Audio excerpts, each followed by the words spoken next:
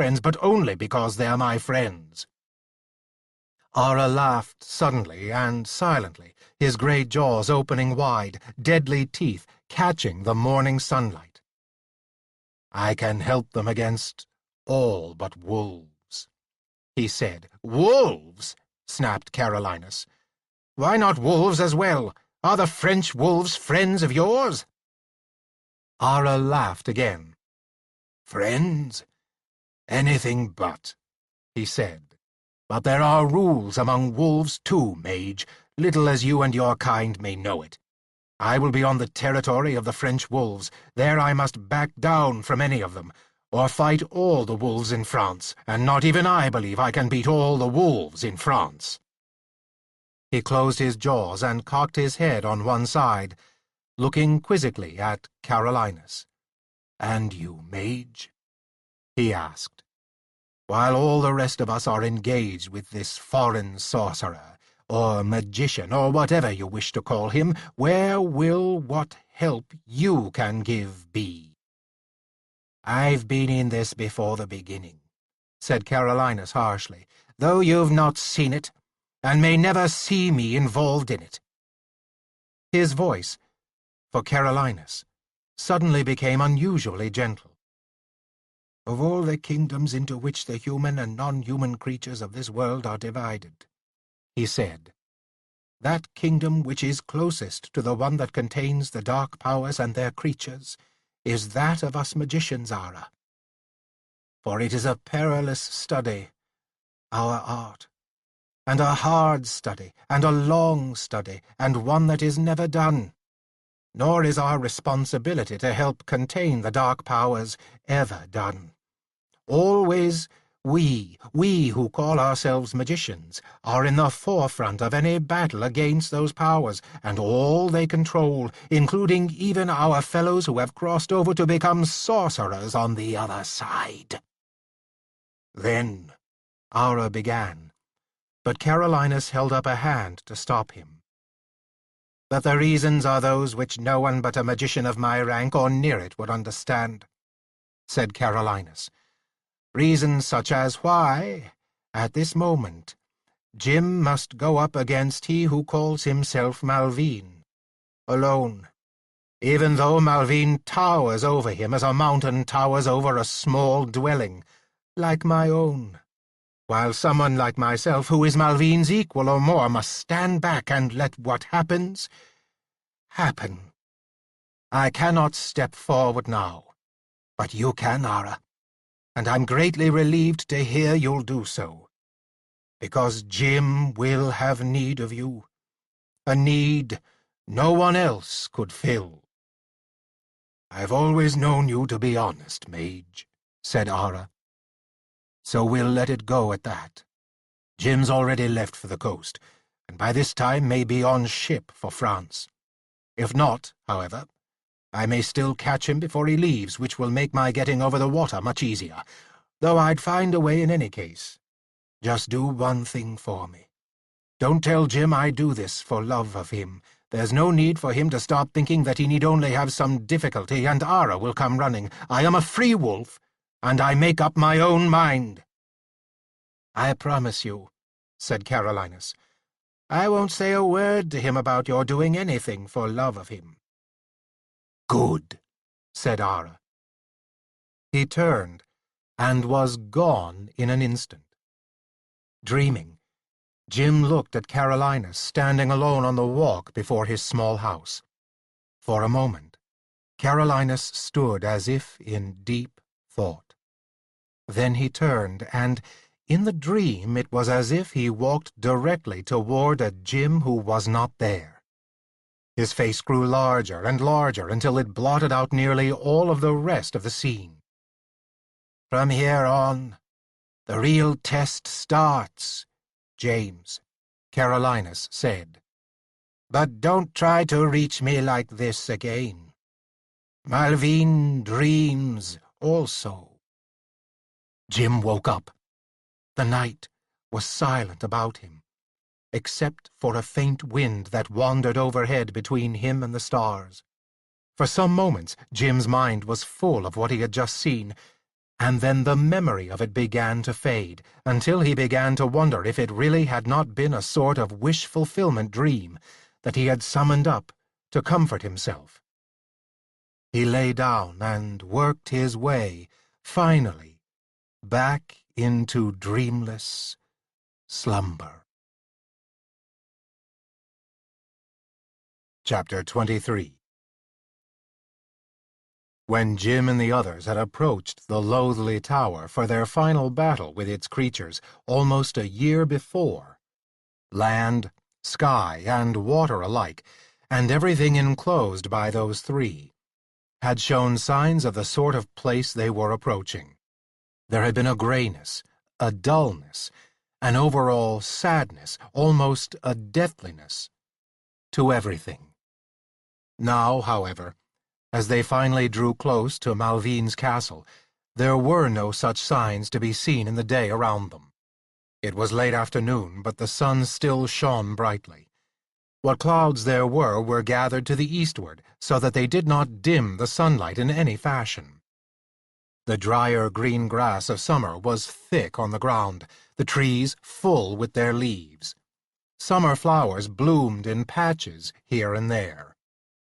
Following the instructions of Sir Raoul, they had left the main road some ways back, at a point he had warned them to look for. The road to Malvin's castle, Raoul had said, was visible only when Malvin wanted it to be. Otherwise, most traffic passed far out of sight of his estate and his territory, and never suspected he or it was there. Their first sight of Chateau Malvin was from a relatively high point of land that looked down upon the blue stream of the Loire River in the distance, just beyond the structures that made up Malvin's castle. In some respects, in some of its architecture, it did resemble a castle, although it was spread out much farther than any castle Jim had ever seen or imagined. All of this sparkled in the sunlight. Only in the black wood, the black, thick wood, which must be a mile to a mile and a half deep around the castle, so that it fenced the castle in completely against the waters of the Loire, was the first hint of a darkness resembling that which they had seen near the loathly tower. The blackness was not merely the blackness of dark wood, but of wood that was literally black, of undergrowth literally black, bushes, small trees, and perhaps even the grass itself, though there was no way to be sure of this at this distance, and it could simply be black earth underneath the trees. The trees themselves grew thickly together, so thickly that the whole forest looked like a single bramble patch. None of the trees were tall. Jim estimated that there were hardly any of them over 15 or 20 feet in height, but it was not necessary that they be tall. Their thick growth and intertwining limbs were sufficient to give the forest its reason and its reputation. Yet, Jim told himself, there must be paths through it, or else those that Malvin sent out to patrol it against intrusion would not be able to get through it. But these paths could well be like the paths of a maze, safe enough for those who knew them, but a trap for anyone who did not know them, and intruded under the dark branches.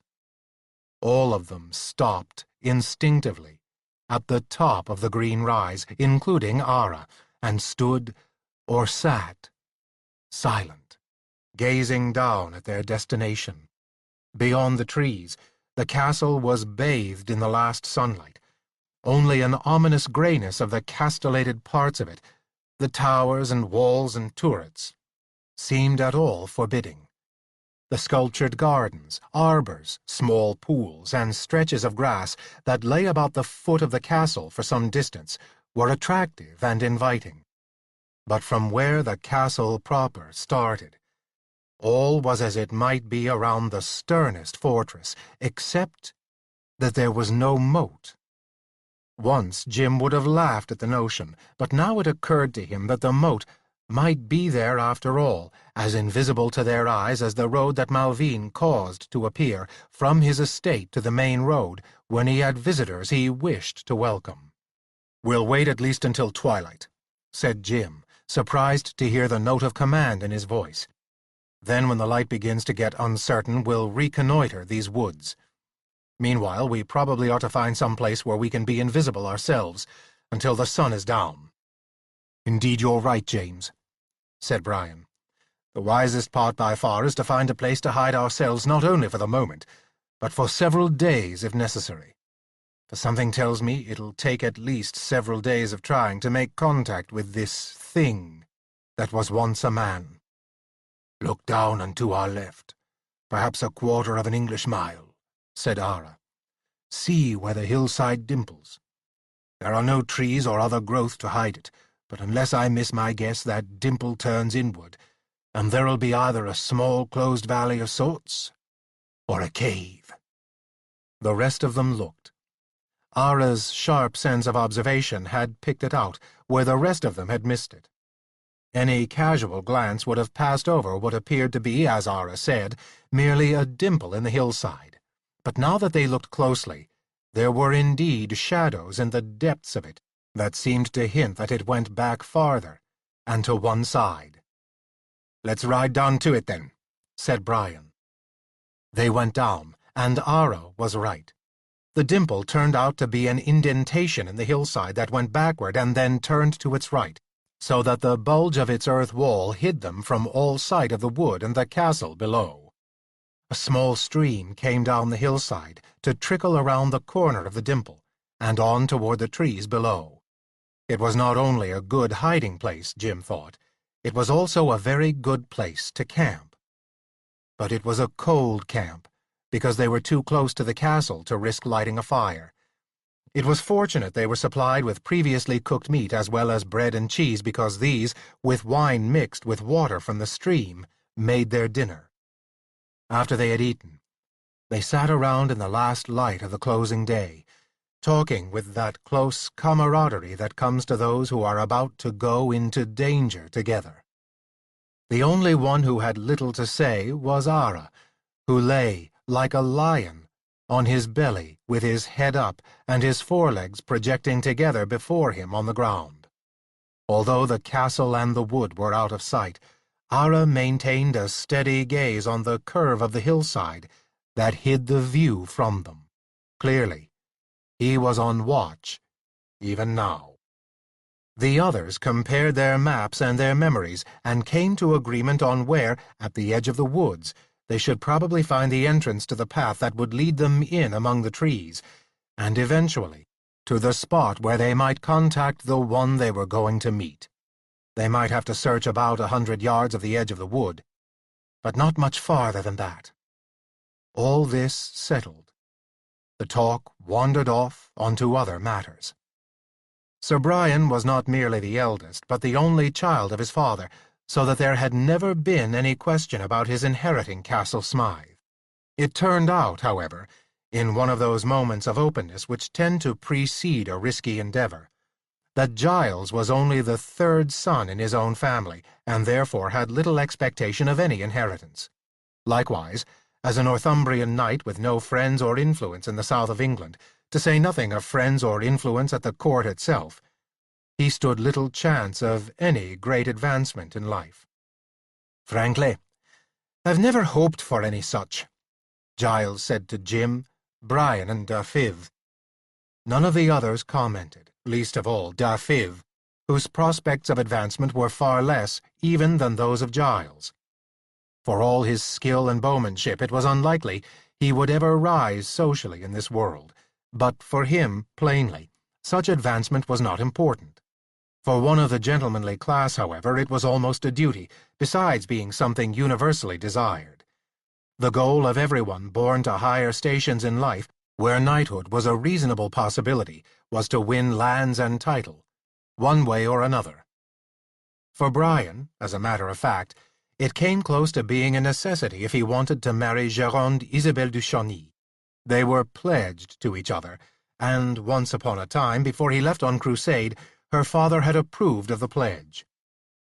But it was still possible that he could come home again with his mind changed, particularly if he had picked up wealth and power in the Holy Lands, and had developed a higher expectation of who his daughter should marry. But Giles, who was of a gentle family, had just confessed himself relatively resigned to gaining no great name or wealth in the world. "There's only one thing I wish," he told his companions. "It's that before I die, I have the opportunity to do one great deed, even if it is in that doing that death comes to me." This stirred even Dafiv out of his customary silence. "It is not for me to advise a knight how he should live or die," said Dafiv. "But it seems to me that there is much more to be said for living and accomplishing what may be done while alive, than by dying and therefore being no more use to the world." Jim half expected Sir Giles to flare up at this, as he normally did at any sign of a contradiction, but the Northumbrian knight was in a strangely quiet and reflective, almost melancholy mood. "Indeed," he said, but he said it gently, "it is not for such as you, Dafiv, to tell me or any other knight how to live or die. But that is the difference in our station. Consider, many knights would like to give themselves completely, even to their lives, in some great cause, but are held back by their obligations and their duties to their family, to their wives, even to their names. But chance has made me free of all such responsibilities. My father has 2 older sons and 2 younger, so that the family holding is in no danger of falling into strange hands. Not only have I no special duty to any superior, beyond what brings us to this place now, I have even no duty to my family and my name, except to see that neither is tarnished by my actions. Therefore, am I free to do one great thing at least before I die, and that is my dream and my wish." "You're a young man to be thinking of dying, Giles," said Jim. He knew himself to be only a few years older than the Northumbrian knight, but beyond this he felt infinitely more mature.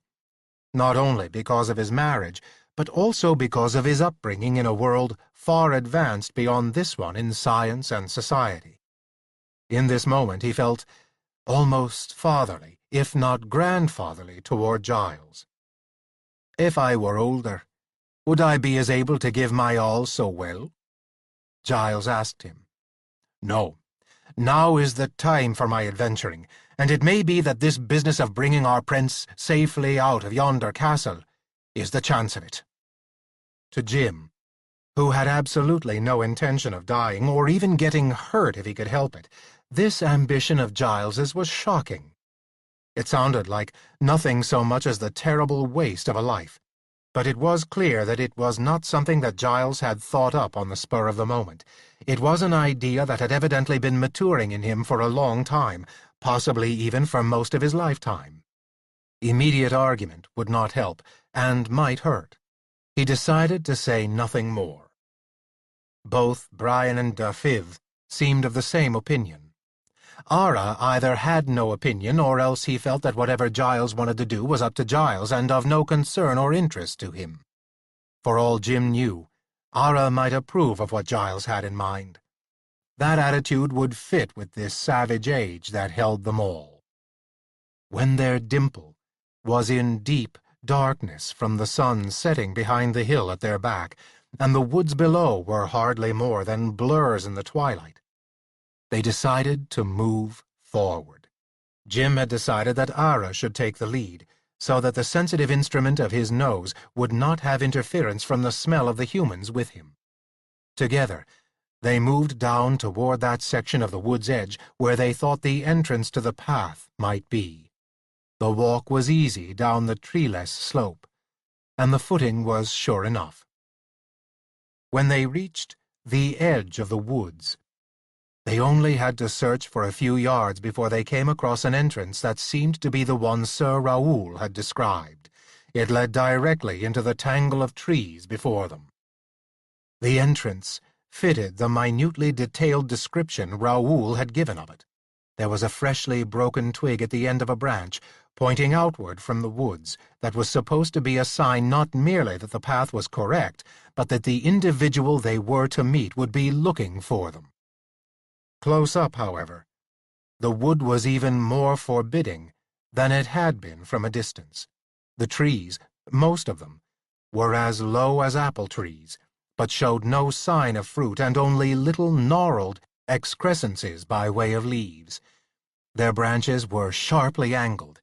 They ran not more than 6 inches in any direction before making a sharp turn to a new one, and the elbows of those turns narrowed to a spike which, while not quite a thorn, was equally sharp. The 3 knights instinctively drew their swords as they entered, single file, behind Ara. Glancing back from the head of the line, Jim saw that even Dafydd had drawn the long knife that fitted into a sheath on the high side of his left boot. Once within, they were in fairly complete darkness, although as their eyes adjusted, the last light of the sky gave them some faint illumination. It was all they had until a little later on, when the nearly full moon, which had risen even before the setting of the sun, rose above the brush and sent its rays among the trees. Ara moved confidently ahead. Jim followed him, almost by feel at first. Then it occurred to him that he could improve his own ability to see how they were doing. He wrote on the inside of his forehead, "Me into dragon sight, dragon scent, and dragon hearing." Immediately, his vision improved to that which he would have had in his dragon form. It was not a tremendous improvement, but it was better than he had been able to see as a human. In addition, he could now use his nose to a certain extent, even as Ara was using his, to make sure he stayed on the path. Not that there was any lack of reminders for anyone who traveled that path. It was no more than 3 feet wide, and any incautious movement could brush an arm or leg against one of the trees. Such casual contact almost certainly brought one up against the pointed branch elbows, and the scratch that resulted seemed to have the ability to cut through fairly thick cloth or leather. Still they continued, and the only thing easing their way was the fact that, as the moon rose and brightened, the path itself became very much clearer. Jim switched back to his human sight temporarily, just to check how well his 2-legged companions were seeing. He was a little shocked at what he discovered. Without his dragon sight, with its adaptability to distance and darkness, even the face of Brian right behind him was nothing more than a blur. He turned forward again, just in time to keep from blundering into a tree on his right-hand side, and reactivated his dragon sight. The path wound amazingly. Jim had long ago lost his sense of direction. He leaned forward and whispered, knowing that the wolf's sharp ears would pick it up. "Ara," he asked, "do you think we're still headed toward the castle?" "We were until a couple of turns ago," Ara answered so softly that Jim hardly recognized the other's voice. "Since then, we seem to be moving level with it through the woods. Note there's nothing but earth underfoot." Jim had not even given thought to this before, but now that Ara had mentioned it, his own improved sense of smell confirmed the fact that there was nothing green to be scented at ground level. It would have been surprising if there had been, seeing how these trees must block out light even in the brightest daytime. "I smell a larger patch of earth a short ways ahead," Ara went on in the same soft voice. "Best if we stop there and decide what to do. In fact, we may have no choice but to stop there." Jim did not understand exactly what Ara's last few words meant. He now paid attention to what he had overlooked before, in his happiness at being able to see better with the dragon's sight, and was suddenly conscious of the breathing of his 3 human companions. All except Dafydd, who was last in line, were breathing heavily and uncomfortably. More than that, Brian was now muttering under his breath. With a little effort and the aid of his dragon hearing, Jim made out something of what the muttering was. Brian was swearing steadily to himself. "Bloody damn!" Brian's voice broke off, as there was a sound of something ripping through cloth. Clearly, Brian had blundered against one of the sharp-pointed limb elbows. The near-voiceless swearing picked up again.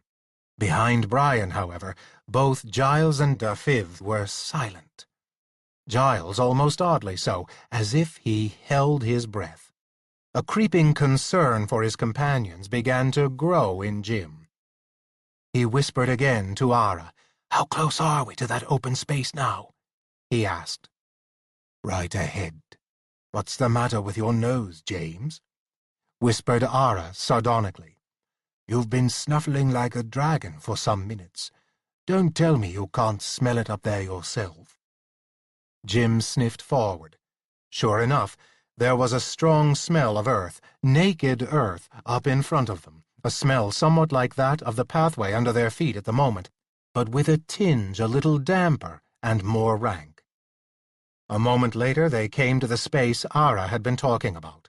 Ara moved ahead and turned around to face the rest of them, and Jim stepped aside once he was in, so that those behind him could also enter. For a moment they stood there, in a ragged circle, and Brian, at least, was taking advantage of the opportunity to catch his breath. Now, Jim heard Giles doing the same. He breathed heavily, almost exhaustedly. Dafydd's breath still came evenly, and as far as Jim's ears could tell him, Ara was not breathing at all, so noiseless was the breath that went in and out of him. For a moment, it crossed Jim's mind that they might have reached the point of rendezvous with the half-man, half-toad, who had once been a man-at-arms under Sir Raoul's father. But this place had been reached entirely too easily and openly. Their directions from Sir Raoul had been that there would be a small, hidden entrance off the path to the right among the trees, and then back a short distance into a space that was wide enough to let them all stand together, rather than in single file. But in their present case, the path had led directly to this open place. Furthermore, looking around himself with the advantage of the full moon and his dragon sight, Jim saw at least 3 other ragged circles of darkness that were entrances to further paths. Clearly, this was a sort of meeting place of paths through the forest, a part of its maze aspect. How were they to tell which one of the 3 other entrances would lead them toward the castle rather than away from it, or deeper into the woods around them?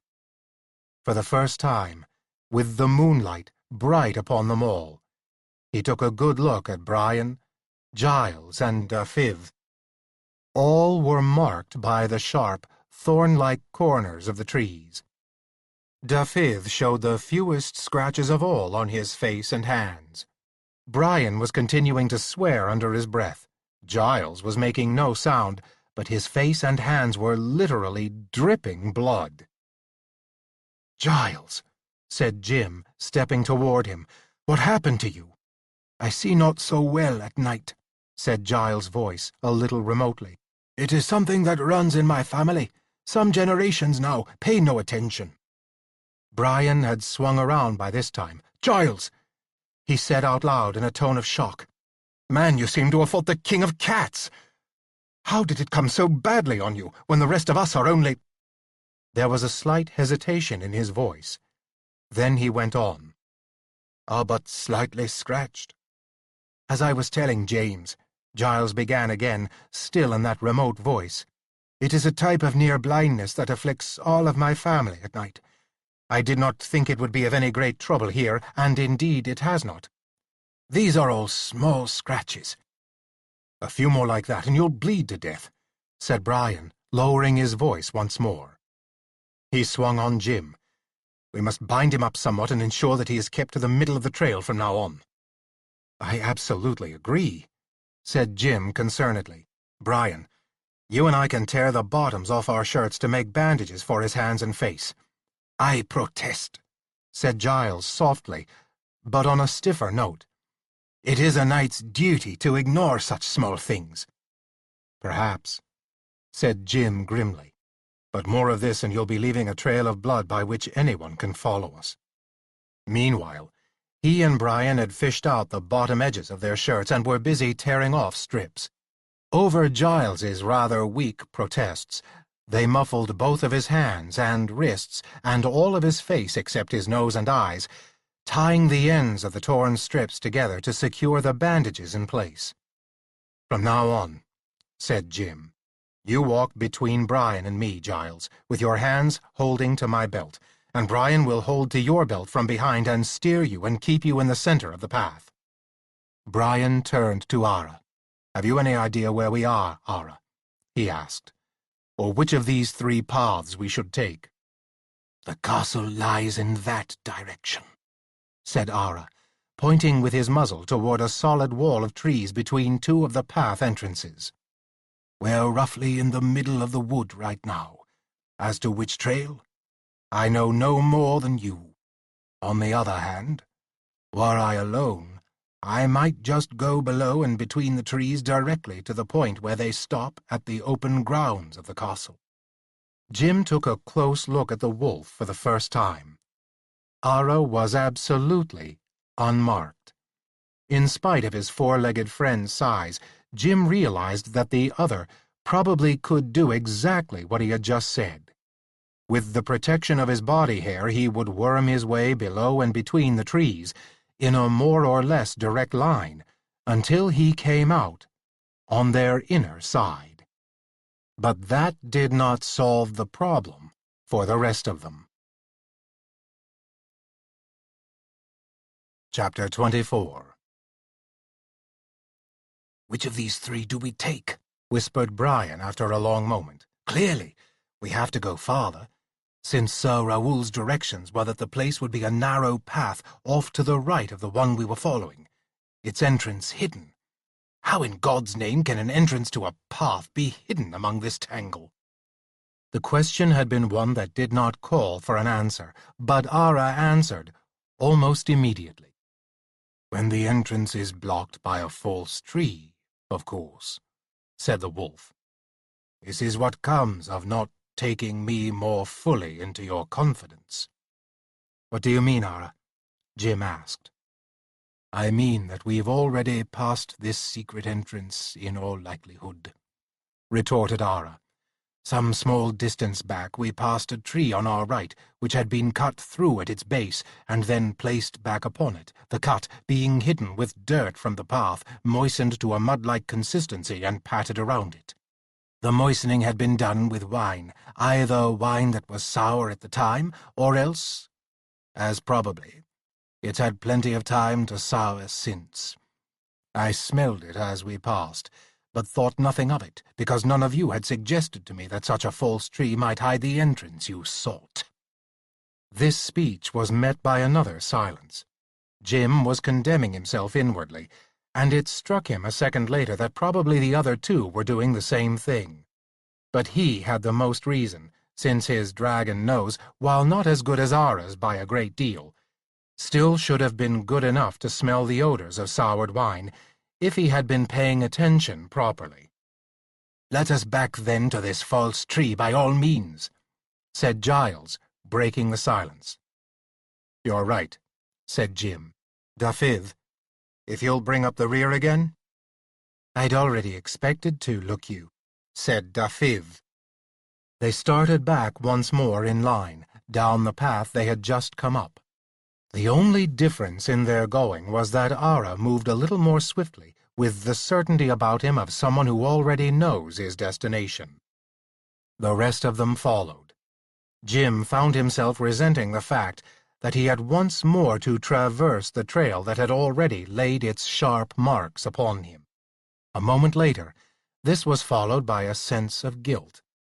With the exception of Dafydd, and how Dafydd did so well baffled Jim, Jim had been less hurt by the thorn-like branches than any, except Ara. This, he knew, had been because of the advantage of his dragon senses, which had allowed him to keep to the middle of the path with more certainty. Ara's increased pace forced them all to move faster.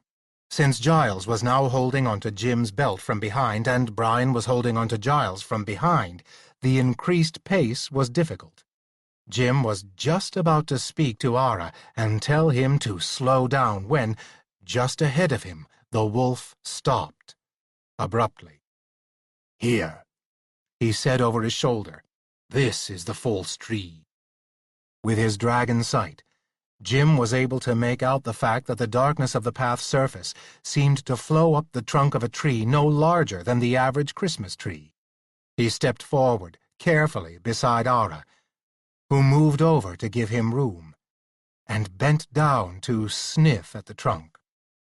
Sure enough, his nostrils caught the faint whiff of a vinegar-like smell. Cautiously, he reached in among the sharp-armed branches until he had grasped the unpleasantly rough and prickly trunk of the tree between two of the branches. He pulled it out into the path and stepped back with it so that the others could go around him. Revealed was another path, but a very narrow one. With the exception of Ara, they would all have to go sideways. Nonetheless, with the wolf leading, they went in. Jim followed them, pulling the false tree back into place after them.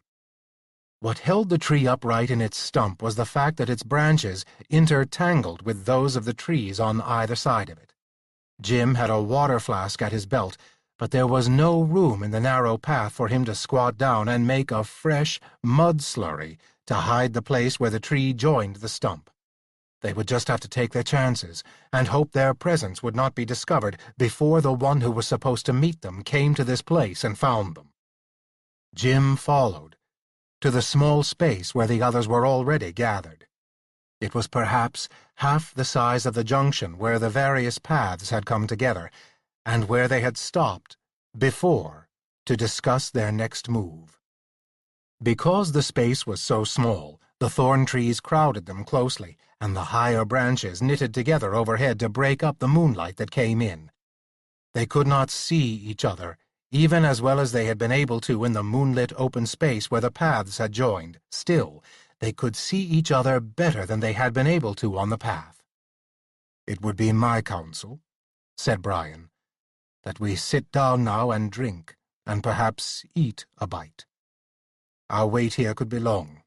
In fact, I further suggest that if he who's to meet us has not shown up by moonset, we leave this place and go back to our camp in the hillside for the day. Once it's daylight, we'll not want to be traveling these forest paths if we can help it." "Indeed," said the masked and mittened Sir Giles. "I agree too," said Jim. They all sat, except Ara, who lay down again in his lion-like pose. With time, the space beneath each of them warmed a little with their body heat, and they sat in silence, watching as the moon moved across the sky and down to lose itself in the tangle of forest limbs.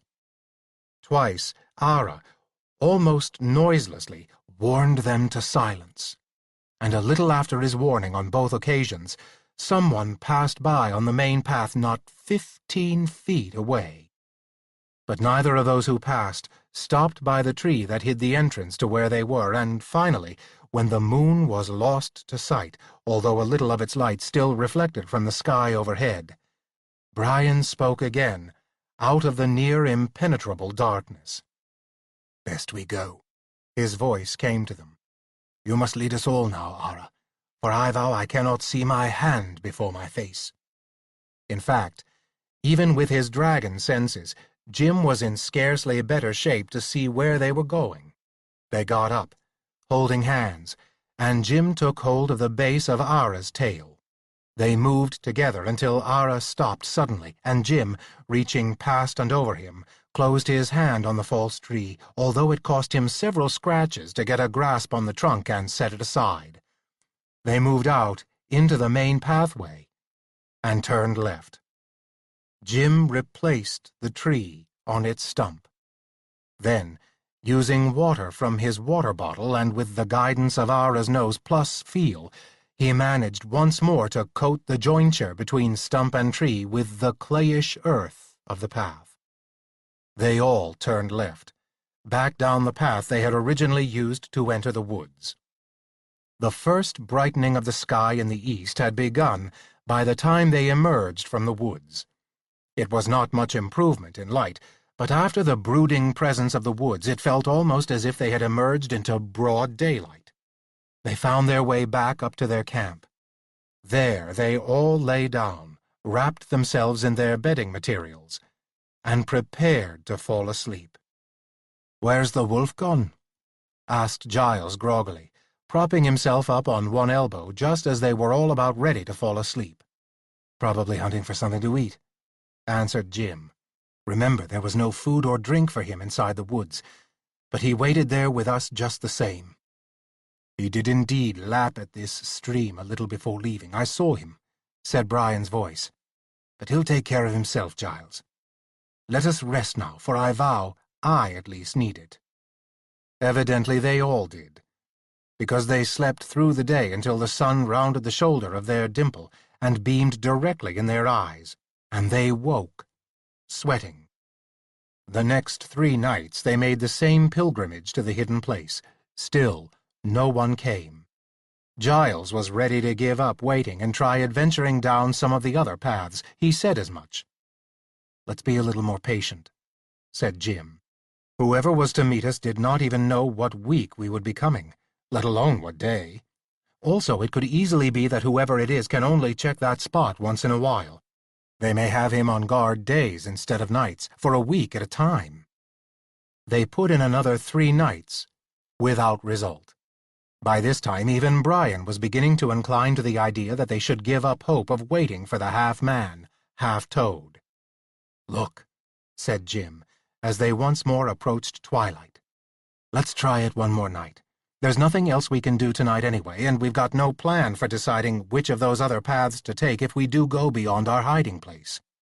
Let's give this once-upon-a-time man-at-arms one more chance to make contact with us." The others gave in, although Jim could not help feeling secretly that it was more because of their acknowledgment of his leadership than because he had convinced them. As soon as it had grown dark, they went back down into the wood and took the path once more to the secret waiting place. They had made it securely into that hiding place, and the moon was barely beginning to rise when Ara once more alerted them to the fact that someone was coming. Hands on their swords and Dafiths on his long knife, they got to their feet, holding their weapons ready. They all heard the steps approach. This time they stopped.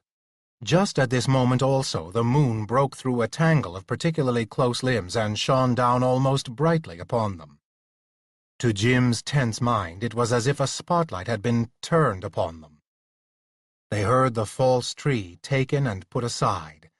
Then a low, croaking voice spoke. It seemed as if from only an arm's length in front of them. "Sir Raoul sent me to watch for you." The men relaxed, but not completely. Jim was conscious that he had been gripping the hilt of his sword so tightly that his fingers ached. He loosened his grip a little, but continued to hold the sword ready.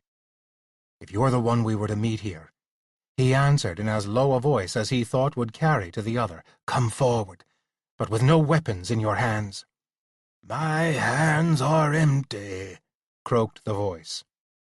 There was the faintest sound of movement, and a moment later a dark figure joined them in the hiding place. It was so tight there with the addition of one more body that they were all almost breathing in each other's faces, but the figure was in the moonlight now, and he held up purely human hands to be visible in that light. And those hands were empty. At the same time, a shiver ran down Jim's back. For in spite of the human-shaped hands and arms and the human-like legs, what faced them was badly misshapen.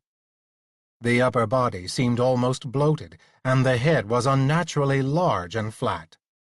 "Name yourself," whispered Jim. "I am Bernard," answered the other in his soft croak, "who once was a man like yourself, Sir Knight, for knight I judge you to be, since Sir Raoul would send no one less to meet me on this errand. I've been as you see me for years now, And I thank God in his heaven that it's in the dark you look at me and not in the daylight, for I can scarcely look at myself in a pool of still water and bear what I see." "That's all right," said Jim, stirred to pity by the grotesque shape before him. "Just take us to some place where we can get inside the castle and point us to where we can find our prince. That's what you're here to do, isn't it?" "Aye," answered the shape.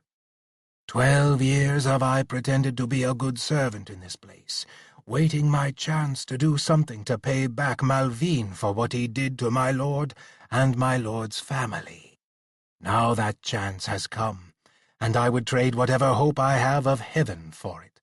I'll take you to the castle, and inside, just inside, for in truth, I'm not one of those permitted to be within. Then I'll tell you as best I can how you may find the young man you speak of. From then on, it's up to you. I ask only one thing." "What's that?" Jim asked. "You will none of you try to look at me directly while I act as your guide," said the figure. "Promise me that alone, for love of Mary." "We promise," said Jim. Brian, Giles, and Dafydd all murmured affirmative responses. "There, you have our promises," said Jim. "But are they likely to suspect you, if we find our prince and get away with him? Wouldn't you do better to wait and join us as we leave, and leave this place behind you?" There was a hoarse, bitter chuckle from the figure. "Where in this world would I go?" The thing that was once Bernard answered. "Even the holy monks of the monastery would shut their doors against me. Even the lepers would turn aside and hide from me. No, what has been done to me has been done. I'll stay here and hope that perhaps another chance will come to strike one more blow against Malvine." "But if you are suspected, just even suspected," Jim said, "it may go very hard with you indeed." "I care not," croaked Bernard. "There is nothing they can do to me compared with what has been done to me already. Now let us go, for it's still some distance, and we may have to stop and hide along the way. Were I alone, I could go directly to the castle, but this many together in company would be sure to attract attention." His voice rose impatiently. "Let us go now! For the love of all things, let us go!" He turned without waiting for an answer and sidled out through the narrow passageway into the wider path beyond. The rest of them followed. Once in the path, he put back the tree and, using what was clearly water, this time from a flask at his belt, plastered mud around the jointure where it had been cut off. Having done this, he straightened up, but did not immediately lead off. Instead, he spoke to them again. "The way I take you," he said, "is not the most direct one to the castle, but it's the surest one for you through this forest maze. You'll note as we go that we bear always to our right. If we do so, it will bring us out eventually into the gardens of the palace grounds.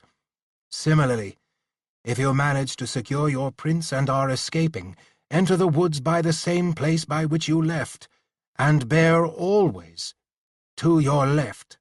So eventually you'll come out beyond the trees on the hillside. From then on, God speed you, for I cannot." It was some little distance to the inner edge of the forest, but Bernard led them with enough speed and confidence so that they covered it swiftly. They emerged at last into the gardens of Malvine's castle. The difference from the trees, come upon suddenly this way, was shocking. All at once it was a warm and lovely night. The moon, only several days old from full, shed a good light over the various arbors, lawns, and plantings, and the carefully gravelled paths that they followed toward the dark bulk of the castle ahead. The moisture from the various fountains and little artificial lakes seemed to soften the air and cause the odor of night-blooming flowers filling the gardens to hang at head level, rather than be stirred away by the small breezes that wandered through from time to time. Now they moved swiftly over the paths, In no more than 10 minutes they were up against the stone wall of the castle. A door, scarcely larger than the front door to the homes Jim had been used to back in his own world, was in front of them. Bernard opened it and led them into a room empty of people, then stopped. "Here I leave you," he said. Jim looked around. The walls were of stone, and the ceilings were heavy timbers set close together. The floor was bare flagstone rather than strewn with the medieval carpet of rushes or grasses, or covered by the actual woven cloth carpets of Jim's world. The room was wide and long, but the ceiling was no more than a foot above their heads. Altogether it was not an unpleasant place, but it was a far cry from the attractiveness of the garden they had just left. "From here," went on Bernard, "go openly. There are many fully human people in this castle serving Malvine, and some of them of gentle rank. The dog might make them remember you, though. It's too bad I didn't think of that sooner. You could have left him back in the woods." "On no account," said Ara. Bernard jumped. It had to be called a jump because it was no more than a simple jerk of startlement. The room they had stepped into was lit with cressets burning open flames in holding along the walls. They illuminated the room well, but left deep pools of shadow here and there. Bernard had stopped in one such pool, so that his shape and appearance were still hidden from their eyes. "Is that a wolf?" he asked. "None other," said Ara, "and I go with these others, and you ask no questions, any more than we ask of you." "Well enough," said Bernard, after a second. The angle of his head in the shadow betrayed that he was still staring at Ara. "It will be that all others take him for a dog as I did, at any rate, to get back to my directions. The wolf has a sense of direction, I take it. Else would I have gone hungry many days over the past years," said Ara, "seeing how I may travel 15 miles from the place of a kill to some place else and not return until the next day by another route. Give us our directions." "Then you see that farther wall there," said Bernard, pointing to the wall farthest from them, and the door in it. "You go through its door and take the left doorway out of that room. Turn immediately right and keep generally in that line through a number of apartments like this one. Some will be empty. Some will be places where food is being prepared or other work is being done. You are, obviously, as I said, gentlemen." He glanced briefly at Dafydd. "At least the 3 of you. It will be only natural that you ignore the others and continue on your own way. Move surely, as if you not only knew your way, but were on some important errand for Malvine. If you keep to this line despite the offset of doorways, through the next 9 such rooms you pass—" He hesitated. "You'll have reached the base of the tower where your prince is being kept. At this point comes the greatest danger." He paused. Yes, man, go on," said Brian impatiently. "You'll pass through a door that is plain on this side, but is of highly carved and polished wood on the other. It will let you into a place of carpets, and of much larger and taller rooms. Bear right, and you'll come to the base of the staircase that leads up the tower. You'll know it for what it is, because the steps are stone, with no cloth or carpeting or other covering upon them." "How wide are these steps?" demanded Brian. "Wide enough so that all 4 of us can go up abreast." "It has been some time since I saw them," answered Bernard. "Some years, in fact, for I went up those steps a man, and came down what I am now, never suspecting, as I climbed, what was in wait for me. Questioning, torture, and death I half expected, nor was I disturbed by it. Such things must be considered part of the life of anyone who chooses to be a man-at-arms, but this I had not expected. However, to answer you, no." "How wide, then?" persisted Brian. "Wide enough, perhaps, for 3, if you crowd closely together. said Bernard, "but I suggest that if you want your sword arms free, you go no more than 2, side by side, up the steps. You'll notice one end of them touches against a wall. That end will continue against the wall, for the steps wind up the inner surface of the tower. After you've passed several levels, there'll be only the naked steps and the walls of the tower going up and up before you, with a drop off the open end of the steps that becomes deeper as you climb and is interrupted only as you reach the top of the tower. In one of those top levels, your prince is held." He paused as if so much talking was beginning to hurt his hoarse voice. "Also in one of those top levels," he went on, "is the secret working place of Malvine himself. So you can see that he's kept his prisoner close to his most secret secrets all the time, and therefore no doubt warded not only with locks and bolts, for no one is welcome up there except by special order, but by magic as well." He paused and stepped backward to the door. "Go, then," he said, "and luck with you. I would wish you Godspeed, but I doubt that God hears from such as I nowadays.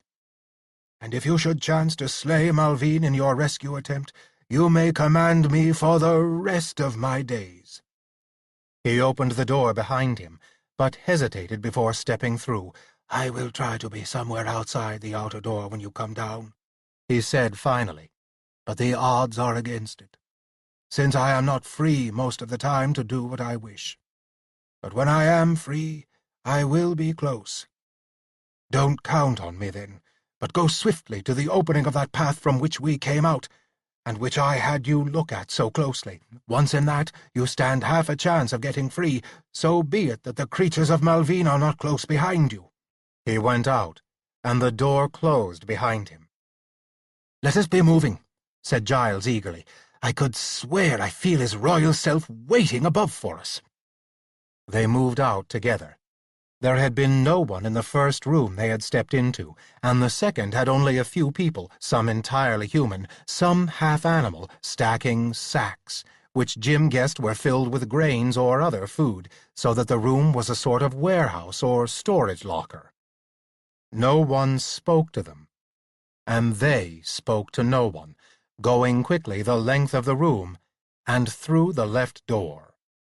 They entered a kitchen that seemed to be given over to the preparation of fowl, and beyond that were more rooms in which more things were being stored, or being taken from the walls against which they were piled. All in all, it was only a short length of time until they stood before what should be the final door. Here they stopped for a moment. The rest looked at Jim. Jim looked at the door, wishing there was some way he could see through it. He was positive that somewhere inside of him was some sort of enabling magic that would allow him to do so, but his mind could not envision any that would make it possible. "We'll just have to take our chances on what's beyond," he said at last, and, leading the way, he opened the door and pushed his way through the opening into the area beyond. Bernard had not exaggerated the difference. The room they stepped into was almost as large as all the others they had passed, put together. Its walls soared to a ceiling that must have been between 30 and 50 feet high, and the floor itself was covered, not with a single stretch of carpeting, but with innumerable small rugs that had the same effect. Some ornate furniture stood, as the furniture had stood in the various inns they had stopped at, and as Jim had learned was medieval custom, against the walls. The room was thronged with people, all of them human, young, and good-looking, and all of them dressed in expensive, if sometimes fanciful costumes. They were standing around in groups, gossiping, it seemed. But unlike the people that they had come across before, these did pay attention to them, breaking off their conversations, and frankly staring at the four men and Ara. Chapter 25. "Keep moving," commanded Jim under his breath, and the five swept forward, ignoring the stares, comments, and a few small burblings of laughter from those around them, driving forward, as if they were in the grip of some very strict duty, to the foot of the stairs against the wall on their right. The minute it became obvious that they were going up the stairs, the attention of those in the room left them. It was as if knowledge of their destination had made them not only no longer of interest, but something into which it probably would be better not to inquire. In silence, they mounted the stairs, the only sound being that of their boots upon the stone surface of the steps. Ara, as usual, moved noiselessly. After a large number of steps, they passed through an opening in the ceiling, and their staircase, which spiraled around the wall of the tower, carried them beyond the sight of those below. They looked down now on a different room, this one equally lavish in its furnishings, even to a small pool and a fountain tucked in a corner of the room, but with no living creature in it. They went on up. Jim had discovered when he was very young that he was almost completely free of the fear of heights that bothered so many other people. As a boy, he had taken advantage of this to show off to his friends by going where they dared not follow. He had stopped this only when one friend, obviously terrified but determined to do what Jim had done, tried to follow him along a ledge that was barely a couple of inches wide, panicked, and almost fell to his death. Sobered by the knowledge that his freak ability was not to be played with, Jim stopped using it to show off. In the years between, he had all but forgotten it. It only came back to his mind in situations where he realized he was with somebody else who might be bothered by heights. Because of all this, he had unthinkingly taken the outside of the steps, where his feet trod inches from the edge of the gray stone that had no guardrail above it, and fell away to the ceiling of the last floor they had passed. Between the lower floors it had not been bad, but then these lower floors ceased, and they began the long climb toward the circular ceiling far above them that signaled the floor at the top of the tower. Now, the empty space beyond the edge of his right boot deepened and deepened. He congratulated himself on having started in this position, so as to save his friends the vertigo they might have experienced there. Glancing at his companions, he saw that his self-congratulation was justified.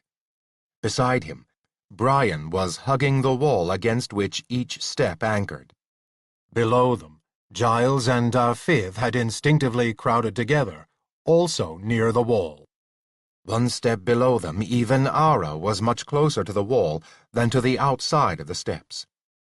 They continued to mount, however, and while Jim's fearlessness of heights continued to hold good, as the distance of empty space by his right boot increased, he found himself glancing upward at the narrowing spiral of steps that went up and up and up toward the top floor of the tower. For the first time it struck him what a fragile route this was, with the steps cantilevered out from the wall. Their farther ends would be buried deep in the wall to counterbalance them and anyone who might walk up them, but still, there was a possibility of a block cracking and giving way, precipitating anyone on it to the depths below, where death would be certain. With this thought in mind, he felt a slight touch of vertigo himself as he looked up at what seemed to be the endless spiral of the stairway upward, and the now naked walls of the tower. However, as he looked, he began to alter his attitude about the fragility of the steps. He noted that, all the way up, the stairs were supported underneath by a thick triangular spine that projected from the wall, a spine that must be at least 6 or 8 feet deep at the wall and curved outward to where it was even a couple of feet in thickness under the outward end of the step. The stairs might look fragile, seen from his perspective looking up the tower, but obviously they were not. They had been built most solidly. It was at this point in his thinking that he was interrupted by Brian. "We've been climbing at a fast pace," said Brian breathlessly. "Maybe it would not be amiss to rest for a moment or two, then go on more slowly, since there seem to be so many more steps above us." "Of course," said Jim, and stopped, hearing those behind him stop as well. To his surprise, his own voice had been breathless. Immersed in his thoughts, he had not realized how the climb had been getting to them, and that he was probably responsible. As his thoughts had taken hold of him, he had increased his climbing speed unconsciously. There was no need to race up these stairs. If Brian had not called his attention to it, his own body would have forced him to acknowledge that it was getting breathless and tired within a few more minutes. Brian leaned against the wall to his left and breathed heavily. Below him, Giles was leaning against the interior wall the same way, and Dafiv, in lieu of leaning up against Giles, had reached one long arm past the knight and was supporting himself on that. Below, Ara was leaning against nothing, but his jaws were open, and his tongue was out as he panted. Jim was a little surprised that he had been able to exhaust those with him, all of whom he knew to be in much better shape than himself. It just went to show how mental occupation could block out physical discomfort to a certain extent, unless, somehow, his ability to work magic had entered into it, so that he had unconsciously and magically ordered his lungs to supply him with more oxygen. The final thought struck him as far-fetched, but at the same time it started him to thinking, and he cursed himself silently for not having thought in that vein before. Malvine obviously kept no guards on this stair. It could be he trusted completely to the fear of those who served him to keep them from mounting the stairway without proper permission. But was it likely that such a magician would trust to that alone? Not likely, Jim concluded. Somewhere up ahead, Malvine must have laid some magic traps for any foolish or unwanted intruder. At first, the notion filled Jim with despair, for he knew very well that Malvine was capable of setting traps that would be far beyond his own magical ability to comprehend. Unless Malvine was trusting to the lack of suspicion and experience of those who might try to climb as Jim and his friends were doing now. At the same time, Jim, with his little knowledge of magic, could not imagine what kind of traps Malvine, with his much greater knowledge, might choose to set. That was the sticker. He had learned the hard way that in order to create any magical change, he had to be able to envision both whatever he started with and whatever the result was to be. Since he had no idea what kind of traps Malvine would lay, he had no way of doing that with them. He found himself pinched between a need and a lack of knowledge. There had to be some way around it. Abruptly, something occurred to him. Hastily, he wrote on the inside of his forehead, "Me, see," into magic works above in red. As usual, there was no particular feeling to tell him if one of his attempts at magic had worked. So far, he had been able to confirm success only when a change occurred to show him that his attempt had worked, and when he turned into a dragon, or when he had made himself able to breathe in Melusine's lake. So now he was left wondering whether his latest attempt at magic had actually worked or not. He looked up the inside of the tower, but could see no difference. "We should get on," said Brian. The knight had got his breath back, and behind him, Jim could hear that Giles and Dafiv also were breathing less obviously. He glanced back and saw that Ara had also stopped panting.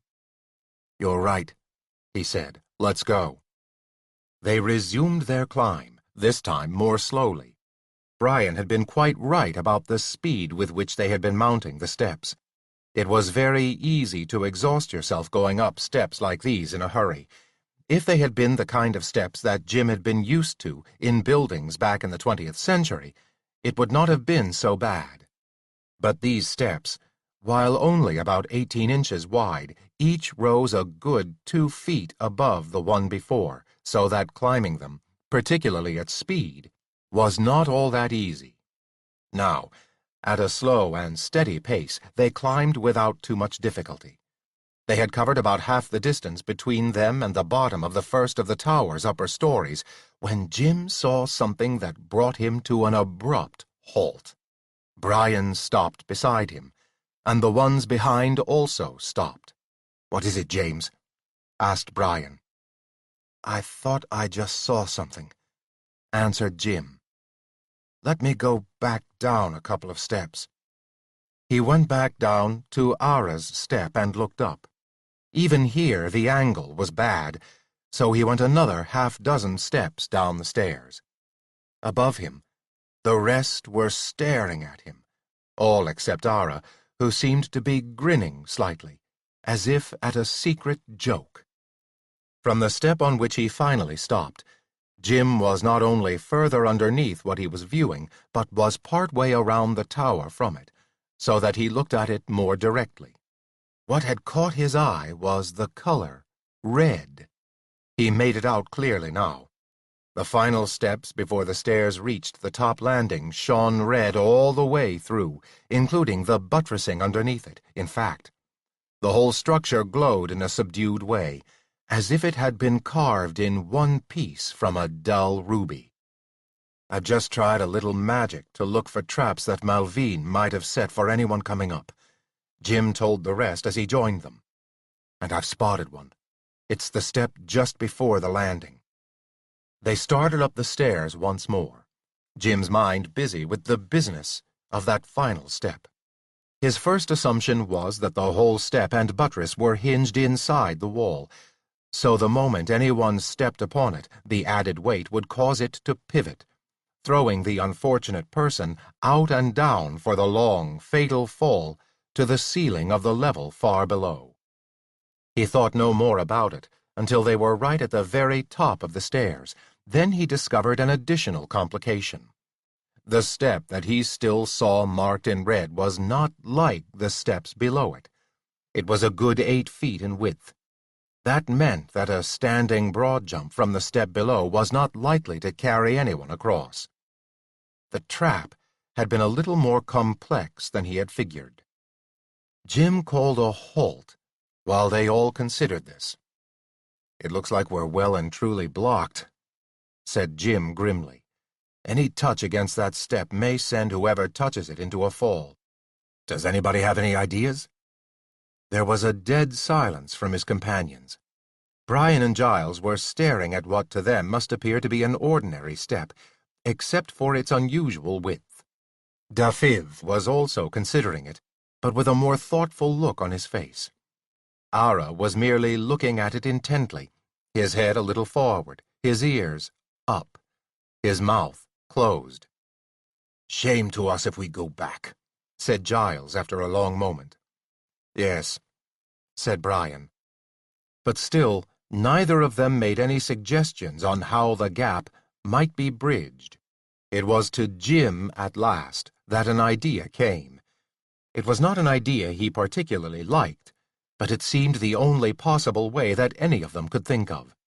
He cleared his throat to draw the attention of all the others. "I've got a plan," he said. "It's not one I particularly like, and I doubt that the rest of you are going to enjoy it either." "Liking has little enough to do with duty," said Sir Brian, and Giles murmured assent. Dafiv merely nodded, and Ara looked at him with yellow eyes. "I can turn myself into a dragon and fly over this step myself," said Jim. "The problem is to get the rest of you over. Now, you all weigh too much for me to simply pick you up and fly off with you." "Can this be so?" asked Giles. "Remember, you're a very large dragon, James. Also, it seems to me I've heard many times of dragons snatching people up and carrying them off to dine upon them at their leisure." "I think you'll find most stories like that have little substance in fact," answered Jim grimly. Or if they have, it was actually a small child or something weighing not more than 100 pounds that the dragon picked up and carried off. Believe me, I know what I can do as a dragon, and there's no way I can carry a full-grown human being any distance and stay aloft. He turned to Brian. But let me tell you the rest of what I plan, he said. There isn't room here on the steps for me to change into a dragon. So what I'll do is jump off into the air and make the change as I'm falling. Ara grinned. Brian frowned. Giles's eyes got as large as saucers. James, said Giles, does it work that way for you? Do you turn into a dragon automatically when you get into the air? Well, not quite, said Jim. But I think I'll have plenty of time to change into a dragon and fly back up before I fall the whole way down or hurt myself. He paused for a moment, thinking that the phrase, before I hurt myself, was rather an understatement. Then once I'm a dragon, I'll swoop by and take you up one by one over that step, said Jim. Now, all of you but Ara will have to do one thing. Take off your belt and wrap its ends around your fists so that it can't come loose, and hold the rest of the belt up over your head so that I've got something to grab with the claws on my hind legs. You've got that? If you mean do we understand you, James, said Brian. Indeed we do. And then I can imagine the rest. You want us each, one by one, to hold on as you carry us to the landing, am I right? Exactly right. Yes, said Brian. I've not been hawking since I was 12 years old without knowing something about what might be necessary in a case like this. Now there's one more thing I want you to do for me. Jim went on. The one who is going to be lifted by me should stand on the step by himself, with everybody else at least 3 steps down, so that I'll have plenty of room to come in. Please stand as close to the outer edge of the step as you can bring yourself to do. I'll need room for my wing that's closest to the wall. Stand crouched, with your legs bent, ready to jump. And when you feel me take hold of the belt over your head, jump. Jump as if you're going to cover that whole step ahead of you by yourself without my help. That's understood? All 3 men nodded. Now, there's one more thing, said Jim. I'm going to have to take my clothes off to turn into a dragon. Otherwise I'd burst them apart, so I'll do that right now. As a matter of fact, he had already begun to strip off the things he was wearing. Take my belt here, said Jim, handing it to Dafydd, and make a loose loop around Ara's back and stomach with the buckle on top and just behind his shoulders. That'll give me some way to grab hold of him and lift and carry him over the step. Also, Ara, you can help me by jumping upward and forward at the same time. That I can do, said Ara sardonically.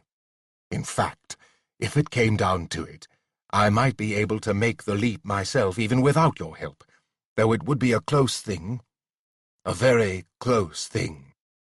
But I think you've forgotten something, James. That belt of yours is going to do you little good if it's lying flat on my shoulders. Better you sink your talons right into me to lift me, as you may do anyway if you try to take hold of the leather strap lying on my shoulders. 2 of us could crouch each side of Ara, said Brian, low enough so that we would be below the level of his back, but pushing up the leather on each side so that it stood up and bowed above his back and gave you some room to catch it. What of that, James? That sounds good, answered Jim. He was nearly naked now and conscious that the tower was uncomfortably cold. The goosebumps on his skin and the thought of jumping off the steps and changing form in mid-air were leaving him feeling a little queasy inside. Heights he was not afraid of, but courting possible suicide, that was something that not even his indifference to heights could ignore. Nonetheless, he stood at last, completely naked. He tied all his clothes in his shirt and threw the shirt beyond the magic step, safely onto the landing. Then he turned to the edge of the step he was on and hesitated there. The granite of the steps was cold under the naked soles of his feet. He found himself beginning to hesitate a little bit too long. He was conscious of the eyes of the others on him. Dafiv had already buckled Jim's belt around Ara's chest, just behind the shoulders. Luckily, it was a belt that had once belonged to Sir Hugh, and a great deal larger than Jim needed. There was a fair amount of loop above Ara's shoulders. There was no putting it off any longer. Jim jumped. He had tried to tell himself in the split second before jumping that he was doing no more than a free fall, as someone might do with a parachute on his back. But the thought was somehow not convincing. He found himself suddenly in midair, with the roof far below rushing up at him. Almost in a panic, he wrote the change command on the inside of his forehead. There was a shock as his wings opened with a flap, and automatically he began to fly. He checked himself just as he flashed past the others, still standing on the steps of the stairway, just in time to keep himself from smashing into the roof barely 10 feet above the landing, toward which they were all headed. Once again, he had forgotten the tremendous surge of lifting power that a dragon could generate in his wings for a short time. But as the last of his panic left him, he spiraled down within the confines of the tower, which made for very tight turning indeed. Then commenced a climb up again. It was necessary to take Ara either first or second, since 2 of the other 3 had to crouch beside him and hold the loop of leather up. He climbed up, turning in at an angle to the stairway, tilted himself so that his left wing would not brush the stone, and snatched at the leather. He missed. He went down, gathered himself, came up, and tried again. Again he missed, and again. Then, as he was beginning to get desperate, his claws clutched tight on the leather of the belt. Ara sprang beneath him, and together they lifted over the magic step and onto the landing. Jim let go of the strap just in time to keep from dashing himself against a wall in which was set a dark wood door. He angled sharply away, dropped the equivalent of perhaps 50 steps, and came up again. Practice was paying off for him. He needed only 2 tries to pick up Dafiv and carry him to the landing, and only 1 try apiece to bring up the 2 knights. He almost flew into the wall beside the dark door after lifting Giles to safety, Giles being the last one up. Jim banked away, just in time, and circled outward into the tower. Even the full width of the tower was narrow quarters for a flying creature as large as himself. He turned, dropped a little, climbed again, and made a short swoop to the open space of the landing. For a moment, he had toyed with the idea of changing into his human body just as he landed, and then decided that the timing was too tricky. He pulled up and landed accordingly, with a thump. It was a louder thump than he had intended, and clearly his companions thought the same. The 2 swords and the long knife were out immediately, and Ara's teeth were bared. All 4 were clustered around the dark door, like tigers at a gate behind which some prey had taken refuge. Hastily, Jim changed himself back into a human being. Shivering, he redressed himself, regained his belt from around Ara, and strapped his sword and poignard on again. For once, strangely, he had felt more vulnerable as a dragon than as a man, and now felt much more confident and able to protect himself in his human shape and with his human weapons.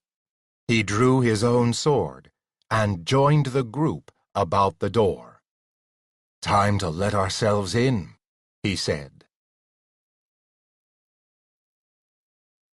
Chapter 26. Jim led the way, his eyes open for anything colored red. They had stepped into a sort of lobby, from which 4 entrances opened into further, separate rooms, which filled the rest of the space at this level of the tower. The rooms were smaller than the ones below, because the tower was smaller toward its top, and the ceiling was no more than 15 feet above the innumerable carpets that were laid down. The furniture, though still sparse by 20th century standards, was opulent, and plentiful by 14th century ones. Heavy tapestries hung from ceiling to floor over every inch of the walls, except that space where the window slits occurred. These were slightly wider than ordinary window slits, and at least 6 feet in height. Each one was rimmed with red, and on glancing at them, Jim saw why. With the help of magic, in daylight they would be able to admit much more light than something equally tall and wide should, and give a correspondingly larger view of the countryside from their high elevation in the tower, so that the effect would be almost that of a penthouse with picture windows from Jim's own world, placed at the same height. Cautiously, with weapons ready, they investigated all the rooms, but, as Ara had announced almost immediately, there was no one there. "There's someone above, though," Ara said. "Human. I can scent whoever it is." There was a curving staircase nearly as wide as the one they had just come up, leading to the floor directly above. They went up it, and discovered another series of rooms off a much smaller central chamber. There were 4 of these rooms, and each had a solidly closed door that blazed red to Jim's vision. "The doors are warded with magic," Jim told his friends. "If we can find out without touching them which one might have the prince behind it, we'd be ahead of the game. Ara, can you tell?" Ara went close to each of the doors in turn, only close, for he stopped a good 6 or 8 feet away, sniffing and cocking his head to listen. "There's someone beyond this door," said Ara, after he had investigated them all and come back to the third one. "A single man, I think, for I can hear him breathing. He seems to be asleep." "It must be our prince," said Sir Giles, moving forward. "Let us in and have him out of there." "Stop, Giles!" snapped Jim quickly. Giles checked and turned to Jim with a wondering, almost injured expression on his face. "Remember, I said it's warded by magic?" Jim reminded him. "Any attempt to open it is undoubtedly going to sound an alarm to Malvine, if not worse." Giles drew back. Jim stood, staring at the door. The others waited, staring at him. "Can't you magic them open some way, James?" asked Brian after a long moment. "That's what I'm trying to do," said Jim, and then felt guilty at having snapped at Brian. "Forgive me, Brian. I'm busy concentrating on how to get past that magic." "It's quite all right, James," said Brian earnestly. "You know I'm well acquainted with Carolinus. One expects such from a mage." It never struck Jim before that a necessary concentration of this sort might be some excuse for Carolinus's asperity. But he had no time to think about that now. His mind was galloping. The more he thought about it, the more certain he became that whatever protected the door would be, aside from anything else, an alarm that would alert Malvine himself, personally, that someone was trying to get into one of his protected rooms. It was hardly likely he would trust an underling to respond to anything as important as an intrusion into what were obviously his private apartments. Whatever else the magic might be supposed to do, like burn the would-be entrant to a crisp, it would be set up so that Malvine himself would not be either warned or harmed by it himself when entering the room. Jim could not possibly understand the magic protecting the door, but it was a safe bet that if he could switch the magic protection from Malvine to himself, he might be able to keep knowledge of the switch from Malvine and, at the same time, avoid the traps set for anyone who tried to get into one of the rooms. He thought a moment, and then wrote on the inside of his forehead, "Me, not Malvine," into magic. Warning, etc., if this door opened. As usual, when he created a magic command in his head, he also made an attempt to envision what the command embodied. In this case, The vision he produced was of something like a ray of light being redirected from wherever Malvine was to himself. Also, as usual, he heard and saw no difference in anything about him and felt no specific change. Still, he found himself staring at the door and doorway and hesitating over what to do next. Theoretically, the door had been disarmed. Now he should be the one who would be warned, and anything dangerous about the door should not operate against him if he tried to open it. He would not know this until he actually tried to enter the room. The door, of course, had no knob, 20th century fashion. Instead, there was a small bar about where a knob should be, a bar just big enough for the hand to enclose nicely and push. The minute he touched that bar, he would know whether the magic had worked or not. "All right," he said on a deep intake of breath to the omen, without looking around at them. "All of you stand back. I'm going to try to go in through the door. If I can go in safely, probably the rest of you can. Are you standing back?" The voices from behind him assured him that they were. He let out the breath he had been holding, took another, then reached out, grasped the bar, and pushed. As he did so, he suddenly realized there might be something as ordinary and mundane as a bolt that was also securing it. But by that time he was already putting his weight against the door to push it open. No lightning bolt of lethal magic struck him. Only a deep, gong-type note sounded 3 times in his head, followed by a voice that said, "The blue-painted chamber has been opened. The blue-painted chamber has been opened. The blue-painted chamber has been opened." It continued to repeat itself, and he was beginning to think it would go on forever when it stopped abruptly. He looked about the room and saw a young man just waking up in one of the little beds pushed into a corner that had been so common everywhere he had gone. So far, so good. The only question remaining was whether Malvine had been alerted by some side element of the magic. If that was so, if he had been alerted after all, then there would be people after them in a hurry. The faster they moved, the better. Jim went into the room. The young man, youth was a better word for him, was standing up on the edge of the bed and rubbing his eyes. He looked younger than he had at first glance, somewhere between 16 and 19, Jim guessed, although it was sometimes impossible to tell with these fresh English faces, which were youthful until time and weather or scars had left their indelible marks upon them. There was something of the innocence of John Chester about this lad, too. But at the same time, there was something sophisticated, something that was a result of either training or a self-control that overlay the visible innocence. He was dressed simply enough, but his clothes were rich. He had been sleeping, as many people in this world did, in the same clothes in which he lived during the day. Above his hose he was wearing a dark blue cotardie, or jacket, with tiny jewels, or at least tiny, refractive bits of jewel-like glass sewn into it at certain points, so that they caught the light and flashed as he moved. His hair was an auburn brown, cut short, and there was a gold chain around his neck from which hung a medallion.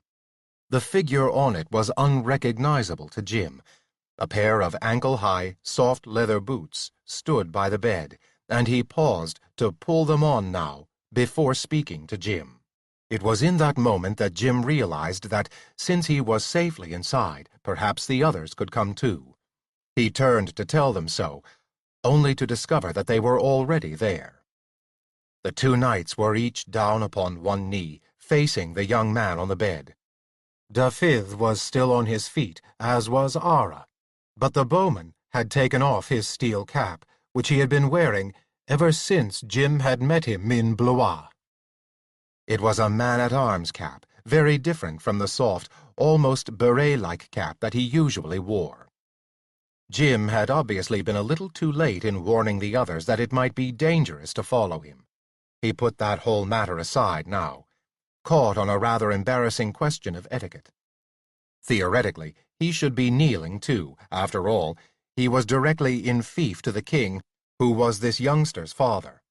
But a lifetime of habit got in his way. To hell with it, he told himself under his bream, and remained standing. "And who might you gentlemen be?" asked the young man, looking at Jim, Brian, and Giles, now that he had pulled on the second of his boots. He gave a wave of his hand. "Rise, by all means rise. This is no place for ceremony. If you're enemies, I expect none. If you're friends, you're granted permission." "We are friends, Your Highness," answered Brian, standing up and stepping forward. "And Englishmen. That is, the three of us are English. The one closest to you is Sir James Eckert, Baron de Bois de Melancontrie, by gift of your royal father within the last year, and Sir Giles de Mere, a loyal knight of Northumberland.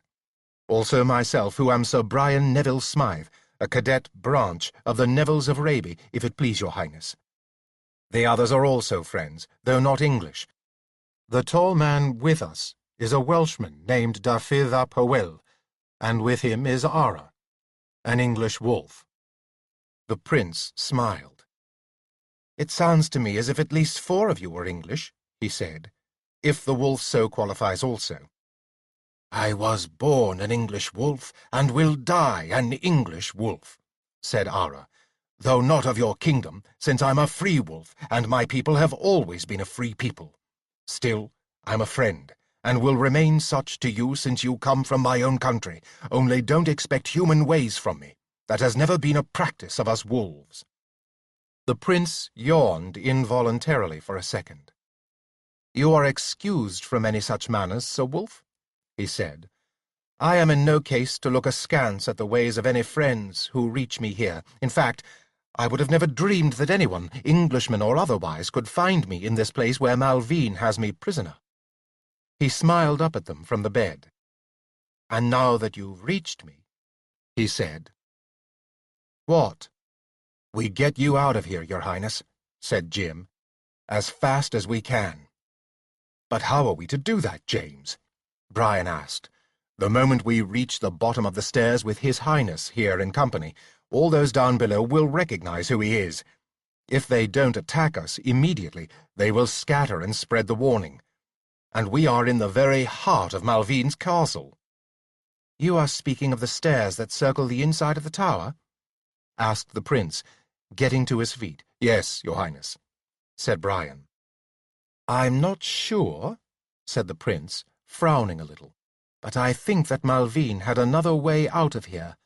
A secret way, one known only to himself. He has more or less spoken of it from time to time when we've been together." "You see him often?" asked Jim. "He takes meals with me, every other day or so," said the prince. "In fact, his face is the only one I have ever seen up here in this accursed place that has been my prison." Jim did a quick calculation in his head. It had been early dark of an evening when Bernard had found them and taken them to the castle.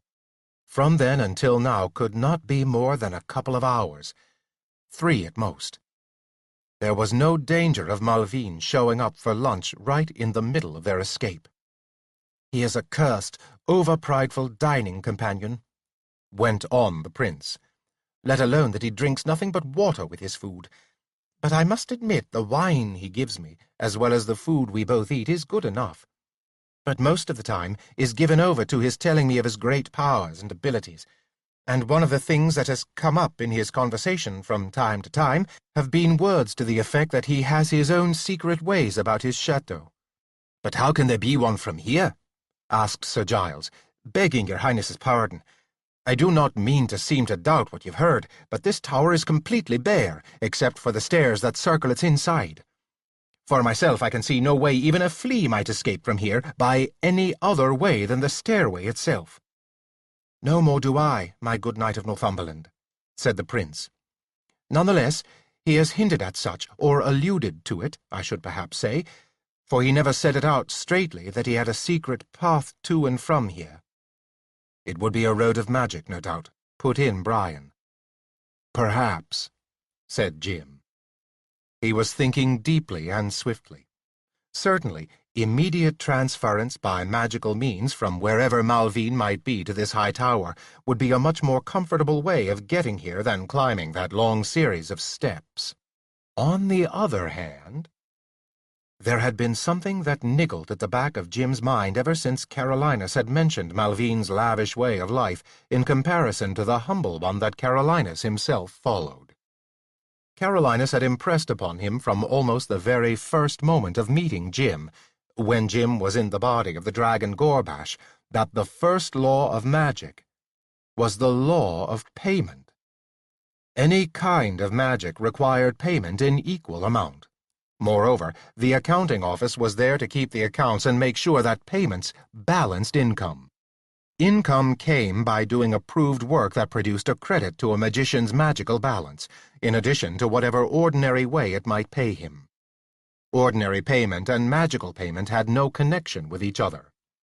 For example, Carolinus, on Jim's first meeting with him, had ended up dickering like a tinker at a county fair with Gorbash's granduncle Smurgle.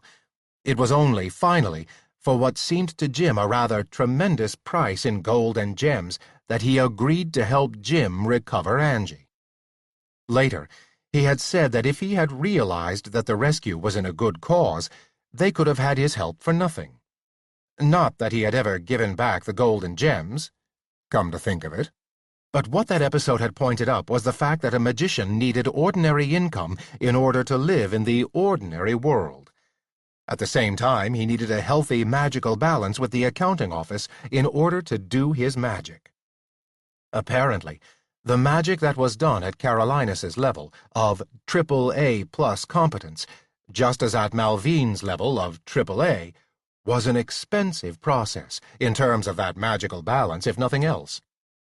What all this boiled down to was that Malvine might have a good source of ordinary human income, but he might at the same time be living close to the wire as far as his magical balance went.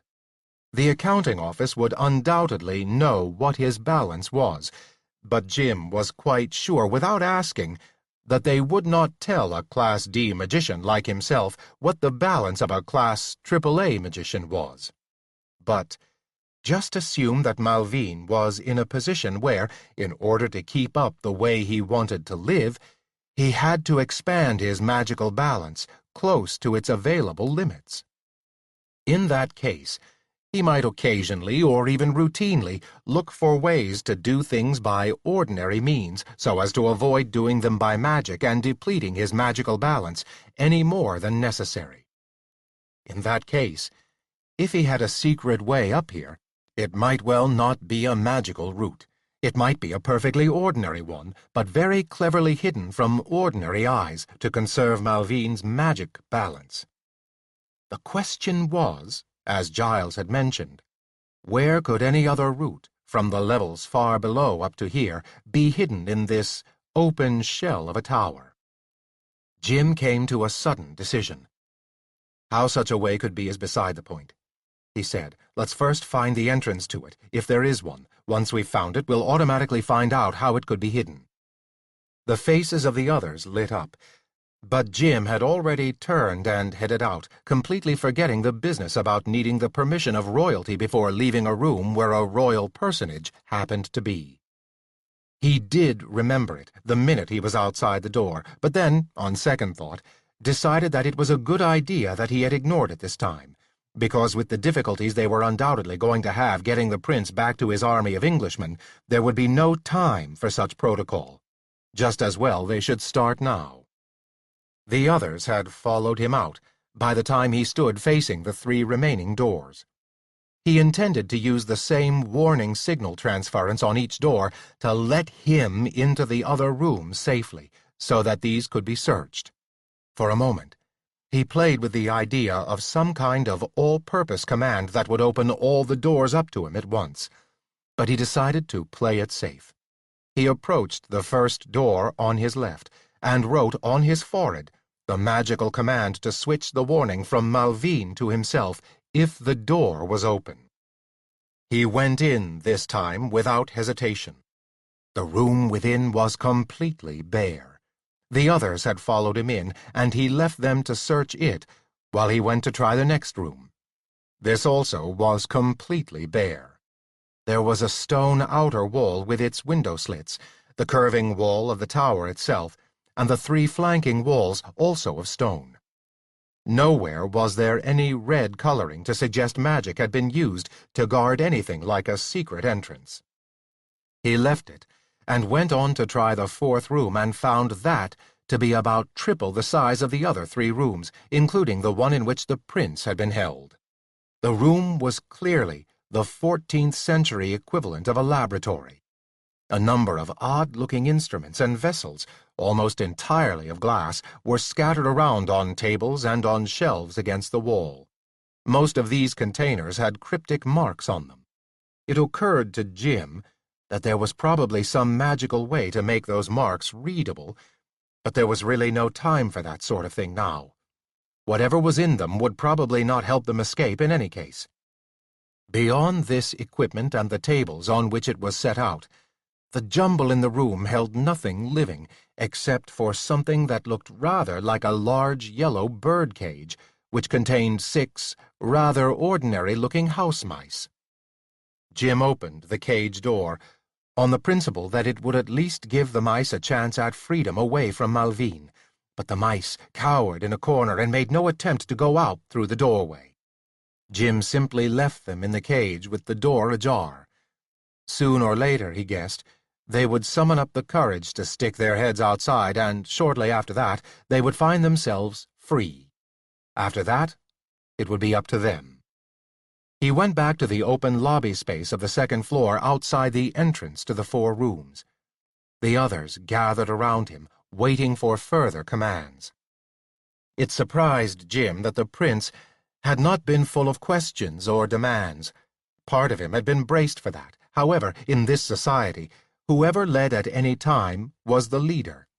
His leadership could be challenged, of course, and probably often was, but until that happened, everybody else seemed to fall into line and follow automatically, ready to obey.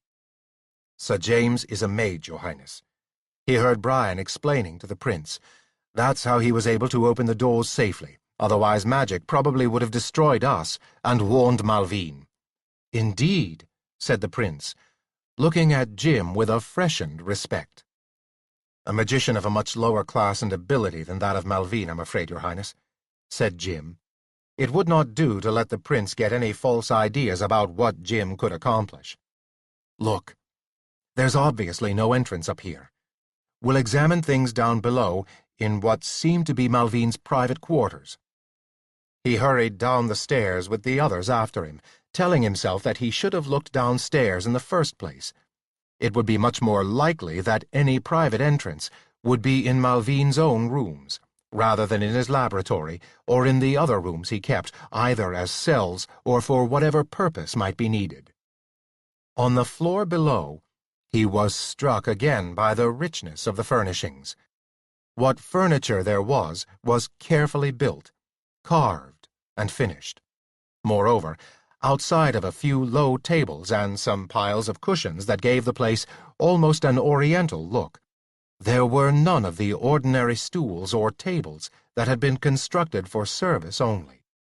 The layers of rugs were thick on the floor, and the heavy tapestries hung still on the walls, not even stirred by the occasional drafts that came up the hollow tower from below. "I think all of us should search, so as to cover as much ground as quickly as possible," said Jim, "including yourself, Your Highness, if you'll be so good. You, more than any of us, might have heard something from him that you don't recall right away, but which could suggest something to you when you look at it down here. For the rest of you, look for anything that resembles a door, or could be a door in disguise, a panel, a chest, anything of that sort." They scattered to do as he said. Meanwhile, Jim himself went hunting, not for any particular signs of a doorway, but for anything that showed the color red about it. If there was a secret entrance to the way they had imagined, it would almost certainly be guarded by magic. While the others went over each room closely, and Ara used his nose in various places, Jim searched the walls and even the floor for any glimpse of red.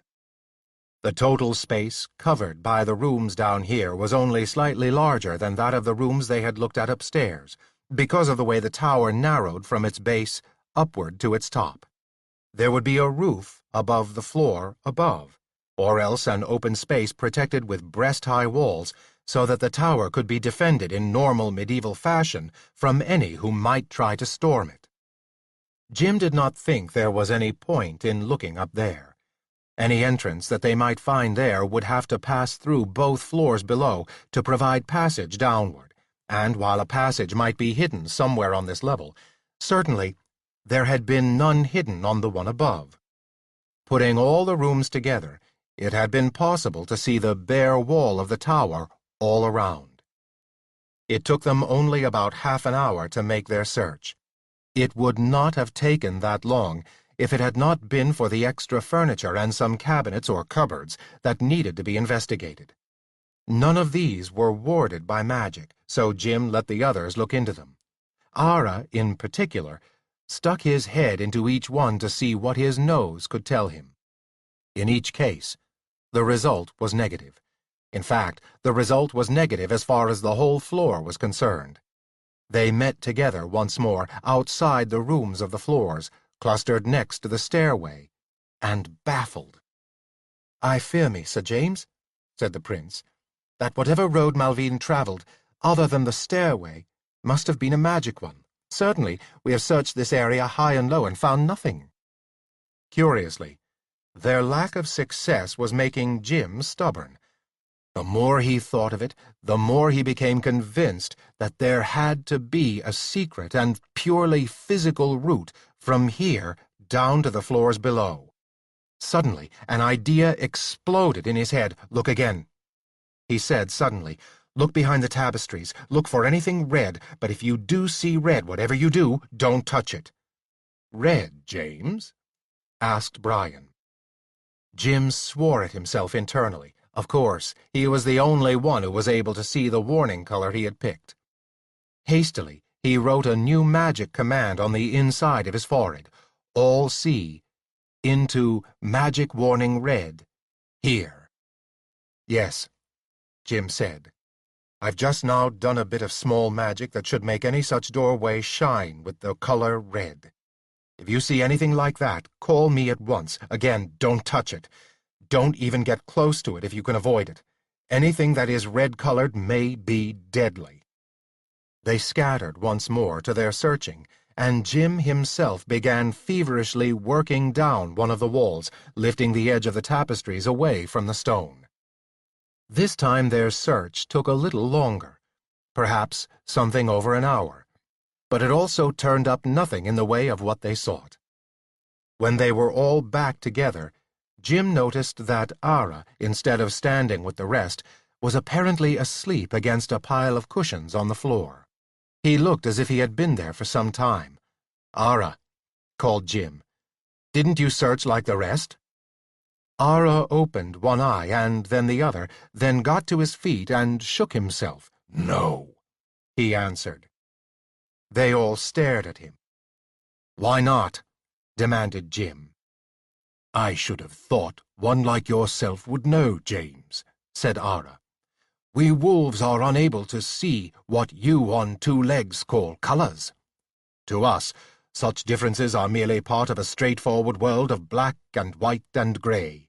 Indeed, I have only the word of human for it that there's anything beyond those shades I see. Nor, probably, would I have been that useful if I had been able to see this red coloring," went on Ara with a yawn. "My eyes are not good for that kind of seeing, though in other ways I often notice things that you others will not. Of course, if this red had a scent, the rest of you would probably be far behind me in discovering any of it." "Of course. I've been a fool," said Jim. "Ara, prepare to use that nose of yours." "You are not going to magic me?" demanded Ara swiftly. "No, no," said Jim. "I'm going to magic what we hunt for, so that in addition to having color, it'll have scent. How about the scent of garlic?" "That," said Ara, and his jaws opened as if he was laughing, is one that I think even you humans might find in time. By all means, let it be garlic." Jim wrote a new magical command on the inside of his forehead. Magic into red to smell like garlic. The words were barely written before Ara's ears pricked up, and he trotted over to the landing just above the magic stair which they had gone to such difficulty to surmount. He sniffed at some rugs there. Then he shoved the end of his muzzle down under the edge of one of the top rugs and took what seemed to be a deep and highly enjoyable sniff. He took the edge of the rug between his teeth and pulled it aside. "Well, James," he said, dropping the rug he had pulled aside and going back to attack the one underneath it. "What are you waiting for? I've found it." There was a concerted rush to the spot, and they all began hauling aside the many layers of rug. As they drew them clear, a glint of color began to be visible, a glint of red. Stand back, all of you," said Jim. "I'll do the last of the uncovering here." He waited until the others had backed off. Then he bent down and began pulling the last few rugs clear. They came back to reveal a trap door in the floor, and it was glowing solidly red. Once more the magical warning ran in Jim's head. He waited until it had cleared, and then turned to the others. "I'm going to try opening this trap door," he told them. "I ought to be able to do it as safely as I opened the doors upstairs, but in case I don't, and anything happens to me, try making some kind of a rope, attaching a weight to it, and letting the weight fall off this landing into the open air in such a way that the weight of it pulls back and up on the trap door to open it. Then one of you try it, and see if it's safe. If it is, the rest can follow after." "You fear for your life if you lift that trap door, James," said Brian. "There's some risk," admitted Jim. "In that case," said Brian, "let me do it. You are more useful to His Highness in helping him clear of this damnable place than any of the rest of us. So if there be risk, let me take it first." "Thanks, Brian," said Jim. He was touched, for he read more in Brian's words than just a concern for the safety of the prince. He knew Brian too well. The other was also concerned about him, James, and as usual was offering to put himself between danger and his friend. "But I'm afraid the magic that should protect me won't protect the rest of you, so there's no choice about it. I have to be the one who tries to lift the door first. Stand back." He turned to the trap door again, without looking to see whether they did as he had said. Reaching out, he took a firm hold of the handle of the trap door, which was not really different from the handles of the doors upstairs, except that it was set into the surface of the trap door, which must be some considerable thickness. He took hold of it, therefore, expecting to lift a heavy weight, but the trap door must have been counterweighted in some way because it tilted up easily at the first effort he put into lifting it, revealing an open hole and steps leading down. The red did not touch the under part of the trap door or anything below the floor in which it was inset. Looking more closely, he saw the red coloring around the trap door had disappeared, as it probably did whenever that which it identified as Malvine's hand lifted it. "So," said Jim, "there's our solution. See where it leads?" He pointed. The steps led down into the buttressing below the regular staircase. The space was so narrow they would have to go single file, and both Dafydd and Jim would have to duck their heads as well, because there was not much space between the steps they trod on and the underside of the steps above their heads. But it was clearly and plainly their passage out and away from here. "Follow me," said Jim to the others. "Your Highness had better be the one directly behind me. All of you be careful so that you step from a rug directly onto the first step below the surface of this floor. I don't think the edge of the hole is still dangerous to you, but it might be." "You've done well, Sir James," said the prince, looking at him with a touch of awe, "as did Sir Wolf. I will remember this in both your cases." He looked around himself generally. as I will remember all of you, my rescuers," he said. "We aren't out of it yet," said Jim, "but at least we have a chance." In spite of his words, his heart had lightened. He had the feeling that if Malvine had gone to the trouble to make a secret passage like this, it could well lead by secret ways clear outside the castle. At least, it might be a good bet, but he hesitated to mention this to the others yet, for fear that this guess of his should turn sour. He headed down the steps, and the others followed. Jim carefully closed the trap door with rugs atop it, behind them. Chapter 27.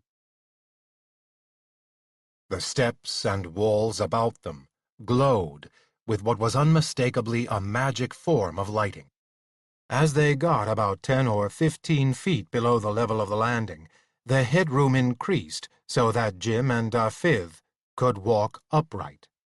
Jim had feared that they would have to make their trip in darkness, feeling their way down the stairs. That Malvine had set up lighting was only to be expected, and Jim was inwardly embarrassed he had not expected it. Still, there was reason for self-congratulation. It was still a long, slow climb down the secret stairway to the inhabited regions where the other stairway above them had begun to wind upward. Jim discovered a bonus in their descent, however. Little cracks had been allowed between the steps and the risers in places. These were apparently accidental cracks, but they occurred at fairly regular intervals, and by looking out through them he was able to get a limited, but very useful, view of how close they were getting to the level from which they had originally begun their upward climb. Finally, they were almost back to that original level. Jim led the way down the last of the stairs, and they came to a place where the secret passage ended. Where it stopped, it was crossed by another passage, leading two ways. To the left, it led up steep stairs and around a corner, as if it would climb to the height of another tower. To their right, a smooth-floored, narrow passage tilted slightly downward, as if by gentle degrees it would descend to a somewhat lower level. Jim moved out to the right on this smooth floor to give the men room to descend, so that they could all stand together. The stairway to their left had cracks through which light filtered, and there were a few such cracks in the ceiling of the smooth passage, although the height of the ceiling there made them impossible to look through. Nevertheless, they relieved the gloom with light from outside, enough so that the passage below was visible. "Now where, Sir James?" asked the voice of the prince in Jim's ear. Jim turned from inspecting the dimly lit, smooth-floored passage to look at the stair again and then at his companions. "I have no sure way of knowing which way to take, right or left," he told them. "Does anybody else have reason to think one might be better for us than the other?" There was a complete silence from the rest of them. Even Ara did not make a suggestion. "Ara," said Jim, "doesn't your nose tell you anything about what might lie either up those stairs or along this passage?" "It's the same smells everywhere," answered the voice of Ara. "Two legs, food, and all the smells of the places where you people live." Jim drew a deep breath. "All right, then," he said. "In that case, it seems to me that we want to go anywhere but up. The passage to the right slants down a little, as if it might come out at ground level outside the castle, or even underneath it for some distance. That might mean that if we go to the right, we'll be on a secret escapeway that Malvines had made for himself in case this castle should be attacked and overrun. I think we should turn right." There was another short moment of silence, and then the voice of the prince answered. "In this situation you lead, Sir James," said the prince. "I don't see a better course for us than following you." "Thank you, Your Highness," answered Jim.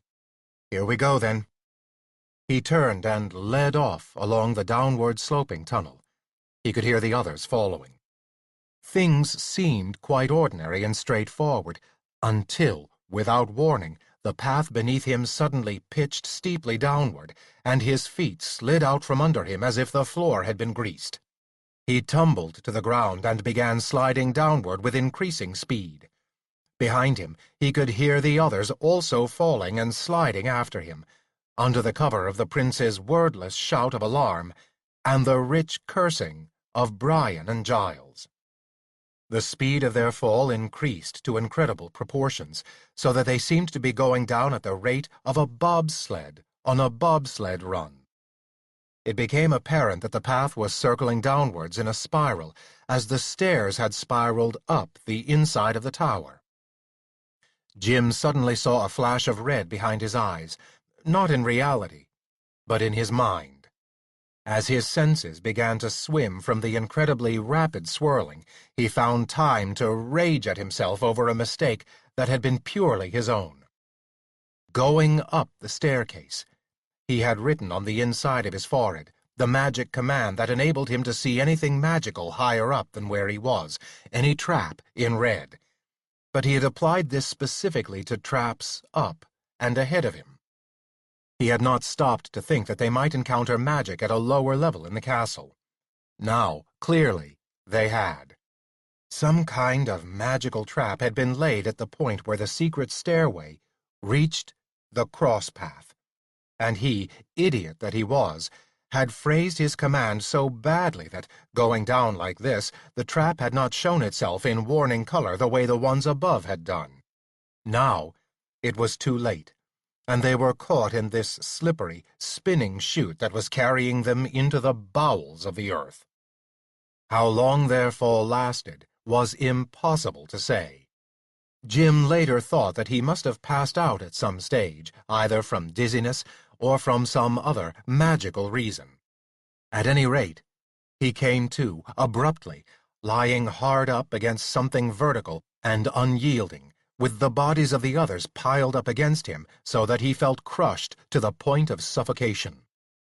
He opened his mouth to ask the others to get off him, but they were already doing so. A second later, he was able to climb to his own feet. They stood in total darkness. "Where are we?" came the voice of Giles. "My memory fails me. I remember only just a moment ago waking to find we were here." The voices of Brian and the prince agreed. "But where are we? Sir James," went on the voice of the prince. "Are you there, Sir James?" "I'm touching, Your Highness," said Jim. He moved his arm against the body next to him to prove the point. "What do we do now, then, Sir James?" demanded the prince. "I'm still dizzy, but I think I can keep on my feet. Where are we?" "I don't know, Your Highness," answered Jim. "I'm right next to some kind of wall. Wait a minute. Let me see if there's some kind of opening in it, or if it opens itself." He turned to face the vertical surface against which he had been pressed and began running the palms of his hand over it. It felt like wood rather than stone or anything else, and the suspicion came to his mind that it might be some kind of door. He searched across it at a level at which a handle might be, and, sure enough, he came across one of the small handles that he had found on other doors in Malvine's castle. He pushed on it, but it did not move. He tried pulling, and it gave easily. Almost without intending to, he flung the door wide, and light flooded in, blinding them all for a moment. Jim, who had been leaning forward, half fell, half stumbled out, and heard the others coming after him. Gradually, his sight cleared. They stood on what seemed to be a tightly fenced-in landing, barely large enough to accommodate all of them. From the landing to the right of the doorway, a short flight of steps led downward to the floor of what seemed to be an enormous stone cavern. At least, the floor was stone, the nearer wall was stone, and the farther wall, some 30 yards away, looked to be stone also. But the walls went up vertically until they were lost in a place to which the light around them, for which there seemed no particular source, failed to reach. There was no way to be sure whether it was a true cavern, in the sense that the stone walls finally arched together to completely close it in, or not. Reason said that there had to be a roof up there somewhere. They had fallen so far that a good deal of the earth's crust must lie between them and the surface above. Also, the light was neither the light of the sun nor of the moon or stars. It was a strange, unnatural light, such as might be found underground. They stood, all together, like prisoners in a three-sided cage, looking down at the floor of the cavern. It was thronged with people, men and women, in what seemed to be black uniforms, wearing strange, hiltless knives almost the length of a sword, and carrying round, target-like shields. They were all perfectly visible in the strange light, with one exception. As Jim looked directly at their faces, he recognized none of them. But as his gaze shifted around, it seemed to him that out of the corner of his eye, a face he had looked at just a moment before altered, and became the face of someone he had once known and liked, if not loved. But all these faces seemed frozen, distorted into an expression mixed of almost insane hate, fear, and terror. The one space clear of this multitude was 30 yards directly ahead of their landing, and 20 yards ahead of the foremost of the black-clad figures below, and this space was clear except for 2 enormous thrones, on which sat 2 equally enormous figures. One was male, one female. They wore loose robes that covered them from the upper chest to just below the knees. Their arms were extended along the arms of their thrones. Their most marked difference from the humans, outside of their size, for they must be, Jim thought, at least 20 feet tall, were their abnormally long necks, which accounted for a good 4 or 5 feet of their height. Above his neck, the head of the man was a handsome one, with dark hair and piercing eyes, the hair clinging tightly to his round head. The woman's hair was also black and clung closely to her head, and she was darkly beautiful. Both faces were expressionless. It was not, however, until Jim's gaze shifted from them back to the black-clad horde below that he recognized the real peculiarity about the 2 on the thrones. Just as the faces of those in black had seemed to shift and change just before they moved out of the range of his vision, so the faces of the enthroned man and woman, if that was what they could be called, seemed to shift. Her face to that of a serpent, his to that resembling a jackal. But this animal aspect of them could not be seen when Jim focused directly on them. It was only just as he glimpsed them peripherally that he could see the snake head and the jackal head. Whatever else this was, it was not a place for Jim and the rest. Jim turned swiftly to the door behind him, took hold of the handle on this side, and tried to pull the door open. But it was now as solid and immovable as the surrounding rock. Swiftly, he wrote on the inside of his forehead, all locks, latches, into retreat. He concentrated on the image of the bolts and latches withdrawing into their recesses and leaving the door free from the frame in which it stood. It did not give, but his attempt produced a response from one of the mighty figures. "So!" A great voice rolled toward them. The male of the 2 enthroned figures was speaking. "Violation upon violation. One of you is a magician, having already sinned in our eyes by coming here alive. All of you, one of you is sealed to forbidden arts. Your kind has always been prohibited from this place, magician. And as you see, your magic will not work here. Here, nothing rules but our laws." "God save us all," said Giles. "Your God can do nothing for you here either. Again the great voice rolled from the huge figure like thunder between the stone walls. 6 of you! A beast from above, 4 living humans and a magician. All an offense to this place, and armed as well. Let their weapons fly from them. None of the black horde below moved, but the poignards and swords beside each knight stirred in their sheaths. That was all.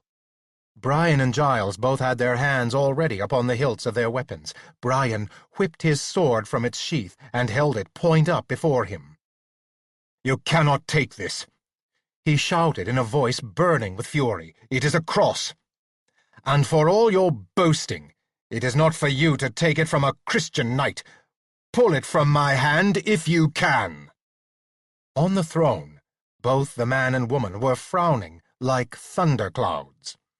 The sword in Brian's fist stirred again, but did not leave his grasp. "Indeed," said Dafiv, as controlled as always. "But there is no hilt to my knife, and yet that has not been taken. Ah, I see now.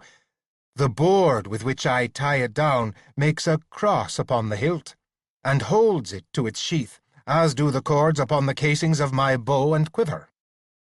Jim's heart, which had sunk clear out of sight, stirred and began to rise again with a faint hope. "This is the kingdom of the dead, and we are king and queen of it," thundered the huge male figure. "Though some small things may not answer to us, that will not save you. You will be dealt with. Oh, yes, you will be dealt with." Ara snarled. "You are ours," the king of the dead went on, unheeding, "and we will deal with you in such a manner as the lesson will be remembered for thousands of years by those who might once again violate our place with living bodies. The dead we receive down here, but the living never. Offensive, offensive, offensive! You are all offensive in our eyes." Jim's mind was racing.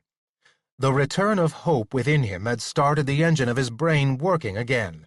There had to be a magical way out of here that would get all of them away from this pair of long-necked monsters and their black-clad crew. He felt a sort of recklessness in him.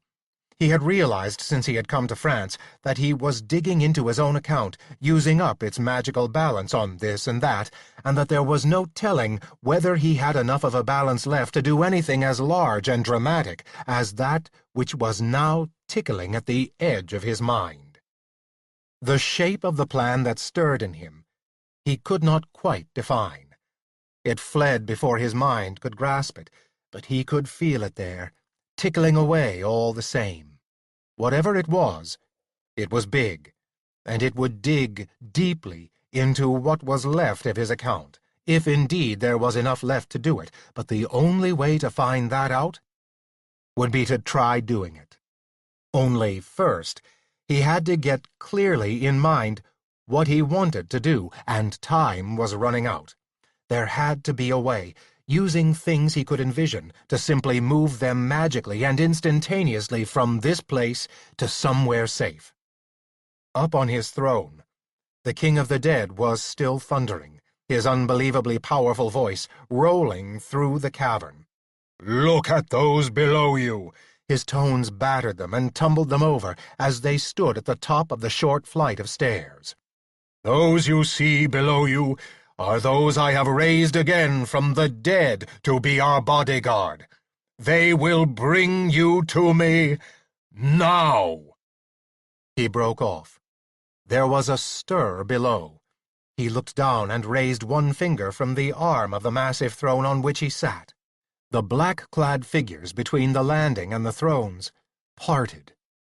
Jim, with sudden shock, saw Giles advancing at a determined walk toward the thrones and the 2 gigantic gods upon them. He stopped and looked up at the king of the dead, slowly stripping off his left glove with his gloved right hand. He took the glove off and held it in his right hand. He advanced 1 foot a little and put the other hand on his hip, He stared up at the huge male figure. "I have been honored," shouted Sir Giles. Although his voice was strong, it was like the piping of a bird. After the great sound that had come from the long throat of the creature before him, "to be entrusted as one of those who hath in momentary guardianship Edward, Crown Prince to our throne of England. In his name I defy you, and I challenge you here and now to single combat to prove your rights upon me, if so be it you are able." And he flung the thick leather glove in the direction of the huge figure. It flew through the air to within 6 feet of the other's face, then checked suddenly and wafted like a feather, slowly and softly and silently, down to the stone floor, only a dozen feet in front of the god. "Giles, you idiot!" Jim shouted, leaping forward down the steps. But his voice was drowned by the ear-splitting rumble of the voice of the King of the Dead. "Take him!" The King of the Dead extended his finger, pointing toward Giles. At once the black-clad ranks closed around Giles, and he wheeled to face them, drawing his sword. They would have overwhelmed him, like a black wave on a sand figure built by some child on a beach, but Dafydd's arrows were already taking their toll among them, and Brian and Jim were upon them. The black-furred shape of Ara was ahead of all the others, savaging them and throwing them aside with a twist of his neck as if they were toys. They fought their way to Giles, surrounded him, and, fighting madly, retreated with him to the foot of the steps, back up the steps, and onto their platform. The black tide surged after them, but was checked. "Halt!" thundered the king. "We will do this as it should be done. You will go up there and take away the one I name first, the most offensive. Then the next I shall name, then the next, no matter what the cost to yourselves." Back up on the landing, panting and disheveled among his panting and disheveled friends and companions, Jim's mind was finally working at full speed. What Giles had done had been stupid, but also magnificent and bold. That was what was called for from Jim now, in the way of magic. If he was going to get them all out of here, he must think boldly. No sooner had he told himself this than his mind finally came up with a wild scenario that just might be turned into a magical way to save them all. There was no time to test it out. On the inside of his forehead he wrote, "All of us, into holographs, into High Point." Wonder of wonders? It worked! Jim saw his friends flickering and fading and becoming transparent around him. He could feel nothing himself, but looking down, saw that his own legs had become semi-transparent. His mind had seized on a high point at random, the first thing that came to mind, which, in this case, was the main room in Malvine's private quarters, which they had left with such relief some time before. Just how long ago they had no idea, because of that timeless period of vertigo and disorientation. It could have been seconds, or could have been hours, sliding down the spiral chute in darkness. Suddenly, they were there again, in Malvine's private main room. The transparent figures of Brian, Giles, the Prince, Dafydd, and Ara took on solidarity, resolving out of the air around him. Holographs. Into bodies. He wrote hastily on the inside of his forehead. They were saved. They were here. The only trouble, Jim suddenly recognized, was that Malvine was now here also. Chapter 28. Malvine had evidently been eating a midnight meal, or a very early breakfast, by himself. He had clearly not checked to see if he still held his princely prisoner. He was seated at a small table which was, surprisingly, covered with a cloth, and on that cloth were the remains of what seemed a rather sparse meal, and a glass carafe of what appeared to be water. The carafe looked as if it could hold about a liter of water, but now had only perhaps a glass full left in it. He had risen to his feet, staring as their transparent figures appeared, and then shifted into solidity. Jim had never seen him before, nor had him described, but that the man before them was Malvine, he had absolutely no doubt. Just as long-time teachers, physicians, and people in other specialized occupations can be recognized toward the end of their career as practitioners of their specialty, Malvine, to Jim's eyes, could never be mistaken for anything but a master magician. This had nothing to do with his general appearance or the clothes he wore. He looked about 50 years younger than Carolinus, whom Jim had understood to be Malvine's contemporary. His hair was auburn, without the slightest tinge of gray in it. Auburn also was the neat mustache on his upper lip. He was a small, brown-eyed, sparrow-like man, beautifully dressed, not in any kind of robes that would suggest the magician, but rather in the richest sort of garments. A red velvet cotardie, above soft blue hose, that a courtier might sigh for at the court of a monarch. A narrow sword, too light to be a broadsword, and too long to be a dress sword, hung by his side, almost as if he had anticipated the rapier, even down to its basket hilt. To the untutored or casual eye, he might have seemed anything but a magician, but Jim, from his long acquaintance with Carolinus, responded to elements that Malvine clearly shared with Jim's friend of the cottage at the tinkling water.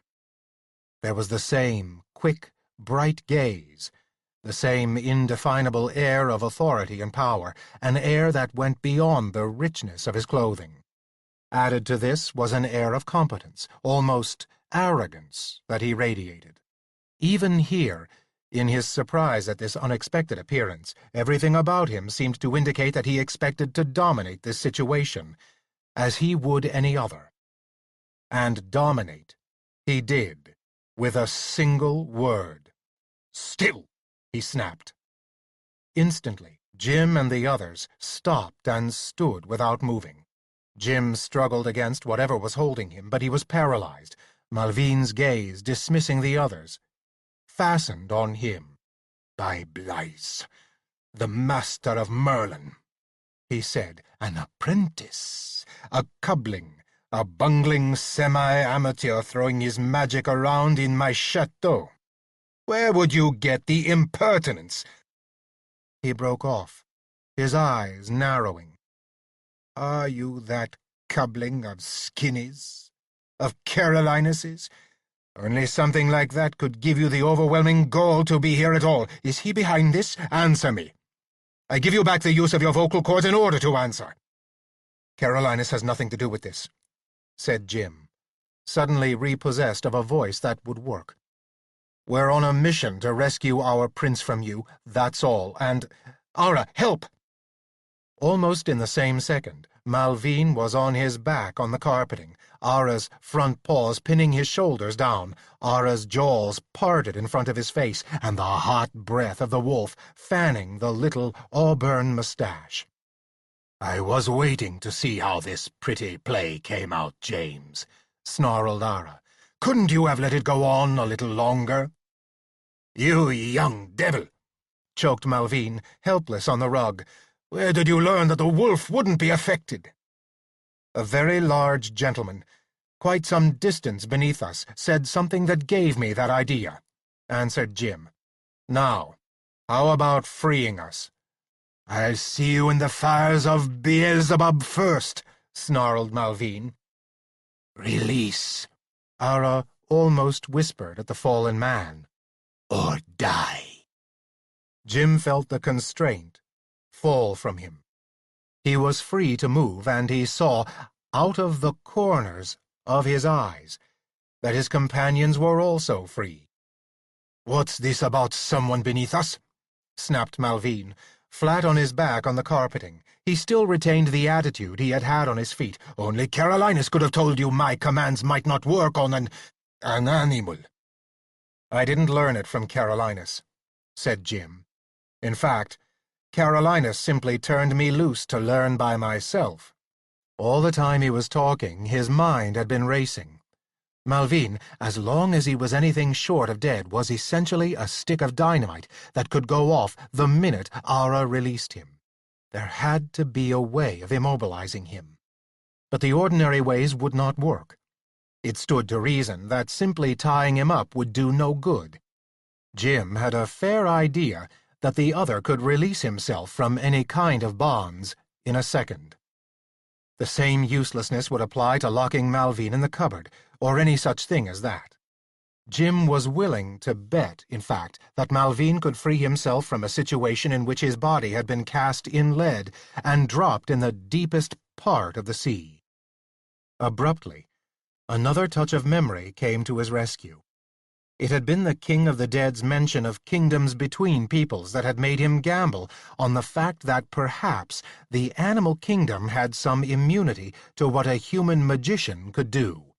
Humans, and this was the reason Jim had been granted arms that showed red upon them to warn any one of his abilities, had to take their chances against those of their own kind who chose to go in for magical studies.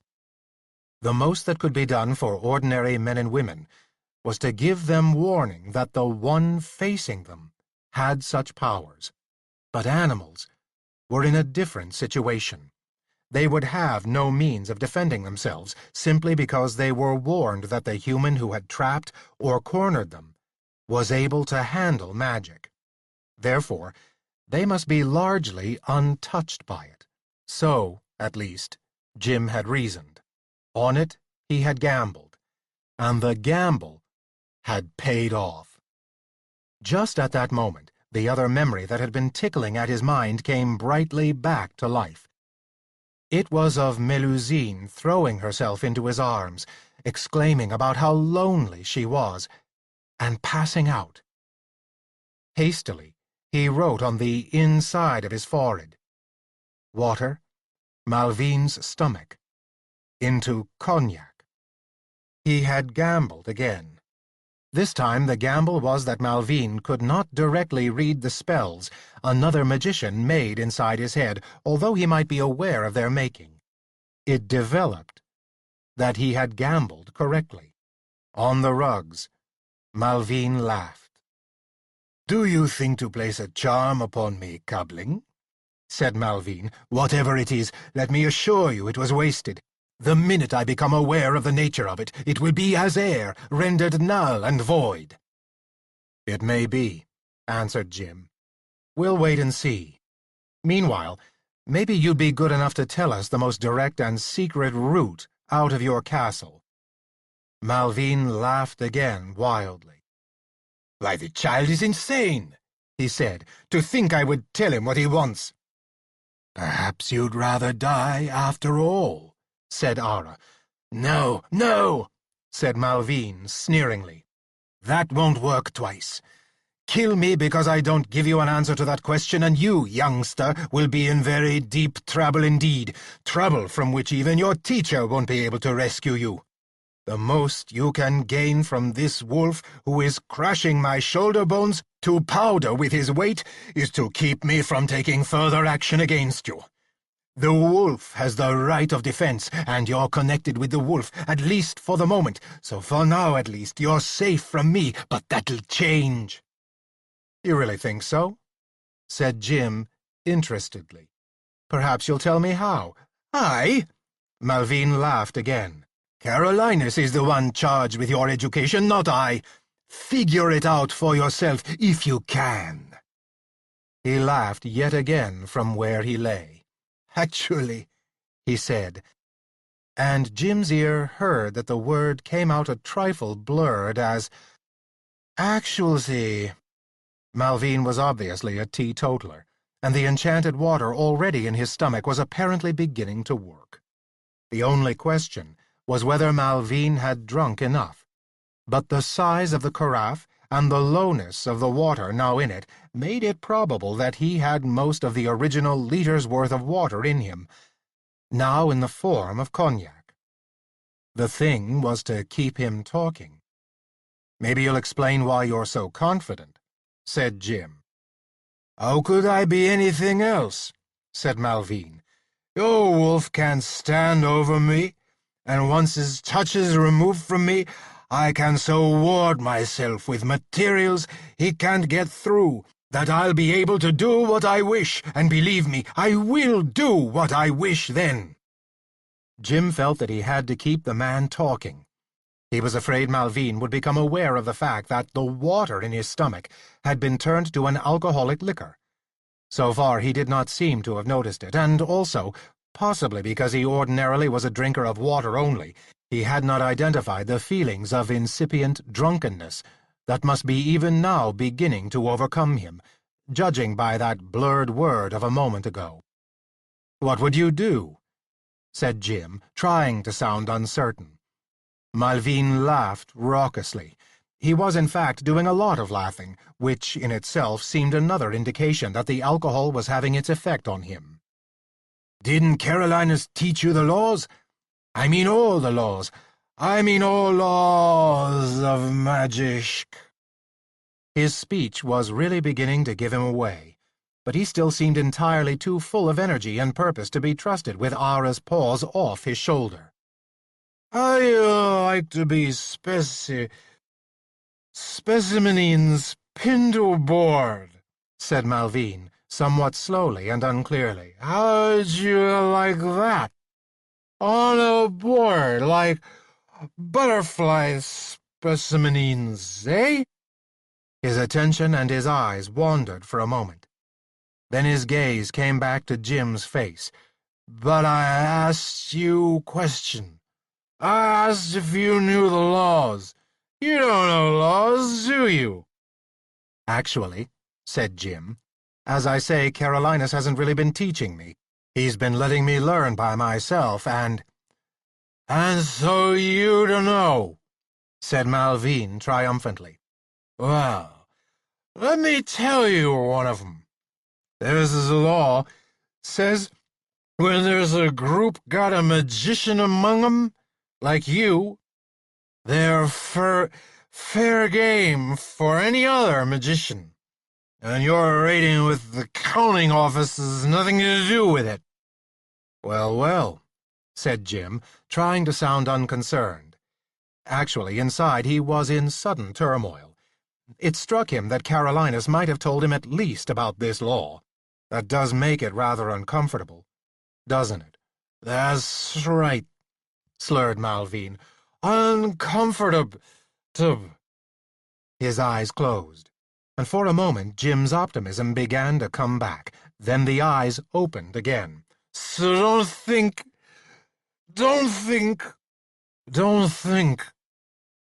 Malvine's voice trailed off. His eyes closed again. They waited, all of them, tensely. But the eyes did not open again. "I hear him breathing like a man asleep," said Ara at last. "All right," said Jim. "Maybe it's safe to let him go. Try stepping off him, but be ready to jump back on if he shows any sign of coming to. Remember, you have to be touching him to control him." Slowly, Ara stepped back, taking his paws off Malvine's shoulders. Malvine began to snore lightly. "I think the sooner and the faster we get out of here, the better," said Jim to the others. He explained to them what he had done to the magician. "Should we not gag and tie him first?" asked the prince. "Nothing we could do that way would really hold him, Highness," said Jim. "And then what?" asked Sir Brian. "When he wakes up, he'll be after us with everything and every creature and every man and woman he controls, will he not?" "He might," said Jim. "On the other hand, you heard him. The man drinks only water, according to His Highness, so he can't be used to being drunk. He may not wake up until tomorrow morning, and then he may wake up so sick as not to be able to arrange a hunt for us for hours, if not a full day. The one thing we can do, though, is make him as comfortable as possible, to encourage him to sleep as long as he can." "Strange thing to do to an enemy," growled Ara. "Tuck him into bed." Nevertheless, they picked him up and carried him into the room that held his own sumptuous bed, took off his boots, loosened the neck of his shirt, and left him with his head on a pillow and a light cover over him. Then they headed once more for the secret staircase, down to ground level. They went as rapidly as they could. Still, it was a long climb down the secret stairs for a second time. As they got close to the bottom, Jim suddenly remembered something. Abruptly, he used the inside of his forehead again to correct the earlier spell that had led him astray at the foot of these stairs. Me, see, into all magic works everywhere in red. He envisioned this. It was what he should have done in the first place. But he at least had remembered it now, before they got on the foot of the stairs and faced the problem itself. They went on down to the foot of the stairs. Once there, they stopped as they had before, but this time, to Jim's eyes, both stairway and pathway shone an unmistakable, dusky red. "Why are we stopping, Sir James?" came the voice of the prince from behind him. "Surely we take the stairs to the left this time?" Jim glanced again at the stairs to his left. There was no doubt that they, like the path to the right, were an unbroken red in color. "I'm afraid, Your Highness," he answered, "that both ways are part of a magical trap that Malvine has set. At the present moment I'm seeing magical signs that tell me both ways are dangerous." "Both ways?" echoed the prince, then fell silent. The others were silent also. Jim was busy thinking. There must be a way around this. But the only way he could imagine would be for him to somehow be able to nullify the trap, cause it to cease to exist, by preference. At the moment, he told the others, "I'm still trying to find some way of handling this. Let me study it a while longer." The others responded to him with courteous silence. The more Jim thought of it, the more likely it seemed to him that either way would lead them to some undesirable end. Possibly, both would lead them right back into the kingdom of the dead, and that was the last place they would want to be again. A wistful wish passed through his mind that he could pass this problem over to Sir Brian and have the other find a simple, practical, everyday solution to it. The thought was like a catalyst. He almost struck his forehead with the heel of his hand, in annoyance at his own stupidity. It was a good thing, he thought, that Carolinus could not see him in this present situation. Carolinus had sent him out to learn, and one of the things he had already learned was that a magical command could be put to use in more than one way to deal with different situations. For example, he had effectively immobilized Malvine, a master magician, with exactly the same bit of enchantment he had used to immobilize Melusine. He had also, he remembered now, come up with a command to open doors that were supposed to open only to Malvine. There was no reason why a small variation on that command could not solve the present problem also. He wrote on the inside of his forehead, "Me, Malvine, into remove or replace this magic." Nothing happened. Then it occurred to him that he had not completed the full, necessary magical process. He added a further command, "Remove into this enchantment." The red color vanished. But that was the least of what happened. The stairway suddenly smoothed out into a level passage leading off to their left, and where the path to their right had been, there was now nothing but a stone wall. "All right, everyone," said Jim, turning into the new passage that had replaced the staircase. "The enchantment's been lifted. Here we go." He led them down the passageway a little way, then stopped. "Wait," he said. He turned and went back a short distance, but stopped well short of the foot of the staircase they had just come down, and wrote another command on his inner forehead. "Replace into enchantment." Immediately, All sight of the staircase and what had been at the foot of it was blocked out by the underside of stone steps that led up into the roof of the passage and glowed an unmistakable red. The appearance of things as usual would not fool Malvine for long. He might even be able to make the cross-passage speak and tell him what had happened, but the appearance of everything being unchanged might slow the pursuit by the master magician down a bit. Jim turned back, rejoined the others, and moved up in front of them. "Now we can go on," he said. Chapter 29. The new passage they were in jigged and jogged, turning at an abrupt right or left angle every so often. Clearly, it was built within the interior walls of Malvine's castle, and at least one reason for this became apparent as they went along.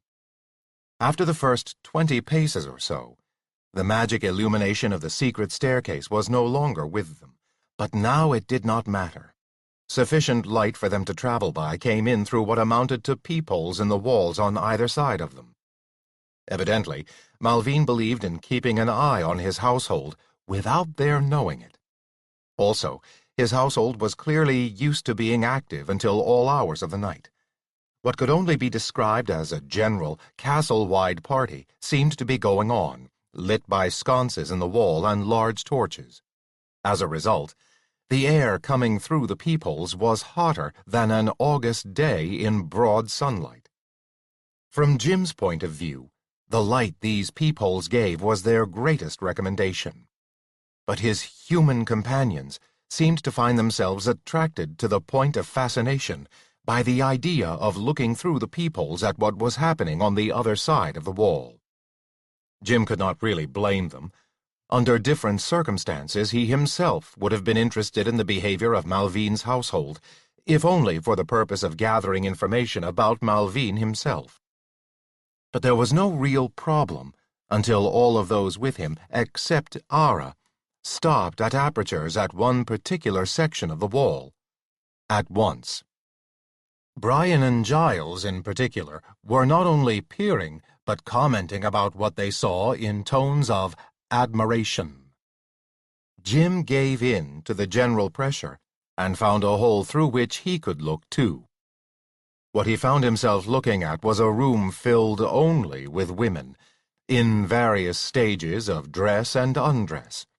It seemed to be a sort of combination robing and gossip center for those within it. "Dammy," Brian was saying.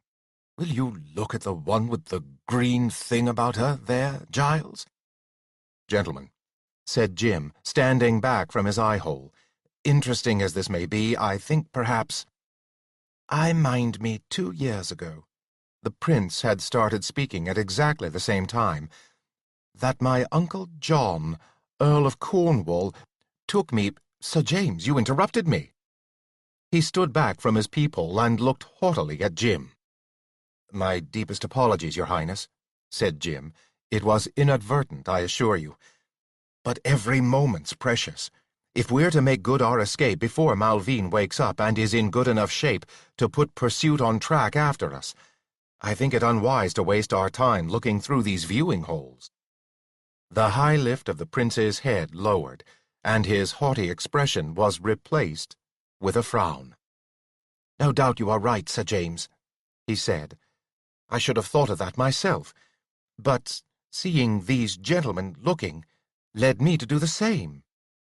"A couple of the gentlemen already have ladies of their own," said Jim severely, looking at Brian, Dafydd, and Giles, who had now also withdrawn their gaze from what was beyond the wall. Possibly they would be better engaged in thinking of those ladies than looking at others now. "Indeed, I stand rebuked," said Sir Brian. "You are quite right, James. I've not given the Lady Géronde d'Isabelle du Chauny anywhere near the thought a man should give his love when in foreign parts." "And I," said Dafydd, his face solemn with sadness. "In truth, I want nothing but my golden bird. As Sir Brian says, Sir James, you are right. We should think on our own only." "Sorrowfully," said Giles, and he did indeed sound sorrowful. I have no lady. No lady would look twice at me, with this great lump of a nose I have, nor do I blame them. Why, Giles, said Brian, your nose is none that large. I have seen larger. I would not call it a large nose so much as a strong nose. Assuredly, Sir Giles, said the prince. You have my royal word that I have seen gentlemen at court with noses more prominent than your own, veritably surrounded by the ladies. You think so, sire?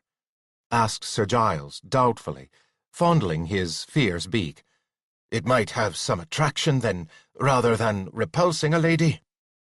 They all assured him that this was so, and he cheered up remarkably. But as the good Sir James has just said the prince, we must on with all haste.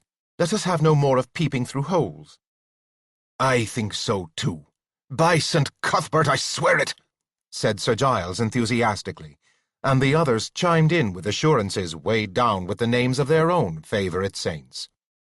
Humans, snarled Ara disgustedly. Like dogs. No male wolf will force his attentions on a female one unless she is willing. Here's an impertinent wolf, said the prince angrily. Ara rolled a wicked yellow eye at the young man. Remember, I am of a different kingdom, he said. I am not your subject, young prince, and I say what I please. I have, and always will. But unlike others, you can believe whatever I say because I do not lie. It is true you're not an Englishman, said the prince, suddenly thoughtful, nor yet one of whom a gentleman's manner should be expected. As to your truth, that is a great thing, if indeed it is so. I have had many about me, even in my few years, and almost none I could trust to say as much, and not be lying. Your Highness, the rest of you, said Jim, remember I mentioned time was slipping away from us? Let's move quickly. Move quickly they did, and it was not more than 15 minutes later when they came at last to a point where the passage proper ended in a solid stone wall. A flight of stairs led off to their left alongside that wall to continue their route, if they wished to go that way. Could this be another magic trap? Asked the prince, looking at the steps distressfully. It was dark down where the stairs led, and a smell like that of damp earth came up from it. It is not, Highness, said Jim with some certainty, for the stairway was nothing but plain stone in color. There was no sign of red anywhere. He went on. I think we've come to the outer wall of the castle, Jim said. These steps may well lead down alongside it to the foundations, and then possibly underneath to some sort of escape passage or tunnel. Or I miss my guess. Certainly Malvine would not want to be without some way of escape in emergencies. In that you are right, James, said Brian. I know of no castle whose holder has not made himself some sort of secret way out in case of necessity. Here we go, then, said Jim. He created by magic a bundle of twigs, which Brian lit with flint and steel from his purse. They went down. This was no descent like that into the wild, spiraling chute that had shot them downwards into the realm of the king and queen of the dead. It was more like going down into someone's long, unused cellar. They came out at last in a tunnel leading off at right angles that soon ran beyond the walls. It was braced with timbers against both of its side walls and paved with stones. For all that, there was plenty of dirt about them, and their way smelled earthly. They hurried along its dark length. The flames from the torch bent backward in their passage, and the shadows cast by those flames flickering amongst the timbers and on the stony floor. It seemed they went a considerable distance, and even Jim was beginning to wonder whether they might be heading into some trap after all, when they came at last to a solid wooden door that ended the passage. The door was secured by a heavy bar which rested in two L-shaped metal supports. The bar did not look difficult to lift, but Jim, still in the lead, hesitated. There was no color of red about the door, but he was still suspicious. He turned to Ara behind him. Ara, he said, Do you smell anything we ought to be careful about, either with this door or whatever may be beyond it?" Ara pushed forward to the door and sniffed it over thoroughly, snuffling particularly at the side and bottom cracks of it. "There's nothing beyond but dirt and growing things," he said at last. "All right then," said Jim. "Let's go through." He took hold of the bar to lift it. It was not unusually heavy, but had been in its sockets long enough to become somewhat fixed there. Brian moved forward to help him, and together they took it out of its holding place. The moment it was removed, the door swung inward of its own weight. At the top of a slanted earthen hole above them, they saw a section of night sky studded with stars and framed by the tendrils of either grass or bushes. "I'll go up and take a look first," said Jim. "Brian, you and the rest stay back here to guard His Highness."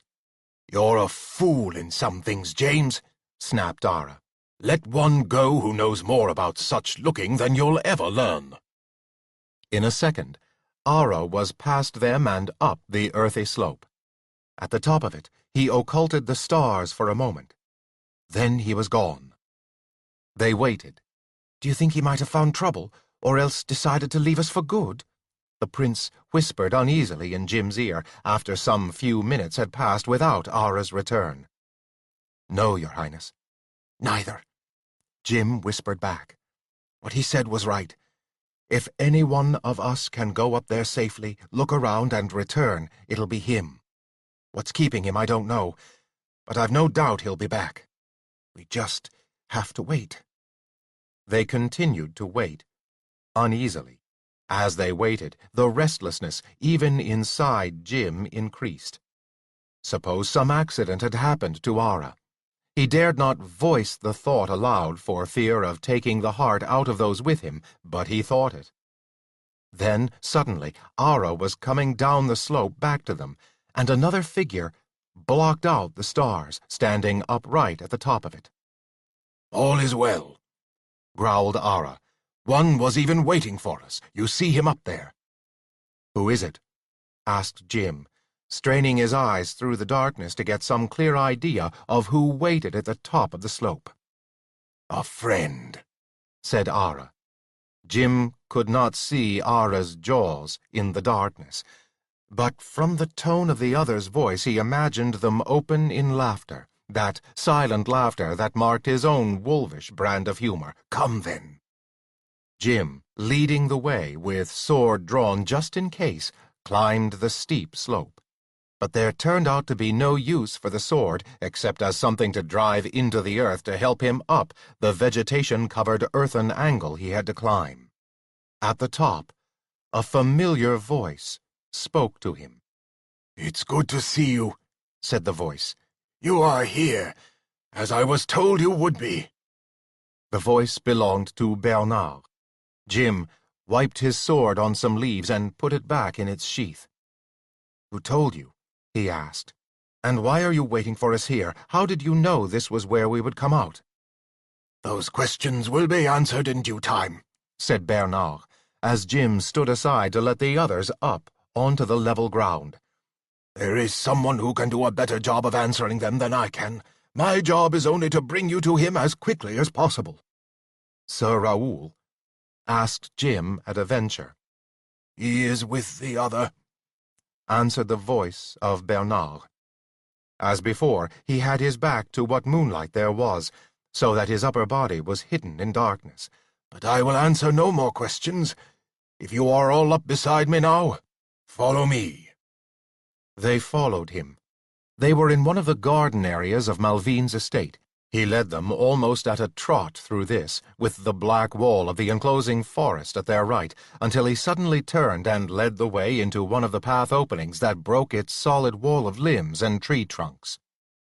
Along this path, still at a jog, he led the way through perhaps another 2 miles of winding, beaten-earth path with a handful of stars showing through the interlocked branches above their heads, until, just as suddenly, they emerged onto the open hillside.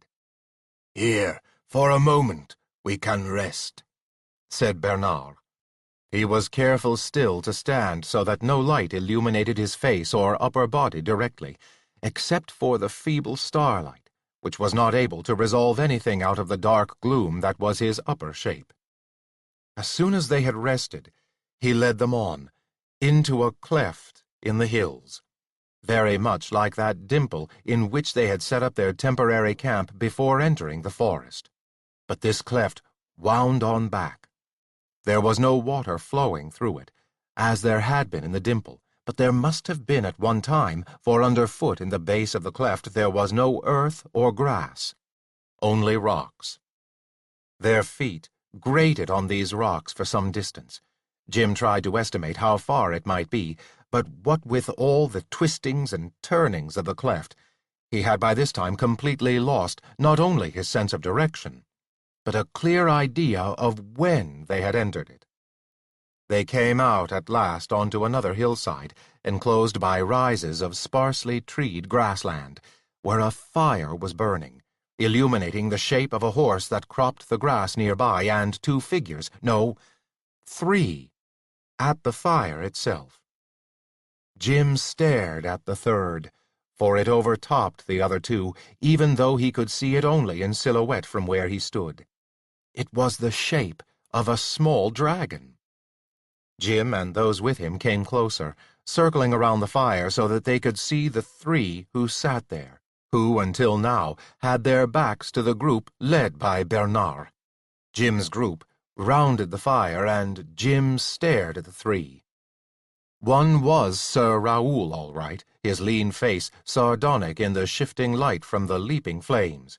The other, as Jim had guessed from the general shape seen in silhouette from behind, was Carolinus. That was a surprise, but not as much of a surprise as it might have been if someone else had sat there. Carolinus was capable of magically transporting himself from place to place. He had not only done this for himself, but after their final victory over the dark powers at the Loathly Tower, he had moved them all to the inn where they later had their victory dinner. But the third was a shock. "Seco!" cried Jim. Surprised, James? Seco preened himself. Perhaps you'd have recognized me if I'd spoken first, in a voice like this. "I'm a French dragon." The words rang an immediate chord of memory in Jim's mind. They brought back the moment in which he had been bedded down for the night on top of a spine of rock, and a small dragon, hidden in darkness, had clung to the rock a dozen or so feet below him, and asked him questions about where he was going and what he was doing. But the voice, to Jim's human ear, was unmistakably Seco's. "I lowered my voice and misled you completely," said Seco. Perhaps the voice had been lower, but to Jim's ear it was unmistakably Seco's still. He tried to imagine it with his dragon hearing, but he still could not remember it as being that much deeper than the way Seco ordinarily spoke. The truth of the matter was, Seco probably was not capable of lowering or raising the pitch of his voice very much. Perhaps no dragons were, including Jim. Jim made a mental note to try this out himself sometime, when he was in his dragon body and in a private place where he could experiment without anyone else hearing him.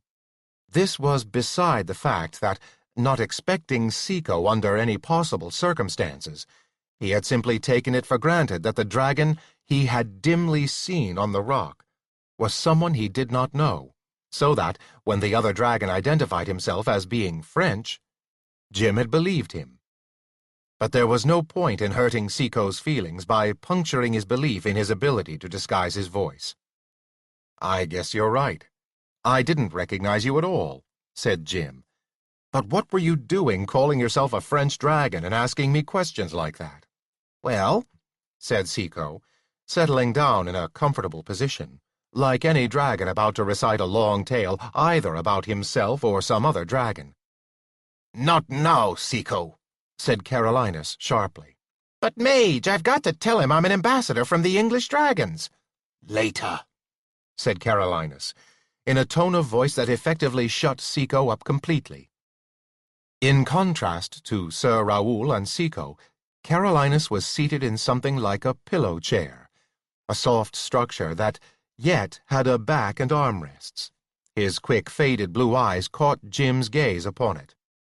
"Old bones," he snapped. "Get to my age and you can have one also, James. Meanwhile, the rest of you sit down on the other side of the fire there, and we'll get matters straightened out."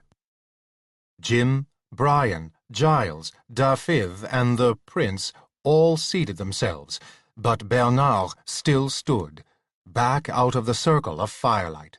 "You too, man," said Carolinus irritably to Bernard. "When I hold a meeting, rank doesn't count." "I am not a man," answered the dark, shadow-hidden shape of Bernard. "And it is not rank that stops me from sitting, though it well might be, for at your fire sits the son of my former lord. But I choose not to show myself, and that is my right, is it not?" "Of course," said Jim quickly, before Carolinus could answer. "Although you might think about the fact that possibly Carolinus here can reverse what Malvine did to you, and turn you back into a whole man again." "What's that?" demanded Carolinus of Jim. "He's half man, half toad, because Malvine changed him that way from being a man-at-arms in my father's service." Sir Raoul answered for Jim. "Could you indeed turn him back into a full man?" Carolinus stared at the shadowy figure beyond the firelight. "It could be done, of course," he began slowly. "I thank you, no," interrupted the voice of Bernard. "If I stay as I am, I can stay close to Malvine, and maybe one day these hands of mine will let the life out of him. For that alone I live. I would not take my whole self back again if you gave it to me as a gift." There was a moment of uneasy silence around the fire. "It seems we are answered," said Carolinus. Then, "You there!" "His name is Bernard," put in Sir Raoul. "You there, Bernard," said Carolinus. "You are not to be moved from that decision?" "No."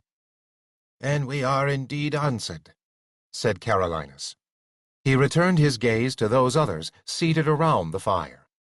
"Let's talk about the situation.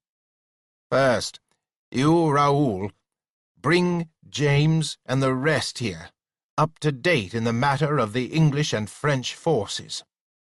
"It's no more than to be expected," said Raoul.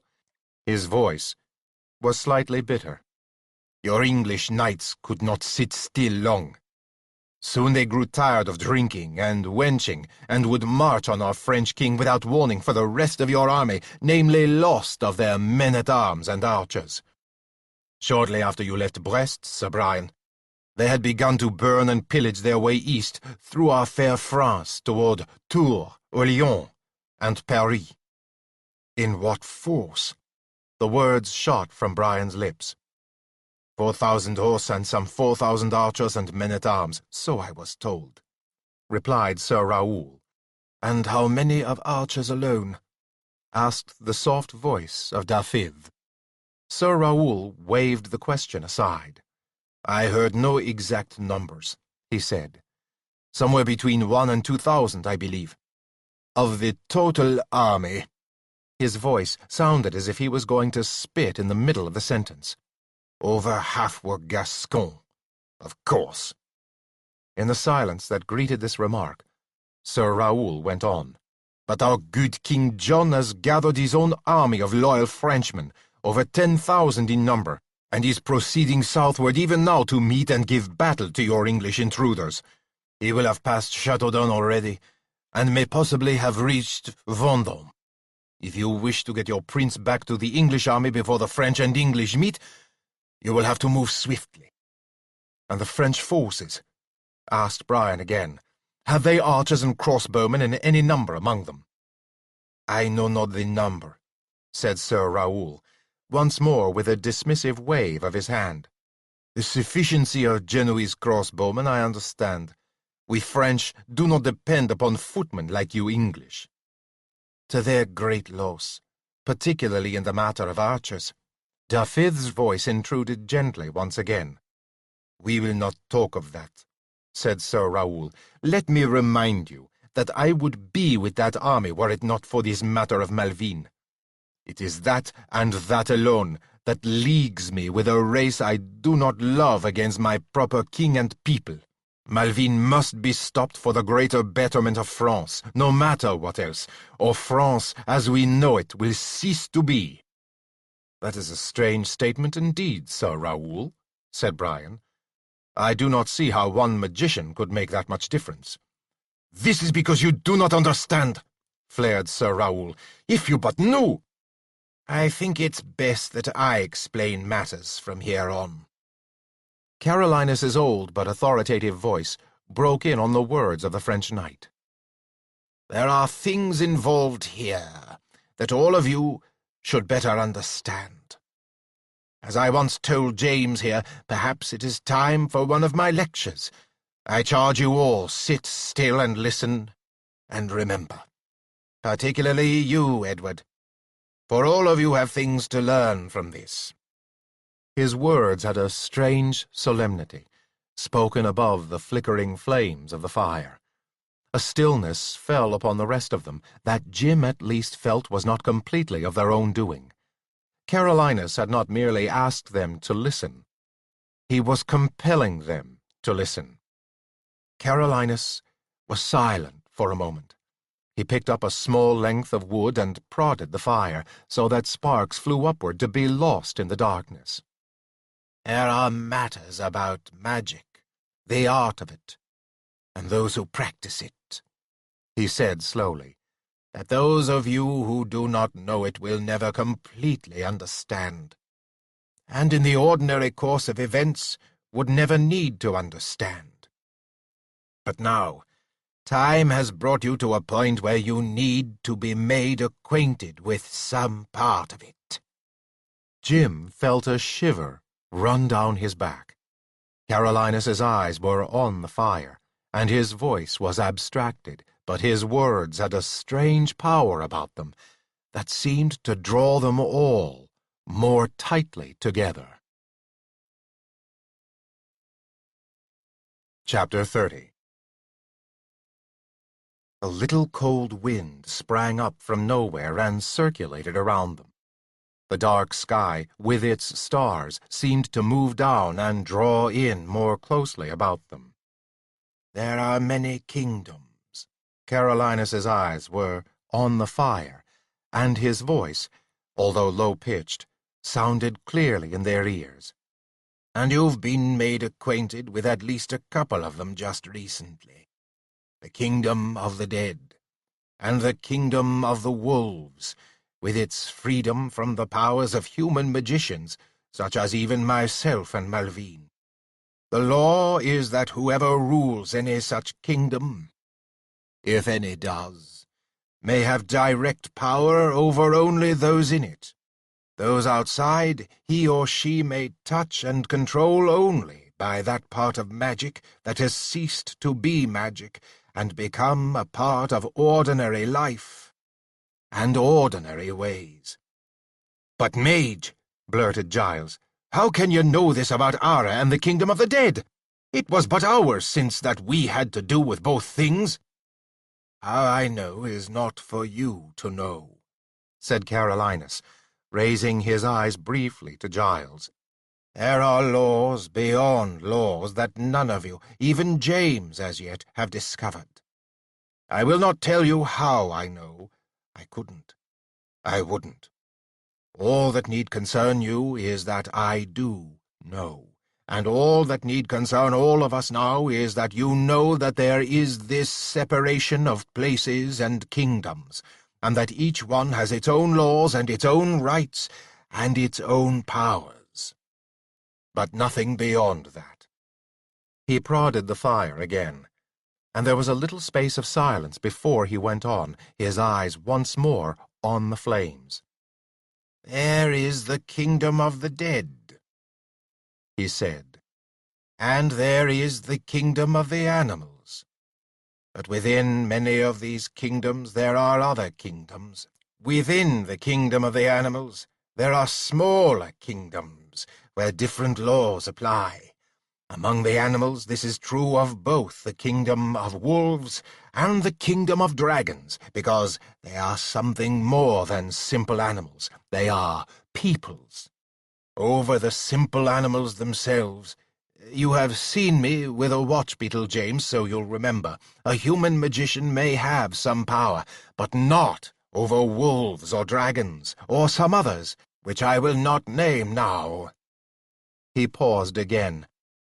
Some of these kingdoms, he went on, hold entities. The rest of you will not know that word, but James will, that are not like the rest of us, not like humans or wolves, nor dragons, nor naturals like the fairy Melusine. He lifted his eyes briefly to Jim.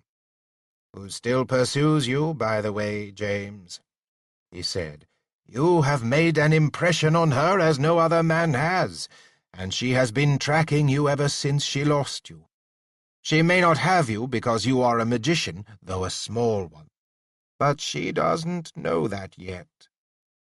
He looked back at the fire. But to return to what I was saying, he said, among those kingdoms in which what rules is not alive as we know the meaning of life is that the accounting office, and also that of the dark powers. The dark powers, he went on, can do nothing directly to humans who are not of their kingdom. They can only attack what is human with their servants, the ogres, the worms, the sandmerks. His voice trailed off for a second, then picked up again. But this does not mean we are safe from them, Carolinus continued. They are always at work to find those among us who may be turned against others of our own kind, as Braiach the dragon was turned against his own fellow dragons and stole away the Lady Angela. He was not a bad dragon before he turned rogue, said Seco, almost dreamily. Perhaps. Nevertheless, he turned rogue under the influence of the dark powers, said Carolinus. But it is not that specifically that concerns us now.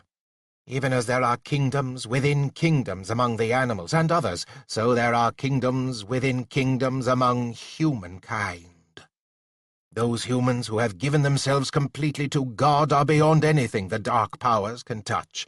Even the servants of the dark powers fall helpless before those who have committed themselves fully to something else. The danger lies, he went on, in the rogues. Those the dark powers can suborn and turn against us. But to understand what this means, I will have to make you understand something else. Something few people do. He had been poking the fire again, but now he laid the stick down and looked around at all their faces. When the ordinary person thinks of a mage, he said, they think of something that has very little to do with the reality of being one. They conceive of the master magician as someone who can, with the wave of his hand, produce anything he wants, without effort and without cost. Even if this were true, which it is not, they never stop to count what it costs him to become a master magician in the first place. Those great in magic, he went on, those who are remembered, as Merlin and his master Blaise are remembered, did not involve themselves in the great art that is magic for the sakes of the personal rewards it would bring them. It is not the wealth nor the power that summoned them down that long path to what they finally ended up being. It was the work itself, the glorious thing that is magic itself, standing apart and alone as an art and a science. He sighed slightly, and a little wind came from somewhere out of the darkness to stir for a moment the wispy, white hairs of his beard. His voice did not change to their ears, but suddenly, within them, they seemed to hear it, still clearly, but as if from very far away, down some long and dimly seen passage. It is necessary now that you, all of you, gain some understanding of the price one must pay, man or woman, to become a master of magic. He paused, and lifted his head to look about at all of their faces again. "Basically," he said, "that price is all. Everything that he or she has in him to pay is the cost of that he would learn." His gaze paused for a moment on Ara. "Of all of you," he went on, "it is Ara who will appreciate the loneliness of that long road best. You all know loneliness, for it is laid upon the human race that each of us, close as we may come to our fellow men and women, yet must live alone within ourselves. This loneliness for the master magician becomes even greater. He is like a hermit who withdraws into a desert, that he may be alone with nothing but that which concerns him. Have you ever stopped to ask yourself why a hermit would do that?" None of them answered except with the silence that is itself a no. "It is for love," said Carolinus. "It is for that great love of that which has picked him up and carried his mind and soul off, so that its need now overrides all other things. We all do it, but in different ways. We who give our life to magic and are known by the title of mage, that which we are in love with leaves us no room for other things, so we find different places in the world, but apart from it. Most of us, at least." He looked down at the fire again, picked up his stick and poked it once more to send the sparks flying wildly upward. "And there comes a time," he went on almost gently, "when the best of us asks himself or herself, was it worth it? Was it fair that I should have to deprive myself of all the ordinary pleasures of living in order to learn what I have learned and understand what I now understand? And always the answer comes back, yes, it was worth it. But nonetheless, because we were human beings to begin with, and we will be human beings until we die, the ache of what we have lost, or never had, never leaves us. It is such a lingering wish and hunger as that the dark powers search to exploit. It is like the dragon's hunger for an ever greater hoard, and thirst for unlimited wine." He looked up at Seiko. "You know that hunger and thirst, Seiko," he said, and Seiko hung his head. His eyes shifted to Jim. "Even you, James, know what such desires are from the times when you have been a dragon." Jim also found himself looking away from those faded blue eyes in the firelight. "It was the promise of the dark powers that Braiach should have a greater hoard and all the wine he could ever call for that turned him rogue," said Carolinus. "Even within our greatest masters, this longing for what we have given up as the price for what we have won lingers, and is a crack wherein a tendril of evil may enter. It can happen to the best of us. Never have the dark powers succeeded with our truly great magicians, except for the minor successes of Niveen, who cozened Merlin in the spell that would lock him in a tree trunk until he gave in, and she used it on him and set more evil loose in the world. But those close to being great, those who already possess tremendous power and wisdom, to them the temptation comes most strongly, for that they already have so much they can conceive of even more to own." His gaze went to Jim, and his tone softened again. "That is why James here will never make a truly great magician," Carolinus said. "He is already bound too tightly to the world outside of magic by the loves that exist in him, and which in some part existed before he ever became acquainted with magic." His voice became hard again. "But that is beside the point," he continued. The interesting fact is that because James comes from another place, of which he knows much, and the least of which the rest of you could never comprehend, his connection with this world and magic has made him a particularly troublesome opponent for the dark powers. It is not something he is trained to be. It is only something that has come upon him by the workings of chance and circumstance in this, our world. He paused to look directly for a moment again at Jim. I shall speak to you privately at another time, James. He went on. More on that subject. What I have just said will be enough for now. What all the rest of you need to know is that James, and therefore those of you who are his companions, are critical to this moment in which the dark powers are once more on the march, and very close to winning a massive victory. After which, it will be hard to wrest from them what they will have fully gained by it. One more time, he looked down at the fire and hesitated a long time before going on. It is a shame to me that I have to say it, he said at last, but it is one of my own kind, of my own kingdom. It is a fellow magician of great strength and wisdom who has been touched and gained by the dark powers. You will have long since guessed who he is. Malvine. He looked up at them, and his voice strengthened. For reasons which I can't now explain to you, he said, we true workers of the art of magic would be putting matters at far too great a risk if someone like myself, of equal or greater credit than Malvine, set out to stop him from the course on which the dark powers have put him.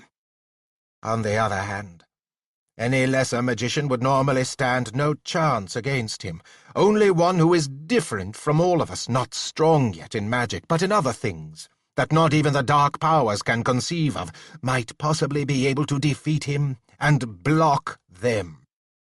So it has fallen to me, as his friend, teacher, and a master in this art to which we are both sealed, to volunteer him for this perilous attempt of going against Malvine. He paused briefly. And so I did, he said. He looked directly at Jim. Blame me alone, James, if you will. It was my decision alone to take, and I took it, without consulting you or giving you a chance to refuse. Such was the necessity of the matter. It had to be done, and I did. Do the dark powers know this about James? Stammered Seacoe. Does Malvine know? The dark powers knew the moment I made the decision to volunteer him, said Carolinus. He had not taken his eyes off Jim. The attack on your castle, Brian, was the first move against him. It was not the castle that was the goal, it was the chance to kill James in combat, for which he was still largely untrained, and he came closer to death than you may have realized.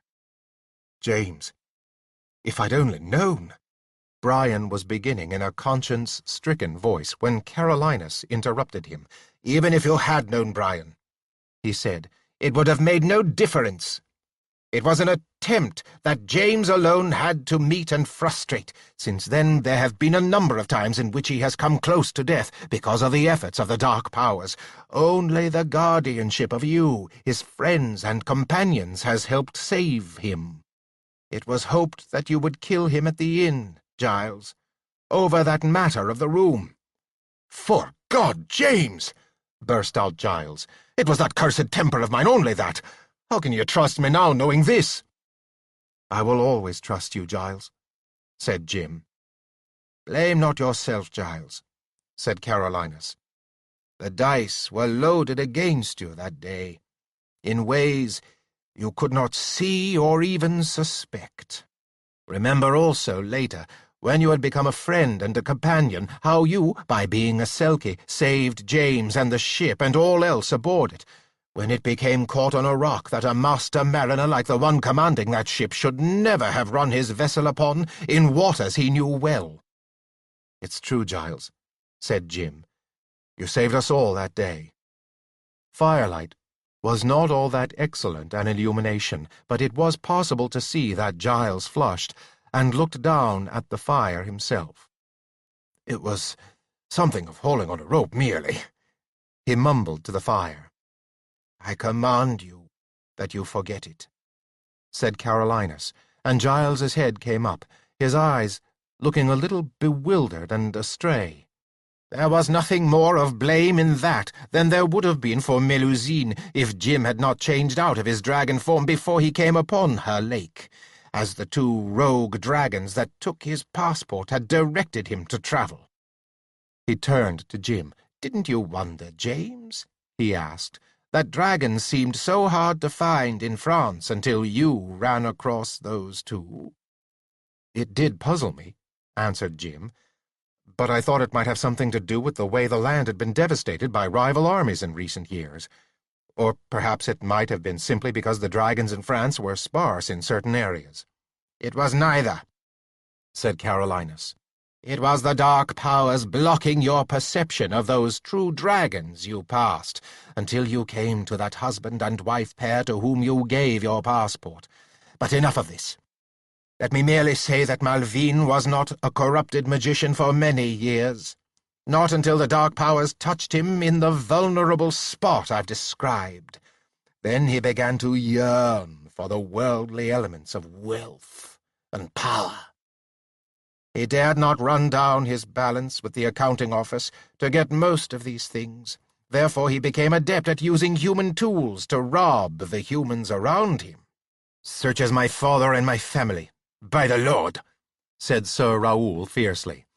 "That same appetite in him has ruined dozens of great French families, bringing them first falsely into disrepute with our good king, then attacking them with military forces of his own.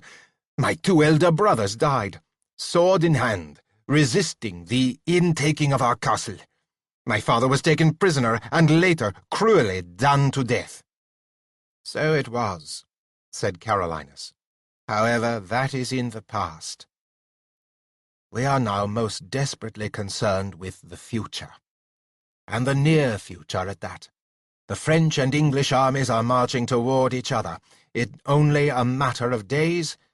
They will meet, and the English forces are badly undermanned, and the archers that helped bring them to victory at the battles of Crécy and Nouy-Maupertuis in 1365, more commonly known as the Battle of Poitiers."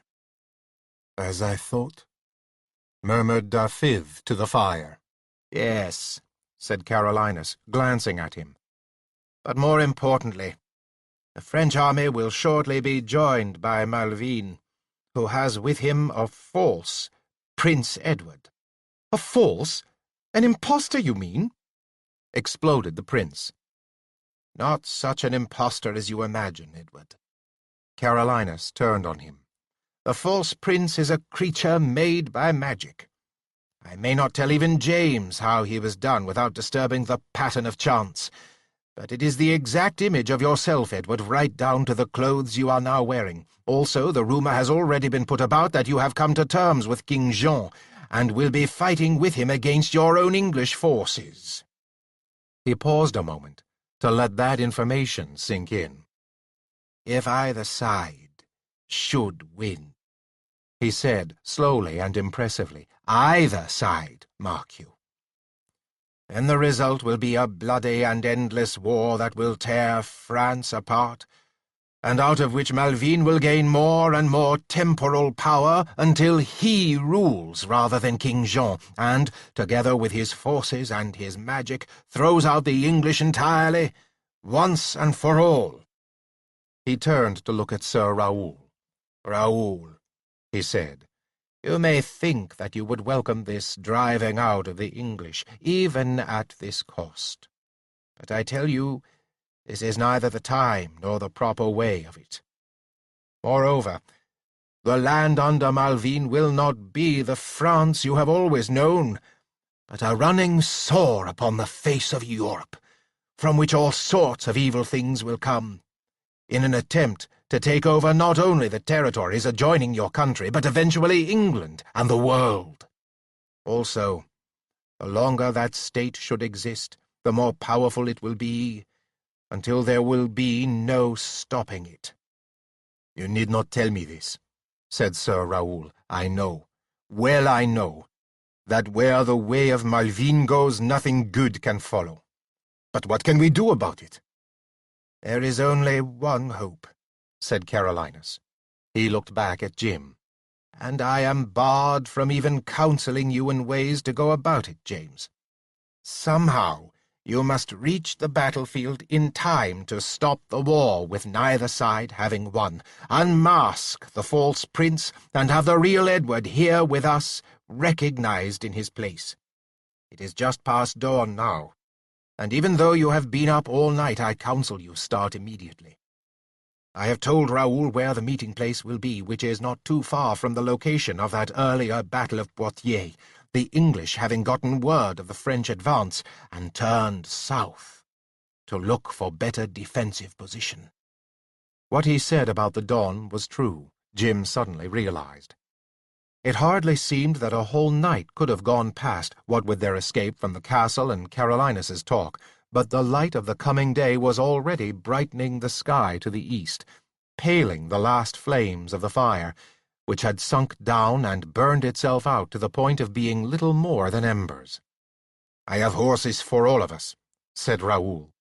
"We have our own horses and gear back at our camp," said Brian. "We cannot be far from it, even now." "You aren't," said Bernard. "I can go fetch them in moments." "Their gear only, Bernard," ordered Raoul. He smiled sardonically at them. It would be a strange thing if a French knight in France could not supply you with better mounts than those you have procured. And I have. Chapter 31. Horses for all of us referred to horses on which the humans could ride, and these were very good animals indeed, furnished with saddles, bridles, and all necessary gear. But they were necessarily for the humans alone. Seco and Ara were left with no option but to travel under their own power. This was no problem for Seco, who could fly. As for Ara, he traveled along with the horses quite easily, clearly deriving a certain amount of evil enjoyment from the fact that he made them nervous if he moved close to them. In fact, his deliberate scaring of the horses this way pushed things to the point where Jim had to ask him to stop it. Ara made no pretense of not understanding what he was talking about. "I have to admit it's good entertainment," Ara said. "However, under the circumstances and considering the fact we've work before us, I'll do as you say, James, and keep off a little ways. That is, unless the road happens to crowd us together. Then, if these big four-legged clodhoppers of yours get upset because I'm close, don't blame me for it." "In that case," said Jim, "I won't." Seco was not so well able to keep up with them on foot. A dragon walking on his hind legs, although it might be work for him, could keep up well enough with horses at a walk. However, Raoul took advantage of open stretches to trot the horses. This was a little hard on Jim, who had not yet, in spite of a year in this world, become a real horseman. But it was even harder on Seco. A dragon could run on his hind legs, but it was an energy-expensive exercise, and not one that he was built for. And Seco's presence alongside had a tendency to spook the horses even more than Ara's did. A solution was found by Seco being directed to a place later on where he could meet them, and taking off to get there by wing and await their arrival. This worked quite well, with Seco flying anywhere from 15 minutes to half an hour ahead of them, and then joining them when they stopped to breathe the horses, or to eat and drink. The weather was still sunny and warm without being too warm. They made excellent time, and soon crossed the trail of the French army. They saw evidence and heard eyewitness accounts from local people whom Sir Raoul was able to approach and question, although these same individuals would have run from Jim or any of his other companions, that confirmed that the army was at least a good 2 days ahead of them. The path of the French host seemed to be curving westward. They all took this to mean that the French had learned that the British forces were moving off in that direction and were now in active pursuit of them. "You never did get to tell me how you came to be here. You're an ambassador, you said?" Jim asked Seiko at one of their meal stops. They were stopping more frequently now, on the excuse of resting the horses, or of eating or drinking something themselves, or just about any reason that one of them could dream up. The truth of the matter was that all of them, except Seiko and Sir Raoul, were dead for want of sleep, and no one wanted to be the first to fall asleep in the saddle. "I never got to tell it right," said Seiko sulkily. "Carolinus stopped me before I could." "I know," said Jim sympathetically. "But there's so many important things going on." He let the words trail off. Seiko brightened up a little and shed his sulkiness. "Oh, well," he said. "What happened was that Carolinus told me about you and the Dark Powers, and how they were steering you to those 2 rogue dragons in the old chateau. So I went to the Cliffside Dragons again and suggested that they send me as an ambassador to let you know what your rights were with the French dragons, in a case like this where 2 of them, who had turned rogue, had gotten hold of a valuable passport for which they would all be held responsible. Well, to make a long story short, after not too much talk at all, they agreed to let me go, even though it meant that they had to pony up a few extra jewels to accredit me as an ambassador." "That was good of them," Jim said. "I didn't think they were that concerned about me, actually." "Well, truthfully," said Seiko, "they were really more concerned about the jewels they'd given you for the passport. Their jewels. In fact, the truth is," went on Seiko in a sudden burst of candor, "I was a little concerned about the jewel I'd put in the passport collection myself. You see, it was the only jewel I had left of my family hoard. It had first been acquired by my great-grandfather, 11 times removed, and each father swore his son never to part with it. My father swore me, and I never did let go of it, no matter how hungry I got out on the mears." A single tear formed in one of his eyes and rolled down his long, bony muzzle. "Now, maybe," he said, "it's lost forever." "Seiko, that was wonderfully generous of you," said Jim, "to put something that meant that much to you in, just to start the collection of jewels for my passport." The tear now reached the end of Seiko's muzzle, and his right nostril. He snuffled it up. "Oh, well," he said, "what are friends for? Besides, it wasn't actually like giving it away. I was sure I'd get it back." "You will, Seiko, you will," said Jim grimly. "Either that or something just as good. I'll find those 2 dragons I dealt with and make them hand the passport back, and if I don't, I'll find some way. I don't know just how yet, but I'll find some way of replacing it with one just as good." "It's not easy," Seiko snuffled. "We dragons don't gamble, you know. Not for anything as valuable as jewels, anyway." "I'll still get it for you or replace it," said Jim. "First, I'll try confronting those 2 dragons." "If you can find them," said Seiko. "Remember, this is France, and they're French. They could know places to hide where you'd never be able to locate them." "Anyway, I'll do it," Jim was beginning when Seiko cut him off. "Actually," Seiko said, "Carolinus thought, and I agreed with him, that it would be much better for you to put pressure on the community of French dragons in general.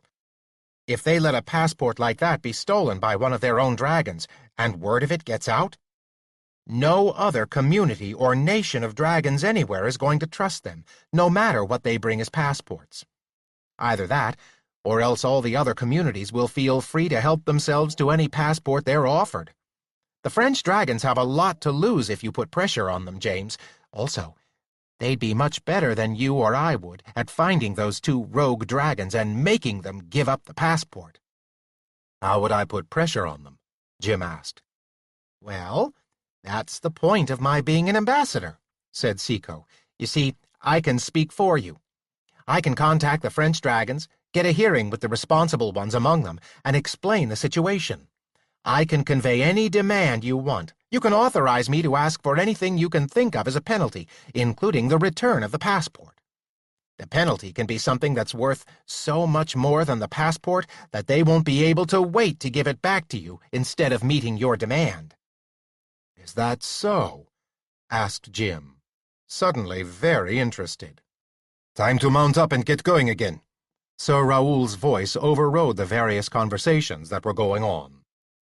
More than a little saddle sore, Jim climbed back into the high-cantled medieval saddle that had been his prison for the last 7 or 8 hours, groaning silently as the inside of his legs, where it felt as if the skin had been rubbed off, came once more in contact with the saddle leathers. The pain was only momentary, and his mind was once more wide awake. What Seiko had just told him had started him thinking. As they set off again, his thoughts were busy. His first concern was what kind of price he could ask for the missing passport. There had to be some kind of opportunity there. At first he seemed to be able to think of nothing that could match the tremendous value of those oversized gems he had brought into France. If his guess was right, there was probably enough value in them to buy up half the land in France. He continued to think, however, and at last an idea came to him. At the next rest stop, about half an hour later, he took up the conversation with Seiko again. "Tell me something," he asked the mere dragon. "The French dragons don't like the French Georges any better than the English dragons like the English Georges, do they?" "I should say not," answered Seiko promptly. "Oh, I don't mean that certain Georges aren't likable, like yourself and Sir Brian, whom I've gotten to know now. And maybe this Sir Giles, since evidently he's half seal, him being a Selkie and not like other Georges. But nearly all the Georges, English and French both, are just like Sir Hugh. You remember Sir Hugh de Bois de Malencontrie, who had your castle before you? He captured me and promised me my life if I'd call you down so they could capture you when you were headed out toward the Loathly Tower. You recall that? And then, after I'd done it and they'd captured you, he only laughed when I asked to be turned loose, and said he wanted my head for his wall." "Then I've got an idea," said Jim. "I've been doing some thinking, and it seems to me the thing to do is to ask a price of them that they can't refuse to pay, but that they will not, dare not pay, for one reason or another." "I don't understand, James," said Seiko. "How can you come up with a price like that?" "I'll tell you," said Jim. It had occurred to him that he might be able to kill 2 birds with 1 stone, or rather, shoot 2 birds with 1 arrow, to put it in the language of this world and period. "Suppose you tell them, for me, that I demand they show up with the jewels in 3 days. Also, every dragon in France of fighting age and condition has to turn up at the battlefield between the English and the French to form a formation to fight on the English side against the French." Seiko stared at him. "I don't—" "Yes, I do," said Seiko suddenly. "They don't like individual Georges, but they've got to live in France with them, and if all the Georges here set out to make a job of getting rid of all the dragons, their lives won't be worth living, and that's exactly what would happen if they started fighting on the English side. They'll have to produce the passport, or if they can't, a bag of gems just as valuable. James, you must be the smartest George in the world." "I doubt that," said Jim. "And anyway, it doesn't matter. Will you carry that message to them?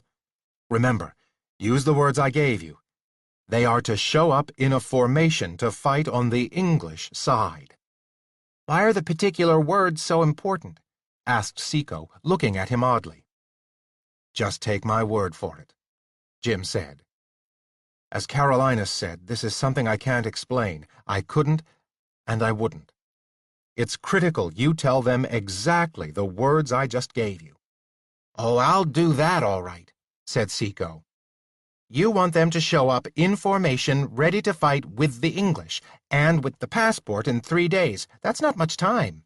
"No, it isn't," said Jim. "Maybe you'd better start looking for them right now, right away." "I'll go right now," said Seiko.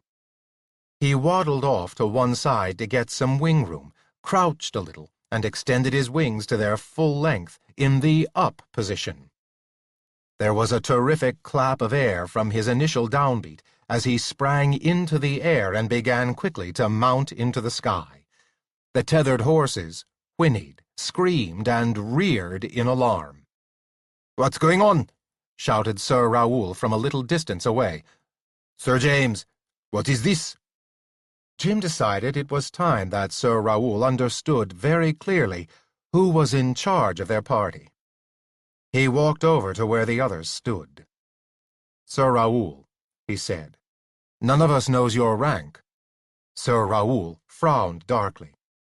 "My family name and my rank are my secret, Sir James," he said, "and you still have not answered my question of a moment ago." "I'm in the process of answering it right now," said Jim. "We respect your wish to keep your real rank and name a secret. But there is no secret about something else. That something else is that I am a magician." "Are you a magician, Sir Raoul?" Sir Raoul's frown became a scowl. "What nonsense is this?" he said. "You know I am not." "Nor is anyone else here, I believe," said Jim. "Of course not," said Sir Raoul. "Then perhaps you'll understand that there can only be one leader here," Jim said. "That is the knight, who is also a magician. Myself. You are entrusted with showing us the way to the place that Carolinus told you of because none of the rest of us can find it as easily as you can, but I am in command. Do you have any disagreement with that?" For a moment, they stood with their gazes locked together. Then Sir Raoul looked down. "No, Sir James," he said in a lower voice. "Indeed you are right. There can be only one leader, and that leader can only be yourself." "Good. I'm glad we're agreed," said Jim. "Now I'll tell you this once, but in the future I'll not explain things. I've sent Seiko off on a special mission. I'm sorry it disturbed the horses and perhaps yourself, but that's all you need to know about it, and all you will know." Sir Raoul nodded slowly and looked up at him. Jim turned to look at the others, who had come alert at the sound of the two men's voices. Jim looked them over. They were all obviously out on their feet. All except perhaps Ara, who may just have been better at hiding his reactions. Ara lay on his belly with his paws stretched out before him, his head on his forepaws and his yellow eyes looking up at Jim. It was remarkable, thought Jim, that Ara showed no sign of weariness at all. He must be as tired as the rest of them, or was he? Jim had a sudden memory of finding Ara napping after they had all spent some time searching Malvine's rooms for any sign of the color red. For a second, Jim felt a slight twinge of jealousy. Then he put it from him. That small nap could have made some difference, but it could not make much. Essentially, Ara had been as awake and busy as the rest of them since they had left their camp the night before their rendezvous in the woods with Bernard. He looked again at Brian, Giles, Dafydd, and the prince. They all looked exhausted. Brian and Giles, he knew, would fall out of their saddles rather than admit to being weary before somebody else did. The prince, obviously, had been brought up in a comparable school. He was royal, therefore he should be able to do better than any other man there in anything, even if it came to staying awake. Nonetheless, it was time to put a stop to this. Jim turned back to Sir Raoul. "I know it's only mid-afternoon," he said to the French knight, "but I think we've reached the point where we should rest. We'll find the closest protected place and catch up on our sleep.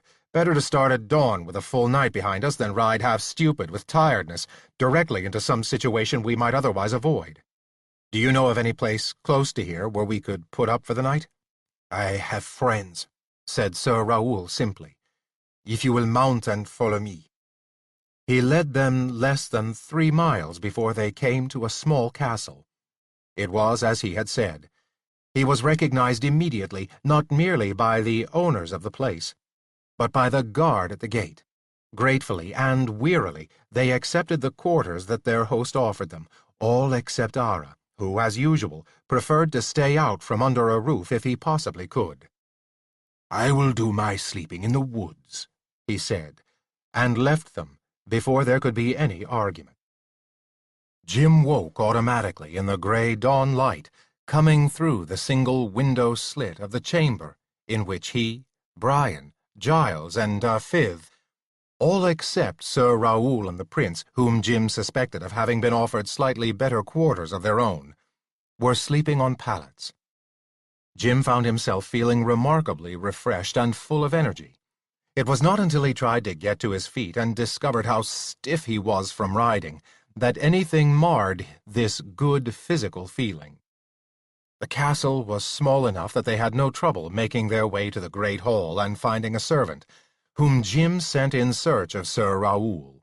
When the other arrived, he arranged for breakfast, and shortly after that, they were in the saddle once more, joined by Ara. The second day's riding, Jim discovered, was not as hard as the first. To a certain extent, as the morning brightened, he rode off his soreness.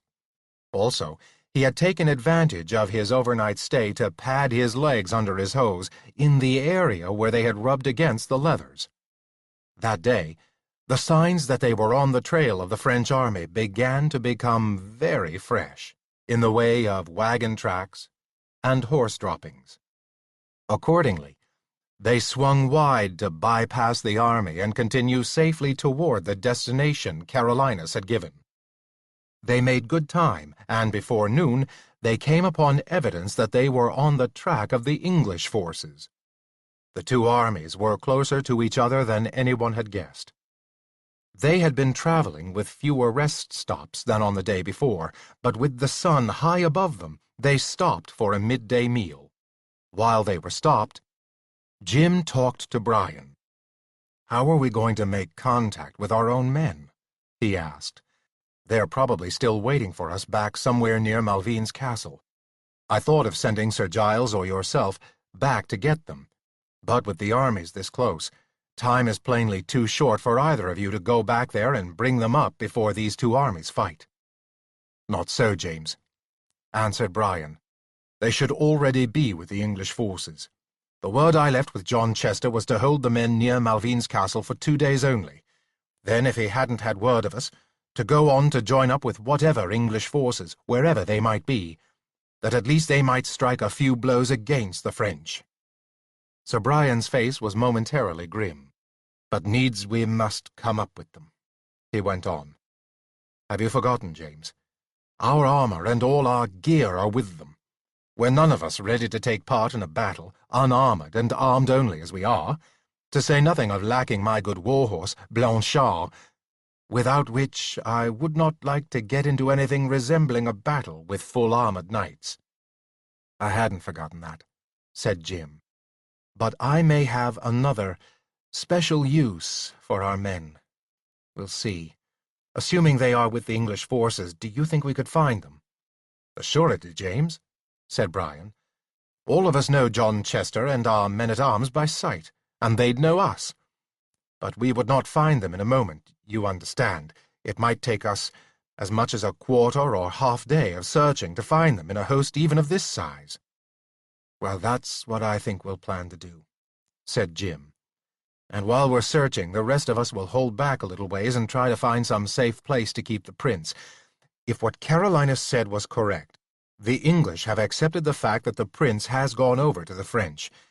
They will take anyone dressing and looking like him as the impostor, not the one with Malvine.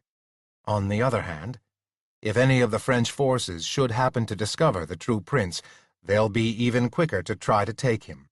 They may not know that the prince with Malvine is a piece of magic, but they'll know that there can't be two princes, and the chances are they'll try to capture Edward and take him back to the French leaders to find out what's going on." "You're right, James," said Brian seriously. "That's exactly what would happen. If you like, I can ride ahead now so as to start searching our army for our own men before you get there." "No, I don't think that's wise," said Jim. "We should stay together, if possible. Also, the armies won't immediately ride at each other until the minute they see each other, will they?" "Usually, with large forces like these," Brian said thoughtfully. "Getting into any kind of battle order takes time. Also, nearly always there are some parleys between them, invitations to surrender and so forth. You're right. We should have the better part of a day at least after the French army comes in sight, before they line up in battle positions and actually begin an advance against us. That is, if it's they who are the attackers. Would you expect us to be the attackers, with a very inferior force and, as we've been told, a lack of the usual complement of archers? Jim asked. No, said Brian slowly. I would not expect it. However, you can never tell what'll happen. Let me find out what I can about what the French are likely to do, said Jim, and went over to talk to Raoul. The French knight, while with them all the way, had been maintaining a sort of distance between himself and them. It was not as if he had any actual dislike for them, or a reluctance to be closely in their company. It was almost as if duty required him to show that he was not one of them. Sir Raoul, said Jim, coming up to him. Raoul, who was seated cross-legged on the ground, eating some of the meat and bread that their late host had sent them out with, got to his feet. Yes, Sir James, answered Sir Raoul. You'd have a better idea than any of us about how fast the French forces can move, said Jim. I was just talking to Sir Brian, and the indications are that the English forces are less than a day away. How soon do you think it'll be before the French forces come up with them? Not much more than 1 day, Sir James, answered Raoul.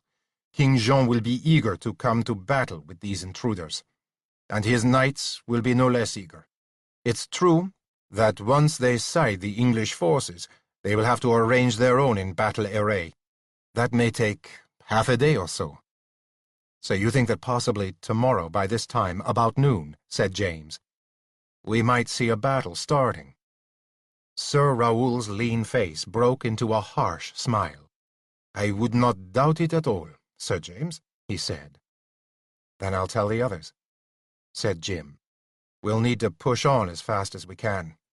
Today we're more rested, and so today we ride. Indeed, they rode.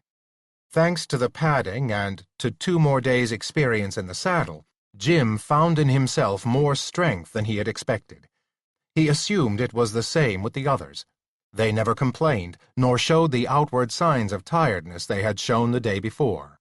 They covered ground.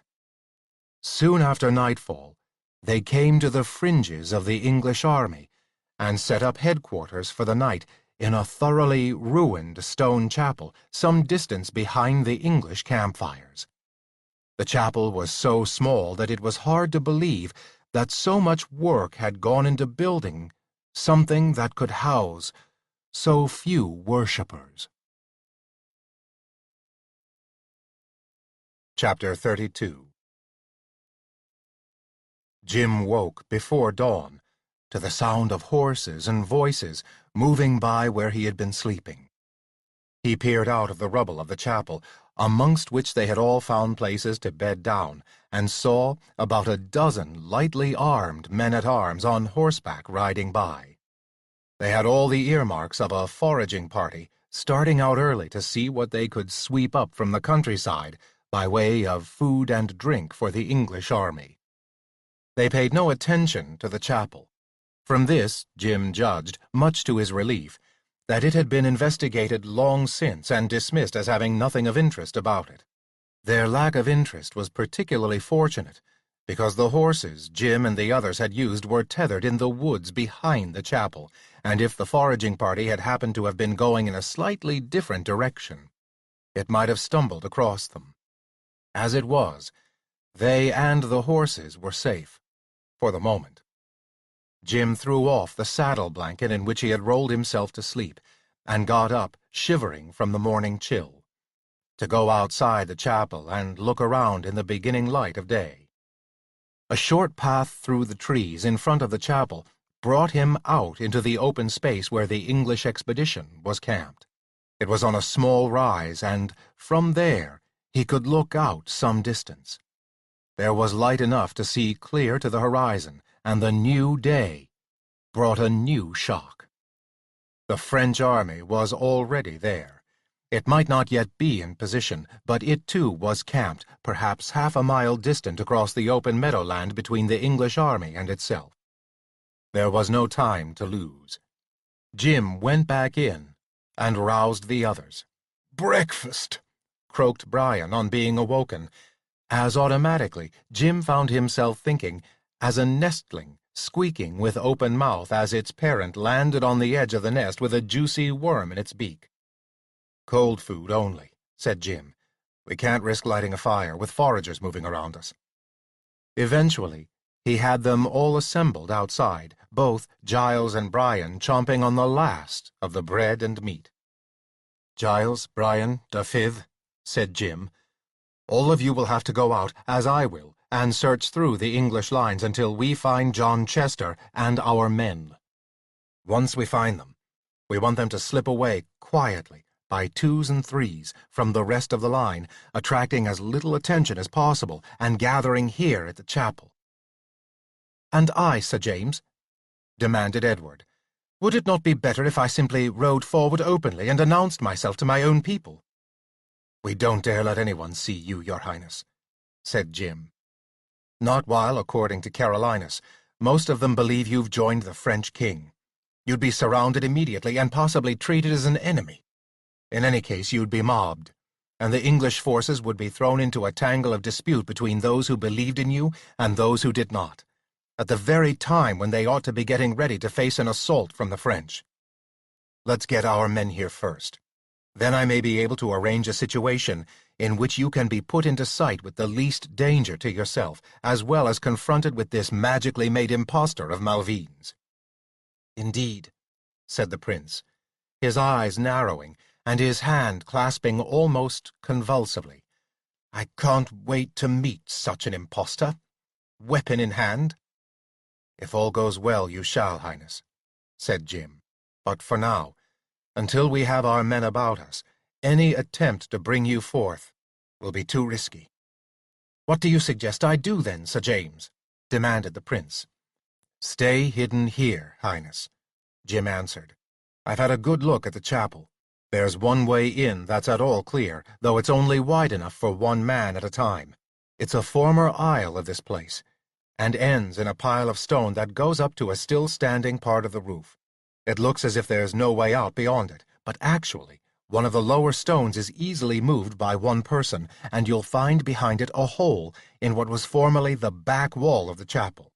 If you stay at the inner end of that aisle, you can easily slip out through the back wall, pulling the stone back into place behind you if anyone tries to enter the chapel. Or stay where you are if others are outside, and not be seen.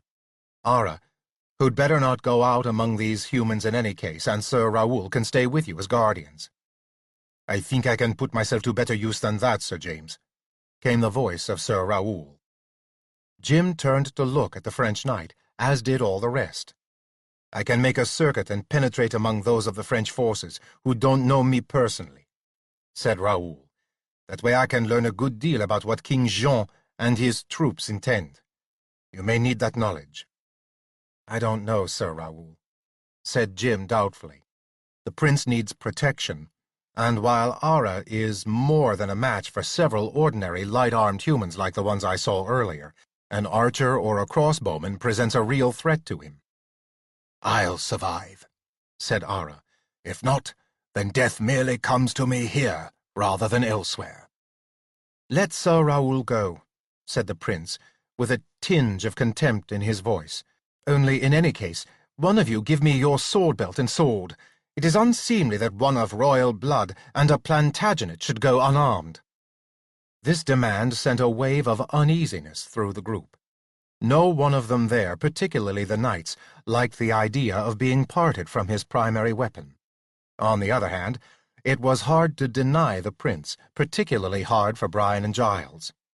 Neither of them was wearing their golden spurs of knighthood, and, aside from those spurs, it was the sword belt that marked them as men of rank.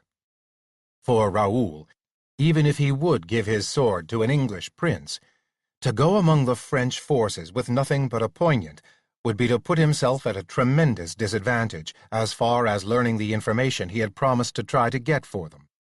For Brian and Giles, and for that matter Jim, to be without their swords was less critical, but only slightly less so. The hard fact was that they had no extra sword to spare for the prince, although his request was not something that could ordinarily be denied. "I think I can be of some help in this situation," came the soft voice of Dafydd.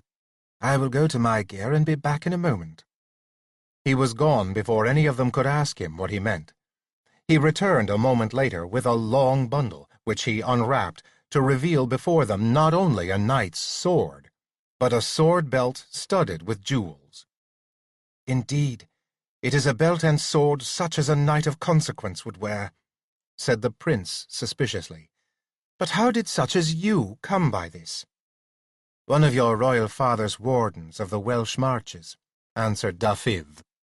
"I will not name the name of that particular lord, that no one may suffer for this, decided to hold a tourney, and it came to him that as part of the entertainment it might be amusing to his English audience, as well as instructive to the Welsh among them, to see 3 English knights, with lances and in full armour, ride down a certain Welsh bowman of whom they had all heard, who was supposed to be deadly even to knights in plate."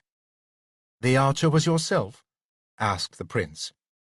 "It was that," said Dafydd, "and little say was I given as to whether I would play my part in this entertainment. Nonetheless, I went with them, and when the time came, stood at one end of the lists with my bow and quiver of arrows, while the 3 knights rode down upon me." "And then?" "I had no choice," said Dafydd. "I slew them all, each with a shaft through his heart." "Through plate armour?" said the prince incredulously. "At what distance?"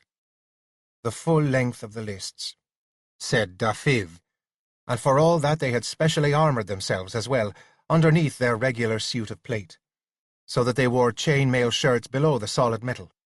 I had asked only one thing of that warden before the tourney, that, since when 2 knights encountered in tournament, the loser gave up horse, weapons, and armour to the victor, I might have the arms and weapons of those I overcame, and, laughing, he said it should be so."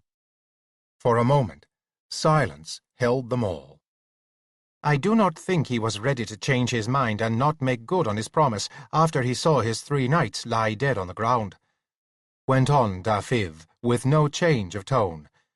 "But there were too many watching, both English and Welsh. His word had to carry some weight of honesty for a man in his position. He let me take what I wanted, and I chose only one thing. This. The best of the swords and belts. For I had no use for armour, look you, nor for war horses ordinarily, but I had asked for all to make my point." He stopped speaking, but still no one else seemed ready to speak. They all merely stared at him. "It is a strange thing." His voice became thoughtful. "You will remember, Sir James, back in the matter of the Dark Powers in the Loathly Tower, when for a moment you turned your back on the duty of rescuing the Lady Angela, as we were at banquet in the hall of Castle de Chauny. In that moment of your decision, the flames of all the candles there leaned, as if in a wind. But there was no wind. You will recall, I remarked on this at the time, though the rest of you had not noticed.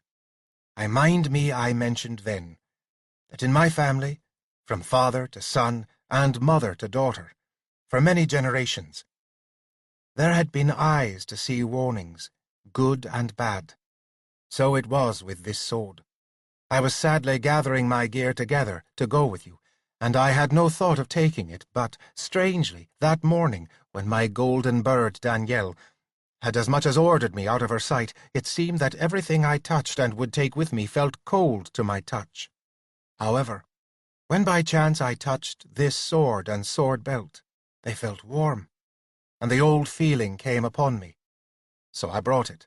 I knew not then why. Perhaps the reason for my bringing it is now." He laid it on a stone before the prince. The prince reached a hesitant hand toward it, then drew the hand back. "It is a knight's sword, certainly," the young man said slowly, "but I do not wish to wear it." There was another moment of silence. Then the silence was broken by Giles's voice. "If His Highness would deign to wear the sword and belt of a small but honest knight," said Giles, unbuckling his sword-belt, "I would be proud to give him mine and wear this one that Dafiv has brought in its place." He held it out to the prince, who took it almost eagerly. "I will accept this with thanks, Sir Giles," said the prince, "and consider it an honor to wear the sword of a man who has used it in combat, when I have never." Edward buckled on Sir Giles's sword-belt and sword, while Giles took up the one that Dafiv had brought and put it on. The jewels in its belt flashed in the morning light, so that belt and sword together seemed strangely out of place on this small, fierce man with his hooked nose and large, pale moustache. "That's settled, then," said Jim. "Ara will stay with you, Highness, and you will keep yourself well hidden until we return?" "I shall take no chances on being seen, Sir James," said Edward with a touch of humor. "You may count on me for that." "And you may count on me to guard him while I live," growled Ara. "It's a good wolf," said the prince. "It is neither good nor impertinent," answered Ara. "It is a wolf. Few can say that. Further, it is Ara, and only I can say that." So, with a touch of embarrassment on the part of the listening knights, the gathering broke up. The prince retreated into the security of the ruined chapel. Ara vanished into the woods, as was his habit, while the rest of them went to their horses and, once astride them, headed off in their different directions. They fanned out as they approached the British lines from the rear. Jim had chosen to take the far end of the line from the chapel, which happened to be situated behind the right-hand side of the line near its outer edge. But he wanted to begin his present examination of the archers and men-at-arms on the left wing of the English forces, for that was the common position of the archers, out on the wings in what was known as the Harrow formation, when they lined up for battle. Before a battle, therefore, the English archers were normally to be found at the ends of a camp, in preparation for movement into their combat positions. Jim reached the far end of the camp line, or what he assumed to be the end of the line, because it was impossible to tell exactly where the English army stopped in that direction. People straggled in and out of the lines at all times. He turned back, riding along the line toward the center of it. He passed over the archers fairly quickly, for none of the men he was seeking had been archers, and it was unlikely he would recognize a familiar face among them. Dafiv would be on the other end of the British lines, going through the archers there more slowly, and looking for any who might be recruited to help. Beyond the archers, Jim came to the men-at-arms. These were scattered in small groups around individual fires, seated, sharpening their weapons, and doing other small maintenance duties, or simply lounging and gossiping. There was little if no eating or drinking going on, since the foraging parties had not been sent out as a routine measure, but simply because the British, as they had been at the Battle of Poitiers in the history of Jim's own world, had literally been caught with their supplies down. Jim noticed a great number of wagons loaded with plunder, but the lack of food and drink would be of more serious concern.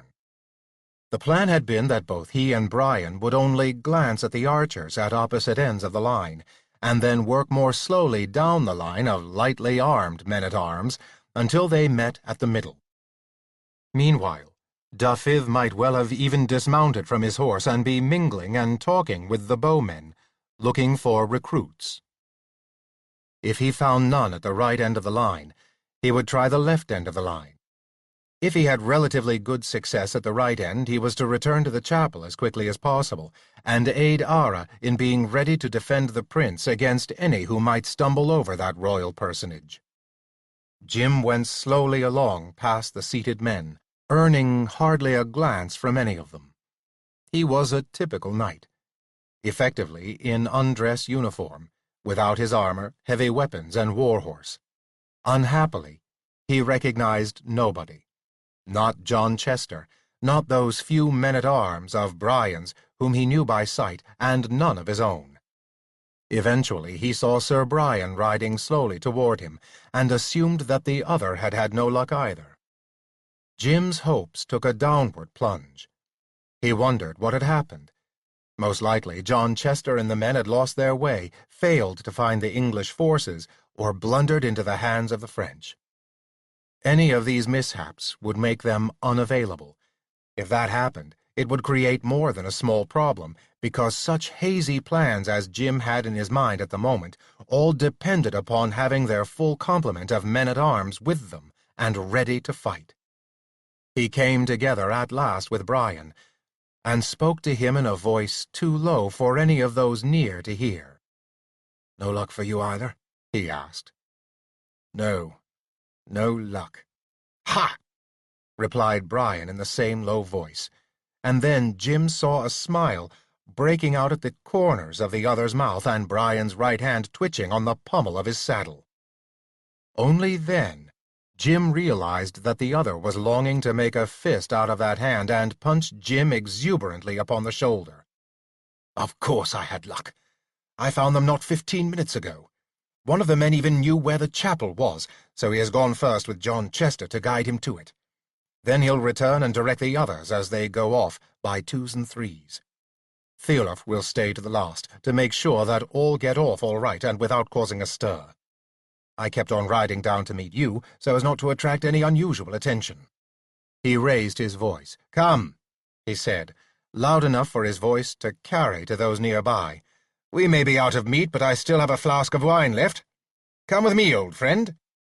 He dropped his hand on Jim's shoulder and turned his horse away from the lines. Jim followed his lead, and they rode away from the line, not in the direction of the chapel, but back into the woods. Once within the trees, however, they turned and galloped swiftly toward the chapel itself.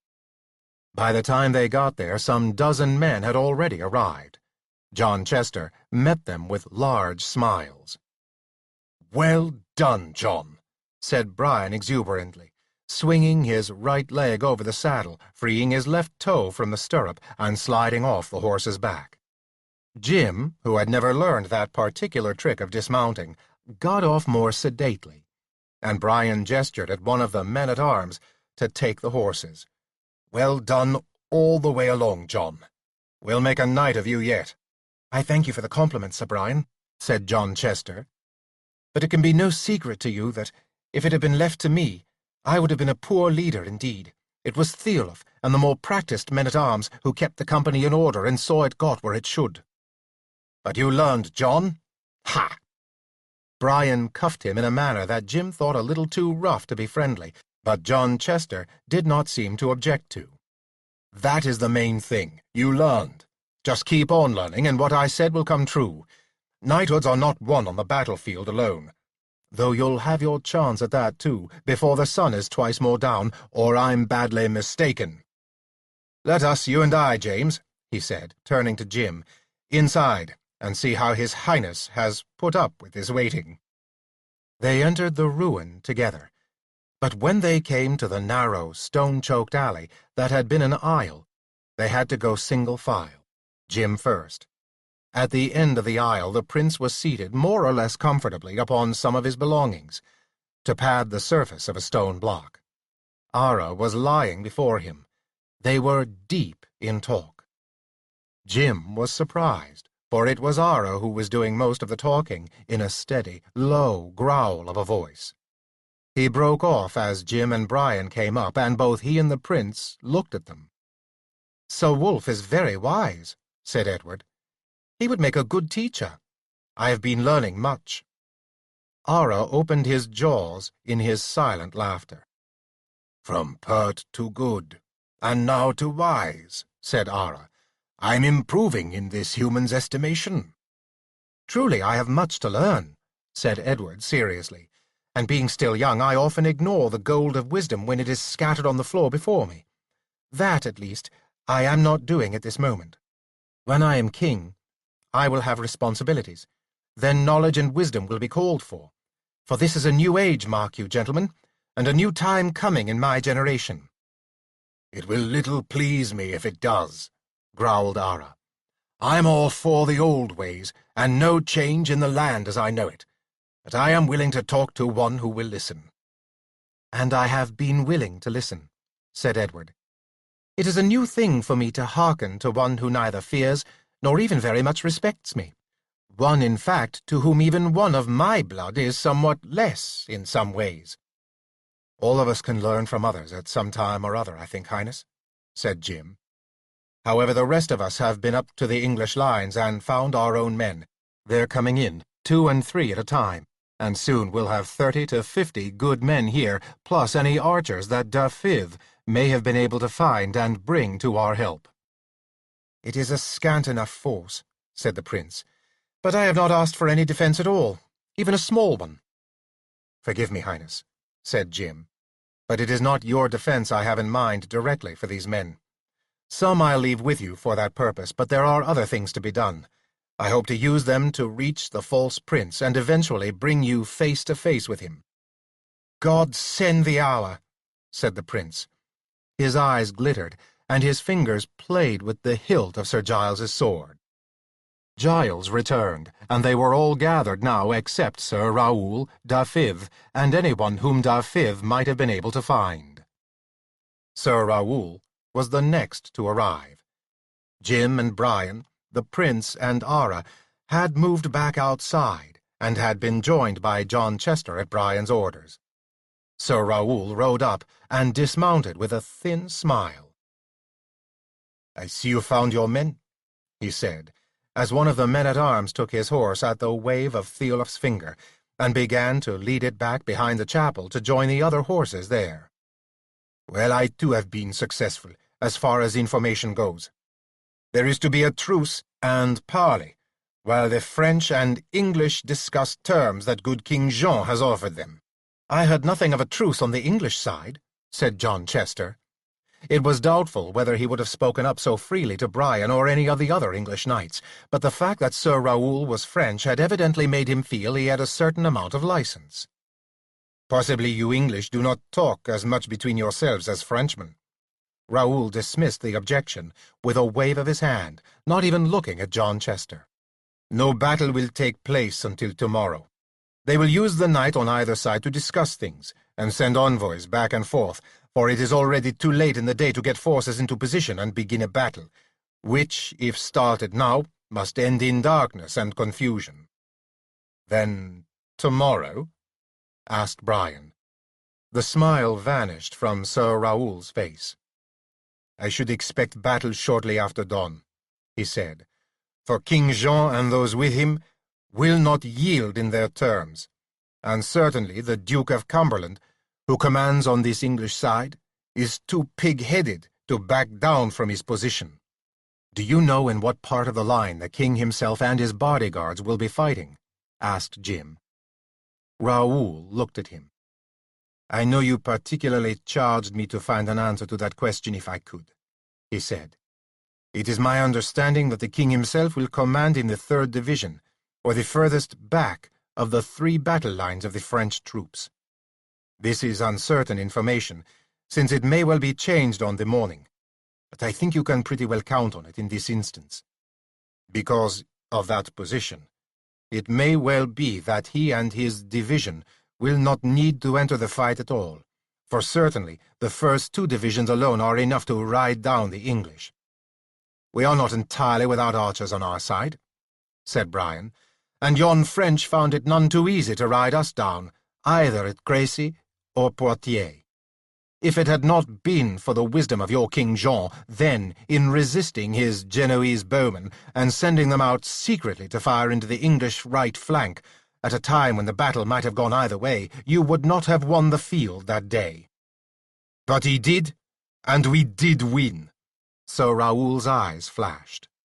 "Let's not fight past battles now," said Jim. "Remember, we're gathered here for one purpose only. That's to unmask the false Prince Malvine created, while my own special charge from Carolina says that neither side win. That can only be done if battle is prevented completely." "And you've a plan for this?" Sir Raoul asked him. "No solid plan yet." Jim shook his head. "But I've got the makings of a plan, and I have hopes. We may have more help coming than we imagine." "What help would that be, James?" asked Giles. "That," "I won't tell you," answered Jim. "Best none of you count on it, because I'm going to endeavor to set things up so that, if nothing else, Malvine's falseness will be demonstrated even to the French king. If that alone is done, much will have been accomplished. I do not see, in any case, how battle can be prevented." Raoul was beginning to object when a babble of voices among the men-at-arms and a parting of their ranks some short distance away revealed Dafydd coming toward them, followed by 3 men, all with bows over their shoulders and full quivers of arrows at their belts. "Only 3 bowmen?" said Sir Raoul, almost sneeringly. "Here's reinforcements." Chapter 33. Dafydd came up to the group in conference. The 3 with him, while not as tall as Dafydd, nonetheless, could no more have been mistaken for anything but bowmen than Malvine, to Jim's eye, could have been anything but a magician. They were all lean, tanned individuals, with faces brown and set with premature lines from long exposure to the sun, though none of them seemed to be older than their mid-30s. They walked with their bows cased behind their shoulders, as if the weapons had grown there. Dafydd brought them up to the waiting group before he stopped with them, and when he spoke, he addressed himself directly to Jim. "I bring you," he said in his soft voice, "Wat of Eastdale, Will o' the Howe, and Clym Taylor. All are master bowmen, whom I have shot against in contests of archery over more than a few past years, and I have found them among the best in the world with the longbow." An awkward silence threatened, but Jim rushed to break it with at least some words of welcome. "We're glad to have such men with us, Dafydd," he said. "If some of us do not seem as overjoyed as we might, it is only because we rather expected that you would stay longer among the archers, and return with more than just 3. "So I could have done," answered Dafydd.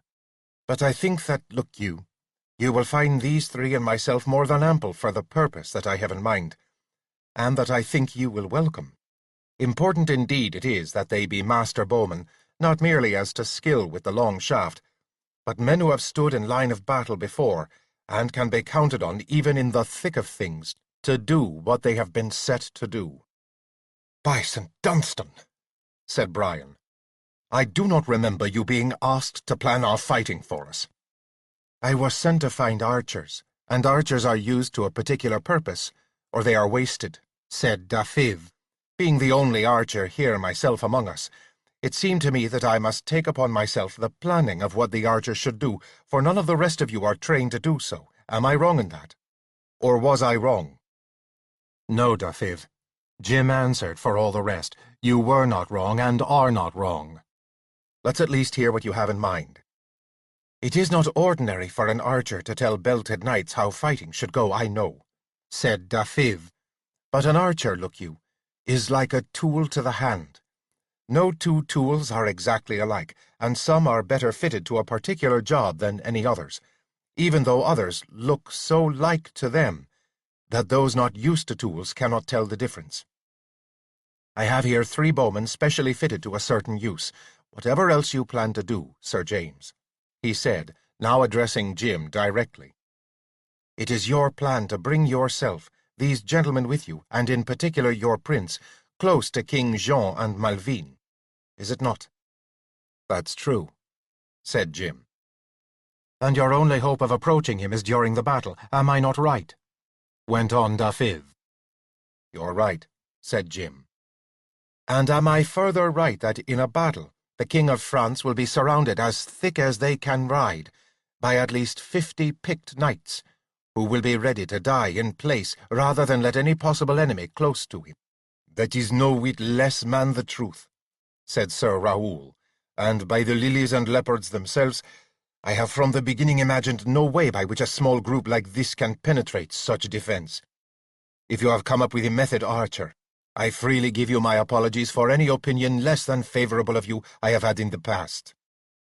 "What I suggest," said Dafydd, as calmly and quietly as always, must needs depend upon myself and these three being carried safely within a certain range of King Jean and his bodyguards.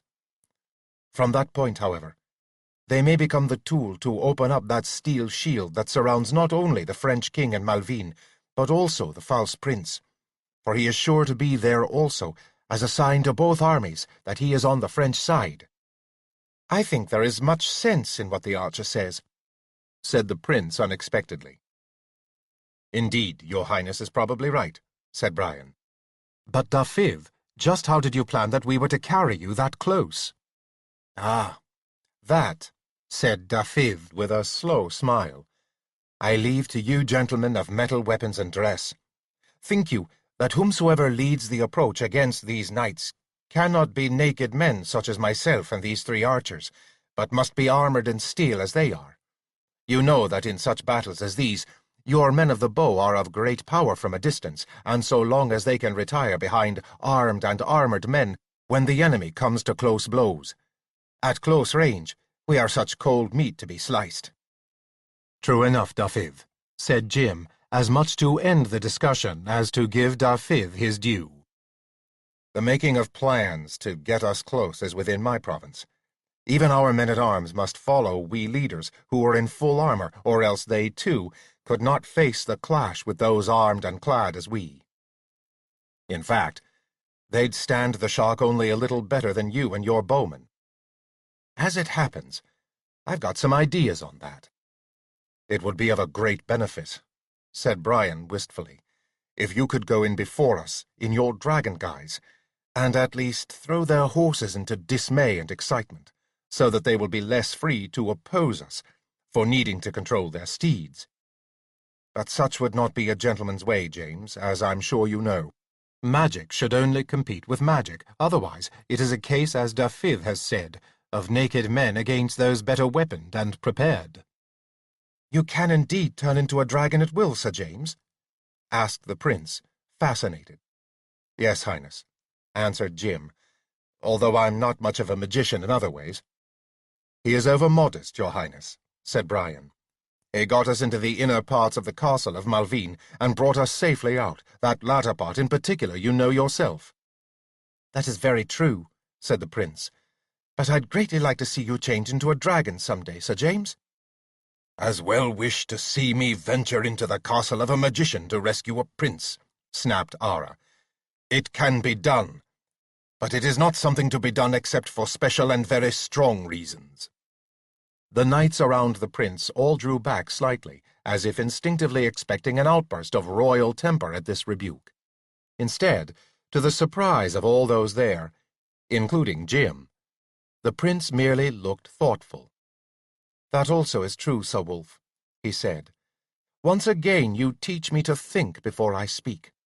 I am indebted to you all, and I am sure that great reasons as well as great courage impelled you to come to my rescue where I was held.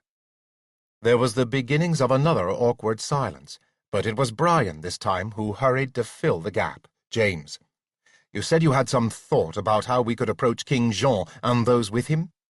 He said. Remember, Raoul has just told us that the king will be in the 3rd Division, with the bulk of the French army before him. Exactly, said Jim. That is why I've planned all along to make a large circuit with all our people and approach from the rear, or from some angle behind them where they are least likely to expect an attack. Brian looked dubious. So did Sir Raoul. Easier said than done, Sir James, said Raoul. Behind the 3rd line will be the baggage wagons, the retainers, the horse holders, all the rabble that follows an army. If you plan to charge through that, both horses and men will be worn out before they ever strike the body around the king, and also those with him will be fully alerted that an attack is coming from behind. No doubt, answered Jim.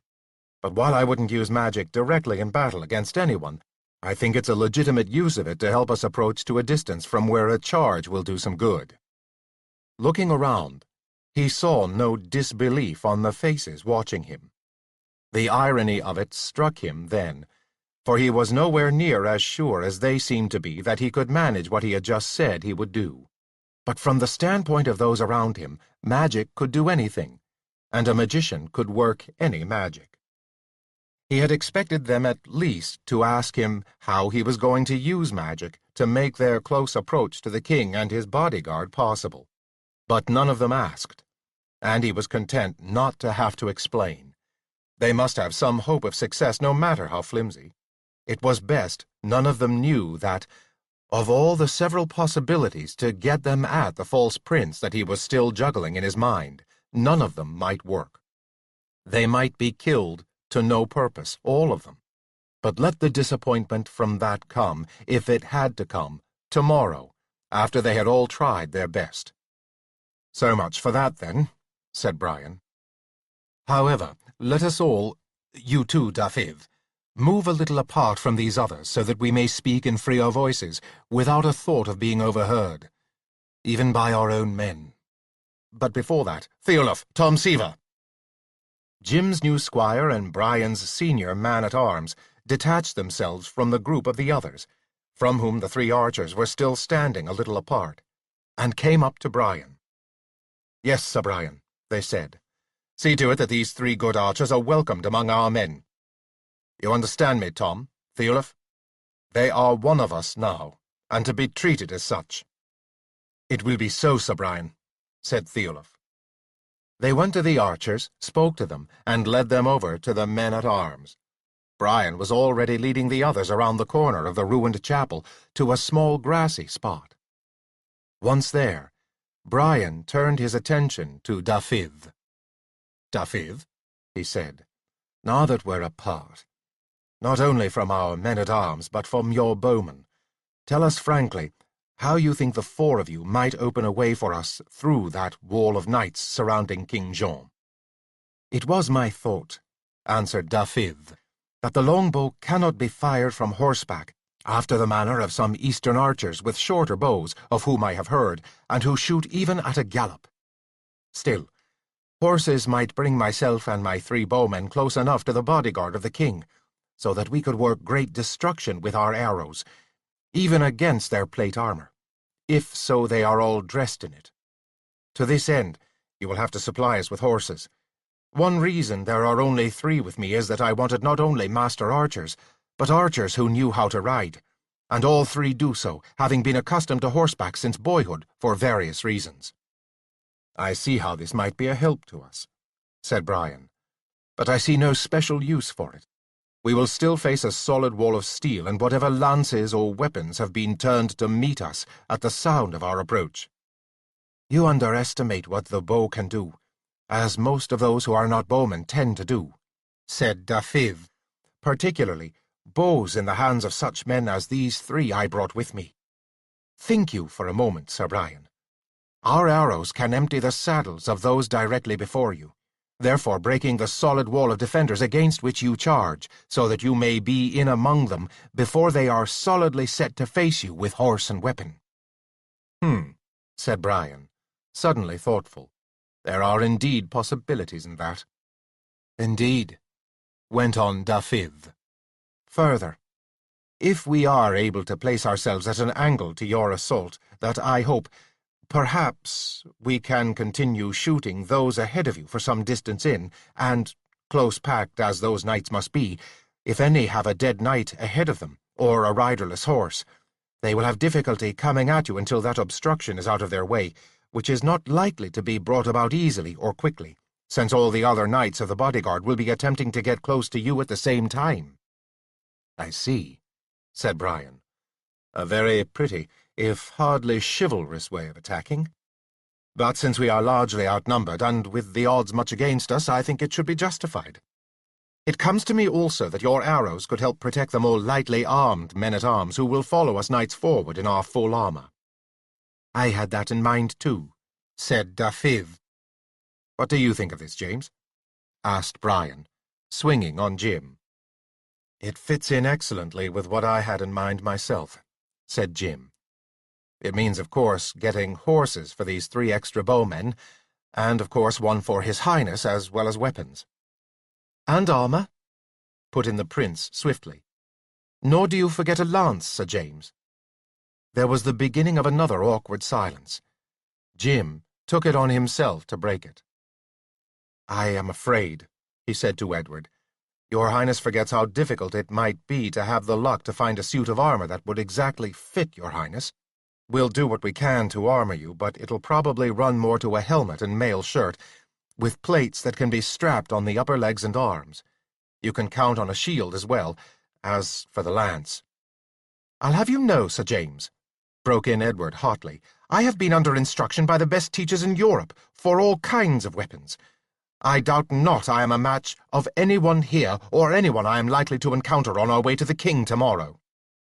None of us doubts that, Highness, said Jim, but then you will find me armor and a lance, plus all other necessary knightly weapons, said the prince haughtily. I so command it. Jim felt a little weary. These gentlemen, lords and kings, were always on stage to a certain extent. Their first concern was not only how they wanted to act, but how they thought one of their rank would be expected to act under given conditions. One who had rank was expected to show not merely courage, but a temper to match. Being royal, Edward was now demonstrating a royal wrath at the possibility of not being obeyed without question. It was one of the ridiculous but deadly conventions of this society. He sighed and opened his lips to answer. This time it was Brian who challenged the royal wrath. Forgive, Highness, he said, but I very much fear me that Sir James is right. It is no reflection upon your skill with weapons, but consider that in this clash, with close-packed mounted men, the lance would be effective only in the initial shock, if at that. I am beginning to think that if Dafydd can clear saddles for us in the outer ring, then we are better off without the lances entirely, and depending entirely upon our swords. Indeed, in such a close-packed melee as this, it may well be even that our swords will be less effective than our poignards. In fact, I wish myself that I had my small axe with me. It would be ideal for such a situation as this. We will look for armor for you, Highness, said Jim, in what time we have to spare to search for it, but in all honesty, I do not expect we shall find anything to fit you. We shall try. That is all we can promise. The prince's anger, having proved mistimed, was as quick to dissipate as it was to kindle. Forgive me, Sir James, Sir Brian, and all the rest of you, he said. But I had never seen a pitched battle before Poitiers, and I was forced to surrender there without a blow being struck in my vicinity from the beginning of the fight until my capture. Who am I to advise those who know what it is like in the thick of the encounter? I will abide by what you can do for me, gentlemen, and dress myself accordingly, both as to armor and weapons. Thank you, Highness, said Jim. You are indeed princely, to listen to as well as command those who fight for you. The prince flushed. It is a lesson I am learning, he said somewhat shortly. He gave a wave of his hand. But on with your discussion, and I will listen. Thank you, Highness, said Jim. He turned to the others. As far as the actual assault is concerned, the charge into them, I have an idea on that. There is a formation. Formation? Asked Giles. It is a way of grouping men for an assault, explained Jim. I know it is more normal for all of you simply to charge in line abreast. But inevitably that line becomes ragged, as one horse outdistances the other, and it's only when the full body of horse on both sides is committed that the weight of the attack is felt one way or another. He paused for objections, but there were none so far. There's a different way of riding into an enemy line. He went on. It's called the wedge formation, and is shaped like one of the broad arrow points on the war shafts shot by a longbow. He paused to see if they had followed his description of the formation. Apparently they had. Its great value is that all ride closely together and strike the enemy line with the point of their wedge and all their weight behind it, so that the momentum of all the horses together helps to drive it through. He paused again. I thought that while some daylight remained we could practice riding to attack the bodyguard in that manner. If we can find a place back behind these trees where no one will see us, we can try riding a short distance in that formation, concentrating on staying together, as we will do tomorrow, with our heavily armored men at the point and our lighter armed behind. He expected to have to talk these essentially conservative companions of his into trying out the new method of attack. but he found instead that, far from holding back on it, they were all eagerness to try it out. The only difficulties came later, after they had gone half a mile beyond the trees that surrounded the ruined chapel and found a clear area of meadow in which they could get up speed and pretend to be hitting an enemy concentration. The objections came when Jim broke the news that he wanted them to practice without their armor, for fear of attracting undue curiosity in anyone who might see them so riding, and also carrying lengths of tree limbs in their hands instead of weapons and shields, for the same reason. This latter suggestion took most of the fun out of it for a great many of them. The knights in particular had a tendency to feel foolish, galloping their horses in close formation, while holding what they disgustedly referred to as sticks. Nonetheless, Jim insisted, and they finally agreed. As he had expected, the main trouble was getting them to hold together in the formation. Again, half the excitement of the battle charge for these men was the race to see who could be first to come to blows with the enemy. Jim finally fell back on faking some magic to impress them. He made them get on their horses in wedge formation, then he himself, on foot, walked slowly about them, muttering and waving his hands. He explained that he was casting a magic web over them that would bind them together, because the only way to victory would be the holding power of the web that kept them in arrow shape. The magic would not only hold them together, he promised, but would triple the strength of each of them, by its tight, if invisible, bonds that held them close to each other, so that the only way the wedge could fail would be if somebody happened to lose touch with those next to him, and lose the extra strength the web would give. They accepted this explanation so wholeheartedly that Jim was secretly ashamed, but he consoled himself with the fact that nothing less would make them hold together the way they should, and that it was vital they do so. Much to his surprise, the magic was so firmly believed in by all that on the next mock charge they clung together like veterans of 50 such charges, and afterwards they were busy commenting to each other on how they could each feel his strength tripled under the influence of the magic. "It's because you're sharing each other's strength in the magic," Jim explained with a straight face. This satisfied them so completely that, for safety's sake, he added that this was something that worked only during such a wedge-shaped charge. They should not attempt to get the extra strength by staying close together under ordinary battle conditions. Too ready a belief, Jim had already discovered, could be as dangerous as too much skepticism. "Next," he said, when he finally brought the exercises to a halt, "we should be thinking about getting those extra horses."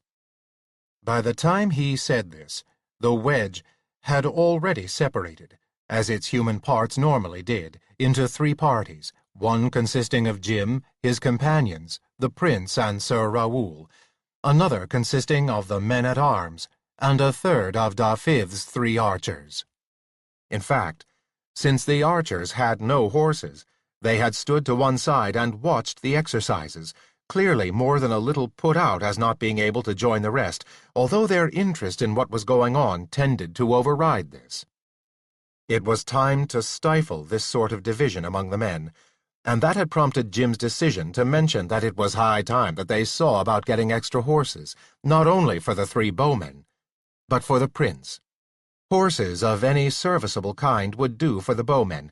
Unfortunately, a fairly good horse would be required for the prince. In short, a knight's horse. It seemed to Jim that the only way of providing these horses would be to sneak around the back of the French lines and steal them from the French. Sir Raoul would be able to show them the way. The real problem would be to find men capable of doing the stealing. Jim rode his horse over to where the men-at-arms sat theirs. He noted with a touch of annoyance that Theolaf was still among them. Jim beckoned Theolaf aside. "Theolaf," he said in a low voice, "you're my squire now. You should be over with the rest of us who are leaders in this." "Thank you, my lord," said Theolaf. "I own I'm not brave about mixing with those above my station. Also, there's still the matter of getting the bowmen accepted by the men-at-arms. who've a tendency to look down on archers in general. I was still seeing about that. Well, that's fine, said Jim. But start joining our war councils across the way, simply so you know what's going on. If you stay with the men-at-arms, you learn only what's issued as orders to them. There's more to your new rank than that. I stand corrected, my lord, said Theolaf. I'll stand beside you from now on. Fine, said Jim. Now, I want the attention of all the men-at-arms.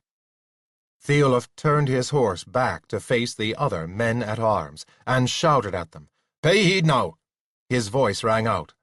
My Lord James has something to say to you all. Jim and he rode back to the group. Jim looked at the faces of his own men and Brian's. As Brian had mentioned, he had brought only those who were veterans. The faces that looked back at Jim, consequently, were hard, experienced faces, none of which gave anything away by their expression. "Men," said Jim, raising his voice. "We've reached the point where we have to get horses not only for these new archers, but for Prince Edward. Who among you has some experience in stealing horses?" There was a dead silence from the assemblage before him. No one spoke. No one changed expression. Jim waited a few moments.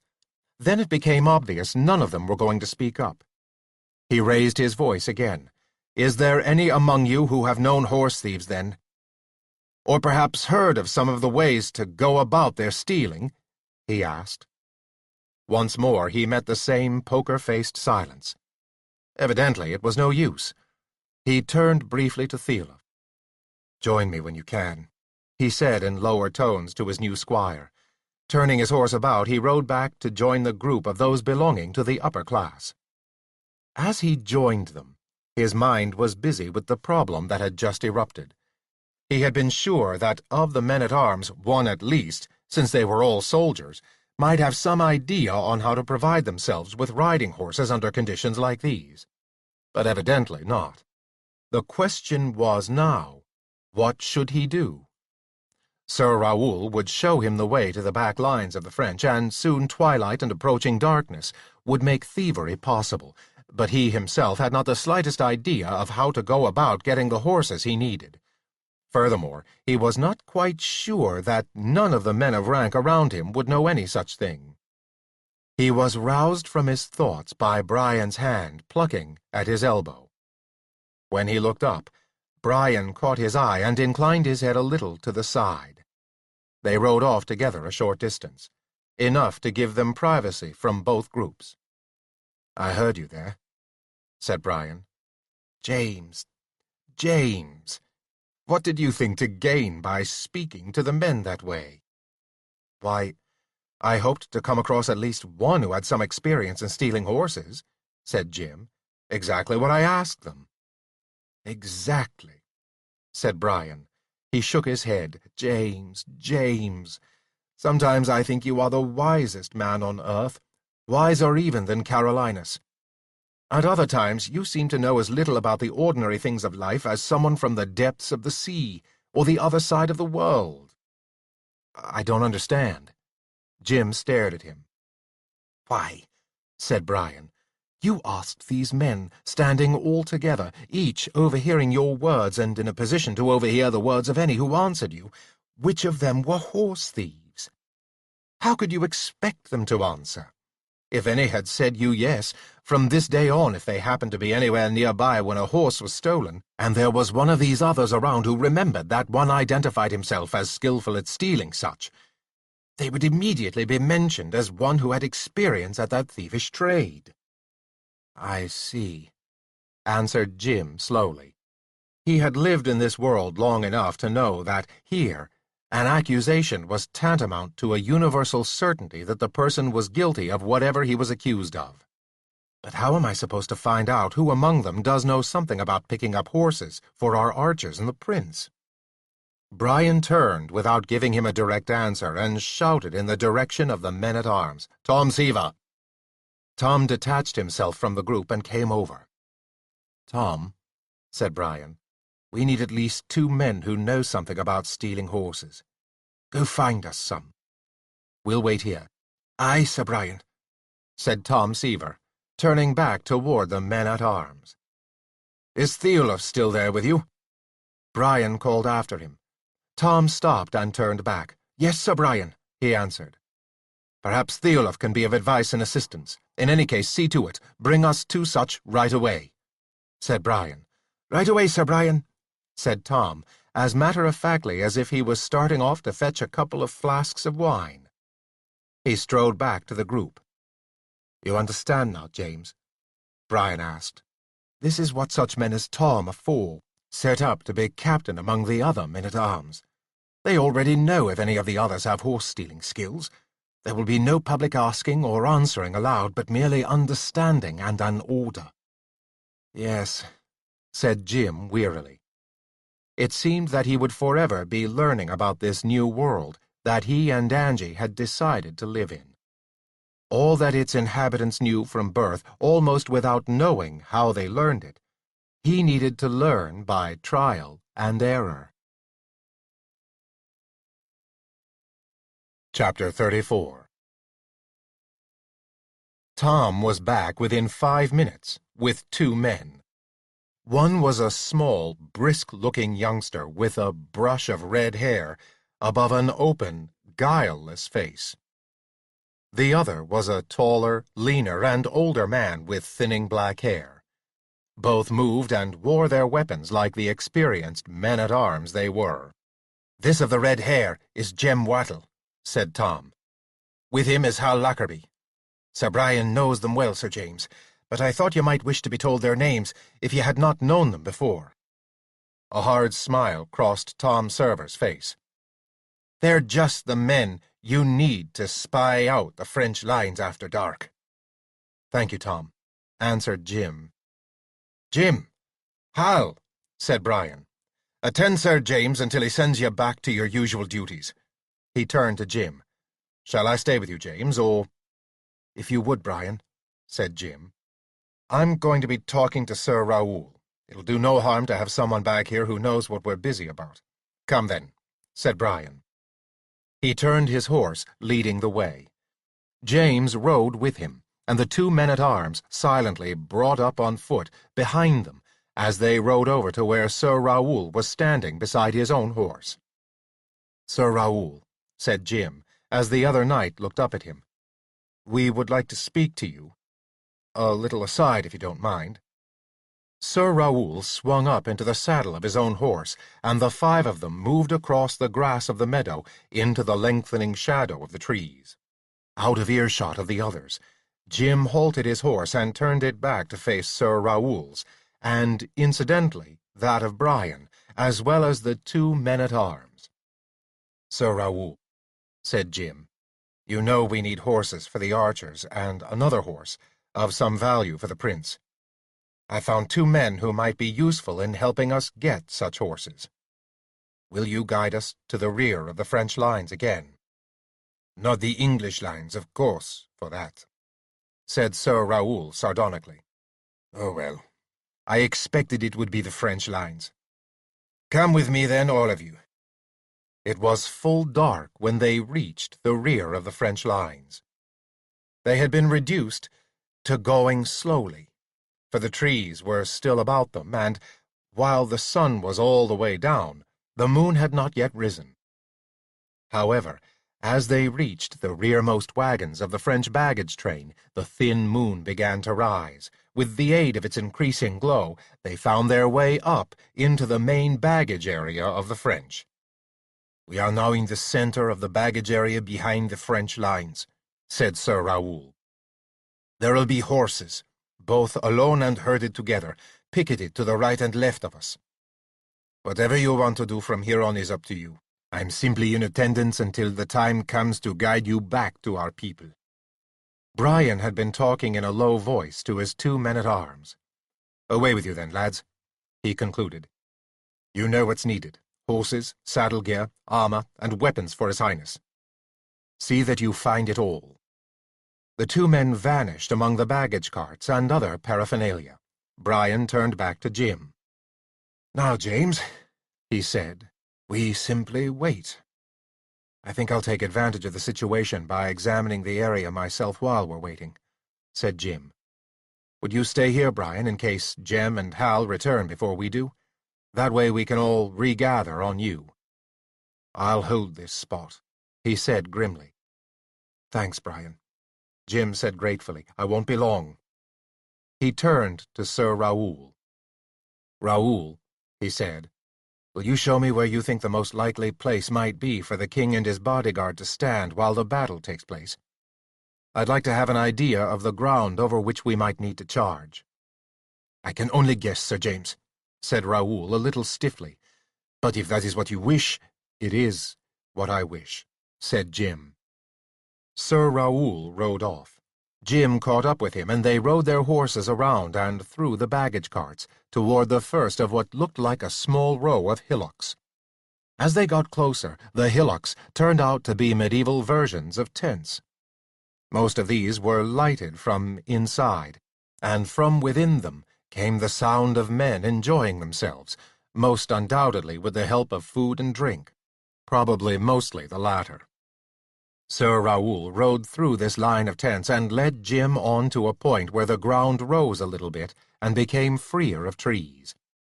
They were at the very edge of the open area in which the two armies confronted each other.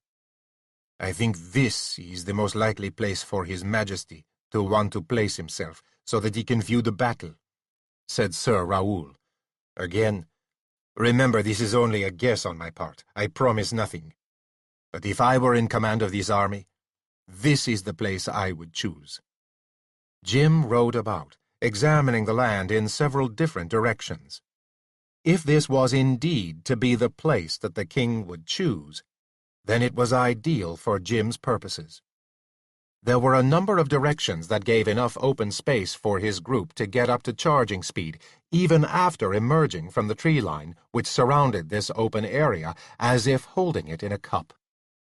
If the king picks this spot, we've got a good chance, he told Raoul, who only grunted in answer. Now tell me, is there any place not too far from here where we might put the prince with some guards, and where those guards could defend him in case anyone stumbles across him? He'll need to be close, if we win through to the king and Malvine, but not too close, in case he gets seen and taken before we've had a chance to do our work. Sir Raoul's head bowed for a minute toward his breast, as if he was thinking. There's another stone ruin, Raoul said after a few seconds, not too far from here, back in the woods. It's not so large as the place which we have made our headquarters so far. This may have been just a wayside chapel at some time. Nonetheless, it's also of stone, and it may be that in its ruin there's a defensive position. I'd take you there. He lifted his reins and led off. Jim followed. In not more than a matter of minutes they came to a mound of darkness rising above the level of the forest floor. It was, as Raoul had said, of stone, and possibly looted many times. If you'll hold my horse, Raoul, Jim said, I will investigate this on foot. He got down and began feeling his way around the pile of stone in the gloom. As Raoul had said, it was much smaller than the ruined chapel and, if anything, was in a worse ruin. Still, he found a way in among some of the blocks for a distance of about 8 feet. It could only be traveled by one person at a time, with the prince at the inner end of this and one or more people standing guard before him. Whoever wished to get at the royal individual would literally have to get there over the body of the guard. Jim backed out, brushing the stone dust and dirt from his hands, and remounted his horse. Good, he said briefly to Sir Raoul. Now let's get back to Brian. When they reached Brian, Jem Wattle and Hal Lackerby had already returned with not merely 4 but 5 horses. One was larger and healthier looking than the rest, at least as far as Jim could tell in the darkness, and laden with what must be the armor. They had indeed managed to steal a knight's horse, or at least a horse a knight would be willing to ride, for the young man. All set? Jim said to Brian. When the other nodded, he turned his horse's head away. The ride back went swiftly. By this time the moon was well up, and by its light the 3 archers were allowed to try out their horses and show that, As Dafydd had said, sure enough, they could ride well. "Everybody turn in and get what rest you can," said Jim. "We'll have to mount a guard through the night, and the last guard is to start rousing the rest of us at moonset, which should be a good hour or more before sunrise. I want us on our way to the rear of the French camp before full daybreak." A hand on Jim's shoulder, shaking it, Jim never found out whose hand, woke him in the early morning. He got creakily to his feet, stiff from the cold in spite of having wrapped himself in a saddle blanket and chosen what he thought was a wind-protected niche among the fallen stones of the chapel. The stiffness, cold, and a hunger for more sleep almost conquered him, but he told himself that if he got up and moved around, all of this would improve. He left the protection of the chapel and began trying to check on whether all the rest were up. They certainly seemed to be. Although it was still too dark to count heads, most of them could be seen moving about much more briskly than he. Jim had come to envy the people around him ever since he had become a denizen of this world. Nearly all of them seemed to be able to sleep in any position, under any conditions, wake up at a moment's touch, and ignore any of the feelings that were bothering Jim now. Practice, begun in infancy, he supposed. He bumped into several people in the darkness before he was able to discover Brian. "Is everybody up?" he asked Brian, more to have something to say than anything else.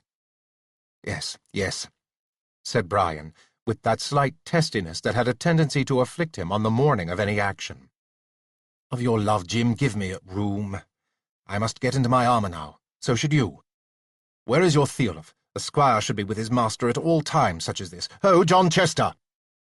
"Yes, Sir Brian," spoke up a voice out of the darkness near Jim's elbow.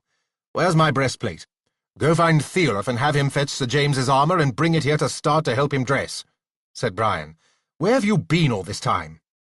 "Right here, Sir Brian," answered the voice of John Chester. "I was but waiting for Sir James to finish speaking to you and stand aside." Jim hastily moved off to the left and bumped into somebody else, which must have been one of the men-at-arms, for, with an apologetic, "Sorry, my lord," the other figure disappeared into the gloom. "As soon as there is any light in the sky at all so that we can see each other," said Jim, "I want you to go off with me a little ways. I need your help in trying out something." "Certainly, James, certainly. John Chester, the breastplate goes over the breast, not the stomach," said Brian. "Sorry, Sir Brian," said John. "Indeed, you'll be sorrier if you don't learn how to dress me properly and with more dispatch," said Brian. "Yes, certainly, Jim, as soon as I'm dressed. Just come get me. John Chester!" But Jim was already moving off in the darkness. He cannoned into another body. There was a rattle of something metallic falling to the earth. "Sorry, my lord," said the voice of Theolf. "I was just bringing your armour." "Oh," said Jim. He stood still. "Well then, if you can see well enough to do it, you'd better start getting me into it." How Theolf had recognized him in the darkness, or how that other man-at-arms had done so, Jim had no idea. It could be he still smelled differently to these other people. He and Angie took regular baths, but over the months they had gotten used to the smells of the unbathed people who lived in their clothes around them, particularly those of the servants. On the other hand, he had not had a bath since leaving home, which was a matter of some weeks now. Still, perhaps a difference remained. He stood as quietly as he could, enduring Theolf fastening the pieces of plate armour around his legs and arms and body. It went on over a sort of padded jacket and leggings, which were supposed to take up some of the shock that the metal passed on when a weapon struck it. Jim had never noticed that they did any good, and invariably, when he had to wear full armour, it turned out to be a broiling hot day with a bright sun beaming down, and the heat from that weight of clothes upon him was almost more than he could take. But everyone else took it for granted, so he had learned to grit his teeth, say nothing, and put up with it. Finally, he was fitted with all of his armour, right down to the spurs on his heels. The only piece of equipment Theolf did not put on him was his helmet, which would be left off until the last moment, not only because of the discomfort of being enclosed by it, but because it limited eyesight with its small, hinged visor. Theolf tucked the helmet solicitously under his arm. "Shall I bring up my lord's horse?" he said, standing back. There was now enough light to pale the stars in the eastern half of the sky and allow them to make out the shapes of those around them. "Not just yet," said Jim. "Bring me Sir Brian first. Then bring both our horses." "Yes, my lord." Theolf went off, disappeared, in fact, into the greyness about them that was scarcely better than the absolute blackness to which Jim had wakened. The new squire was back in a few moments, just behind a fully armored Brian, also carrying his helmet. Theolf had both their horses saddled and bridled, and was leading them forward by the bridles. In the armor, it was much easier to ride than walk. Jim climbed heavily and clumsily into his saddle with Theolf's help, while Brian vaulted into his own saddle without help. He hung his helmet on the front point of his high saddle, and Jim did the same. "Where to, James?" asked Brian. "Just off from the rest, far enough so that we can't be seen," said Jim. They rode off a small distance, and at Jim's direction they both dismounted once more. Jim searched around and found a bush, from which he broke a twig bearing several leaves. He tucked this in the niche between the visor and the helmet proper of Brian, making sure that the twig was firmly in place. "What's afoot?" asked Brian, clearly mystified. "Nothing too important," said Jim. "I just want to check out a piece of magic with your help. Put the helmet on your head, would you?" Brian did so, automatically whipping up his visor once the helmet was on. The twig, Jim was glad to see, stayed in place. "Now, just stand there a moment if you don't mind," said Jim, "while I work this magic." He had given what he was about to do considerable thought. Invisibility was something that Jim's 20th century mind could not believe in, and that therefore he could not envision, but someone who looked straight at something, but refused to admit that he saw it, that he could believe in. It was a common hypnotic trick. Even as he thought this, he was writing on the inside of his forehead, "Anyone without leaves," into "Won't see anyone with leaves." To Jim's eyes, Brian vanished. "When are you going to do the magic?" Brian's voice boomed hollowly out of the vacancy before him. Jim tucked the other twig into the hinge of his own helmet and put it on. Brian was suddenly visible again directly in front of him. "I said, when are you going to do this magic?" Brian asked. "I don't wish to complain, James, but there are orders to be given, and we should be getting people together if we're going to move." "It's more or less been done," he said. "Just one more thing. Stand still while I walk around behind you." Brian did so. Jim walked around behind him, took the twig out of Brian's helmet, as well as his own, and tossed them away. "I don't understand this at all," said Brian, as Jim came back around in front of him. "What is this business with the twigs? When are you going to do the magic? As I say, we should be getting back." "We can go now," said Jim. "It's all been taken care of. Would you give me a hand up onto my horse before getting on your own?" "Now I am to play squire to you," grumbled Sir Brian, helping Jim onto his horse. Jim let the grumble pass. Brian's temper was, if anything, a little worse than usual this battle morning. He would cheer up instantly once they had reached a point of going into action. With Jim safely on his horse, Brian mounted his own, and the two of them rode back to the waiting men. In spite of Brian's insistence that he was urgently required back at the chapel, to Jim's eye everything was pretty well taken care of. The men-at-arms had armed and armored themselves, taken their light lances, and were all on horseback. So also were the archers and the other knights. Apparently, they had only been waiting for Jim and Brian to get back. However, as Jim returned, a slim figure without armor and wearing the same clothes the prince had worn since they had first picked him up rode up to him. The figure had a helmet on and a heavy lance in one hand. The visor was down. "Sir James," The figure put the visor up to reveal the prince's face, and the horse was reined in beside Jim's. The armor would not fit. "I was afraid of that, Highness," said Jim. "However, I think we can contrive things so that you won't miss your share of action, even though you may have to stand aloof from some of the early parts of it." "I was counting on charging with the rest of you," complained the prince. "So was I, Highness," lied Jim. "But of course, without armor, we don't want you in the wedge. I'll tell you what. We'll arrange a safe place for you, close enough so that you can come out as soon as we have broken up the bodyguard and opened a way to King Jean, Malvine, and the false impostor." "Good," said the prince. "But I shall still hold it a shame and a fault that I was not among the rest of you in the charge. But we of royal blood must learn to accustom ourselves to things that would probably bother lesser men."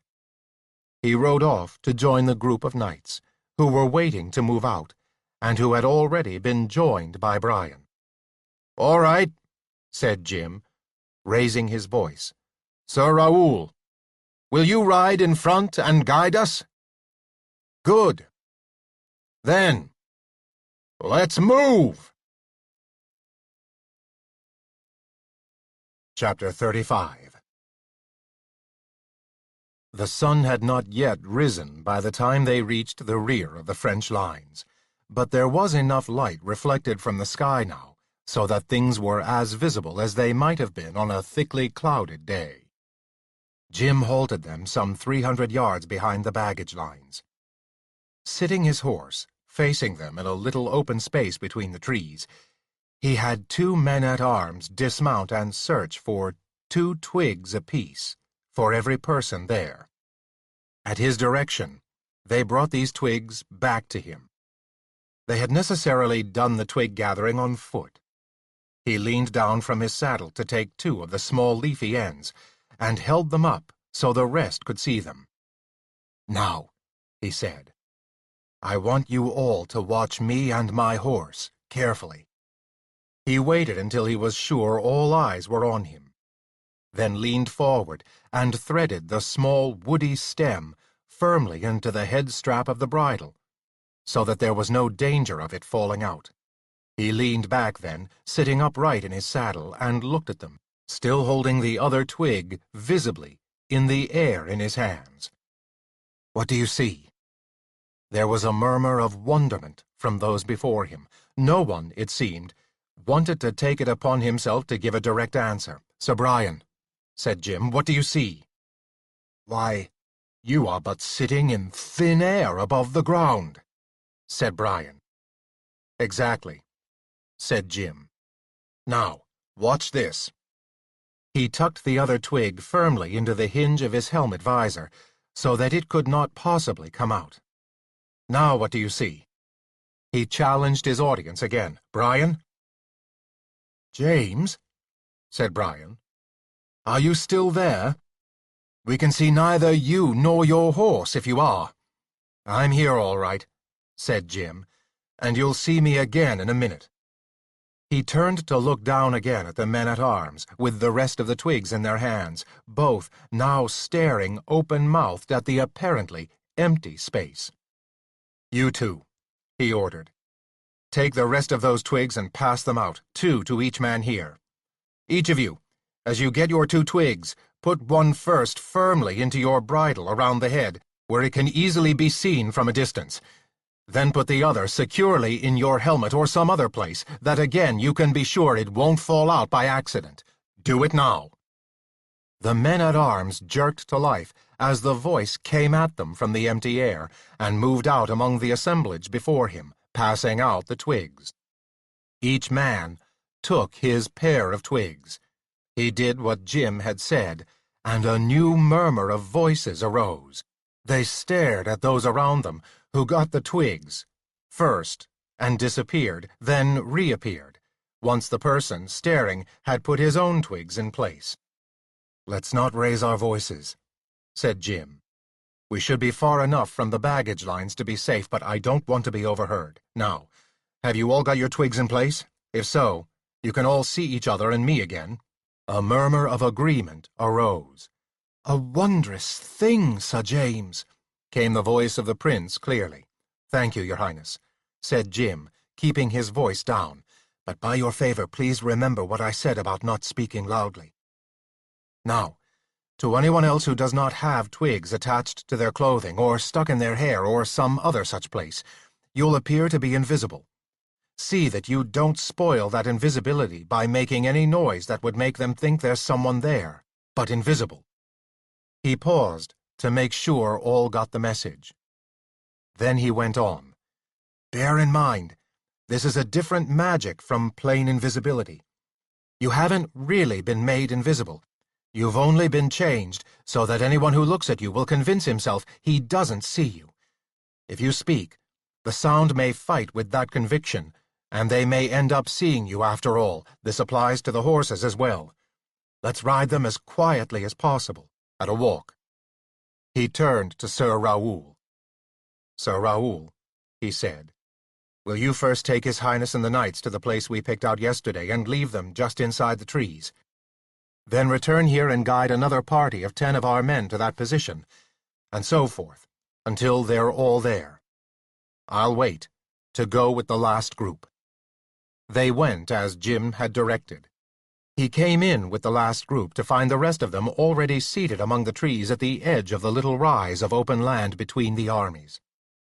The knights, as was to be expected, had picked the choicest spot. This was a clump of trees against which they could lean their backs, on the very edge of a small stream that ran through the wood, but not out into the open battle area itself. Descending from his horse, Jim emptied his saddle flask, which held a good quart, so that he could refill it with water from the stream. "James," called Brian from where he was sitting, "what's this? You're pouring out good wine on the ground, just so you can fill your flask with water." He got up in his concern and came over to Jim, who, having emptied his flask, was now holding it below the level of the stream and letting it fill, while bubbles from its empty interior floated down the surface of the stream. "I want water in this flask," he answered Brian, squinting up at the other from where he squatted. "But plain water's not good for you," said Brian concernedly. "I've had reason to give you that warning before, James. In especial, French water will give you the flux." "We shall see," answered Jim. The flask was now full. He took it up out of the stream and stoppered it. "In any case, I can protect myself against the flux by magic." "Oh, of course, I forgot," said Brian. "Perfectly understandable," said Jim, rising to his feet again and carrying the flask back to where he could strap it onto the saddle of his horse.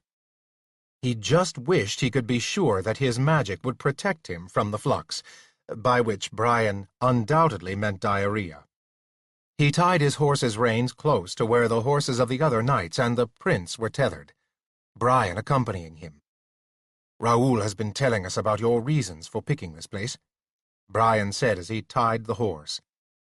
"I take it that now we simply wait to see if the king and his bodyguard place themselves on that space about 75 yards out there?" "Yes, that's right," answered Jim. "If he hasn't moved there with his knights by the time both armies are in formation, we may have to seek him out wherever he is. It'll be important that the men stay quiet and that none of them lose the twigs they're wearing. Some of these lads were amusing themselves after they got here by pulling the twigs secretly from the helmet or clothing of their friends and leaving them with no means to see the rest who surrounded them. A bit of a change in blind man's bluff. I put a stop to it." "Good," said Jim. "Now, it would be helpful if we had a couple of lookouts up in the taller trees to advise us how quickly the two armies form up as the sun rises, which I see it's starting to do now. Do we have a man with particularly good sight for distance?" "I have, unless Theolf knows a better among your men," said Brian. They had now reached the rest of the seated knights. John Chester and Theolf were standing close, leaning back against some trees, but not daring to sit in the presence of their superiors. "John Chester, Theolf, to us." The two squires came over. "John Chester, who is that particularly sharp-sighted lad of mine among the men-at-arms?" "Luke Allby. Fetch him over. And you, Theolf, Do you have someone among Sir James's men who could compare with Luke for seeing at a distance?" "There is myself, Sir Brian," answered Theolaf. "I would think I can outsee your Luke on any fair day, although he may see a little better when things are misty, or in the twilight, but it is 6 of one and half a dozen of another."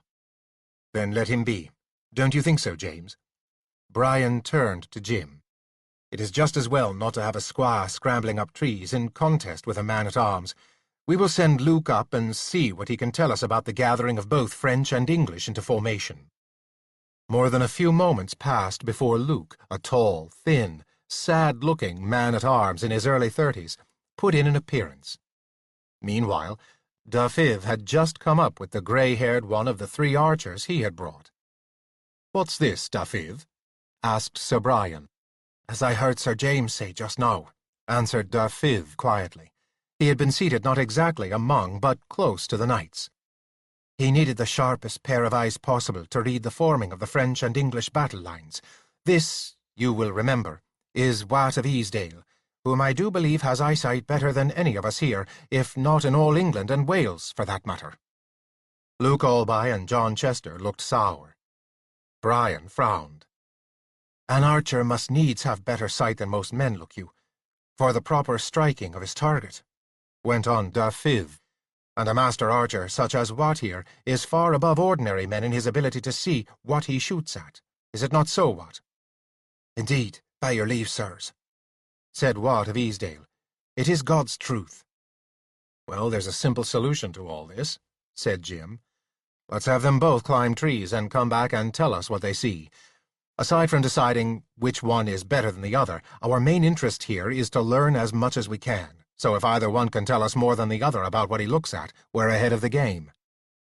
"Right enough, James," said Brian, although the thin line of his mouth showed that he too had been touched by the challenge of someone else claiming to be able to see better than the best pair of eyes in his household. "Both of you, up a tree and study what you see. Then return and tell us what you can."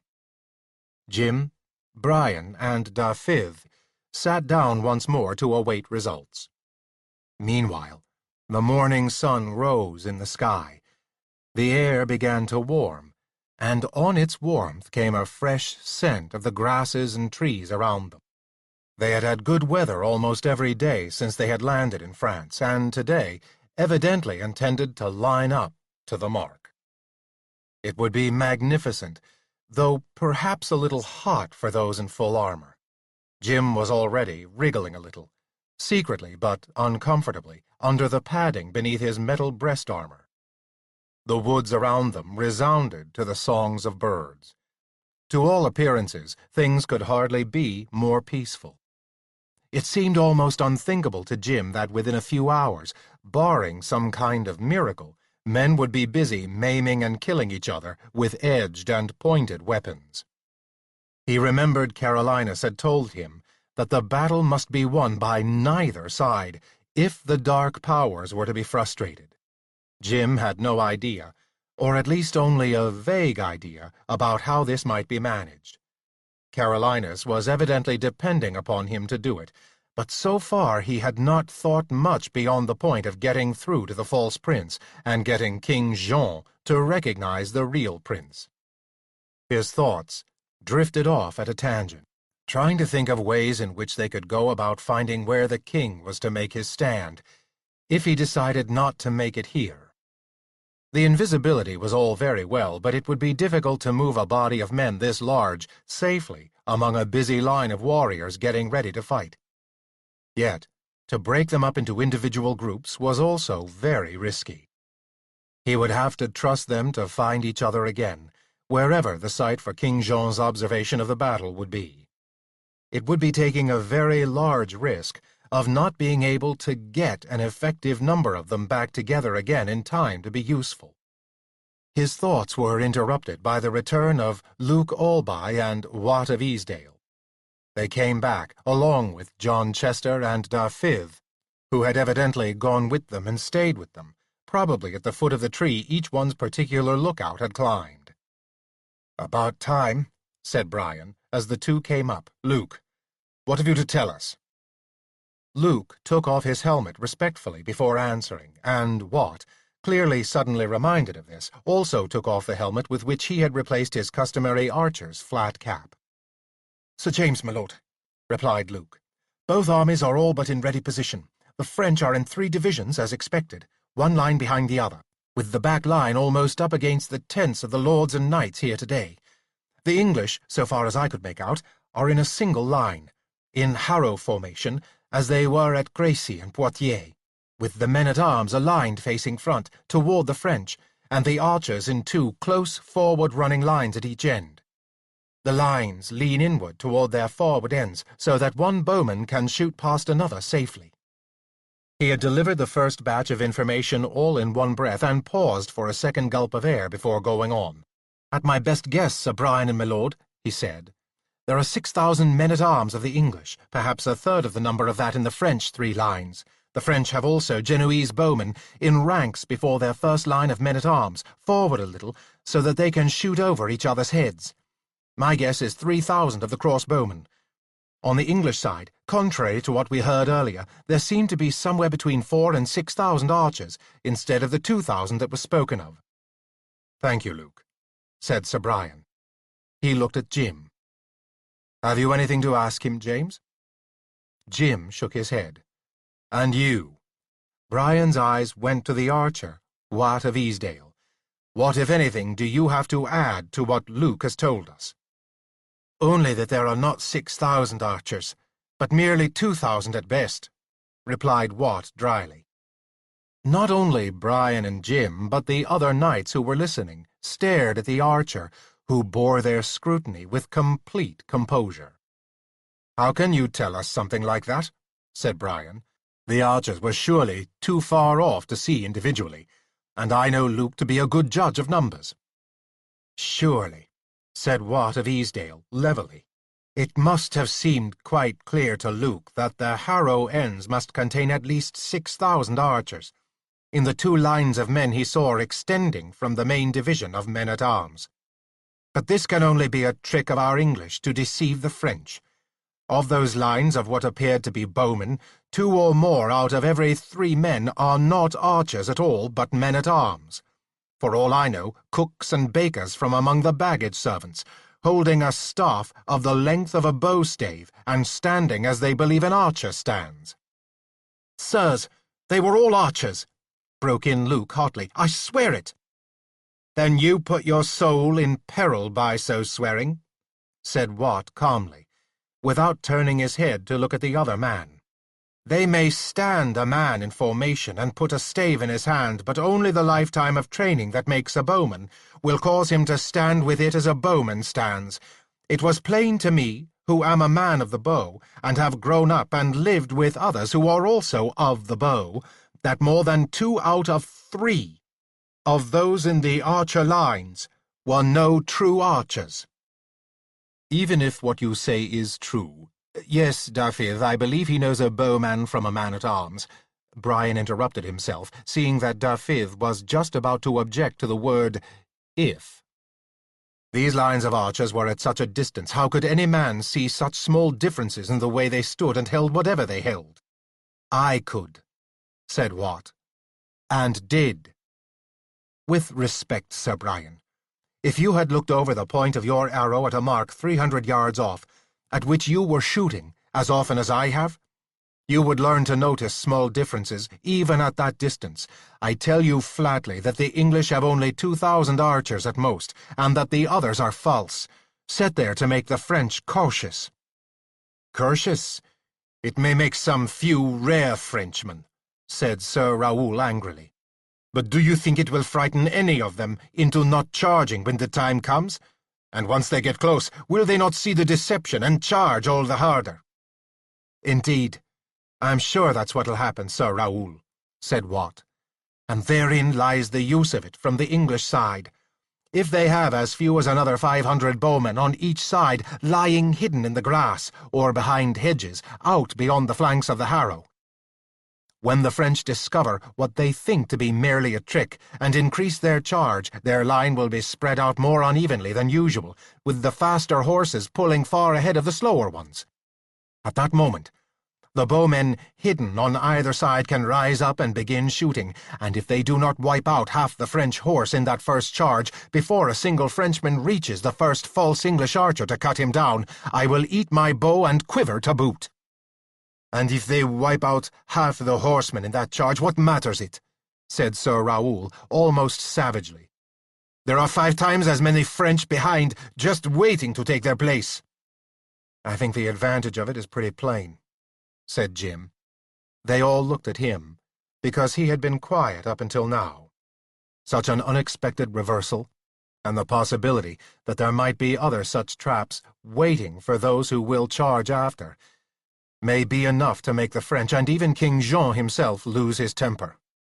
And you know yourself, Sir Raoul, that when your countrymen get outraged, they have only one thought in their minds.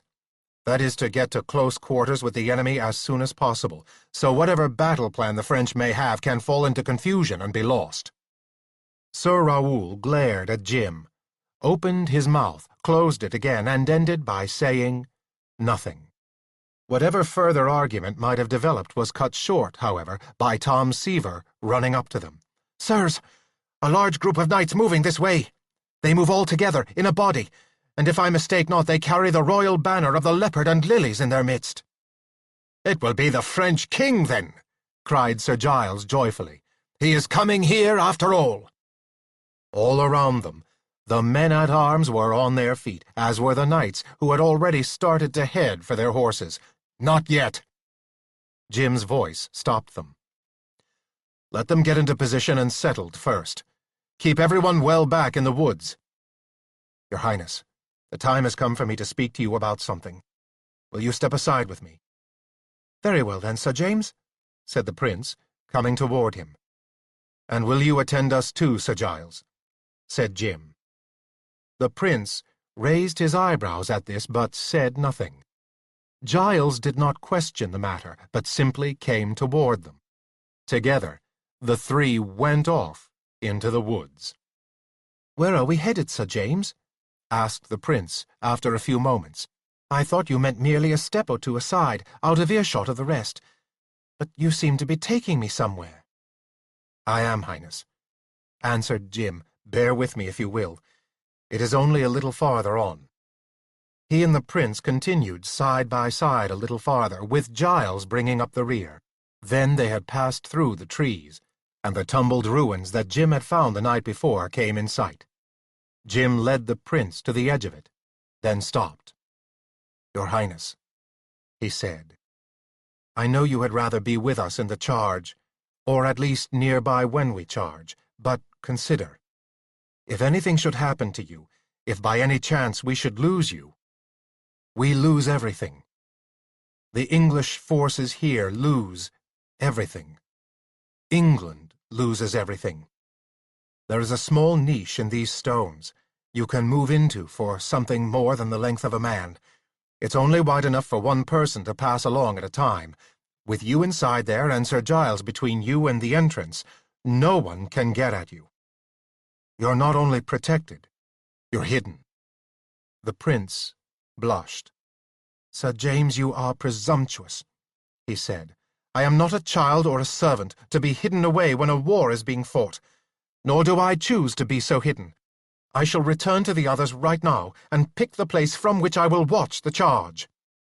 He turned his back on the tumbled pile of chiseled stones. Highness, stop, said Jim, not moving. Consider your duty. Consider your obligation to your father and to England. Stop at least long enough to think over what I just said to you. The Prince was already walking away, but his steps slowed, until at last he stopped. Slowly he turned, and slowly he came back. He halted in front of Jim. I do not consider the danger anywhere near as great as you seem to think, Sir James, he said in a level voice. You forget that I am a Prince of England.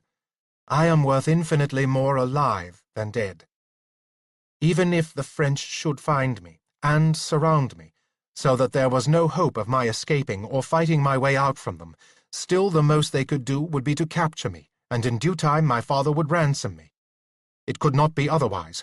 No, think, said Jim. Malvine has made and set up a false Prince Edward, which he controls utterly. And it is Malvine who effectively rules in France now, rather than King Jean. The power is the king's, there is no doubt of that. But the will behind that power is the will of Malvine. No Frenchman would want to kill you. As you say, their aim would be to capture you instead. No Frenchman, but one. That one is Malvine. As long as you're alive, you're a threat to the false prince he made. Surely, from the time we first escaped with you from his castle, Malvine's been hunting you, not to get you back, not to capture and hold you for ransom, but to destroy you, secretly and utterly, so that there'll be no one else to dispute the reality of the thing he's made. Jim stopped talking. He stood, waiting to see how the prince would react. On his part, the prince merely stood, too, looking away past Jim. Finally, he sighed. His shoulders slumped. He looked back at Jim. "Once more, Sir James," he said. "I find myself listening to you against my own wishes. You're right. I do have a duty. Whether that duty is just as you say, I don't know. But I can think right now of no other way it could be, so I'll do as you say. Where is this swamp hole of yours I must creep into?" "You won't have to creep, Your Highness," said Jim. "You can walk in, and it should only be for an hour or two. If the king and his knights are on their way here, we only need to wait until they're settled in position and have turned all their attention on the battle, so that they're careless about what might be behind them. Then we'll charge, and we'll either win through within minutes, or else we'll lose utterly within minutes. You should hear the clash of arms even from here. If it ceases, and I or someone else doesn't come to bring you face to face with the false prince within half an hour at the outside, then be sure we've lost, and think about your own safety." He paused. "Sir Giles," he went on, "will stay with you, and if things should go badly for the rest of us, the two of you should try to make for Brest and the protection of what English are still there, having arrived since the ones in this army left. If Malvine can't risk leaving you alive, he also can't alert the countryside that he's hunting for someone who looks just like the captive Prince of England. It'd raise too many questions. With any luck, you should make it safely to Brest." As he had been talking, Jim had been leading the prince around the circumference of the wrecked building, searching for the opening he had found before. He had located the hiding place originally in near darkness, and the place looked different in daylight. He found the niche at last, and pointed out its entrance to the prince. "About 6 feet inside," he said, "and listen for the sound of arms." "Very well, Sir James," said the prince. "Reluctantly. I do what you say." He turned and went in. Giles had begun to follow him automatically, when Jim caught his arm, just at the entrance of the niche. The short knight turned and looked inquiringly at Jim. "I didn't even ask you first if you'd take on this duty," said Jim. "Forgive me, my friend." "For what?" answered Sir Giles, also in a low voice, but smiling. "This is a great honor, James, and I've you to thank for it." Jim let go of his arm and saw him disappear. He heard the sound of voices from within as the prince and Giles arranged their relative positions for the hours of waiting, then turned to make his way hastily back to where the other knights and the rest of the men were waiting. When he got back there, he found knights and men alike instinctively standing silently in cover behind trees or bushes, and King Jean with Malvine, the false prince, his royal flags and knights, just coming into the area and up onto the little rise. Chapter 36. "They make a brave sight," said Brian, as they watched the king with his knights move into position on a little rise of land ahead of them. "Do they not?"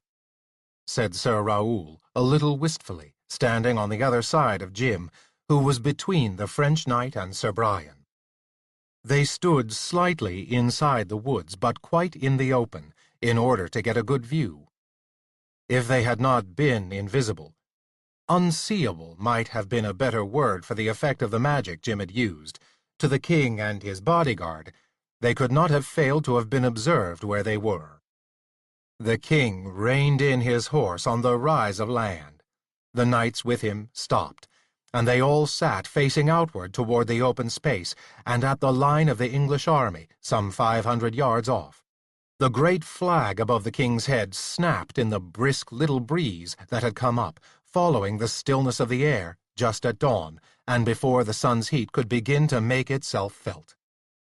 "I counsel," said Brian, shading his eyes to look, not at the king or his knights, but down the French line that was already being formed to their left and right, "that we wait until the first French division makes its charge. If possible, if what of Easdale says true, it would be even best to wait until the business of the false archers and the hidden bowmen puts itself into play on the English side, so that the attention of the king's party will be thoroughly fixed on the field before them. That will be some little waiting, but it could be the time will be well spent." "A good suggestion, Brian," said Jim. Jim felt a pull on his right elbow. He turned, expecting to find that Darfiv, who was standing just behind him with his 3 bowmen, wanted his attention. But it was neither Darfiv, the bowmen, nor anyone else he had expected. It was Carolinus. "They cannot see or hear me, those here with you," said Carolinus. "Make some excuse and come aside with me, so that I can talk to you." Jim looked back to his front. He wet his lips, took a breath, and spoke suddenly. "Ha!" he said. "And I was just going to attend to that earlier. The rest of you stay here and keep watch. I'll be back in just a little bit." "We will that," said Brian, still shading his eyes against the morning sun. "I do believe the first division of the French are ready to ride out." "They will be eager," murmured Sir Raoul. Jim turned about and saw nobody watching him. Even Darfiv and the bowmen behind him had their eyes fixed only on the field and the 2 armies on it. Carolinus was standing a couple of steps off, and he beckoned. Jim went toward him. Carolinus led him off until they had passed among trees that hid the field, as well as the rest of their own men, from his sight. Then he turned and faced Jim. Coming close, Jim was surprised to see that Carolinus's face was drawn and tired, touched with the grayness that older faces show when they have been exhausted almost beyond their strength. "James," said Carolinus, "you do not know this world even yet, so you must forgive me for what I've done." "Forgive you?" said Jim. "I've never known you to do anything without reason, Mage. Not only that, but the reason was usually as much to the benefit of others like myself as to your own purposes. Didn't you tell me that once, when the dark powers move, we must all stir ourselves to push them back?" "Did I tell you that?" said Carolinus. "Well, it's true enough. But what I'm referring to, James, is that you still have not fully grasped how an inferior is owned by his superior. Brian, for example, could hang one of his men-at-arms simply because he decided to, and no law could bring him to book for it. It's true that if he did such a thing without acceptable reason, he might well lose most of the rest of his men, and certainly the best men among them. Therefore he would not normally do it. But nonetheless, if he needed to, or had cause to, he could and would." "I think you underestimate me," said Jim soberly. "I believe I've already come to understand that." "Have you?" said Carolinus. "Did you ever stop to think of it as far as it applies to the relationship between you and I?" Jim stared at him. "Us?" echoed Jim. "You and I?" "Exactly," said Carolinus. "In our relationship as teacher and pupil, when I took you on as a student in magic, you became effectively my property. I would teach you, but at the same time I was free to use you or destroy you as I would. That is the way, at this time, in this world." "No," said Jim slowly. "I hadn't thought of that." He looked into Carolinus's faded blue eyes. "But in any case, I'd expect you to have a reason for doing anything of that nature," he said, and, like Brian, Carolinus interrupted him. "There's a difference, James," he said. "In your case, outside causes could force me to deal with you beyond the limits of what you'd expect. Unfortunately, in this particular contest with the dark powers, you've become like a pawn in a chess game, pushed forward to achieve an end, or be sacrificed. I could help you only to the extent of sending Aura, and aiding in the sending of Dafith. Also, there have been other, little things, but nothing I could do directly. I should congratulate you. It was a clever way you had of making a magic that made your men and you so that other people would not see you." "The truth is," said Jim, "I couldn't imagine any other way of doing it, and I find that what I can't imagine, I can't work as magic. Maybe that's a law of magic." "I wouldn't put it in just those words," said Carolinus, "but it is very close to the truth. However, I was congratulating you, not just for finding a magic, but for finding one that drew on resources from your past in another world. Therefore they drew the more lightly on your magical balance here. Did it never strike you that you had been doing a great deal of magic for someone with only a D rating?" "I never thought of it," said Jim. "Well, think of it now," said Carolinus grimly. "The fact is, you used up the last of the energy which permits you to make magic some time ago." "Then why have I been able to go on doing it?" asked Jim. "Did you lend me some energy from your account?" "That is strictly forbidden," said Carolinus, "and with good reason. Otherwise a teacher could make his pupil stronger than he should be, according to his rating with the accounting office, by giving him the use of loaned energy from a superior and much better filed account. No, I could not lend you anything. What I did was allow you for some days now to draw on my account. Strictly speaking, this also is something I should not do, and I will undoubtedly be fined from the accounting office when all is over, unless we win strongly in this encounter with the dark powers, and therefore find our accounts replenished at their expense." "That's something else I don't understand," said Jim. "Where does the accounting office get what it puts into our account? Does it have its own supply of it, unused, or—" "Do not ask," said Carolinus, so fiercely that Jim was checked into silence. For a moment, neither of them said anything. "You will find," said Carolinus in a kinder voice, when he finally broke this silence, "that the more you learn about magic, the more you'll realize is impossible, forbidden, or otherwise fenced away from you. You'll also learn how much there is yet to learn." He checked himself, but enough of that now. He went on. "There's little I can do for you further, but that little I am going to do. One is to warn you of things that you may need to know. One of these is the fact that your account is empty. This means that, until it fills again, to some extent, your education as a magician is at a standstill. You're essentially like an ambassador without portfolio. You do not lose the fact that you are to become a magician, for which you should be grateful." He looked at Jim with unusual grimness. "For one thing," he went on, "the King of the Dead has made strong complaint to the accounting office about a magician showing up in his kingdom. Those with you did not matter. They are humans. If they wander into his territory, they legitimately belong to him unless and until they can escape from it again, as you and your friends did. Unfortunately, you used magic to escape. The use of magic in his kingdom, where all magic is controlled by him. It is not really magic, but magic compares to it, to the point where it is forbidden, is an even greater crime than your appearing within that territory. You face being called to account on this. But we were only there because Malvine's magic tricked us into going there, protested Jim. True, said Carolinus, and the accounting office will take that into account. But only if you defeat both Malvine and the Dark Powers. Then it will be Malvine who will be brought to account, but only then. It doesn't seem fair, said Jim. Who said it had to be fair? Demanded Carolinus fiercely. But listen to me. Another problem that you may not be aware of is that Melusine is here close by. She wants you back.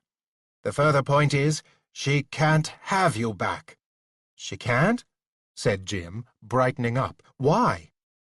Because, as I've already said Carolinus, with a touch of his usual testiness, you remain a magician, even without a balance in the accounting office. The law is that there be no trafficking between kingdoms. That's why the King of the Dead has no power outside his own kingdom.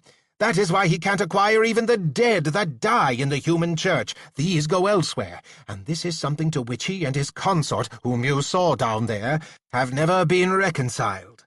It makes him doubly fierce at pursuing such cases as this, when a human who is a magician intrudes upon the grounds of his kingdom and then escapes by forbidden magic. But what's all this got to do with me and Melusine? Jim asked. Something about kingdoms is involved with the fact that she can't have me because I'm a magician? That's right, said Carolinus. Melusine is an elemental, and the kingdom of the elemental is separate. Well, almost separate. Your friend Giles is a mixture of elemental and human, although I suspect that since he has been a very young child he has been ashamed of the elemental part, and done his best to deny it and all that goes with it. Melusine is a full elemental. I know, said Jim. I've seen her using her own magic. What the elementals have and use is not really magic, said Carolinus. Only humans use true magic, though most elementals and others will tell you that what they use is magic. But actually what elementals have is a sort of instinctive power to shape their environment, the space around them. For example, do you know how Melusine drowns dragons who wander at all close to her lake? No, said Jim. She causes the lake to extend itself, so that it is deep water underneath the point where the dragon is then standing or walking. The dragons flounder about, down, and she draws them down to that part of her lake bed where she wants them, and leaves them for the fish to strip. Why does she hate dragons so much anyway? Asked Jim. I asked her once and she gave me some answer about the fact that they were like bats, and were up in the air, and so on and so forth. It didn't make a great deal of sense. In any case, it doesn't matter, said Carolinus, and this time he was definitely his old testy self. Something about dragons, sometime, possibly something some dragon did, rubbed her the wrong way. She will probably even have forgotten what it is by this time. I told you elementals operate by instinct. They don't use thoughts as we humans do. Basically, as I say, they have this power to shape their environment, to a certain extent that allows her to shape her environment toward you, no matter where you are. It isn't quite as simple as I'm making it sound, but what it means is that Melusine herself instinctively travels toward you, no matter where you are. You have been moving, and so stayed ahead of her until now, but now you're fixed, here at this battle site, and she'll inevitably find you. But if she can't have me, what difference does it make? Asked Jim. All the difference in the world, you numbskull, said Carolinus. Didn't I just finish telling you that unless Malvine can be brought to book for your being in the kingdom of the dead, you'll be held responsible for that? Similarly, with Melusine, any damage she causes outside her own personal kingdom in the process of hunting for you and finding you, or in her upset at discovering, as she will, that she can't have you, will also be held to your account. You'll be the responsible party. Do you understand? You make it sound like part of a legal matter, said Jim, his head whirling. It is a legal matter. A matter of law, even if that law is different from the law you're used to, said Carolinus. I've warned you. That's all I can do now, except for one more thing. This, too, I will be called to account for, but like the business of letting you use my account to do magic, it'll only involve me in your violations to the point where I'll have to pay a fine. By your standards, a very heavy fine. By mine, well, it will be something I can live with. Similarly, with what I'm going to do now, theoretically, I should do nothing for you magically as long as you have no account and, while technically a magician, are not considered practicing. But I'm going to do it anyway and incur another possibly heavy fine for the next 24 hours, therefore. I hereby protect you against any magic that Malvine may direct at you. That's very good of you indeed, stammered Jim. But if it's going to cost you more than you can afford, then perhaps I should try to muddle through without it. You wouldn't have a chance, boy, said Carolinus. Don't you understand that? The minute you corner Malvine, he'll begin to use magic against you. What little you know about the art will stand no more chance in the face of that than a sparrow would trying to fly into the teeth of a hurricane. Tell me one more small thing, then, said Jim. You've already said that somehow I have to prevent either army on this field from winning the battle, and I don't have the slightest idea of how to go about it. If you could just give me a hint— I can hint you nothing, said Carolinus in a hard voice. I've done all I can do, and more than I should do already. You know what needs to be done. Do it, if you can. His voice softened suddenly. And my love and good wishes go with you, James, he said gently. Forgive me, but that's all that I have to give you now. Come, you should be getting back to your men. The 1st Division of the French Horse has already begun its charge down the field at the English line. Chapter 37. Hell, already? Said Jim, and started out at a run through the trees, back to where the rest of his men were. He ran, however, for only a few heavy, thudding yards, before it became obvious that, dressed in armor, he could not keep up this pace. He dropped then to a walk, and strode out as fast as he could.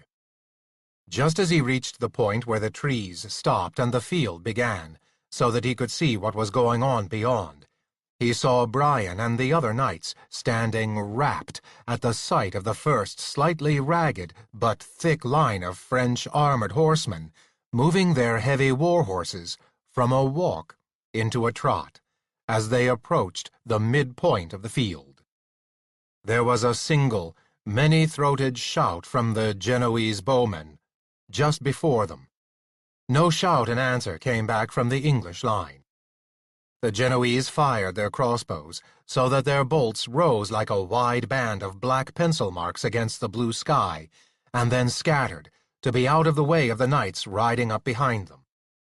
The crossbow bolts fell into the English ranks, but it was too far away for Jim to see what happened, even though he was panting up now to join Brian and the others. However, arrows now began to arc through the air from the two ends of the English formation, where the archer lines stood, and the French horse began to stumble and go down.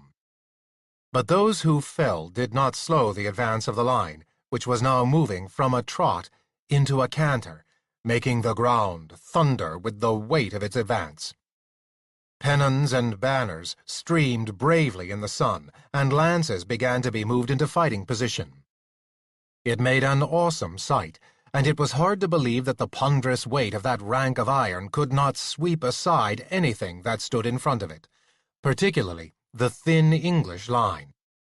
"Brian," gasped Jim, at last reaching his companions. "What are you standing here for? It'll be any moment now that the hidden bowmen show themselves, if there are any hidden bowmen. Right now the king and his knights are as caught up in what they see on the field as the rest of you are. Get them to horse.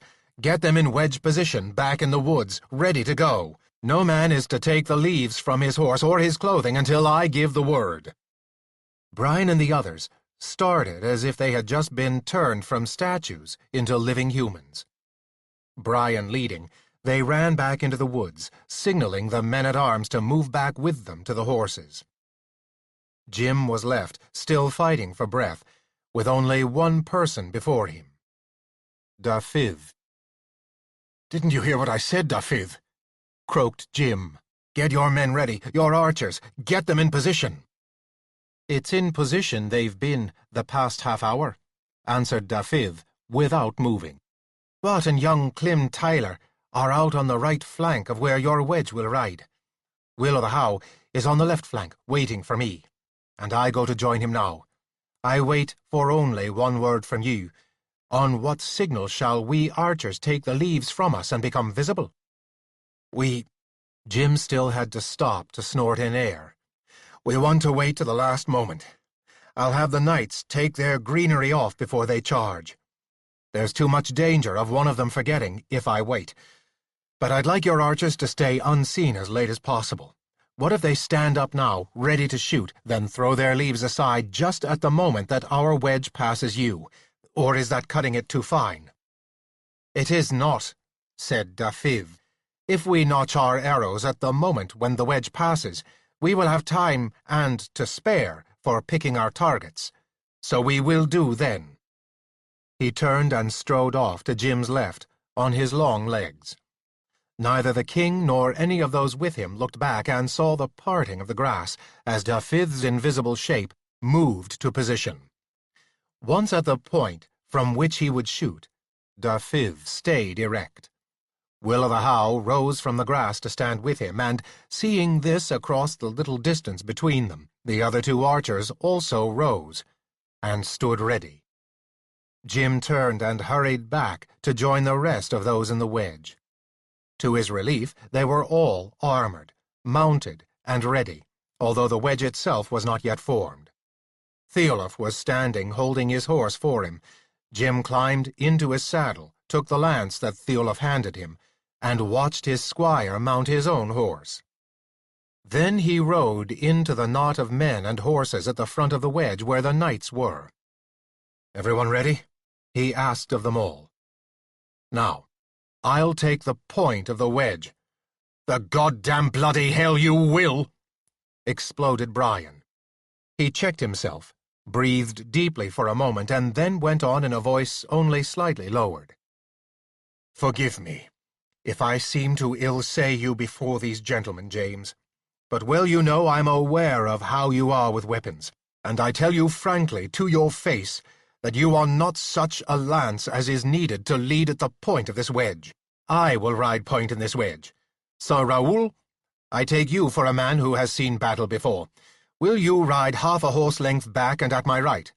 John Chester, the same position on my left. Behind John Chester, Theolaf, and well you remember, Theolaf, that your shield is to guard two men, not merely yourself, but Sir James." "Fear not, Sir Brian," said Theolaf harshly. "That is the last thing I will forget. James, do you take the middle position with your horse directly behind mine, and your spear levelled out to the left across the withers of John Chester's horse." Went on Brian. "Tom Seaver, you will ride on Sir James's right, likewise remembering that you guard not merely yourself but him, and direct your lance to the right across the withers of Sir Raoul's horse. When the shock comes—" "Just a minute," snapped Jim. "What are you trying to do with me, Brian? Guard me as the King of France is guarded? I'm here to fight along with the rest of you, because every lance we have is going to be needed." "Every lance but yours, James," said Brian, his mouth a thin line. "But yours, James. Consider that if we lose you, we lose everything.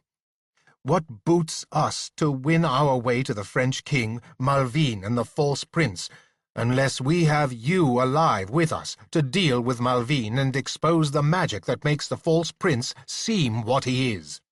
The whole purpose of our charge would go for naught. If you should be killed along the way, as it is, I doubt not you will find work enough, even surrounded by the rest of us, as you are." Jim winced internally. It was no more than the same argument he had used with Prince Edward only a short time before. He could not argue against it now. Moreover, he thought, facing the truth within himself, This was the moment in which Brian should be the field leader and should be making the decisions. If Giles were here, Giles would also be riding ahead of him or on one side of him, and correctly so, according to what Brian had said to Jim. Jim had to admit that all of it was the truth. He bit his tongue against any further argument. "The rest of you know your positions as we practiced them," Brian was saying. "Into them now, immediately. Follow my signal forward, but be ready for Sir James's order that you throw away all twigs about both you and your horse. Let not one of you fail to do that, for I will hang any man who does. James, when the time comes, you had probably best shout. We will be making more than a little noise with our horses' hooves and armour. I doubt not that, even interested in the field as they are, the king and those with him will hear our approach and do their best to turn and face us." Jim cast a quick eye back over the wedge and saw them all in place behind him, as they were in place before. "Now," he shouted, "throw any twigs and leaves you've got away now." Sir Brian smiled back over his shoulder at him, a brief, grim smile. Then his head turned forward again. "Ride!" he cried, "and keep together!" They started out, as the French line had done, at a walk, but much more quickly accelerated to a trot, a canter, and a gallop. As they emerged from the trees, there was a cry before them from the men around the king. Off to the near side, which was the only side he could see well at, Jim now saw at each end of the harrow a new line of men stretching forward toward the French, on their feet and holding bow-staves in their arms. A fresh flight of arrows marred the blue of the sky. For a moment, the king and those with him had no eyes except for what was in front of them. Then someone's ears must have picked up the thunder of hooves behind them, for a voice shouted over the babble of talk that was going on, "We're attacked!" It was impossible for Jim to see the king and his knights clearly, because of the bodies rising and falling with the galloping of the horses ahead of him. They were going all out toward their target, and it seemed to him as if they had been taking an unreasonable length of time to reach the group around the French king. Then, without warning, they reached it. Jim had had the experience of his battle with the ogre when he had been in the body of Gorbash the dragon, and he had also felt the impact when, with his own men-at-arms and Brian's, he had ridden into the rabble besieging Castle Smythe. But nothing had prepared him for this terrific shock, in which heavily armored individuals on heavy horses slammed into equally armored men and horses at a speed that must be close to 20 miles an hour. The impact was unbelievable. Jim literally felt himself thrown against the hard interior surface of his own armor. Horses were forced up on their hind legs by the forces of their coming together, screaming and lashing out with their hooves. A shock he could not believe traveled up the lance he was holding, and he stared, dumbfounded, at the half of its splintered length that remained in his grasp. They were deep among the body of French knights, but the crash of coming together had forced the wedge apart. He found himself facing an unfamiliar figure in armor, with slanting black lines painted across the upper part of its visor and helmet. Jim's sword, he was not even conscious of having drawn it, was in his hand, and it jarred against the other's sword in mid-air. He remembered to bring up his shield as he disengaged his sword, so that a second blow hammered on the shield, driving him backwards in the saddle. Jim struck back with his own sword, but met only empty air. The knight with the black bars painted on his helmet was falling out of his saddle, face forward, with the feathered end of an arrow sticking out of the center of his armor's backplate. For a moment, there was no one in front of Jim. He saw two more enemy knights drop from their saddles as if by magic, and knew that the arrows of the bowmen were doing exactly what Dafydd had promised, clearing the way for them. Brian was still ahead of him. Brian rode forward, and he followed. Suddenly, they were in an open space, with none but their own men around them. His horse, Brian's and Raoul's were roughly level, and then, in the little space before them stood a knight of slightly less than ordinary size, in armor richly inlaid with gold, apparently already unhorsed. He held his sword in hand, but had no shield.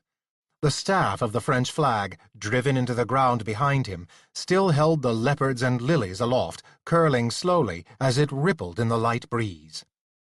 By some miracle, Brian's spear was unbroken. He leveled it now at the knight in the rich armor. "Yield!" he said. But Sir Raoul was already off his horse, down on his feet, and kneeling before the very man at whom Jim's spear was pointed, trying to pick up one of the knight's gauntleted hands that was free and bring it to his lips that he had exposed by throwing back his visor. "My liege," said Sir Raoul, "forgive me. It was never against your majesty, but against Malvine I acted." "And who are you?" asked the knight in the rich armor, putting up his visor and looking down at Raoul. "I am the son of he who was the Comte d'Avron, who was a true and loyal servant of your majesty, even after the arch-sorcerer Malvine falsely attainted him of treason and had him stripped of his title and his lands to Malvine's benefit. While he lived, he served your highness nonetheless, as have I. My only object is to rid you of that incubus I just mentioned. All my enmity has been against him. Forgive me if that enmity has made me seem to league against you, my king." "Yield, your majesty," said Brian again. "You are surrounded. You have no way of escape." "I yield me then." The French king looked down at Raoul and passed him the sword he still held.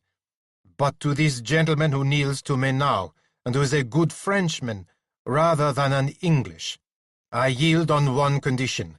Call off those devil archers. I would have no more of my good lords and knights slain by their wicked shafts." "Dafydd!" shouted Jim over his shoulder. "Tell the archers to stop shooting!" The whistling of the arrows ceased. King Jean raised his voice in turn. "I have yielded," he shouted. "O knights of mine, lay down your arms and surrender, as I have done." Brian was off his horse now, and he knelt, on one knee also, before the French king. Jim dismounted clumsily and followed his example, wondering a little at himself. He remembered he had not been able to bring himself to kneel before his own English prince, but here he was kneeling before the French king. Perhaps practice was making it possible. "Forgive us also, Highness," said Brian. "We do not rejoice in your capture, but it is a duty to our own king that brings us to it." He rose to his feet again, and Jim felt he was therefore at liberty to do likewise. King Jean took Sir Raoul's hand and raised him to his feet as well. "And now you have conquered me, gentlemen," said the king, taking off his helmet. He was a pleasant-looking man of middle age, going bald, and with what hair he had left already turned to grey. "What do you propose to do with me?" He looked at Brian. "I assume you command this band of English ruffians?" Brian took half a step backward. "Not I, Your Highness," said Brian bluntly, "but Sir James Eckert, here besides me. His fame may not have reached to your land, but in our own country he is known for his deeds by the name of the Dragon Knight." "Yes," said the king, his eyes shifting to Jim and running him up and down. Jim felt that he should take off his own helmet, and did so. "Some rumor of you, sir, has reached even our ears. I was also aware of the red upon your shield, so you are another magician, are you not?" "A minor magician, Highness," answered Jim. "But it is in that capacity I am here, since my concern also is Malvine, your minister." "A minor magician to deal with Malvine?" said the king.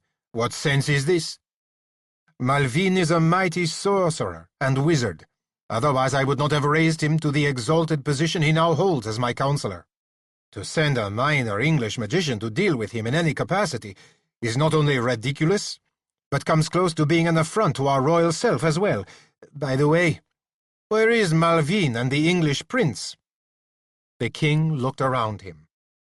"Right here," answered half a dozen voices that Jim found familiar, interrupted by another, waspish voice that Jim had heard before in the castle where he and the others had rescued the young prince. "And keep your hands off me unless you want them turned into leper's claws." Malvine walked out from among the horses, with the prince beside him. Jim's breath checked for a moment. It was almost impossible to believe that what he was looking at was not the young man he had left to hide among the stones only a short time past. What he saw now not only looked like Prince Edward, but was Prince Edward, in every detail, down to the clothes, the manner of walking, and the expression on his face. "I stood back to see just what was going on before I showed myself," said Malvine, marching forward to stand by the king and being followed by the prince. He pointed a finger at Jim. "Still." Jim found himself under no compulsion to keep from moving. To prove this, he pulled off his gauntlets and hooked one thumb in his sword belt. He stared at Malvine. "Still, I said," snapped Malvine again, his finger holding in midair. His eyes widened. "What have you learned to keep that command from touching you?" "I have made him proof against all your powers," said the dry voice of Carolinus. He stepped around from behind Jim to stand beside him, to a murmur of amazement from the men behind him. "But a second past he was not there," Jim heard muttered behind him. "You," said Malvine, glaring at Carolinus. "What's he to you?" "My pupil, Stinky," said Carolinus conversationally. "Remember how we used to play our little tricks on each other when we were at school together? I haven't seen you in a long time, Stinky."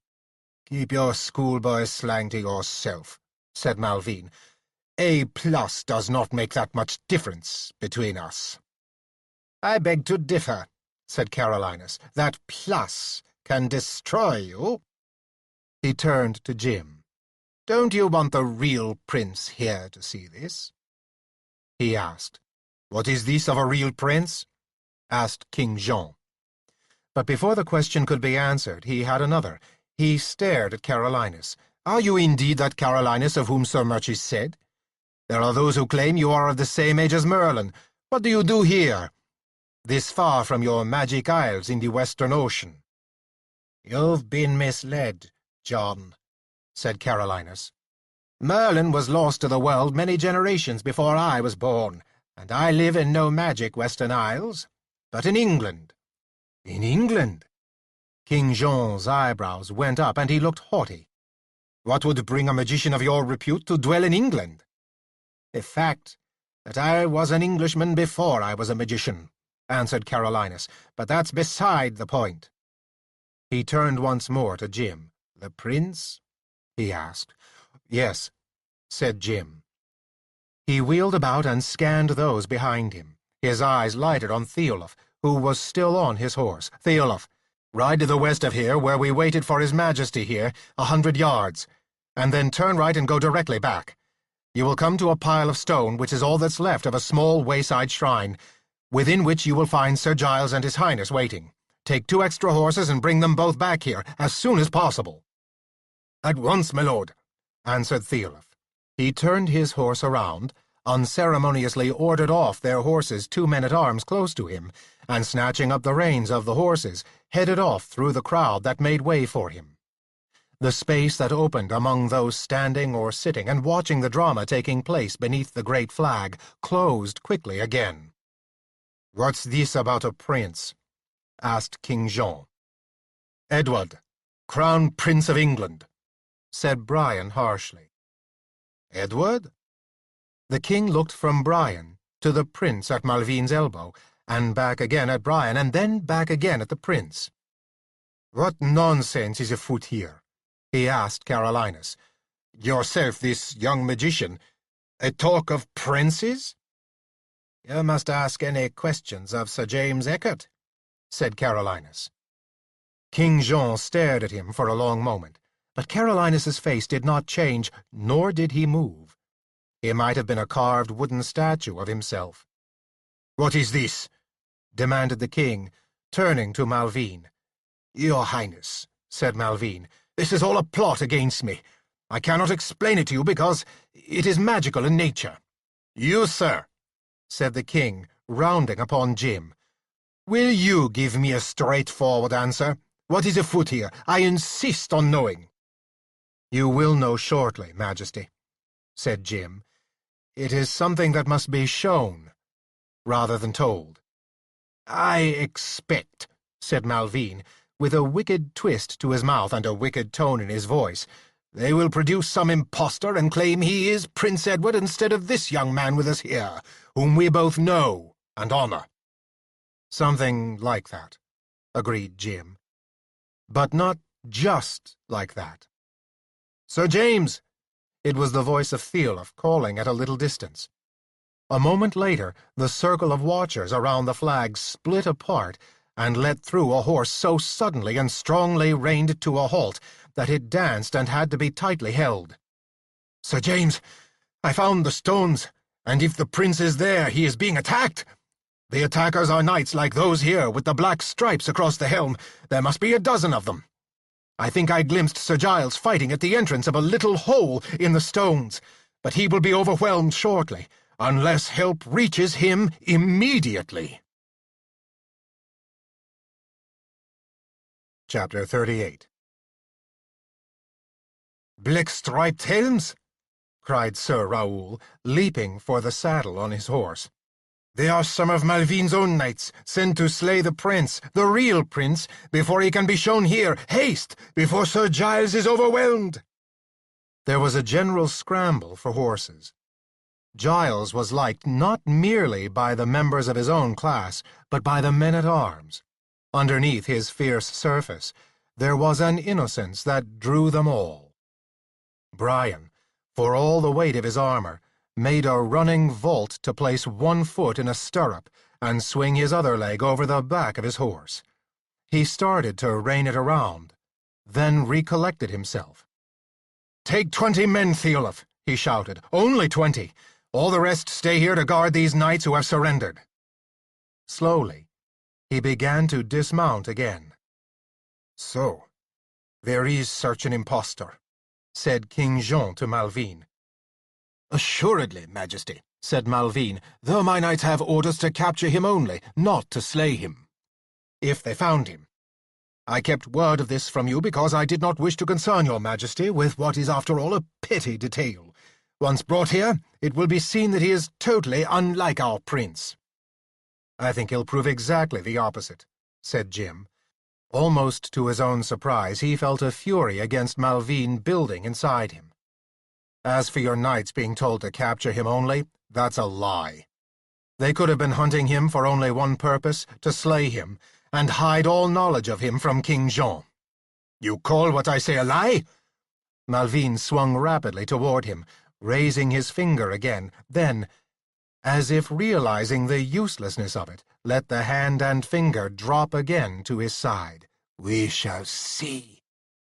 They waited for perhaps 15 or 20 uneasy minutes, during which the wounded on both sides were attended to with as much skill as one 14th-century soldier could give another.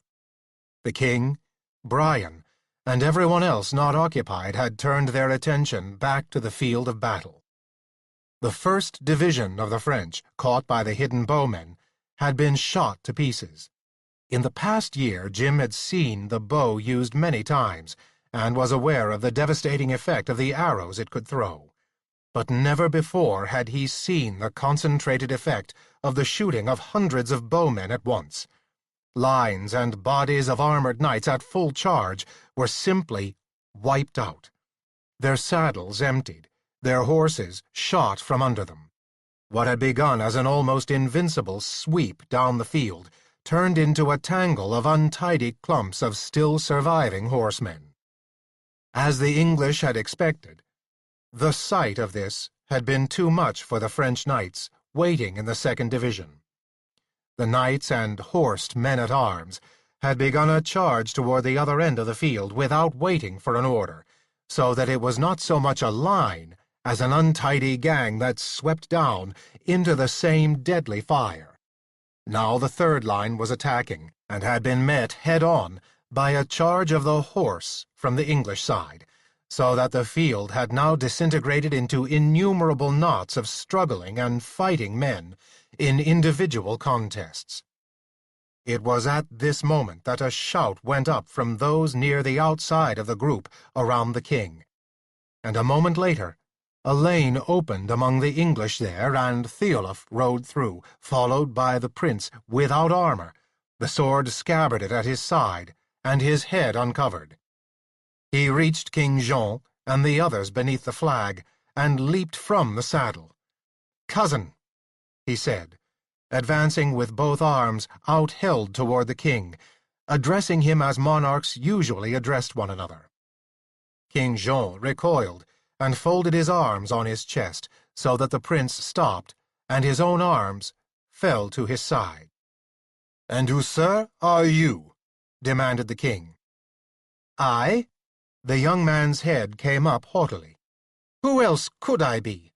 I am Edward Plantagenet, Crown Prince of all England, firstborn son of Edward, King of England. Who are you, sir?" The king ignored the final question. "Certainly," he said, turning to Malvine beside him. "He greatly resembles our prince." "Say, rather, your prince greatly resembles our royal Edward here," said Brian harshly. "Let us see," said Malvine. He darted forward and jabbed out with a pointing forefinger that almost touched young Edward's nose. "Still," he said. Instantly, there was an immobility about the prince that left no doubt in anyone's mind that Malvine's magic had worked. Malvine laughed and threw a glance at Carolinus. "I thought not," he said. "You would not have been able to throw the cloak of your protection over all these here. Now I have this one you call the prince." Carolinus did not answer. He was as still as the prince, although something about him gave the appearance of being free to move if he wished, but he did not. It was as if he stood and watched all that went on, but Malvine did not exist. "Meanwhile," said Jim, going to his horse and detaching his saddle flask, "let's establish now which is which." "Stop him!" cried Malvine. "What he carries in that flask is a magic potion. Don't let him approach the true prince." "It's only water," said Jim. He stepped to King Jean, removed the top of the flask, and poured some of the flask's contents into the palm of his hand. He held it up for the king to sniff. "Do you smell anything, Your Majesty?" he asked. "As I say, it's only water." "It is enchanted water!" shouted Malvine. Jim ignored him, as Carolinus was ignoring him. He walked over to the real prince. "Forgive me, Your Highness," he said, "but it is absolutely necessary." He threw the palmful of water into Edward's face. Edward was not able to stir, and no muscle about him moved, but his eyes blazed with fury, and something between a moan and a growl arose from the other English present. There was a general move, on horseback and on foot, in Jim's direction, but then it stopped.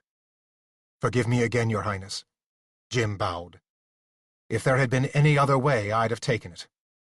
He turned and went toward the other prince, who now stood between the king and Malvine.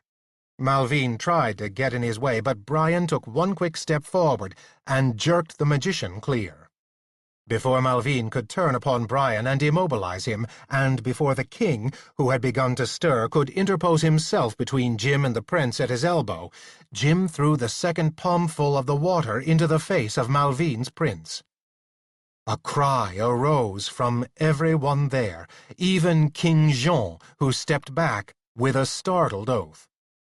The face of the prince that had been splashed with water was changing. There was a slight hissing, sizzling noise from it, and although the features of the prince's face did not distort, they shrank. The mouth became shorter, the nose smaller, and the eyes closer together. All of this the prince who had just been splashed did not seem to be aware of. He continued to stare at Jim with the stare of one who does not understand what is going on. Jim took the open bottle and generously splashed as much of its contents as he could slosh, with a couple of quick jerks of his arm, into the face before him. The hissing and sizzling noise increased. The face shrank rapidly. The figure itself lost stature and dwindled inside its clothing, so that same clothing now hung loose upon it. Within the garments, the prince himself continued to dwindle, even though the water had disappeared. Jim stood back. Before the view of all of them, the prince who had stood between Malvine and the king grew smaller and smaller, until he dwindled away completely, and there was nothing but a pile of the clothes on the ground. Carolinus moved, turning about sharply on his heel. "Accounting office!" he snapped. "I am here," responded the startling, deep bass voice out of thin air, about 4 feet above the ground. "Take special note," said Carolinus, "of the questions and answers you're about to hear. James?" Jim looked up from the pile of clothing at Carolinus. In spite of the fact that he had known what would happen as a result of what he did, he was shaken by it. He could not help feeling as if he had committed murder. His eyes met Carolinus's. "James," said Carolinus, "was that water you used literally nothing more than water?" "Plain water," answered Jim. "I got it from a stream a few hours ago. Sir Brian saw me empty out the wine that was in this flask and replace it with the water." "By heaven's hand I did," said Brian in a shaken voice. "Why did you splash the water on the false prince?" asked Carolinus. "Because—" Jim had to swallow. "Because I knew it would make him melt. I knew that such simulacra always had to be made by magic out of snow fresh from the mountaintop." "And who told you that simulacra had to be made of snow?" demanded Carolinus. "Who told you that anything made that way would melt if you poured water on it, as snow itself does when water is poured on it?" "It's mentioned," said Jim, "a number of times in the fairy tales in the place where I come from." "You heard all that, accounting office?" said Carolinus. "I heard," responded the bass voice. Carolinus's own voice relaxed. It was almost gentle. "That's all for now, then," he said. "Jim, step aside with me so I can talk to you." He turned without looking at Malvine, and Jim did not have the heart to look at the other master magician himself. He was about to follow Carolinus when there was a stir among the men in front of him. 7 men-at-arms appeared, carrying someone on a battered shield, which was being used as an impromptu stretcher. At one end, one man supported a helmetless head. At the other, 2 held up the legs that reached beyond the further end of the shield. They brought their burden up into the open space not far from the flag and laid it gently down. "Giles!" cried Jim. And at that, 2 things happened at once. "You are released," said the invisible bass voice, just above the ground, and a slight, blue-jerkined body pushed past Jim and fell on its knees beside the man on the shield. "My brave Sir Giles!" It was the true prince, and he was weeping. "How can I thank thee for this, and for all that thou hast done to save me, my life, and my honor?" On the stretcher, Giles's face was bloodless. His lips moved, but Jim could not hear what he said. The prince took up Giles's limp hand and pressed it to his lips. The armor still on Giles's body had been hacked almost to pieces, and there seemed to be none of it that was not smeared with blood. Theolf dropped to his knees on the other side of Giles and began with damp cloths to clean and stop the bleeding of Giles's wounds. At this moment, a commotion among the thick circle of armed men diverted their attention. The body of men parted almost as if a battering ram had come through it. Coming down the open lane were 4 knights on horseback. The leader, a large, burly man, rode his horse almost to the foot of the flag. There, He dismounted and took off his helmet, to reveal a round, graying head and a short-cropped graying beard on a square, heavy-boned face. He went down on one knee before King Jean. "Your Majesty," he said, completely ignoring Jim, Brian, and the rest. "Forgive me for not being here sooner, but word of your yielding personally to an Englishman just reached my ears. I am, with your favour, Robert de Clifford, Earl of Cumberland and commander of the English forces here.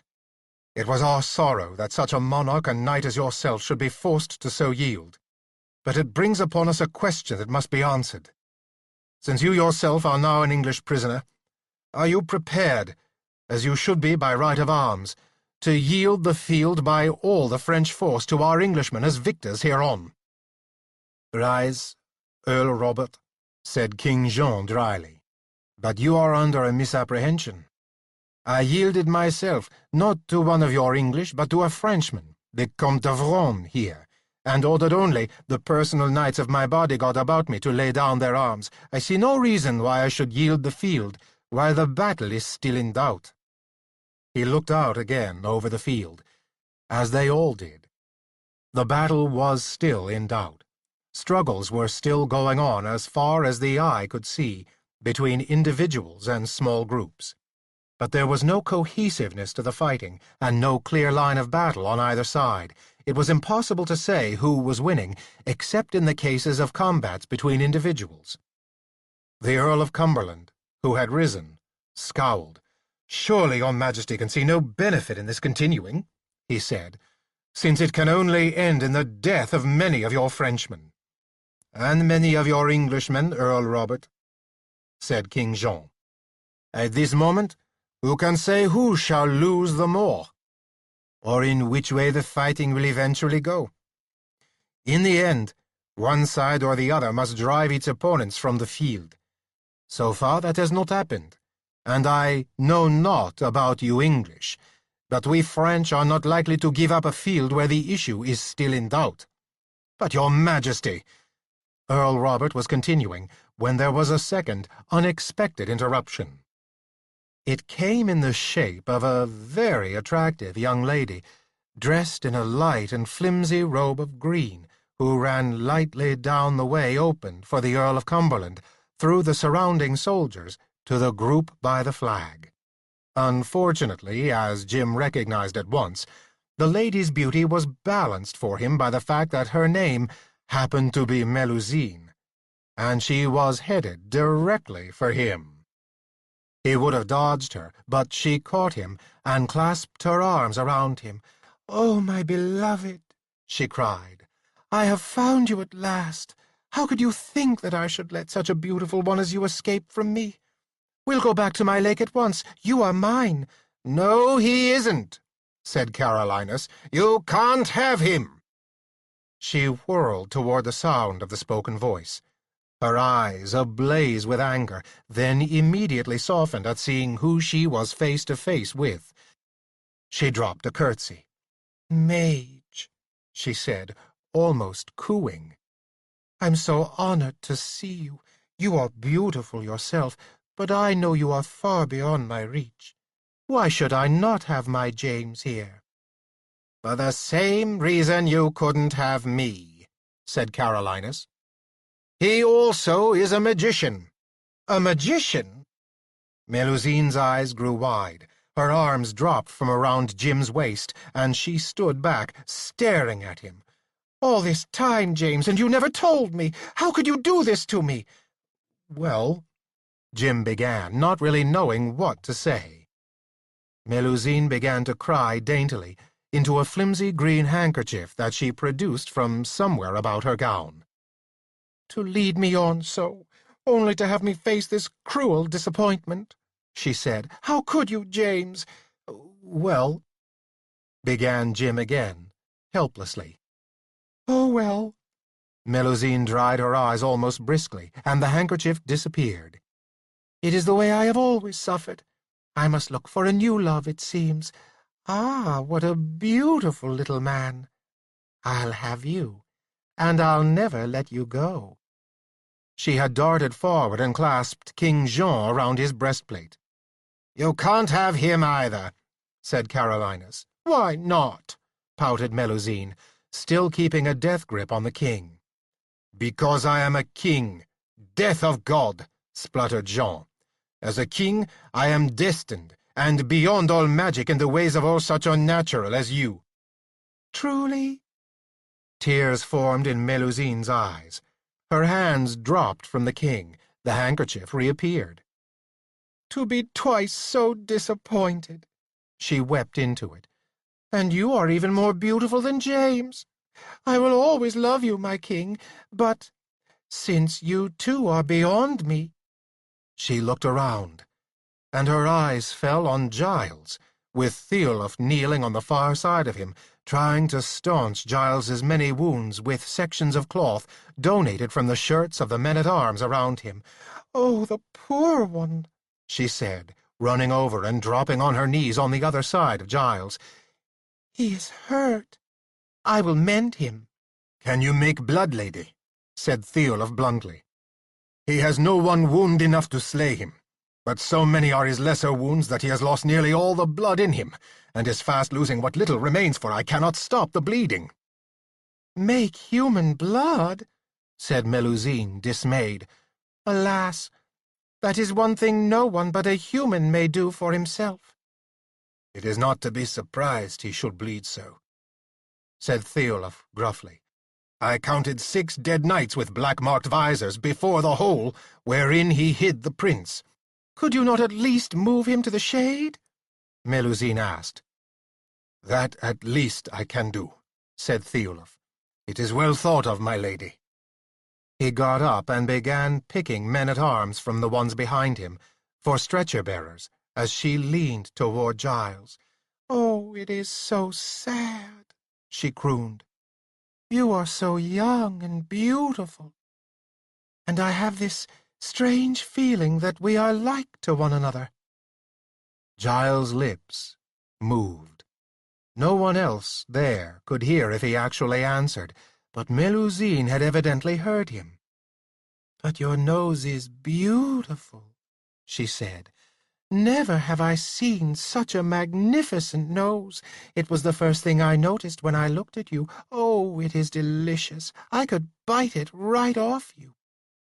She bent over, covering the nose with kisses. Pick him up gently now, said Theolf, returning with the men he had picked. We'll carry him into the shade of that tree right over there. Gently, they did as he said. With Melusine following, they went off into the shade of the tree, while the rest of the men-at-arms there made room for them. Meanwhile, Jim had been standing by, listening to the Earl of Cumberland negotiating with King Jean. Surprisingly, for all his burly physical appearance, the Earl turned out to be an astute negotiator. His arguments had reached the point of bringing the king finally to recognize that there was nothing to be gained by letting the battle go on, and, while the cost of surrender might be high, that, too, was something that might be negotiated to better terms at a later time. Meanwhile, it made only common sense to preserve the veteran French warriors from death, and the kind of serious wounds that in this early time might bring them to death eventually, for future use against the English. It was just then, however, that Jim noticed the prince standing to one side of the Earl, with his gaze fixed steadily upon the nobleman. The prince's face was more and more resembling a thundercloud that was about to spawn a tornado. Jim moved hastily to do what he could to avert a full-sized explosion. He interrupted the Earl. "Forgive me, my lord," he said, "but I believe our royal prince might wish to have a word with you." The Earl turned his head slowly to look at Edward, of whom he clearly could not have been unaware all this time. "Yes, Highness?" he asked coldly. "So you do know who I am, sirrah?" snapped the prince. "I know you as my royal prince," replied the Earl, still coldly, "though I have been informed you had lately turned from the English and the land of your birth to lend your support to the French against all things English, and mayhap you had acquired a different title in the process." "Insolence!" snarled the prince. "Down on your knees before me, my lord, or I'll have your head off in punishment for not doing it sooner. And I have the men with me who'll perform that task for me if I order it." He looked behind him. "Have I not?" There was a sudden, chesty shout from the men-at-arms behind him. There was nothing that would have suited their temper better at this moment, Jim realized, than to cut off a head of an earl at the legitimate order of their prince. The earl had come with only 3 companions. He sank down on one knee immediately. "Look to your right, my lord," went on the prince in a steely voice. "You see that pile of clothes that somewhat resembles what I wear myself? Within those clothes, until a short while ago, was an impostor made out of snow by the magic of the evil sorcerer who stands behind you, and behind the King of France, as I now notice.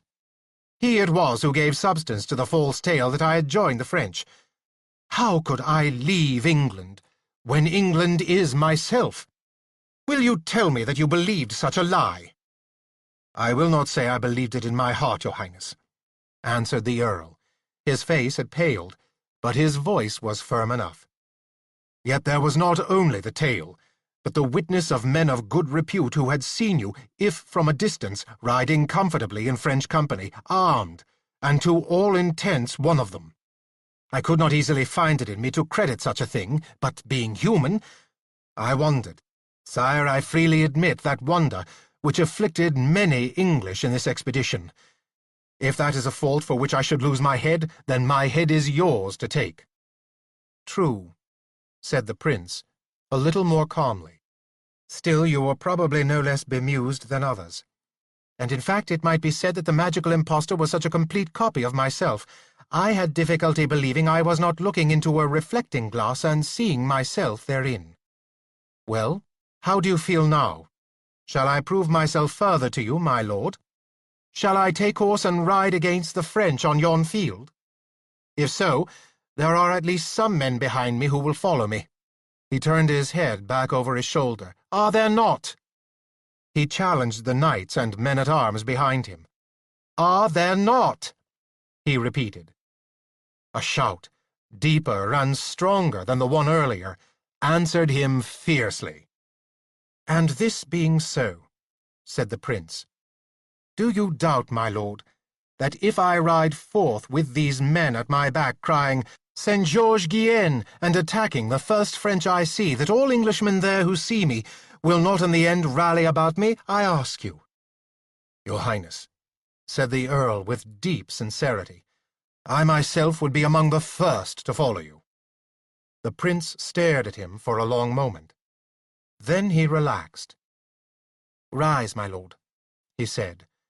"I do accept you to be a loyal and trusty lord of mine and of my father the king. But never again give me reason to doubt you." "That I will not, highness," said the earl, "while I live." He rose to his feet again. "Well pleased am I to hear it," said the prince. "That matter being settled, you may continue discussing the terms of surrender with our cousin, the King of France. I will listen and leave the discussion to you because you have more experience in this, my lord, and I admit it. Secondly, because it will the more ensure that the fighting yonder be brought to a conclusion as swiftly as possible." "I am afraid you are in error, cousin," said King Jean. "At no point in our discussion have I agreed that we French should surrender. We will either continue the battle as men of honor should, or offer the English such light terms that there will be no shame in their accepting them. I see the frown gathering dark upon your brows, young cousin. You are about to remind me that I am your personal prisoner. Let me dispose of that now, once and for all. You may cut off my head, instead of that of this Earl of Cumberland, before I will give commands to my Frenchmen to yield a field they have not yet lost." "In that case," said the prince, "I have no choice. A horse for me! A horse! Ho!" The nearest horseman among the men-at-arms slipped from his saddle and led the beast up to the prince, dropping on one knee and offering up the reins in his hand. The prince took the reins and swung himself up into the saddle. "You give me no choice, then, cousin," the prince said to King Jean. "For some time now it has looked to me as if the battle were very equal. Mayhap it may turn to the favor of the English if I ride out on that battlefield. So I ride out, and your French will have their chance to see if they can win the day." He looked back over his shoulder again at the other mounted men. "Follow me all," he said, pulling his sword from his sheath, raising it in the air, and turning his horse's head toward the field. Chapter 39. "Wait!" shouted King Jean. His face had not changed, but as close to him as Jim stood, he thought he could see a slight sheen on the royal brow that could indicate a hint of perspiration there. "Wait, young cousin. I honor your desire to lead your English to victory. However, think you a moment. There are good knights on both sides that will die if you carry this through, for surely both English and Frenchmen will fight to the death once they see you on the field and in the midst of the battle." The fact that these were the very arguments that the Earl had been using on the king did not seem to inhibit the king from using them on the prince. "Consider, cousin," went on King Jean. "This day has gone awry in many ways. Let us not run the risk of piling error upon error. Certainly the matter should be discussed. If it is enough to keep you from the field, I am willing to discuss not only the surrender of the English to the French, but the possible surrender of the French to you English. Though I advance this merely as a matter for discussion, you understand." "Highness," said the Earl of Cumberland, swiftly and hopefully. The prince sat his horse for a moment in silence, apparently thinking deeply. Then he looked directly at the Earl. "My lord," he said, "you are experienced in these things. Would you counsel that I delay my going out to the field while you talk a while longer?" "I would, your highness," replied the Earl swiftly. "I most earnestly would. I see no dishonor in it, and I think of your value to England, not only now but in the future, should some accident befall you out on the field of battle. I would not hold back from going out because of fear for myself," scowled the prince. "No, no, I'm sure your highness would not," said the Earl hastily. "Still, I would strongly advise and counsel that we talk further with His Majesty of France." Edward swung down from his horse. "Very well," he said. "I will be guided by your advice. Continue to talk, then. I shall listen closely." He stepped over to stand as a third in the group of two that had originally contained only the Earl and the King. To Jim, also listening, the discussion now took an entirely new turn. It became obvious immediately that now both the Earl and the King were trying to work out some kind of no-win, no-lose decision for both sides. The apparent problem with this was in finding the proper language in which to fit it, since all discussions of this sort had been very strictly win-lose, with one side only doing the winning and the other doing the losing. It looked almost as if the problem Carolinus had set Jim was solving itself for him. It was unexpected, for Jim had never stopped to think what the psychological effect would have been of the young prince on the field, leading the English into their fight with the relatively equal number of French who remained. The English, of course, would be tremendously heartened to find the prince definitely on their side, and the French, inevitably, would have felt remarkably let down by the fact that their ace in the hole, which the prince's supposed adherence to France had implied, was no longer there. It was exactly the kind of emotional factor that could sway the outcome of a battle such as this, and clearly not merely the prince and the Earl, but King Jean himself realized this. Meanwhile, the discussion struggled to find the proper words into which to fit its solution to the present situation. It was difficult merely to call a truce, since the usual conditions under which a truce were called, namely, that the two armies had not tested each other's strength, was not there to hinge the agreement on. At the present moment, the testing was literally going on. The final solution agreed on was an immediate, temporary truce. This, in theory, was to be followed by discussions, and a decision about who had actually won the battle would be put off until it became ancient history. This was certainly a solution that was agreeable to both King Jean and the Earl, and it did not seem disagreeable to the prince. It was therefore agreed on. Unfortunately, the agreement brought up a very knotty question indeed: how to proclaim the truce and get the armies to stop fighting. The procedure was obvious. It would be to send royal heralds about the field, with trumpets and proclamations, both French and English heralds proclaiming that an immediate truce had been called, because the young Crown Prince of England was now restored to the English side, and diplomatic details needed to be ironed out before the matter could be put to the test of battle again. The fact that there was no intention of putting the matter to the test of battle again, at least in the minds of those making the agreement right at the moment, was left unsaid. The problem came from the fact, and it was a fact that was foreseen by everybody but Jim, that this was easier said than done. "But what's the problem?" asked Jim quietly in Brian's ear, so that no one else could catch the question. Brian turned his head to him so that his answer should go likewise unheard. "Knights do not always stop fighting just because they're told to," he said. "A command may stop them from starting to fight until it is time, but once started, they do not stop easily. Particularly, they do not stop if one side or another feels it is winning, and that only a little more effort will bring victory into its grasp." Jim was forced to believe this as he stood and watched, after both King Jean and the Earl had sent messengers to the royal heralds on both sides to spread the word of a truce on the field. It began to dawn on him what Brian had meant. What Brian had said turned out to be only too true. The heralds galloped from one end of the field to the other, blowing their trumpets and shouting their proclamations both in English and in French. But there was a remarkable lack of response by those still hotly engaged in battle. Slowly, Jim began to understand. Your medieval knight did not go to war to stop fighting. He went to war to win battles and kill people. Possibly, also, just possibly, to be killed himself. It was possible, if luck went against him, to lose a battle, but he never went to war to suddenly stop going to war. The truth was that these knights unabashedly liked fighting.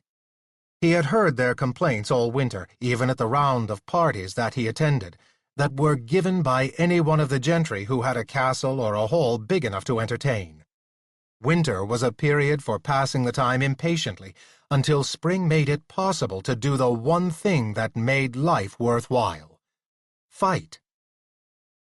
As he had heard any number of the males in the gentlemanly class say on occasion, there were only so many meals you could eat, so much wine you could drink, and so many women worth being interested in. You went through these rather quickly, and after that it was a matter of twiddling your thumbs until the snow was off the ground, and the real business of a knight's life could take up again. "James." Jim turned to face Carolinus, with a sudden guilty feeling. He remembered that Carolinus had spoken to him some moments ago about wanting to talk to him aside, and in the rush of events, he had forgotten all about it. "Come with me," said Carolinus. "No one else will notice you're going, except Malvine, and he'll be expecting us to go off and talk." Carolinus turned without waiting for an answer, and threaded his way among the men-at-arms. Jim followed. He was interested to see that, although none of the men-at-arms seemed aware of them or deliberately shifted out of their way, there were little movements aside on the parts of many of them to widen the space through which Carolinus might pass. They reached the outer ring and walked off a short distance, far enough into the trees, so that they could not see the people behind them, and the sound of talk back there could not be heard. At the foot of a large tree that shadowed them from the midday brightness of the sun, Carolinus stopped and turned back to face Jim. Jim also stopped, and their eyes met. "You're going to have to make up your mind what to do about Malvine, James," Carolinus said. "It's time now to make your decisions." "Do?" Jim said. Matters seemed to have taken care of him pretty well. His false prince is gone, and an agreement has been reached between the Earl and King Jean. It's just a matter of stopping the soldiers on the field from fighting."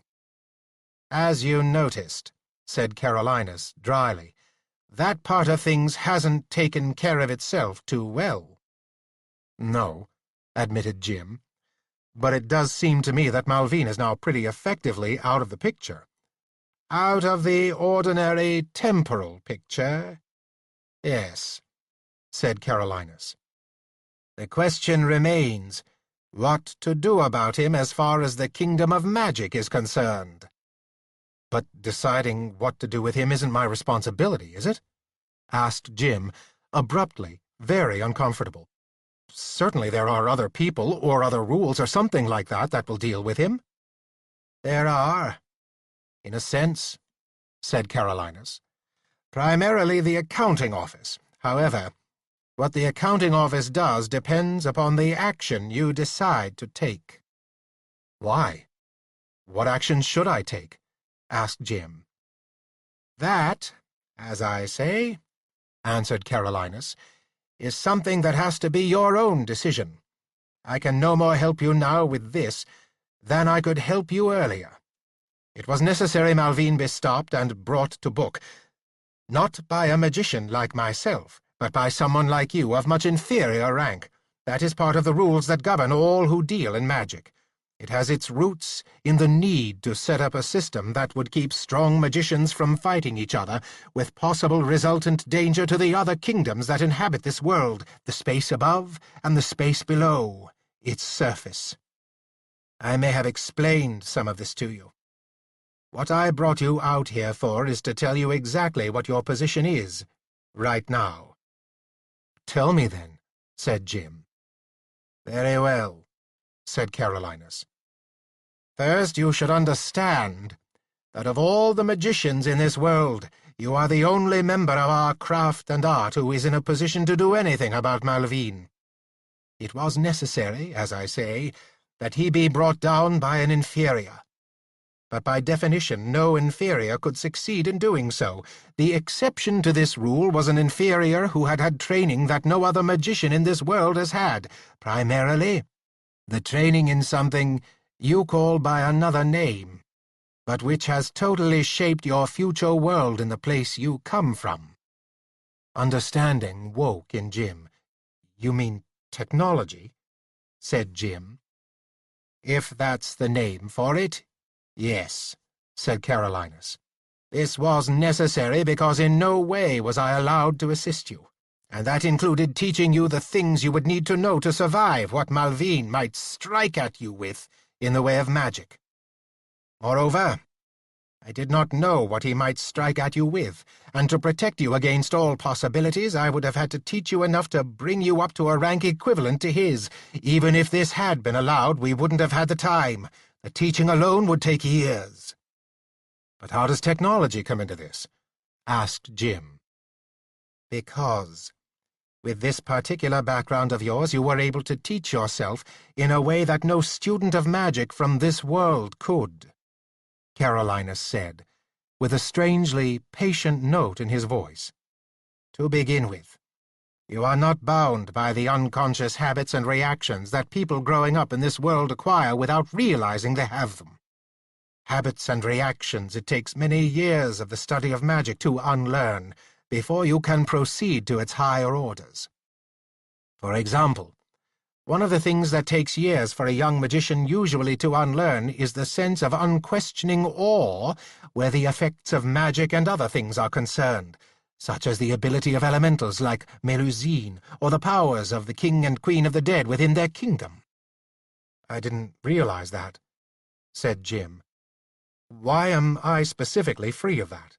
"Because," answered Carolinus, "you, because of your acquaintance with this thing you call technology, are used to having to do with situations or devices where remarkable things are made available to you, or experienced by you, the actual workings of which you do not directly understand.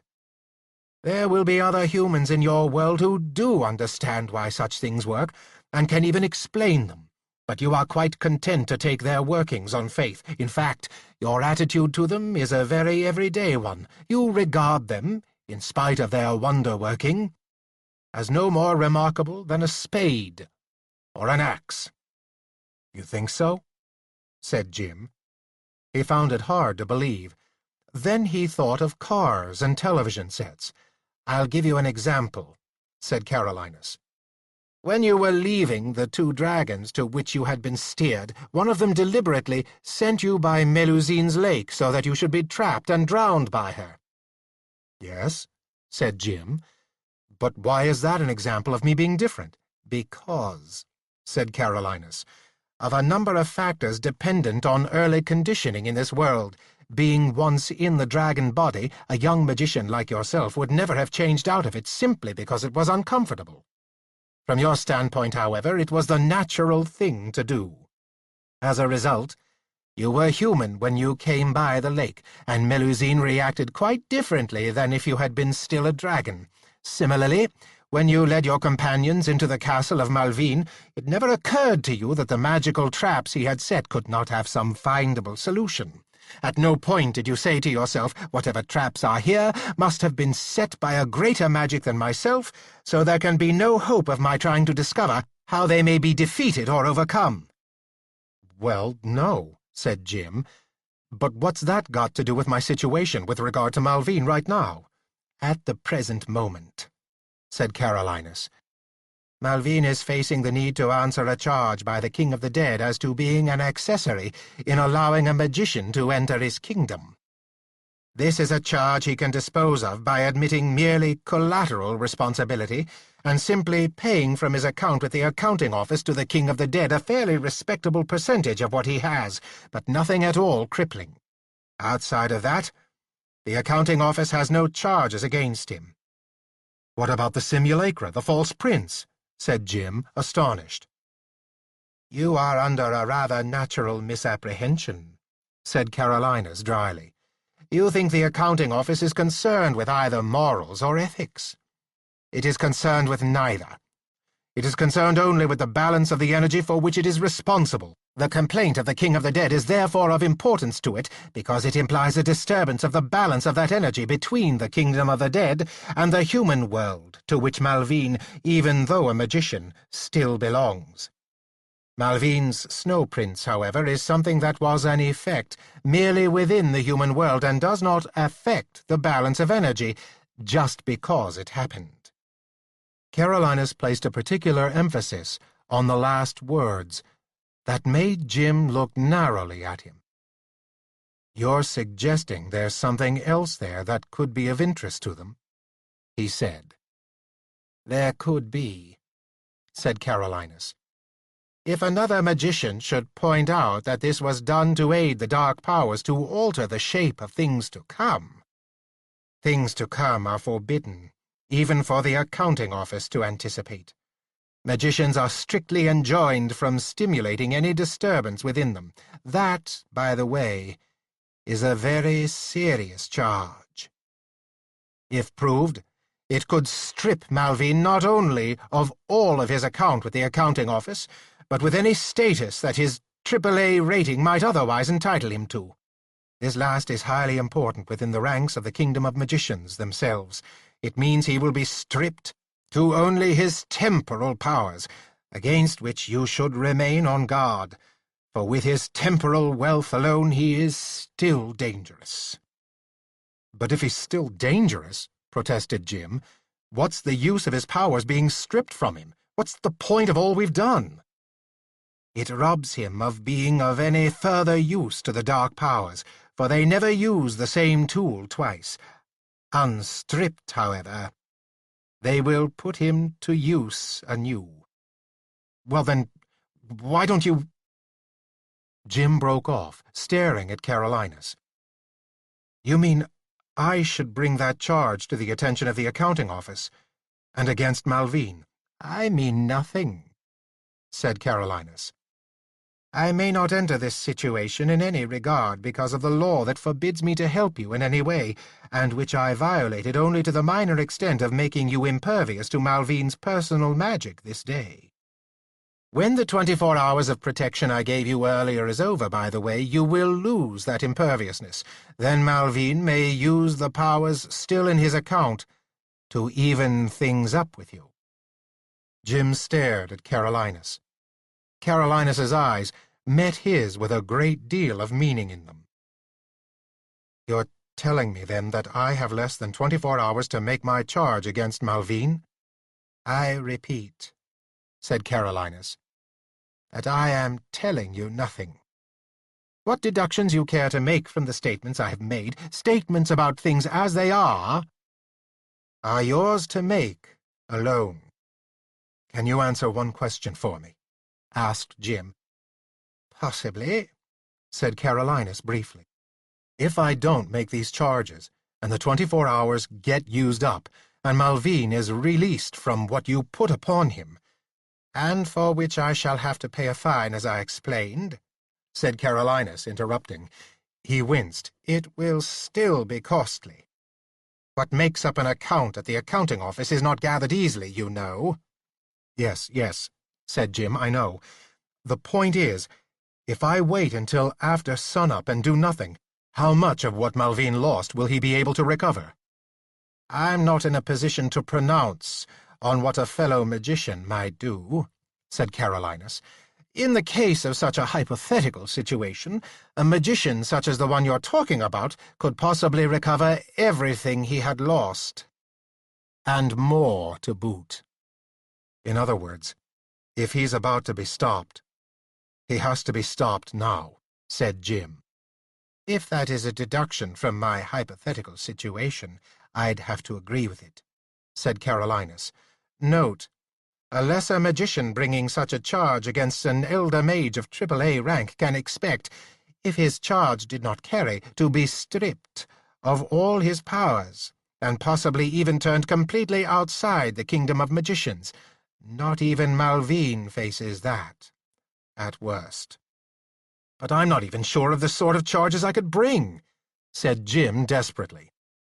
"In the way of giving instructions to a pupil, I might advise you," said Carolinus, "that the charge that could be brought in such a hypothetical case would be one of creating a situation that could ultimately result in the amount of energy controlled by the accounting office being permanently decreased, so degrading the power of the accounting office itself and lessening its ability to act as a ruling control over the kingdom of magicians." Jim stared at the slight figure before him, with its wispy moustache and beard. "You mean," he said at last, "that could actually be a result of what Malvine's done?" "In this same hypothetical case. It would be, of course, a matter for the accounting office to decide. My own opinion, which is unimportant, is that the charge is absolutely irrefutable. Action would have to be taken against the hypothetical magician we are speaking of. I mean, of whom we are speaking." Carolinus ended on an angry note, correcting himself. "My grammar gets more atrocious with the years," he grumbled. "However, all that aside, you now should have a general grasp of what's involved in the situation we've just been talking about. My duty ends. The decision to enter charges with the accounting office or not is up to you." "And there's no middle ground?" asked Jim. "If I enter the charges, this hypothetical magician you're talking about will be completely ruined." "Yes," said Carolinus. "And speaking off the record for a moment, I can't think of another hypothetical magician to whom it could better happen, particularly to one who has abused the great art and craft of magic for years. Also, one who has, on the purely human level, caused a great deal of misery." There was a long moment of silence between them. "Well," said Carolinus, "we had better be getting back to the others. I have told you what I wanted to tell you." He turned and strode off. Jim followed. As the two of them reached the ring of men, Theolaf hurried up to Jim. "Sir James," he said, "I couldn't find you. Sir Giles is very close to his end now, and he has asked for you." Chapter 40. As Jim approached the tree where Sir Giles lay in the shade, he could see that the other had been made at least a little more comfortable. Some man-at-arms wadded-up jacket had been made into a pillow for his head, and his helm and those parts of his armor that could be taken off without disturbing him too much had been taken off. Melusine still knelt beside him, holding one limp, white hand and talking to him, although Giles seemed incapable of answering. As Jim came up, Melusine stopped talking to Giles and looked up at Jim. "Good," she said. "Quickly, quickly. He needs to speak to you, and barely has the strength to do it. You must put your ear right to his mouth." Jim knelt beside Giles, taking Giles's other hand, which felt cold and strange in his grasp, with all the blood drained out of it. "I'd rather have lost almost anything than you, Giles," he said. He saw the other man's eyes focus on him, and a little life came into them. "I'll listen to what you have to tell me now," said Jim. "I'll put my ear right at your lips." He bent over from the kneeling position he was in, and put his ear against the cold lips for a moment before withdrawing it a fraction of an inch to give Giles freedom to speak. He listened intently. "See," Giles whispered with great effort. "Bury." "I give you my word, Giles," said Jim, squeezing his hand. "Rest easy. You will be buried at sea, I promise it." Giles may have sighed, or it may have been that for a moment the breath coming through his lips made a slight sound, but his eyes closed, and his face relaxed. "Oh, the poor one," said Melusine, still holding his hand. Giles was not quite dead yet. His chest still moved slightly with his breathing. "It is the water," said Melusine, staring down at him, "like me. It is the water he wants at the end." Jim got to his feet and found himself surrounded by a semicircle of the men-at-arms, just behind the prince, who had been standing throughout this, watching Jim with Giles. Like the men-at-arms, there was hope in his eyes as those eyes fastened on Jim. Hope that he could do something to keep Giles from dying. Jim shook his head slowly. "He wanted to tell me he should be buried at sea." Jim told them. I promised he would be. Moved, more than he would have thought possible, Jim turned away from Giles.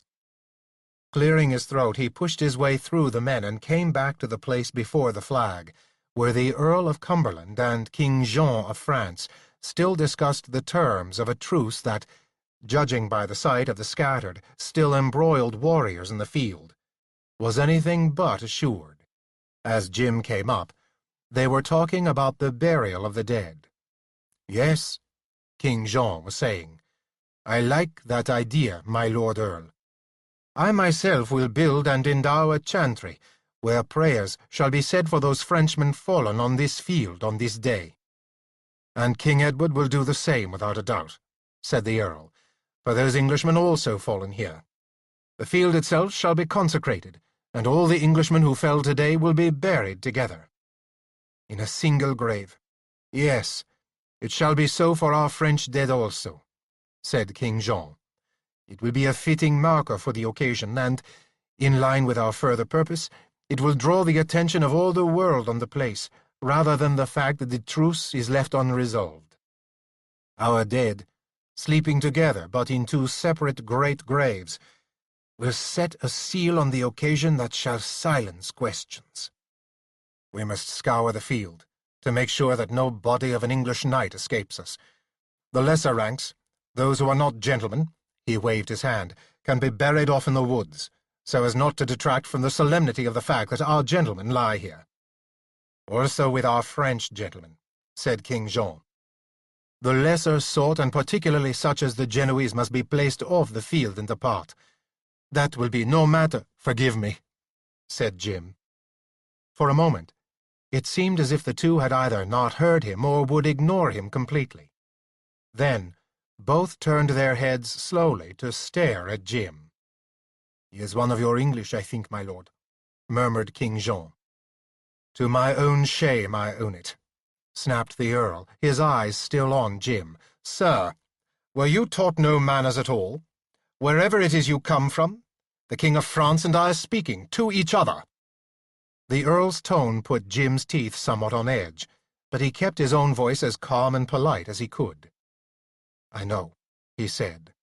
Forgive me for intruding, my lord and your majesty. I would not have spoken up at all, but I chanced to overhear your plans for a common grave for the knights of each side, and chantries to pray for their souls. It is an excellent idea. I only wish to point out that one of the English knights that fell here today has a need to be buried elsewhere. The Earl of Cumberland stared at him, and both the close-cropped grey beard and grey moustache bristled. What's this of his need, whoever he is? Snapped the Earl. He shall lie with the rest, of course. Otherwise there is no point in the whole matter of setting up a chantry guild and telling the world that all the English dead lie there. I'm afraid, said Jim, with an effort still keeping his voice calm and appeasing. That won't be possible. Hell's hounds! Exploded the Earl. Don't you talk of necessity to me. Where got you this impertinence? I tell you he shall lie with the rest, and the matter is done. Now leave us. You don't understand, said Jim desperately. It is Sir Giles de Mere I'm referring to. The knight that kept the prince safe when Malvine's knights would have killed him while we talked up here. Certainly he's earned the right to be buried when, where, and how he pleases. He shall lie with the others, snarled the Earl. Go, before I have you dragged away. You'll have me dragged away, my lord. For the first time, a little of Jim's hard-held but growing inner anger crept into his voice. You have 4 men with you. He left unsaid the fact that he had 50 men. But the point was not lost on the Earl. Go, said that lord. Jim had a stubborn streak that was seldom roused, but at this moment it was becoming very much alive within him. I'll leave after it's perfectly understood that Sir Giles will be buried at sea, as he asked just now, said Jim. I gave him my word it would be so. And what is your word to me? Snarled the Earl. Do you think to frighten me with the red on your shield, or anything else about you? Do you think to force me with a handful of men because I am alone? These matters are not decided by such as you. They are decided by such as myself and His Royal Majesty here. He will lie with the others, and nothing will change that. I have said it. Jim's stubborn streak was now fully in command of him. Then you've wasted your breath on something that won't happen, my lord, he said. I will go. But I leave, saying to you flatly that Sir Giles will not be buried here at this field. He will be buried where he asked to be buried, in the sea. The Earl's face was brick red with rage. Never have I encountered such pertness, he shouted. By all the hosts of heaven, you may say that this hedge knight friend of yours will be buried in the sea. You may even try to take his body hence, but the moment the truce is settled, which will surely be within 24 hours, if not before, I will set such force upon your track as will hunt you down like a rabbit, and will return his bones and what stinking flesh remains upon them to this place where they belong.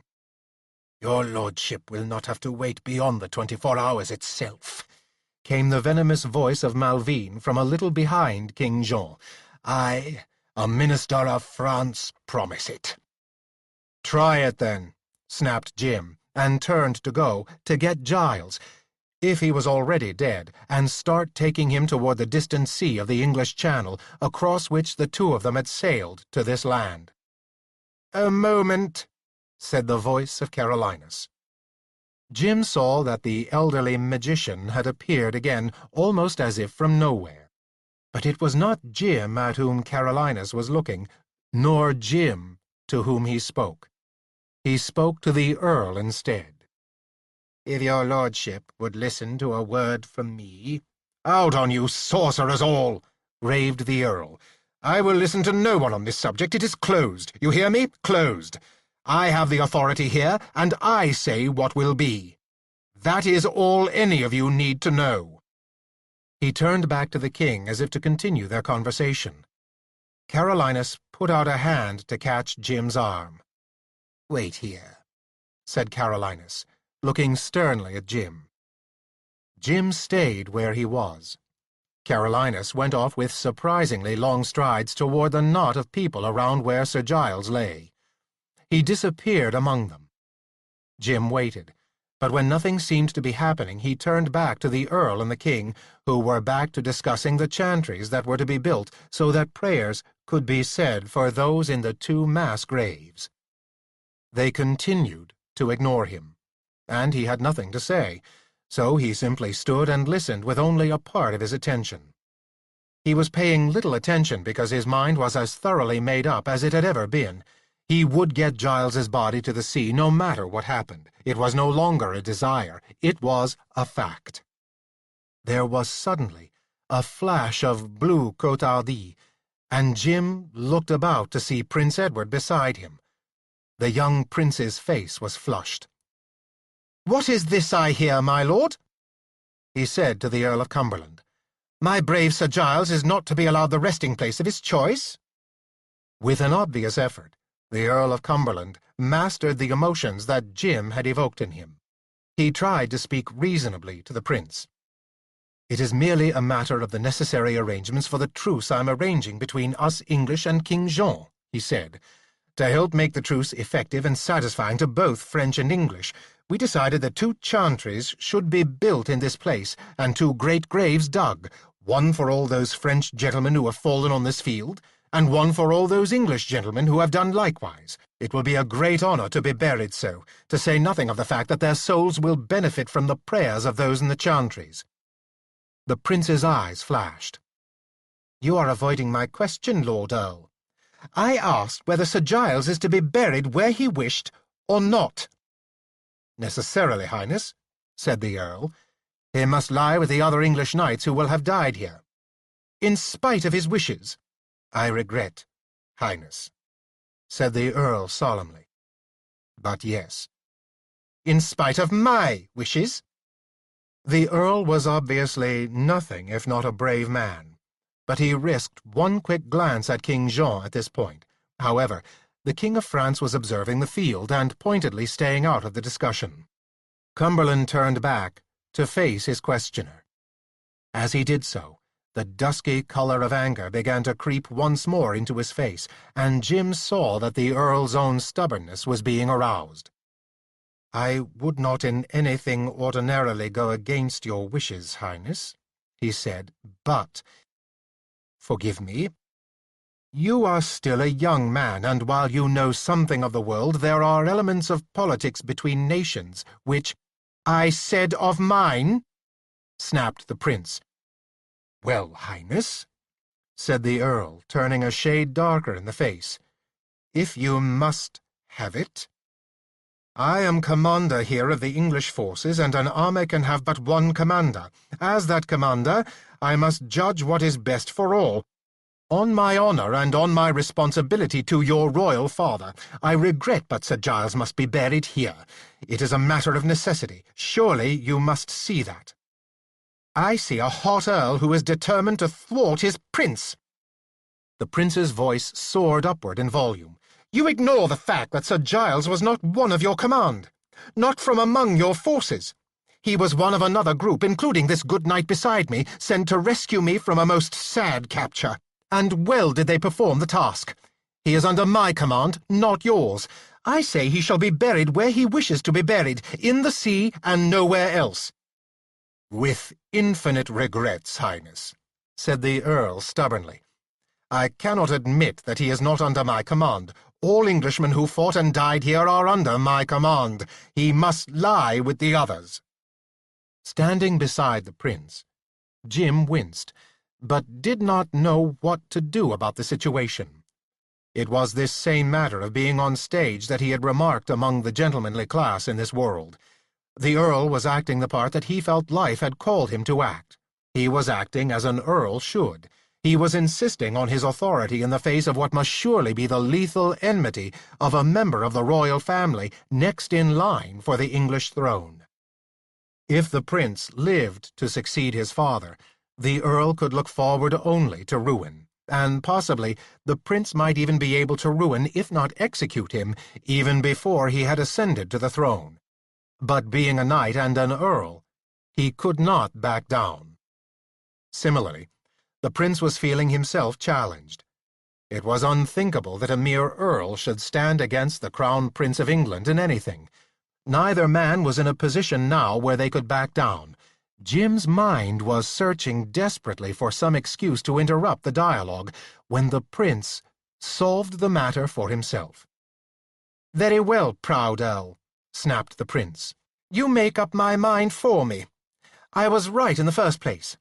I will to horse and out on the field to rally what English I can around me, and see if we cannot win this day after all." "Young cousin," said King Jean, starting forward and holding out his hand to stop the young man, but the prince had already whirled on one heel. "My horse!" he shouted, "and make ready to follow me out onto the field." His voice broke off. Everyone behind him was staring skyward. He too turned and stared toward the sky in the west, up over the English lines. Jim joined him. Coming into view rapidly was a wide band of black specks, the closer of which resolved themselves into dragon shapes. It was an unnerving sight. Jim, who had a better measure of such things from his experience of being a dragon himself, checked his wild imagination after its first gasp of astonishment, and told himself that there could be no more than a couple of hundred dragons at most in the air, high up, coming toward them. But at first glance it had looked, and to every other human there it must also look, as if the sky was being filled with dragons, as if there were literally thousands of them. As the front line of the great bodies in flight approached above the English lines, some arrows flew into the air toward them, but the dragons were flying far too high for the arrows to do any damage. They came on, beginning to overshadow the field, and on the field itself all combat had ceased. Opponents, who a moment before had been hacking away at each other, now sat on their horses, swords still in their hands, staring upward together at the oncoming of the dragons. Jim let a slow sigh of relief escape him. No one else was close enough to hear. "Well," he thought, almost ready to smile in his relief, "better late than never." The dragons came on. As they began to come over the actual field itself, they stopped their forward travel, caught thermals, and circled individually above it. There were not enough of them to actually get in the way of the sunlight, but it seemed as if the mass of them would overshadow all the earth below. Out on the field, the heralds were at last being heard. Weapons were being sheathed or hung back upon the saddle from which they had originally been taken. Shields were being lowered. Below the darkness of the dragons, it seemed almost as if French and English had become one company. Now, at last, they were all listening to word of the truce that was being proclaimed by the French and English heralds. "What brings them?" said the stricken voice of King Jean, behind him. "Why are they here?" Jim turned back to face the king and the earl. "They are here to aid the English cause, Highness," he said harshly.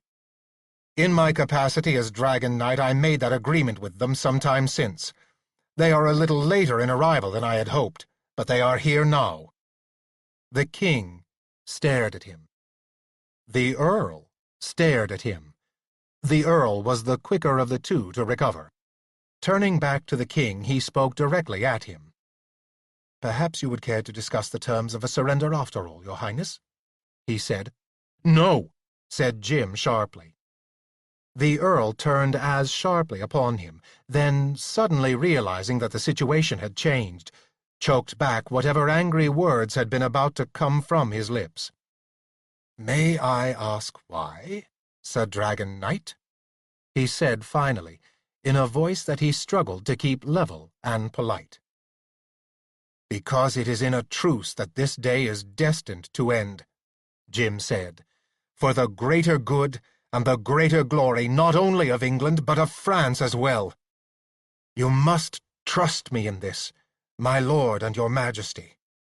It must be so."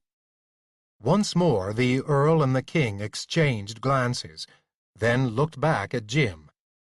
They were wordless, and indeed that was not surprising, for there was now nothing left for them to say. Chapter 41.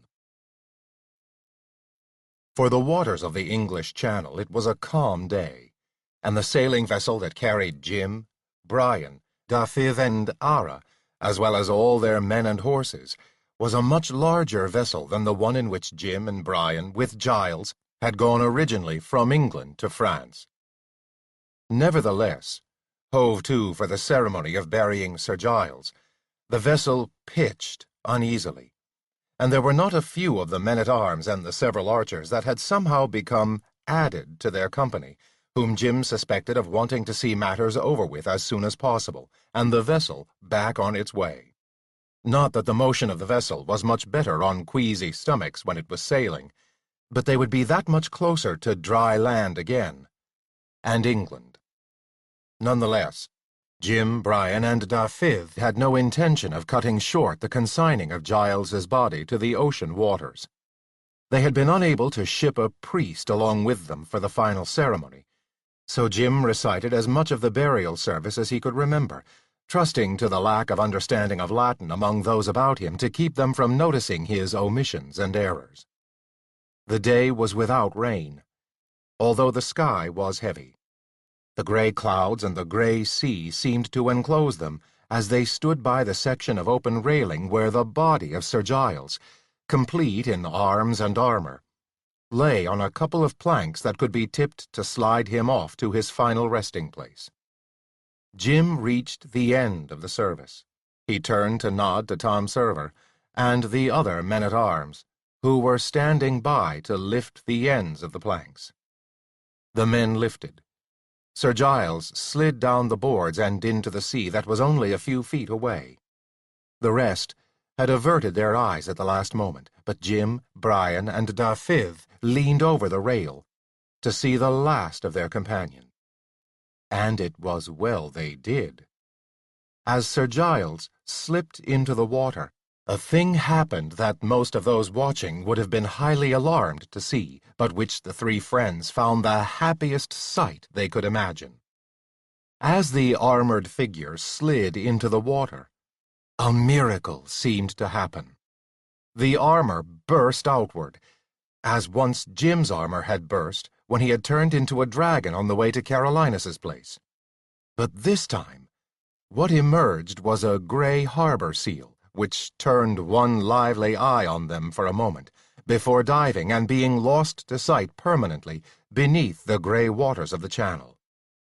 The three drew back from the side of the boat. "You knew this was to happen?" Brian asked Jim, awed. Jim shook his head and smiled. "No," he answered in a low voice that carried only to Brian and Dafydd. "But I'm not surprised." "Will he be a seal forevermore now?"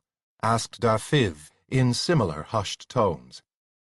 "I don't know," said Jim. "Perhaps. Still—" He turned away from the rail, shaking his head, and the question was left unanswered. He had been unaccountably depressed since the evening following the battle, when he had called up the accounting office and submitted his charges against Malvine. Until this moment, he had not been sure that what he had done was for the best for everyone concerned. Now, the bright, brief gleam of the eye of that seal had somehow reassured him. "Oh, now, shipmaster!" Brian hailed the ship's master. "We are done. Away to England." About a week and a half had passed before the three of them, with their mounted men-at-arms and archers, the total number of which had somehow grown on their way back from France, strung out along the forest trail behind them, once more approached the castle of Malencontri. They were finally less than a mile away from Jim's home, and the weather this time was in tune with their homecoming. It was a bright, hot day in late August, and the forest shade was welcome upon those who wore armor, or even the heavy protective jackets of boiled leather which the archers and some of the men-at-arms favored. Jim, Brian, and Dafydd rode abreast at the head of the line of men. Ara had left them almost upon landing, saying he had no intention of being held up by their slow travel. Meanwhile, all difference of rank between the three had now vanished, not only worn away by what they had been through, but by the death and sea change of Sir Giles. Brian's grief at the death of the other knight had been more than Jim had expected, but then he was always underestimating the suddenness and the depth of emotion that could crop up in these people with whom he now lived. But finally, it seemed to have vanished entirely, exorcised partially by Giles's sea change, and by another attitude Jim had come to recognize as part of this world, that things done and over with were to be accepted and forgotten. Now, Brian's concern was all for Malencontry, and whether he might find his lady-love still visiting there. Dafydd had said nothing, but Jim suspected that the Welsh archer's thoughts were likewise concentrated on the hope that his wife would also be at Malencontry when they got there. However, apparently to keep his mind off questioning the aforesaid hope, Dafydd was chatting of other things. "You have heard or felt, not even in a way in which only a magician might," he was now asking Jim. "Any more of Malvine? Did you mark that apparently he disappeared at just about the time the dragons showed up? You should have told me sooner that Carolinus had warned you that after 24 hours Carolinus's power to protect you against the French sorcerer would be gone." "It didn't matter," said Jim, almost absently. By that time I'd made my charges to the accounting office. "Charges?"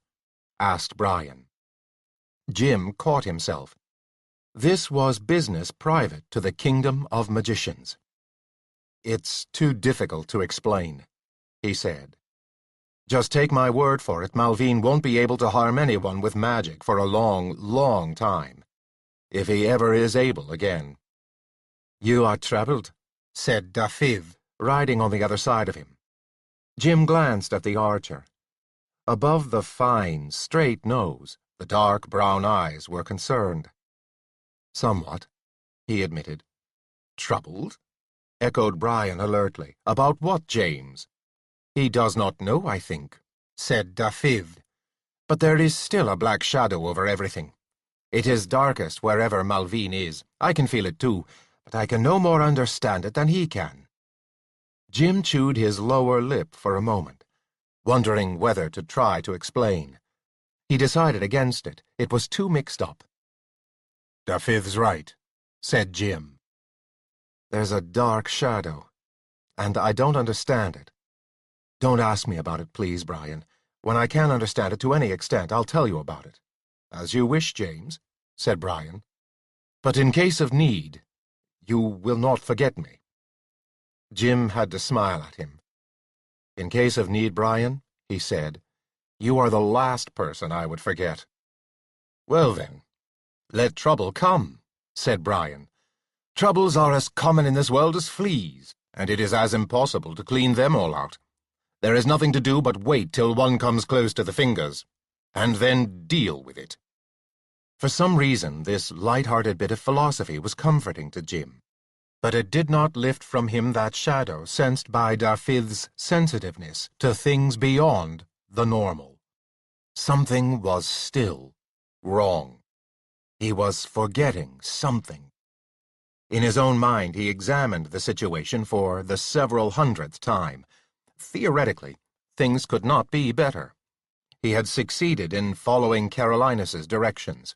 England and France were restive now beneath a truce that neither one of them was really happy with, but which neither could think of any good reason to break. King Jean had been released from his capture, back to his proper position on the throne of France, as a quiet codicil to the truce. Jim himself had recovered his passport. It had been brought to him by a positively beaming Seco, who had descended from among the horde of dragons circling above the battlefield, and who had come very close to having not merely one, but a number of arrows through him from the 3 archers Dafydd had recruited. It had only been Jim's voice and Dafydd's speaking out just in time that kept Seiko from becoming very dead indeed as he planed in for a landing. As a matter of fact, he would have been no more safe on the ground than in the air. Every armed man there, which meant all of them, was ready to repel his attack by attacking him first. In this latter case, it was Jim and Brian's interposition that saved Seiko's life. With Edward's threat, the battle was ended without either side winning, and Jim had the passport back inside him.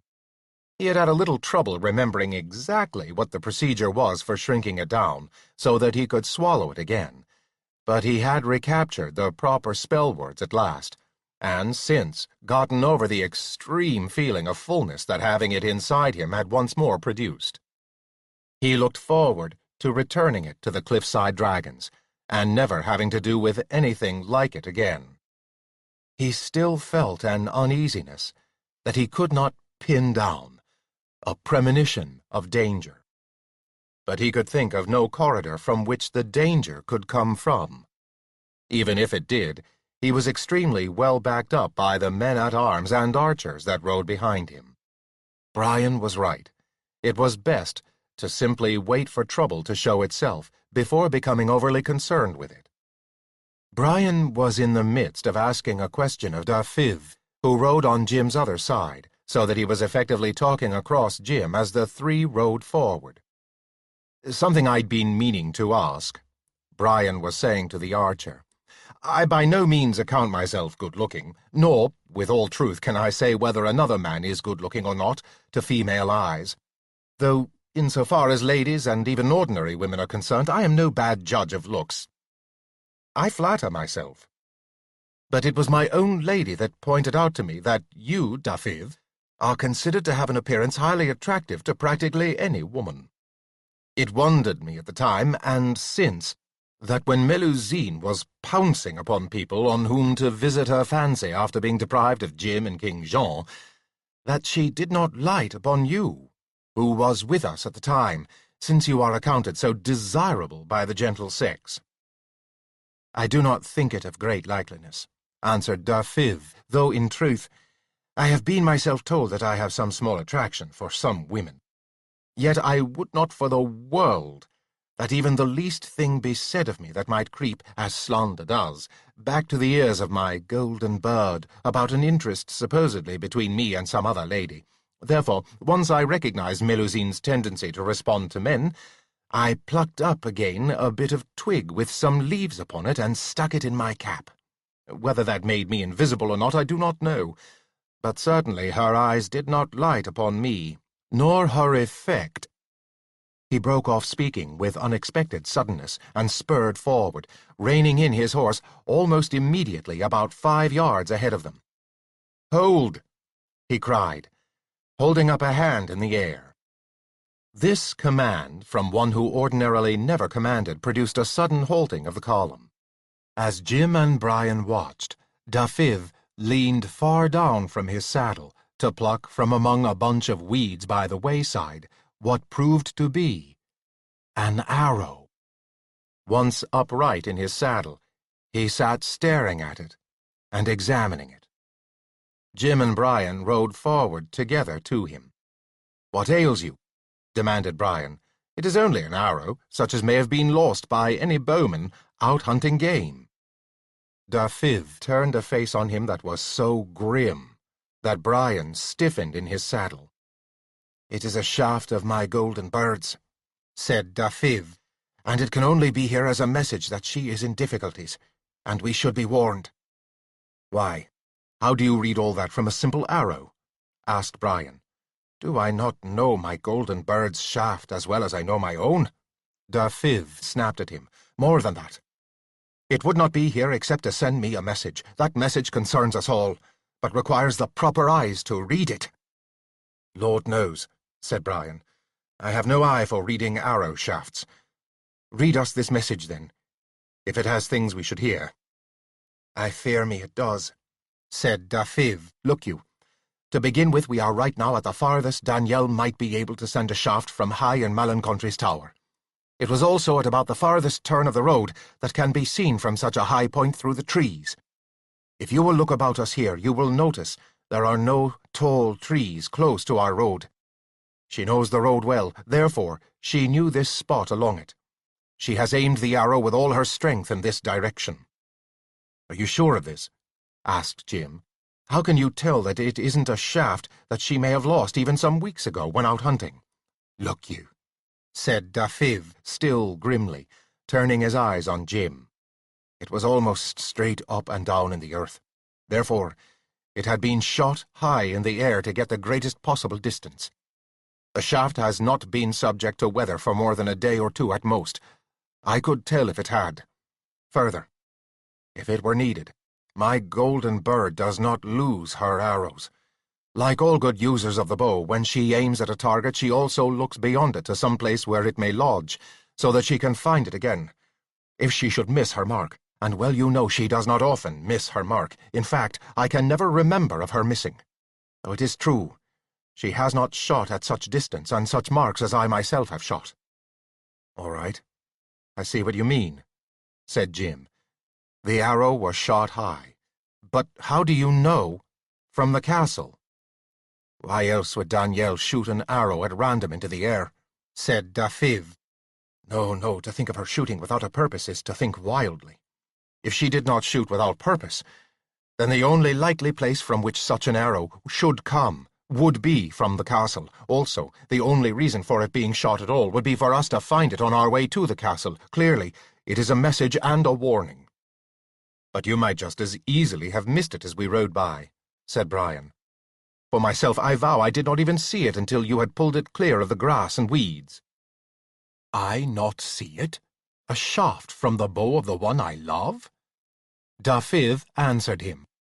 "Would you fail to see a torn piece of cloth from a dress that you knew well your lady often wore, caught on a bramble bush in the forest?" "Well, no," said Brian, "but there is not a difference." "There is no difference. I will say it again," said Dafiv. "In fact, enough of this talk about how and why the shaft got here. Take my word that it was shot of purpose to warn us, and that it carries a message. It is that message that is important." "What read you in it, then?" asked Brian. "That she, and therefore probably all others in the castle, are prisoners there now," said Dafiv. "It would have been shot either at early dawn or late twilight, which would account for her missing the path itself. Otherwise, we would have found it squarely in our way. She is held, they are all held, by those who are enemies of ours. This shaft was to warn us against riding unprepared into an ambush that they had set up for us." "But we have no enemies," said Brian. "Aside from the raiding band we drove off before leaving for France, all our neighbours are good friends, nor is it likely that sea raiders would come this far inland again so soon." "Think again," said Dafiv, studying the arrow, and not bothering to lift his head to answer the knight. "They are held prisoner by those who are marked in black. Marked 4 times in black." "How read you that?" asked Brian. 4 of the feather spines have been touched with ink, deep in, close to the wood of the shaft itself, so that the markings will not be obvious. Who do we know who marks himself and those with him 4 times in black?" "Malvine," said Jim. He had said the word aloud, but it was obvious that the association had been made as quickly by Brian, and had already been in Dafiv's mind. "But I can't believe it," Jim went on, half to himself. "Malvine here? And enough ahead of us to take my castle and lay an ambush in for us?" "You are a fool if you make that a question, James," said a harsh voice, and suddenly Ara was beside them. They looked down from their saddles at him. "Ara," said Jim, "how long have you been here?" "Is Dafiv right about all this?" "He could not be more right," retorted Ara, "and if you did not expect something like this, James, I have even less respect for your wits. Malvine may be, as you told us, the day after we left the battlefield, now without magic, but didn't you notice that he left before anyone else, that he was gone before the day was out, and a full night and half a day before we ourselves left that field?" "That's true," said Jim glumly. "You're right, Ara. I should have been thinking." "It would become you, James," said Ara. "I highly recommend it." Clearly he rode as fast and as hard as he could toward the coast, somehow gathering up money and men of his own on the way, so that he could take ship long before us, so he could be here in plenty of time to reach Malin country, take it from the small handful that now holds it, if he did not trick himself into possession of it, and has since been waiting for us. He will also have had someone waiting in Hastings and all the other of the Cinque Ports, with orders to ride to him with all haste if you are seen disembarking on English soil, so warned. It'd be a small thing to figure the time it would take you to get here, and start setting up a daily ambush well before the expected time of your arrival. You did not think of any of this?" "No, I'm ashamed of myself, but I didn't," said Jim, caught between chagrin and fury. "I only felt danger looming from some quarter or another." "Of what nature and how many men of what sorts and weapons are involved in this that Malvine has laid for us at Malin country?" asked Brian practically. "It is known that you had to come by this path, if you came suspecting nothing," answered Ara. "There are 80 men with horses behind the castle, in 2 groups, out of sight and waiting for you. But they are not like your men-at-arms, light-armed and light-weaponed. All are heavily armed and armored, ready to sally around each end of the castle at you once you've cleared the trees and are in the open. These wait only a signal from the castle. As soon as everyone on the battlements up there sees you coming, he'll pass words to those below and behind the castle who are there now, already dressed and armed. Then each group will mount and charge together at you, around the castle ends." "How many bowmen, either long, cross, or both?" demanded Darfiv. "I counted 18, answered Ara. "Say 20 to 25 for a good guess." Darfiv slowly scrubbed the heel of his left hand across his eyes and forehead. When he took his hand down, his eyes were closed. He opened them again and turned back to face the men behind him, raising his voice. "Who knows every place within 20 miles of here?" Several voices answered, but only one man pushed himself forward. He was a man-at-arms, showing untidy tufts of grey hair from under the front edge of his helmet, and a touch of grey stubble upon his chin and cheeks. "I grew up here," he said to Darfiv when he reached the tall Welshman. "A guide is needed," said Darfiv. He turned in the other direction, saw Wat of Easdale, Clym Tyler, and Will o' the Howe standing together not too far from him. He beckoned Wat forward. "How many archers have we now?" 6, answered Wat. There was no expression on his face. "Counting yourself." "And there are 20 to 25 in the castle. How many of them long bowmen, and how many of the crossbow, I don't know," said Darfiv, "this man-at-arms here with me. What is your name?"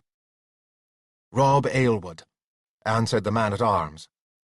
"Rob Aylward will be your guide, Wat," said Darfiv. "I want you to scour the vicinity, going first to those places that are closest, and bring back every man who ever pulled a longbow.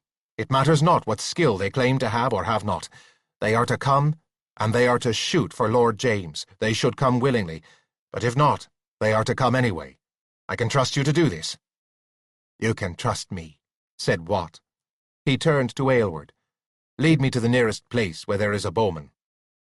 They went off together. Darfiv turned back to face Jim and Brian. "That's the most I can do, look you," he said. "Gladly would I storm the castle single-handed, if it would do any good, but it would not.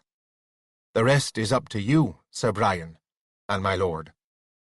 Darfiv's return to the use of their titles emphasized the seriousness of the moment. It was not an hour for friendship, courtesy, or anything at all, but who could lead best in what situation. Jim felt it as much as Darfiv obviously did. He turned to Brian. "Brian," he said, "you've more experience with something like this than I'll probably ever have. What do you suggest?" Chapter 42. Brian scowled in deep thought. "One thing we don't want to do," he said, "is ride on out there and let them catch us like a fish snapping up at a fly. They have the better of us in numbers. By rights, we should be ambushing them, not the other way around, to make things even. That, James," he looked at Jim, "is the answer, if you wish one," he said. "Ambush them. But damn me if I know how to go about it. James, you'll have to exercise your wits on the means." Brian was right enough, Jim thought. This was not a military situation that offered its own, immediately obvious answer. It was unfair of him to shove it all off on Brian and expect the other to provide him with a neat little package of what to do.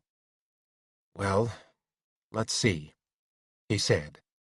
"There's 80 men out there behind the castle, sitting and no doubt lying about all day long, waiting for word that will put them on horseback and send them charging around the castle at us."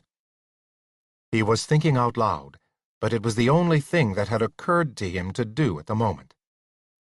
"Come to think of it, they can't stay there all night," he went on.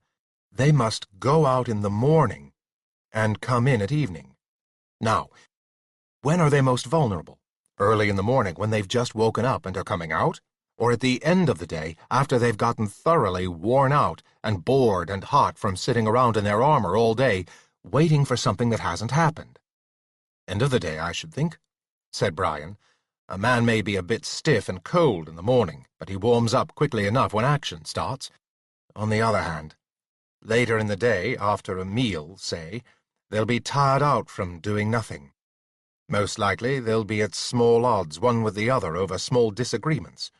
A dozen different little things will have put them out of the mood to go instantly and eagerly into battle together. Add to that a sudden reverse of some kind, which disheartens them, and also scrambles their wits, so that things seem to have gone much awry, and we might well have a group in some confusion, and that much more likely to be overridden and conquered. You know?" said Jim. "You're right, Brian. You've put your finger on it. What's most needed will be something happening that's the last thing they expect. We need to attack them, not them us, and we ought to not only do it at a time when they least expect, but contrive something that will really throw them into disorder." He thought of the cleared area behind his own castle.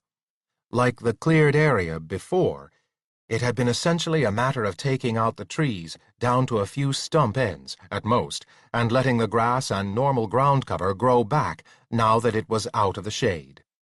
This time of year, the grass would be going dormant again, and the ground would be hard. Good conditions, aside from those few stumps, for a cavalry charge at a stationary enemy.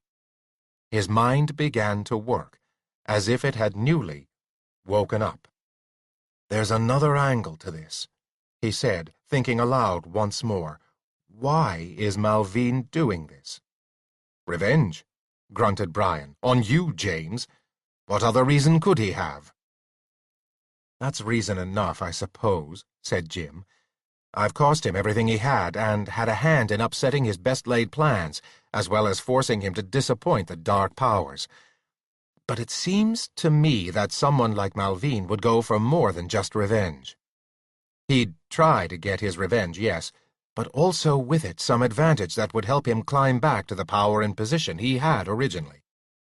"Of course," said Brian. "If he captured you alive, he could take you back to France, either to hold for ransom or even to be tried for some crime under French law. Something that would lose you all that you had gained in the eyes of French and English alike, by ending the battle on a truce. Perhaps he hopes to reconcile himself with King Jean." "Yes," said Jim thoughtfully. "This arrangement has to be set up to take me, and perhaps you and Dafydd as well, prisoners, rather than kill us. Even my charges against him at the accounting office will look weaker if they come from someone being held prisoner by the very one he charged." "They'd not find against you, surely," said Dafydd, who had been standing by throughout this, "since they will make their decision upon the facts of the matter, not upon how things look." "I wouldn't think so," said Jim. But now that the subject's come up, it's something I'd like to ask Carolinus about, if he were here. However, you were saying something about these knights, or whatever they are, of Malvines being thrown into confusion by something unexpected. They're dressed and armed to fight from horseback, and undoubtedly will have their horses with them. Granted, they're more heavily armed and protected than our men. But what if they had to fight on foot, and our men-at-arms still had their horses and light lances? Could something be done by our men against theirs, do you think? Jim looked at Brian. An evil gleam kindled itself in Brian's eyes. "Most assuredly, James," he said. "The very armour of Malvine's men would hamper them, on foot, whereas our light-armoured men-at-arms on their horses would be able to run them down, and their lances, with little trouble. But how do you mean to deprive Malvine's men of their horses?" "I just had a thought," Jim said. "We don't want to finish riding to the castle this afternoon in any case, do we?" He did not wait, for agreement was obvious. "If we hide ourselves along the edge of the woods, but well within it, we can watch this evening, which is only a few hours off, when they return to the castle. We can count their numbers accurately, as well as getting an idea of what kind of opponents we face. Meanwhile, we can go on scouring the neighborhood for bowmen or anybody else who can fight with us. I've no idea whether he'll find anyone or not." "Think not you that," said Brian, "you are already known as a good master in your household and on all your lands. The word has come back to me. I would venture to say we'll get at least 100 men of all ages and description, though how many of these may be useful I don't know. But do you have further thoughts, James?" "Yes," said Jim. "See what you think of this. We stay hidden this afternoon and tonight. At night, particularly with the help of local people who know how to move in the woods, we shift around to the woods behind the castle, where we spread our men out in a semicircle, so that they can come at all of Malvine's people behind the castle at once from many angles. Meanwhile, we'll investigate the manner in which the horses are tied, while they are waiting during the day. It may be that there is something we can do to weaken the means that holds them to their tethers, in such a way that Malvine's men on the morrow will not realize that the holding of their horses has been weakened." "Good idea, that," commented Brian. "Then," went on Jim, "sometime tomorrow, we do something to alarm their tied-up horses so that they break loose.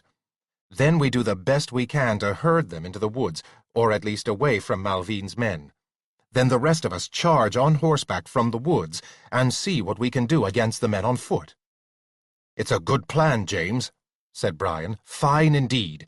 But how do you plan to frighten their horses into pulling themselves free and running off? Were you perhaps thinking of changing yourself into a dragon and flying suddenly down upon them? That would cause any group of horses to flee." "I'm afraid we can't use that way," said Jim. "I may not have made it clear, but Malvine isn't the only magician without magic. I'm another. I was only a D-class magician to begin with a small balance in the accounting office. I used it up in France fairly early. But—" Brian stared at him. "The magic in the castle. The invisibility." "Thank Carolinus," said Jim. "He allowed me to charge things against his own account temporarily." "You mean—" demanded Brian. "You can work no magic at all now, James?" "I can work magic," said Jim, "but nothing will happen, because I've got nothing in my account with the accounting office to make it work. So my turning myself into a dragon, for the moment at least, is impossible. I can do no more than any one of us can do in our own proper bodies." "That's a singular, damn uncomfortable state of affairs," said Brian thoughtfully, rubbing the stiff, light-brown stubble that had sprouted on the lower half of his face. "I can think of no other way at the moment to frighten those horses enough to make them pull loose and run." "All horses are afraid of fire," said Jim. "Particularly those that are fastened and can't run from it. What if we began matters by having several of our men gallop from the woods near one end of the castle, towing bundles of twigs set on fire behind them? If they came suddenly and went fast, the armored men wouldn't have time to stop them. The burning bundles would frighten the horses by themselves, and the grass out there is long and dry at this time of year. Almost certainly we could start it to burning that way, or at least to smouldering. That'd not only scare the horses, but give Malvine's men something to think about. "By St. Dunstan," said Brian, "I think you've something there that could set them all about, just as we charge, James." He glanced up at the sun for a second. "There's at least 3 hours until sunset," he went on. "For my part, I can't wait to get behind that castle of yours and discover how their horses are fastened. But it's best we wait where we are until we've seen them return inside, counted their numbers, and learned what we can from that view of them. I vow it will not be easy to wait." "For myself," said Dafydd, "there will be much to do, with our own bowmen and with those Wat may find." As it happened, recruits from the countryside began arriving almost as Dafydd was saying this. Wat had evidently followed the sensible course of setting up headquarters at the first stopping place he had come to, and sending out messengers from there in every direction. Jim was amazed at the number of these as they continued to come in. He was forced once more to realize something that he had failed to appreciate fully about this world that was his home nowadays. He was quite familiar with the fact that the knights loved to fight, and that the men-at-arms and bowmen were not far behind them in that respect. Once fired up, they were not stopped easily. But it had never really struck him that the friendly and subservient ploughmen, wood-choppers, and general workers of this land he owned, as the Lord of Malin-country, would share this same cheerful joy at the prospect of what might well be a deadly battle. Young and old they came in, from boys no more than 8 or 9, to white-bearded, stooped, old men stiff with arthritis, with knives at their belts and carrying scythes, mattocks, axes, and, if nothing else, plain wooden clubs. Most of them were not going to be of much use against fully armored and experienced warriors, even if these latter were fighting on foot rather than on horseback. Nonetheless, Jim's heart was curiously touched and his spirits warmed by the eager response of his local people. It was, he gathered, partially attributable to the fact that he was considered to be such a good lord, although he had never thought of himself as being anything unusual that way. Apparently, simply not misusing them was enough to get them to consider him to be good. But of even more importance was the fact that they literally could hardly wait to get into a fight. It was mind-boggling to someone from the 20th century.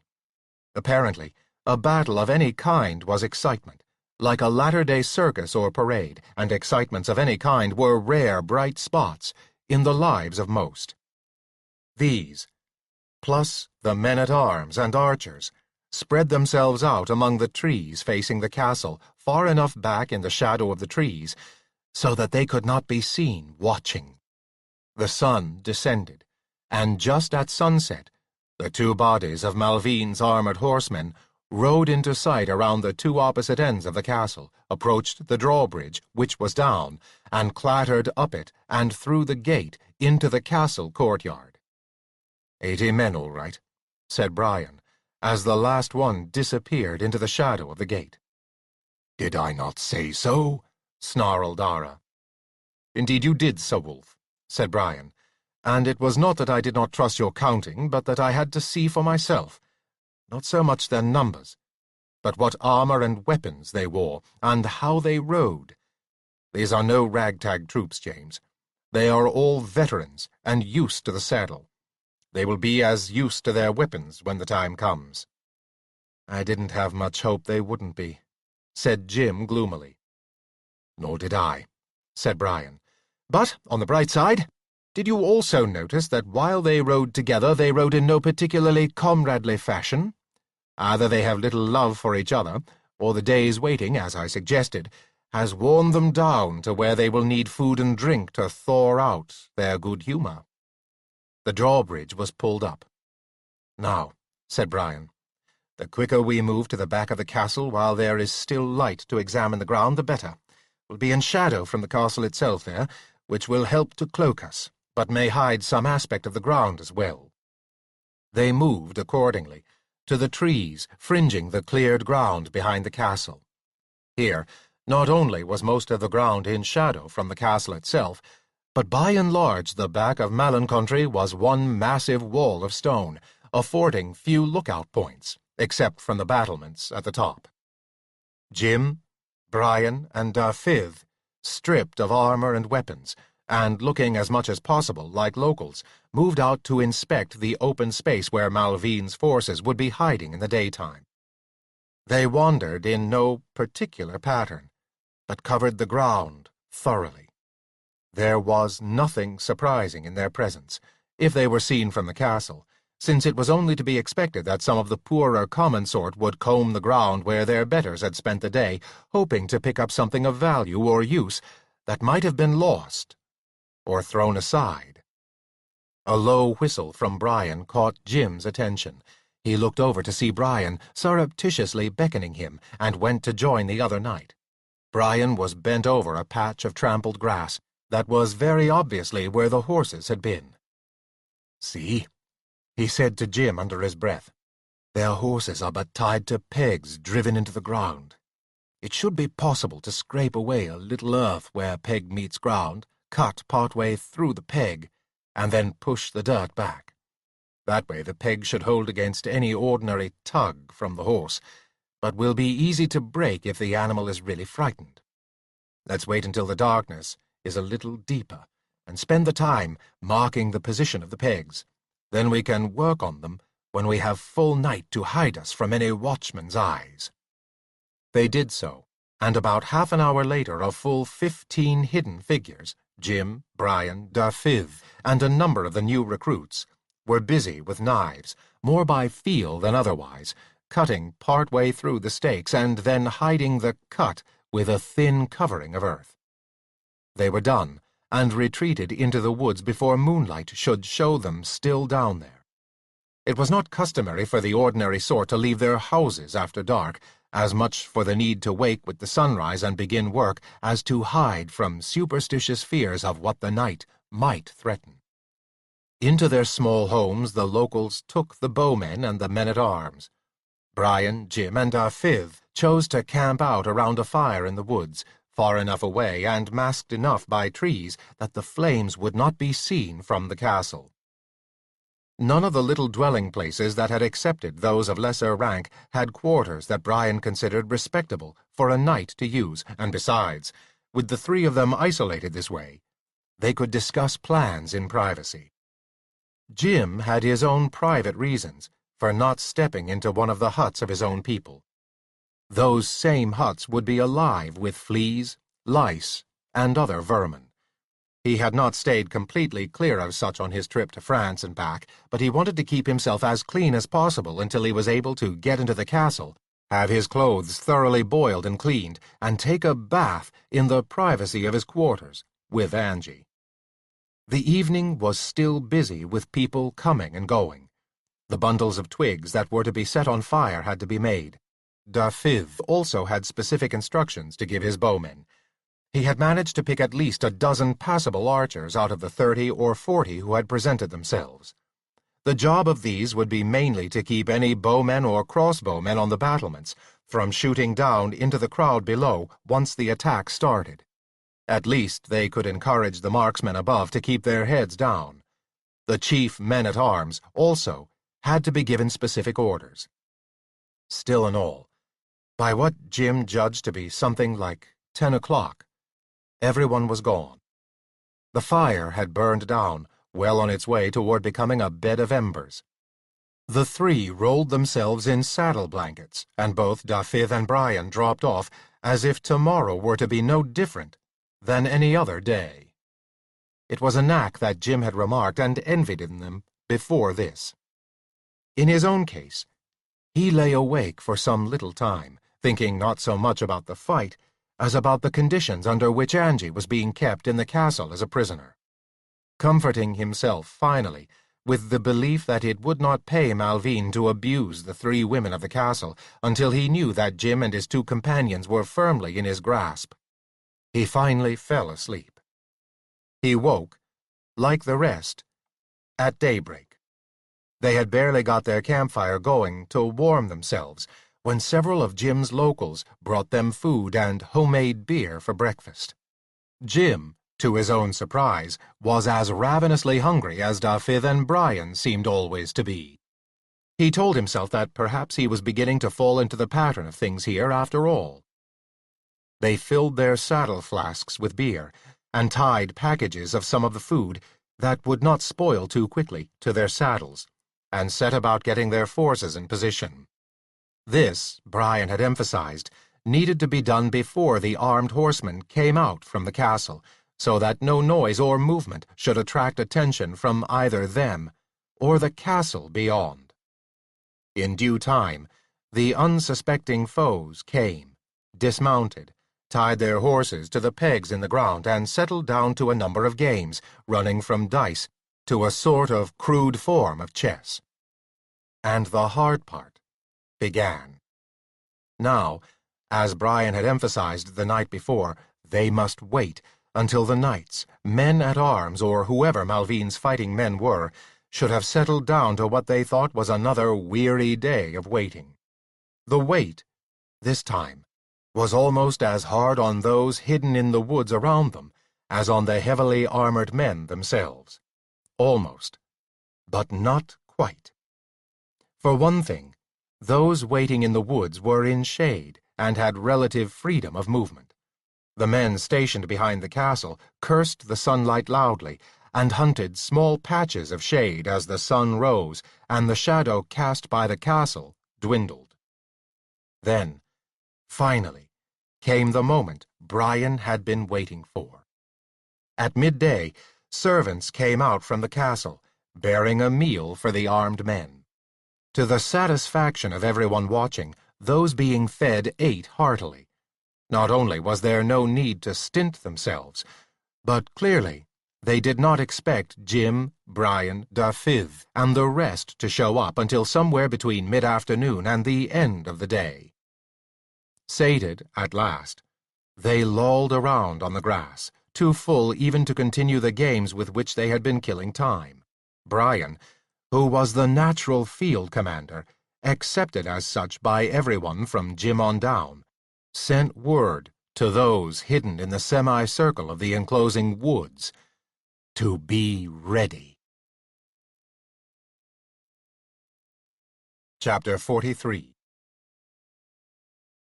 As the armed and armored men, sated, dozed in the sun that now afforded them no patches of shade at all behind the castle, the raucous challenge of a cock-pheasant sounded from the woods beyond the right end of the castle. It was answered almost immediately by a counter-challenge from the woods at the west end. Suddenly, 3 galloping horses, their pace hardly lessened by the bundle of blazing twigs each was dragging behind it, raced from each end of the enclosing woods and came at full speed across the open space toward each other and the pegged-down horses. Malvine's warriors, drowsing on the ground, started up on their elbows, then began clumsily to scramble to their feet. By the time most of them had made it, the 6 horsemen had passed each other, and the dead brown grass over which they had dragged the burning twigs was alight. The pegged-down horses were screaming in fright, breaking loose from the pegs, and running off in all directions. By now, the galloping riders were lost in the trees again, each having thoughtfully cut loose and left behind his burning bundle of twigs. The tethered horses were also gone. The dry grass burned merrily, setting up a fair amount of smoke, not enough to obscure the field, but enough to get into the noses and eyes of the warriors and make both run with water. While they were still trying to get themselves into some sort of order, a new thunder of hooves attracted their attention, and more horsemen burst on them from the woods all around. But these were not unarmed locals, as the riders of the first 6 horses had been. These were men-at-arms in light armor with lances who drove straight for their targets. These targets were those who had just lost their own horses, and scramble as they might to get out of the way and draw their swords, 2/3 of Malvine's fighters were flat on the ground in minutes, seeing knife points at their visors, and hearing demands to yield. 15 or 20 were still on their feet, and had drawn together into a tight clump, with shields up and weapons ready, in a formidable hedgehog sort of defense that should not have been as easy to flatten as the individual men had been. Nonetheless, even the impact of a lance held by a horseman in light armor, riding a relatively light horse, was effective. Those in the outer ring of the hedgehog went down, or were only upheld by their comrades. Eventually, the hedgehog was split into pieces. At this point, Jim and Brian ceased being field generals and entered the fight at first hand. The disheartened men they encountered as they charged on horseback were in no condition to resist them. It was not long before no warrior of Malvin's was standing. Meanwhile, overhead, crossbows had begun to shoot from the walls, and archers outside had begun to shoot back. Thanks more to the wizard-like archery of Dafydd and his 3 superb original recruits than to the skill of the bowmen they had picked up in the field before coming back, and the home-grown ones who, most of them, had never shot at anything much larger than a rabbit before, an end was put to this. Those shooting from the castle were either hurt, killed, or cowed into ceasing. Brian looked about the field of recumbent bodies. "Who is leader here?" he shouted. One heavily armored figure struggled wearily to his feet. "I, Charles Bracy-Dumont," he croaked. "Do you and your men all yield, or do we start cutting throats?" shouted Brian. It was no idle threat. The locals who had gathered to Jim's aid had now emerged from the trees in a number of 100 or more, all with their knives out and eager expressions on their faces. "I yield," said Bracy-Dumont. "And your men?" This time it was Jim, speaking sharply. "And all those with me," said the other exhaustedly, slumping as he stood. "Disarm them and bind their hands behind them," ordered Brian. Bracy-Dumont's head came up sharply. "How?" he shouted. "Tie us up? I and most here are belted knights. We give our parole." "Knights who fight in the service of the dark powers have no parole," said Brian. "Tie them all up." "And now?" asked Jim of Brian, as the last of the captured men able to walk were trussed up and gathered together. "Now, we march them, tied, around to the front of the castle," answered Brian grimly. "It's my guess these were the greatest part of Malvin's force, and Dafydd's bowmen have silenced those upon the battlements. Let's see if, now, Malvin has sense enough to surrender the castle to us." Brian's words were broken into suddenly by an interruption that clearly would have caused a great deal of consternation, if most of those on the field behind the castle had not been too busy to see it approaching. Seco landed with a thump about 15 feet in front of Jim. "Jim!" he cried joyfully, as a couple of arrows aimed by the less expert local bowmen flew past him, happily at a distance that could be unremarked by Seco. "It's good to see you. On behalf of the Mere Dragons, I officially bring you their welcome home." "Well, thank them," said Jim, just beginning to get himself back together again after the shock of Seco's sudden arrival. "They must have really moved to get together and agree on that resolution in the short time I've been back." "Well," said Seco, "actually, they haven't had time for that yet, so I took it on myself to deliver the message anyway. And the Cliffside Dragons want to know why you've been back in the neighborhood for more than 20 hours and still haven't returned their passport to them." "Are they insane, Dragon?" exploded Brian. "We've been far too busy to think of passports." "Exactly what I said to them myself," answered Seco. "But you know how it is. Each dragon's favorite jewel and all. If you'd give me the passport right now, Jim, I could fly it off to them without any more delay." "He'll do no such thing," Brian was beginning, in what appeared to be a fine fury, when Jim put a hand on his arm to check his words. "I think I'd better, Brian," said Jim. "It'll just take a few minutes."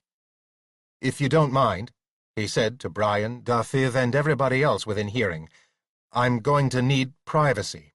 I mean, I'll need to be privy for this, because it has to do with magic, you see." "But Jim," said Brian, "I thought you told us that your magic—" He checked himself this time, and just in time, too, in Jim's estimation. "This is a special case, Brian," said Jim. "I'll be back in a moment." He went off into the trees. He had actually wondered himself, the evening after talking to Carolinus on the battlefield in France, why, if Carolinus had been correct in saying that Jim had only been drawing on his account to do his magic, he would still have the ability to shrink down the passport into a size small enough for him to swallow. But the spell had still worked.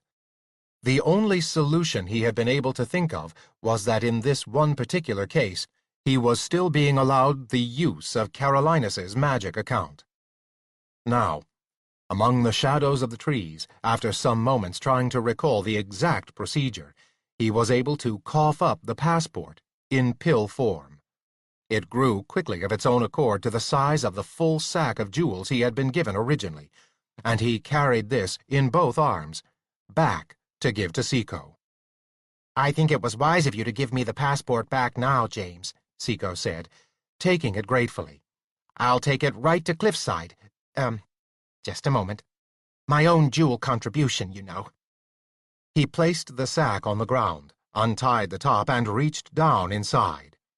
He groped around for several moments, with a definitely worried look on his face, which suddenly gave way to bright cheerfulness. His arm emerged with his claw clutching the pearl he had originally donated. "Excellent," he said, looking at it. He tucked it into one cheek of his long lower jaw, hastily retied the top of the sack, and spread his wings. "I'll see you very soon, James." He took off, mounted quickly until he caught a high thermal, and glided away in the direction of Cliffside. "Well now," said Brian in none too pleased a voice, "if that's over, perhaps we can get these prisoners moved around to the front of the castle?" "By all means," answered Jim hastily. They began their march around the castle. By natural right, Jim, Brian, and Dafydd led. Behind them, the bulk of the experienced men-at-arms and archers went before the prisoners, who moved in a sort of ragged, four-abreast column, followed by the straggling host of local volunteers, their knives out and ready, just in case. They came around the northeastern end of the castle. The drawbridge was down, and Malvine was standing on the ground in front of it, with a figure all in plate armor, its visor down, shield on one arm, and a mace in the other. Behind these two, stretching up the gangplank and through the gateway behind to the interior courtyard, were several more ranks of such weaponed and armored figures as they had just vanquished behind the castle. They all appeared to be simply waiting for the arrival of Jim, Brian, Dafydd, and the rest. The whole affair took on an almost organized, if not formal, appearance. On their horses, the first three led the rest to a walk, out, around, and back in again, so that they ended with Jim, Brian, and Dafydd seated on their horses, with their column behind them. The three were about 10 feet in front of Malvine, and the silent, ominously armored and armed figure beside him. While the sky was not overcast this day, it was plentifully supplied with clouds, and no sunlight was striking directly on the scene. The dulled light gave the motionless metal figure beside Malvine a heavy glint. "James," said Brian under his breath, and keeping his gaze fixed straight ahead on Malvine, "I fear me that from here on you must command and do the speaking." "I'd planned to," said Jim harshly, without making any attempt to lower his voice.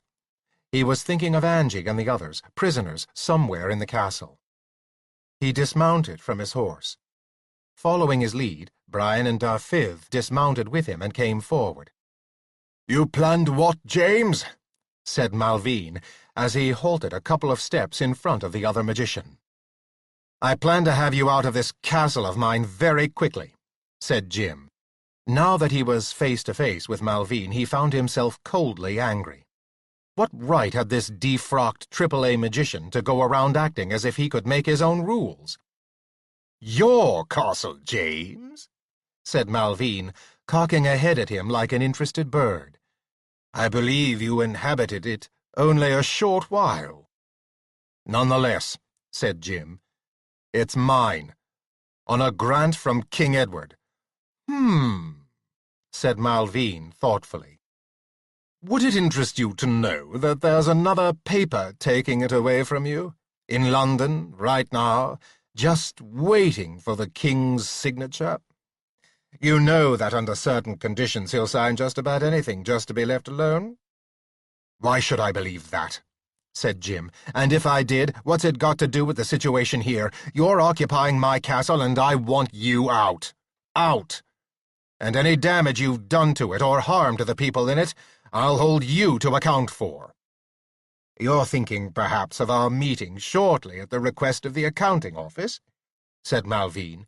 "You might stop to consider that those charges you made may look a little flimsy when it's understood that they're made by a man who's my prisoner." "I'm not your prisoner," said Jim. "Ah, but you will be," responded Malvine.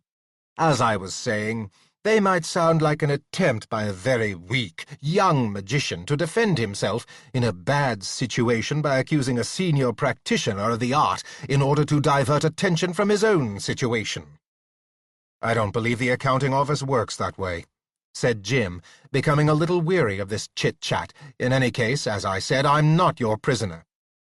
"But, as I said, I think you will be," said Malvine. His voice took on formal tones. "Now, before the people here assembled, I charge you with having lied about me, both as regards the charges and on many other occasions."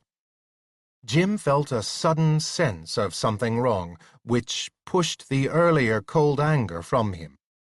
What Malvine had just done, in the terms of this world, was issue the kind of personal challenge one knight would issue to another. Jim himself was of course a knight, and most undoubtedly the other had been knighted somewhere along the way, or at least ennobled, so that he was of the gentlemanly class, in a temporal sense. "You're challenging me?" he echoed, hoping to prod the other into providing a little more information. "Yes, I am," said Malvine. "Well, not I exactly, since I'm elderly. So I'll make use of the fact that I'm a magician and therefore of the class entitled to choose a champion to fight for me. In fact, I've already done so. My champion is here, beside me." He turned to the silent, metallic, visored figure beside him. "Are you not at my side now, my champion?" he inquired. The figure slowly raised its visor, and Jim stared. The face was one he had seen only once before, but would never forget. It was the face of the man he thought still running and hiding on the continent, the face of Sir Hugh de Bois de Malencontré, whom he had last faced on a spit of land reaching out to the Loathly Tower more than a year ago, after Seaco had been tricked by Sir Hugh into calling Jim down to where Sir Hugh's crossbowmen could cover him with their weapons. "I am here, and I am your champion," said the square, heavy-boned face revealed by the visor. He smiled, not pleasantly. "Nor am I something made of snow, Sir James, as you may be thinking. It is I myself, standing in front of the castle that was my own, and shortly will be my own again with the signature of the king on that paper in London, once it has been proved that you are Malvine's prisoner. For we are now to have a trial by battle, and it shall be God's—" the word took a bitter twist in Sir Hugh's mouth— "will that you show yourself a false and recreant knight, with no claim either to your spurs or to this land and castle." He had been stripping off one of his gauntlets as he spoke, and as he finished he flung it in Jim's face. Jim made a sudden discovery. It was why people who have gauntlets, flung in their face by way of challenge, tend thereafter to be eager immediately to take up the challenge. The metal-reinforced glove struck Jim in the face like a weapon. Suddenly, his nose was bleeding, a bad cut on his lip was bleeding, and it felt as if one of his teeth had been knocked loose. The only thing in his mind, abruptly, was getting down to business with Sir Hugh as quickly as possible. But the glove had fallen from his face to the ground before him, and before he could pick it up, Brian had caught him by one arm and dragged him back enough steps so that he could speak to him in a voice so low that Malvine and Sir Hugh could not overhear. "James!" Brian sounded almost as if he would shake Jim out of his present explosion of emotion. "James, listen to me. You cannot fight Sir Hugh. Hear me, you cannot fight him. You are a magician yourself, even if less in rank than Malvine, but equally entitled to choose a champion. I will be your champion. I must pick up that glove for you. Do not touch it yourself." "The hell you will," said Jim a little thickly through an already swelling upper lip. "I'm going to cut that bastard into so many pieces." "If you could, I'd be all for it," said Brian, still in the same low, urgent tone of the voice. "But listen to me, Jim. This is Brian, who has been teaching you to fight all this last winter. I tell you, you stand no more chance against Sir Hugh than a child against the Lancelot of legend himself. He is a knight of great experience. I agree with you, he's a bastard. But he is nonetheless a bastard who is one of the best fighters I know. I trust in God above all things, but I will not tempt God this time by letting you go out to fight him. As a trial by combat, this is a farce. Do you hear me, Jim?" "I hear you," growled Jim, licking the blood from his cut lip. "But listen to me, Brian. I and nobody else am going to fight him.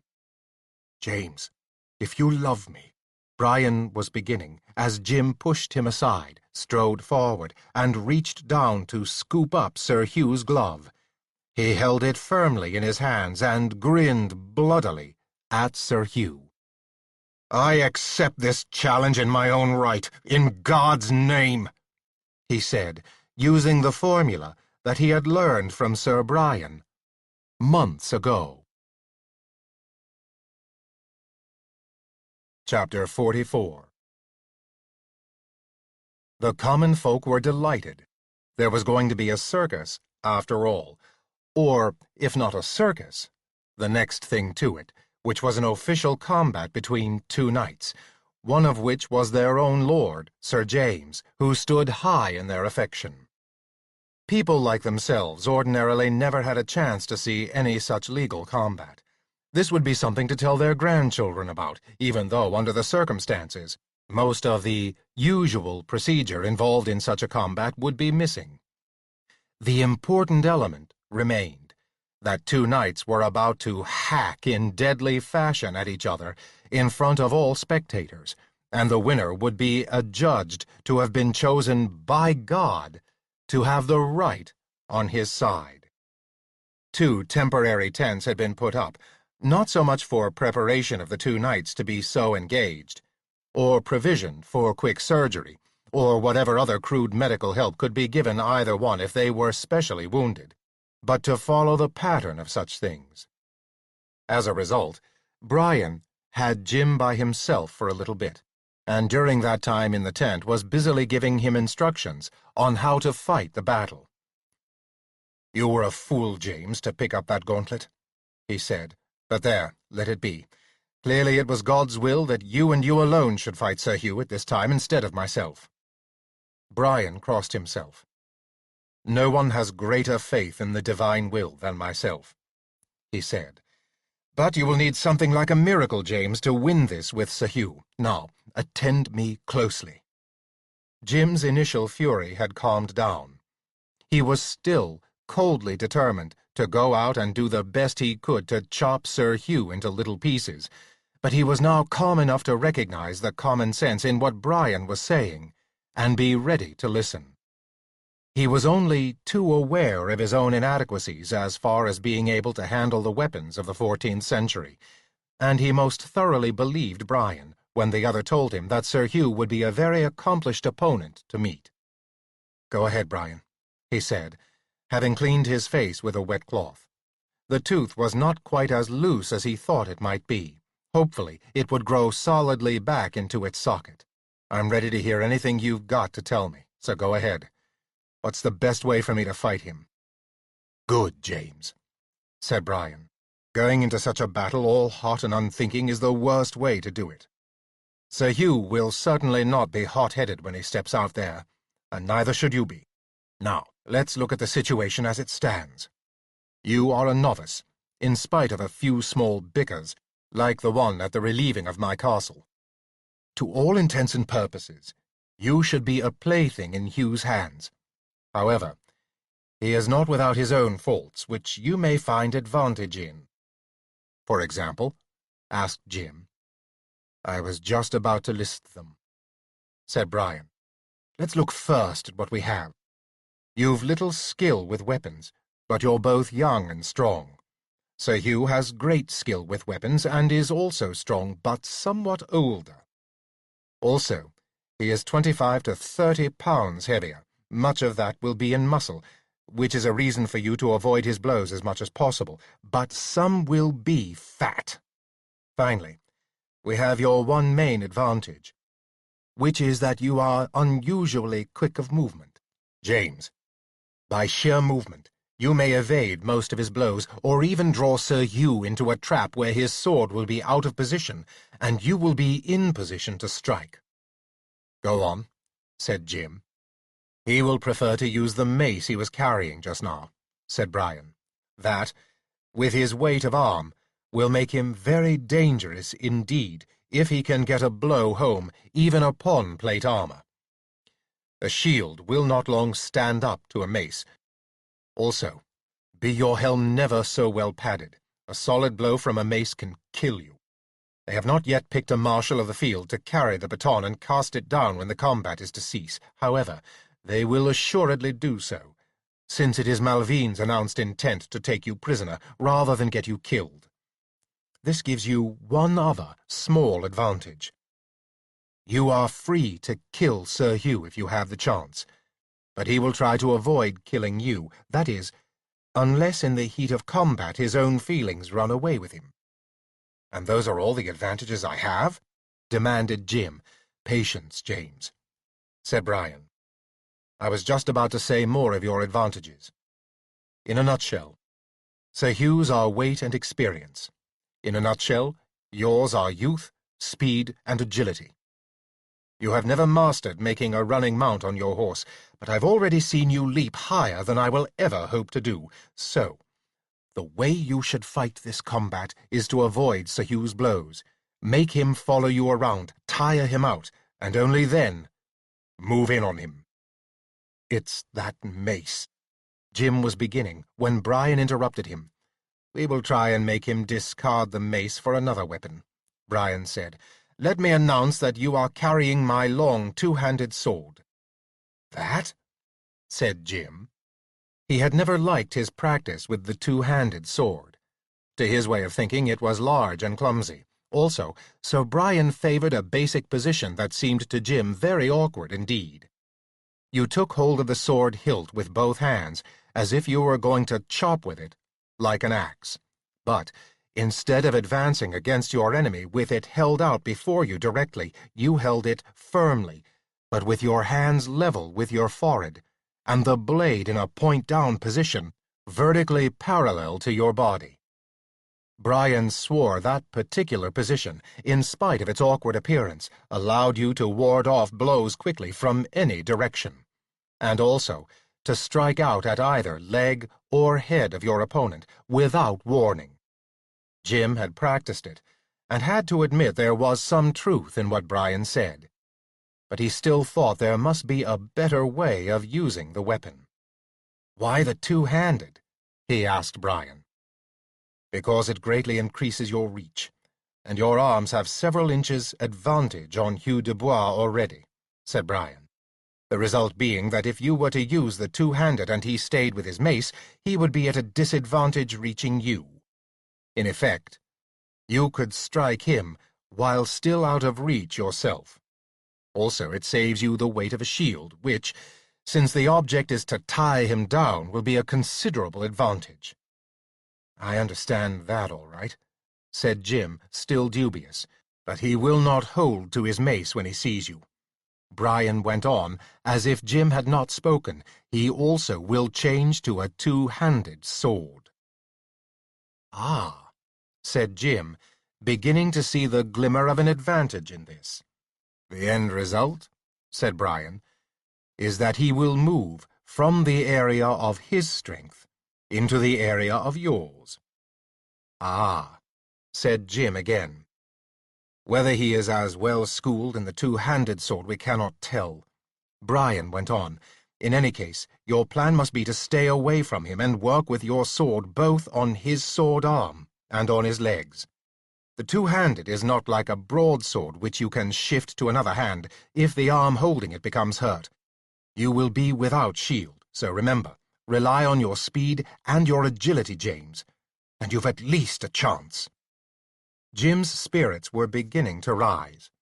To begin with, he had been merely obsessed with fury. Then, as Brian had started to talk, doubt had begun to creep in. Now, that doubt had moved away from him. He did have faith in what his own legs could do, more so even than Brian knew. "Now we will get you armed, armed, and ready, James," said Brian. 20 minutes later, the two of them emerged from the tent to find that Theolf and one of Malvine's plate-armored men had been named as wardens of the lists. They were each holding a small rod of freshly cut wood as batons. They were also scowling at each other from opposite sides of what was to be the field of battle, which had been roped off from the spectators. Under ordinary conditions, a stand would have been arranged to seat the officials and the principals watching the fight, but since no such thing was available at Melancontry, at the center of the field, on the side before the castle, there was a cluster of individuals around Carolinus, who had appeared, complete with a staff as tall as himself, and holding a third baton in his other hand. Jim and Brian went toward him. Sir Hugh was already there. Carolinus had evidently simply shown up and taken up the position of judge, without anyone asking him to hold it. Malvine was still protesting this, as they went over. "You do not trust a fellow magician, Malvine?" Carolinus was saying. Malvine sputtered. "You know what I meant," he was saying. "You are as biased in this matter as I am." "I don't see why I should be, Stinky," said Carolinus quite calmly. "It's true that one of the contestants is a pupil of mine, but the honor of a mage of my rank can surely disregard that. Besides, where are you going to find anyone else to fill this role? Anyone under the influence of the dark powers would not be acceptable in a trial before God, and no godly person would perform the service for you, particularly since you're under charges by the accounting office. I think you're stuck with me." "Very well," said Malvine malevolently, "but I'm going to report any partisanship of yours when I face my charges." "Report away, Stinky," said Carolinus. "And meanwhile, you might get out of my way, so that I can see the field and the contestant with his associate approaching." His last words had the result of directing everybody's attention to Brian and Jim as they came up. It was a time for ritual questions and answers. Jim gave the proper response. "I will bear a two-handed sword only," he announced. "Very good," said Carolinus. "That is accepted. Your opponent has requested that there be no fighting on horseback. Will you agree to this?" Jim was only too ready to agree to this, and he knew that Brian beside him felt exactly the same way. Jim's weakest point was jousting. He also knew why Malvine had suggested it. On foot, it might be possible for Sir Hugh to knock him unconscious or make him yield, but with Lance on horseback, there was no way that Sir Hugh would be able to judge between a use of his weapon that would kill or only just disable. As Brian had reminded him, Malvine wanted him in the shape of a prisoner. "I am agreeable," said Jim. Carolinus turned to Sir Hugh. "And I understand you will be carrying mace and shield?" he asked the former Lord of Malencontry. "No," said Sir Hugh, with a grim smile at Jim. "So as not to seem to take any advantage, I will give up my shield and carry, as he does, a two-handed sword only." "Excellent," said Carolinus, in that same cold, official voice. "You may now retire to opposite ends of the lists. The marshals will be instructed to hold up their batons. When they allow their arms holding the batons to fall, you may start walking toward each other. After that, may God defend the right." Jim turned away, Brian still beside him, and began heading toward the eastern end of the list. He had turned without thinking, perfectly automatically, but it was well he did. Sir Hugh's slight pause, while he got rid of his mace and had it replaced by a two-handed sword, had given Jim the chance to take the end of the list that would put the sun at his back. Shortly now, the sun would be straight overhead, in any case, and there would probably be little difference in who started where. Besides, as they moved around, Jim might well find himself facing east whether he wanted to or not. Nonetheless, for the moment, it was another small advantage. In spite of the clouds, the day was warming. For some strange reason they had had good weather not only in England, but during the crossing to France and while they were in France itself. Now, once more back in England, the weather was still good. Jim wondered idly, as he plodded toward the far end of the list, if the Dark Powers had something to do with this, or was something as large as weather beyond their control. He reached the end of the list and turned. Sir Hugh was still walking toward his end. A moment later, he reached it and turned to face Jim. They were now about 50 yards apart. The marshals lifted their arms simultaneously, so that they held the batons up over their heads. Then, at a word from Carolinus, they dropped them. Jim began the long walk toward his opponent. Sir Hugh was also approaching him. The other was carrying, Jim saw, his own two-handed sword in the same position of readiness that Jim was carrying his. The great sword did not look awkward, held in that position by Sir Hugh. Rather, it looked merely comfortable, as if long practice had trained the other to carry it that way. For a moment, Jim felt a fear that the very way he was holding his sword would give his inexperience away to Sir Hugh. Then he shoved this thought from his mind and concentrated on more immediate things. He put his mind to thinking about the various moves he could remember from his 20th century days, playing volleyball and basketball. He had been a natural at both. Right now, he was trying to think of which moves, if any, would prove useful to him in this coming bout. One thing that would come in handy, he thought, would be the fact that he had learned to fake an opponent out with a move of his body, without moving his feet. Also, Sir Hugh might not be familiar with the sidestep and sudden spin that could bring him part way around on the flank of an opponent before the other could realize what was happening. He looked ahead. Sir Hugh had grown considerably in the scene before him. They were getting very close together. Now, they were only a few steps apart. As they stepped within reach of each other's weapons, without warning, Sir Hugh let go of his hilt, dropped his weapon, then crouched and caught it again a good 8 inches lower. With the point now barely above the ground, he lunged upward, driving that point toward Jim's helmet. The only thing that saved Jim in this moment was the fact that he had already made up his mind to feint right with his body, but with his feet in place, then execute the quick sidestep and spin after the basketball motion he had been thinking of. Consequently, he was already in motion when Sir Hugh began his lunge, and the sharp point of the long sword licked empty air. Thinking that the other was wide open for a return blow, Jim commenced a swing with his blade at Sir Hugh's near shoulder. But Sir Hugh, still in the crouching position, managed to pivot and, raising his sword into blade-up guard position, was able to block most of the force of the blow, so that only the tip of Jim's blade licked against the metal of his shoulder. A shout went up from the locals, who counted this clearly as an effective hit. Jim himself knew it had not been. He stepped swiftly backward as Sir Hugh's blade glanced off his own in the guard position and drove once more at Jim's helm.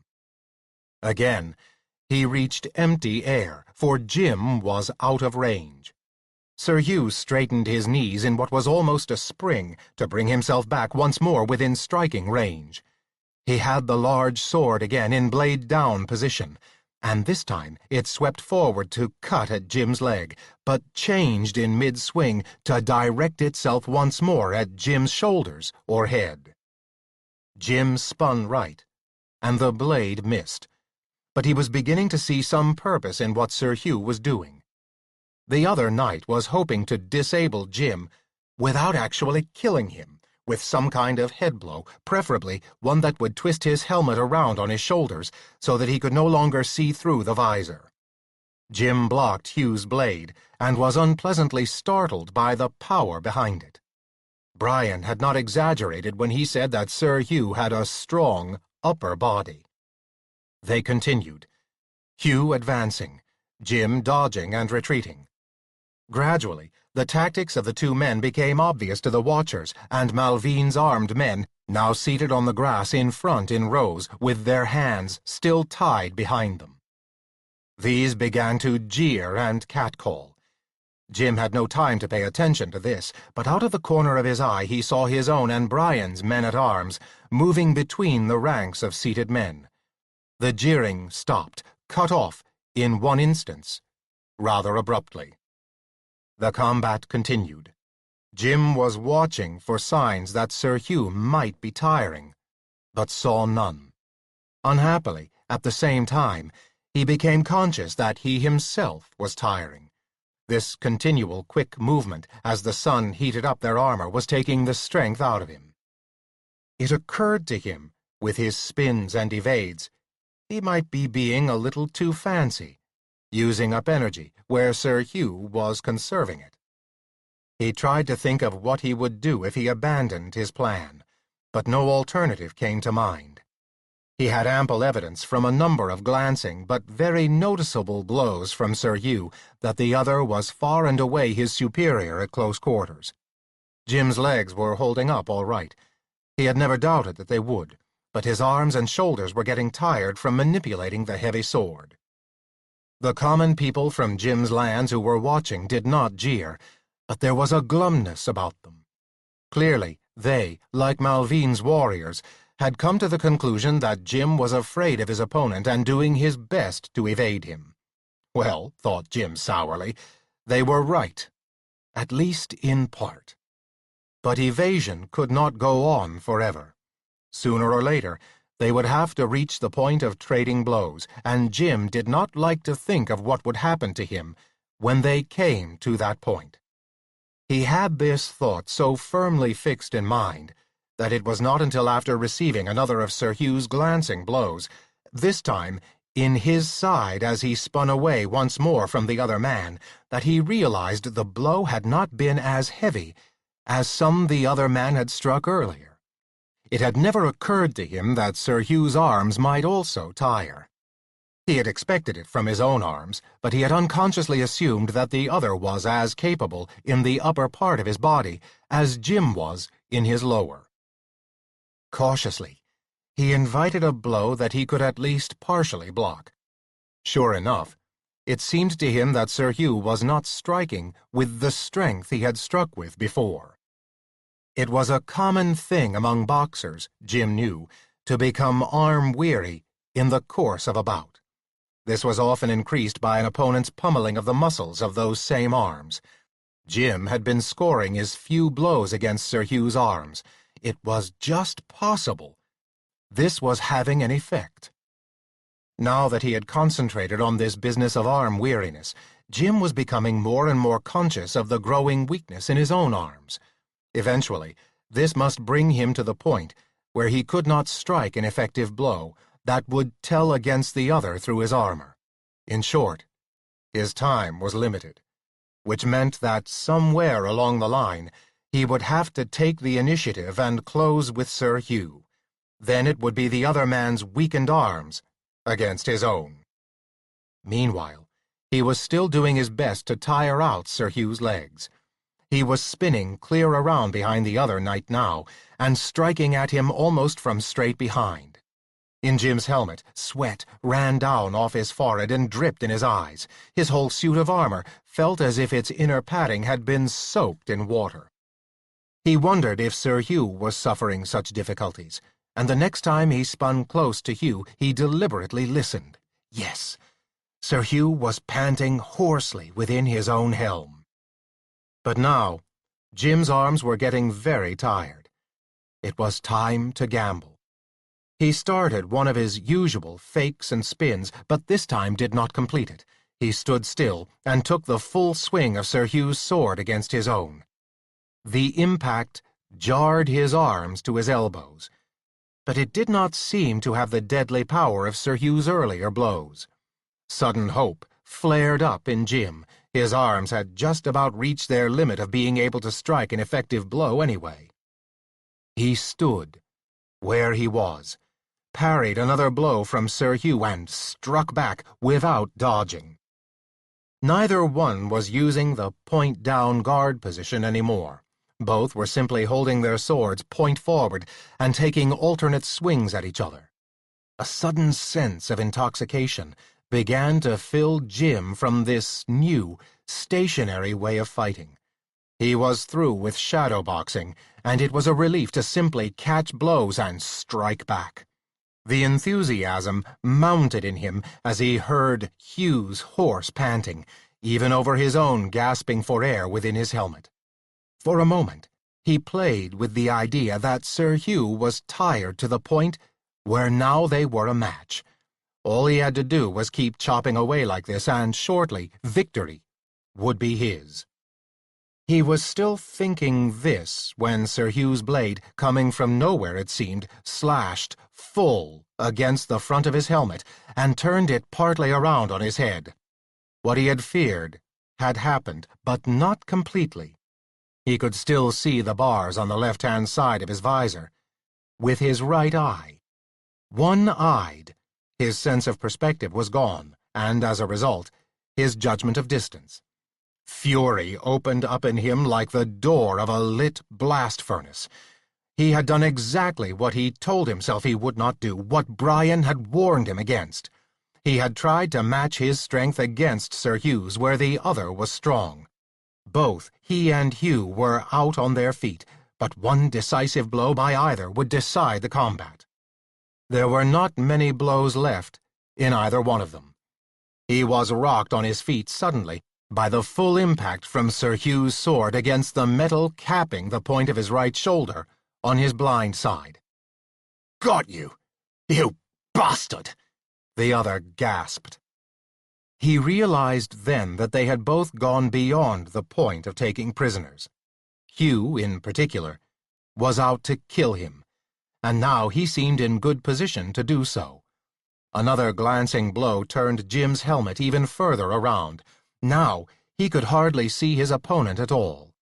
Any moment now Sir Hugh would be able to choose the place where the edge of his blade would land, and that would be the beginning of the end for Jim. The next blow would be the finish.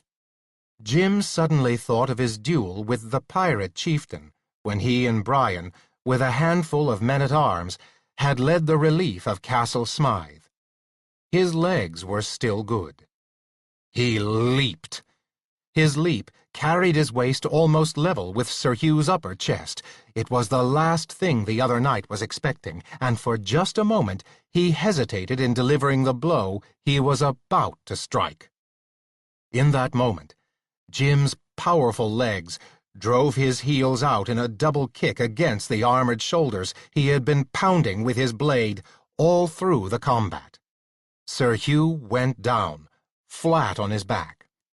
A second later, Jim was standing on the one arm of the others that still held the hilt of the two-handed sword. He put the tip of his own sword between the bars of Sir Hugh's helmet. "You yield?" he gasped. "I yield," came back from Sir Hugh croakingly, just as cries of "Hold!" came from both sides of the field. Jim looked up to see both marshals running toward him, their batons thrown down. Beyond them, Carolinus's baton was on the ground before him. Clearly, they thought him as filled with the lust to kill as Sir Hugh had been, and probably he had been at that. At any rate, it was over now. He stepped back, taking his foot off the wrist of the hand that had held Sir Hugh's sword, but which had now let go. He kicked the sword out of the reach of the fallen knight, and stood a moment, rocking on his feet with weariness, before the heat of his armor, the exhaustion of the battle, the reaction of having won, all combined against him. The landscape spun around him as he fell. Chapter 45. Jim could not have been unconscious for more than a few seconds. He was roused by the voice of Carolinus calling him. When, with great effort, he staggered to his feet, hardly anything about him seemed to have changed from the moment before. But there were changes happening. The clouds were now rushing together to form a solid, heavy, dark blanket over them. A wind had come up from nowhere, and was blowing in all directions at once. Now from his right, now from his left, now, it seemed, directly down from overhead. The staff in Carolinus's hands had grown half again its length, and he gripped it, higher up. Brian and Dafydd had appeared beside the magician, and were now also holding to the staff with both hands. Stranger even, Ara had appeared from nowhere, and had taken a grip on the staff near its bottom with his teeth. Even from where he stood, James could see that the wolf's great jaws were locked, completely closed. The vicious, yellow teeth must be completely through the wood. All of these seemed to be trying to hold the staff upright against the buffeting of the wind, which increased steadily. The other spectators were huddling away from it like sheep in a storm, pressed back across the drawbridge, up against the bulk of the castle wall, as if that would support them. "James!" It was Carolinus's voice again. "Come! Hurry!" Jim turned toward him. "Take hold of the staff!" shouted Carolinus. "Strip off your gauntlets and help hold the staff with your bare hands, quickly!" Jim obeyed. The minute his fingers closed around the wood of the staff, it seemed that a further change came over everything about him. It was as if he had taken off dark glasses, and could now suddenly see clearly. What he saw was that the staff was radiating small lightnings out at right angles from the upright wood. These lightnings ran away from the staff on either side to encompass the people behind them, and forward to encompass those on the field.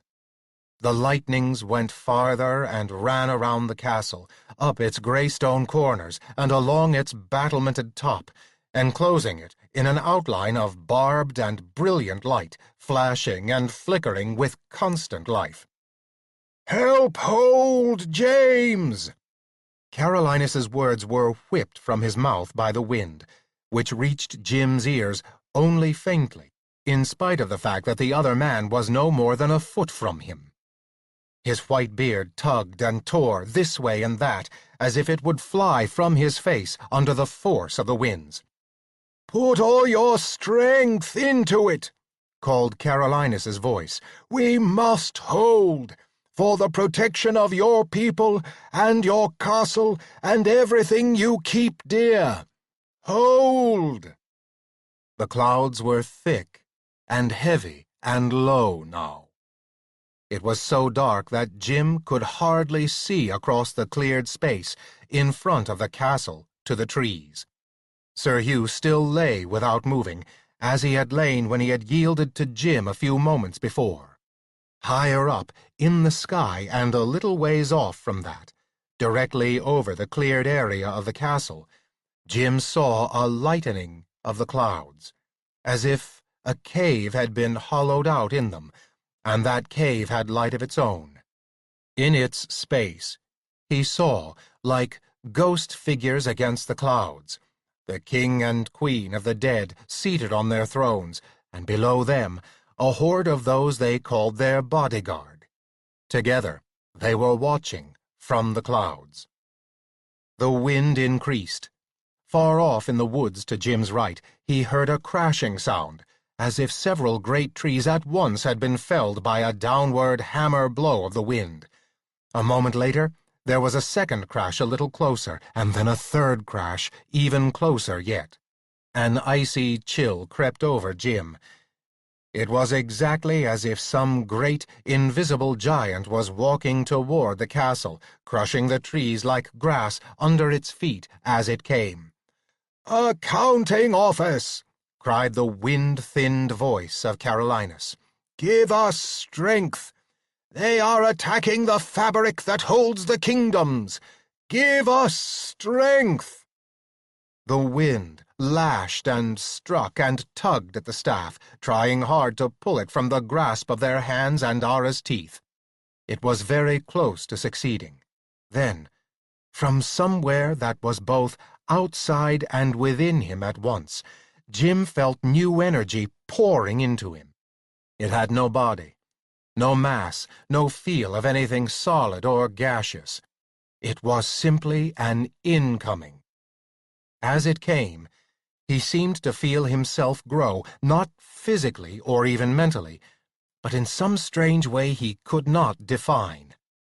His vision sharpened even more, but this time it was with an inner vision. With the extra energy, it came to him that he understood and saw much more than he had ever understood or viewed before. It seemed that he looked upon fields of knowledge he had never realized existed. Almost, he could see, as through a number of panes of different, lightly tinted glass, his own 20th century world that he and Angie had left a year before. His grip on the staff tightened.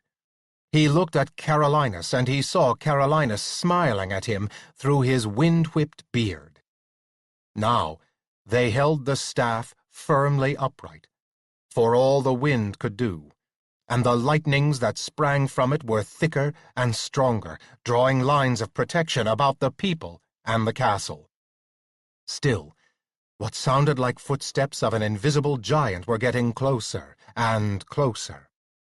Suddenly, Malvine, who had been standing within the bright line of protection, broke away and ran out into the field, half of the distance at least to where the shape of Sir Hugh still lay motionless in his armor.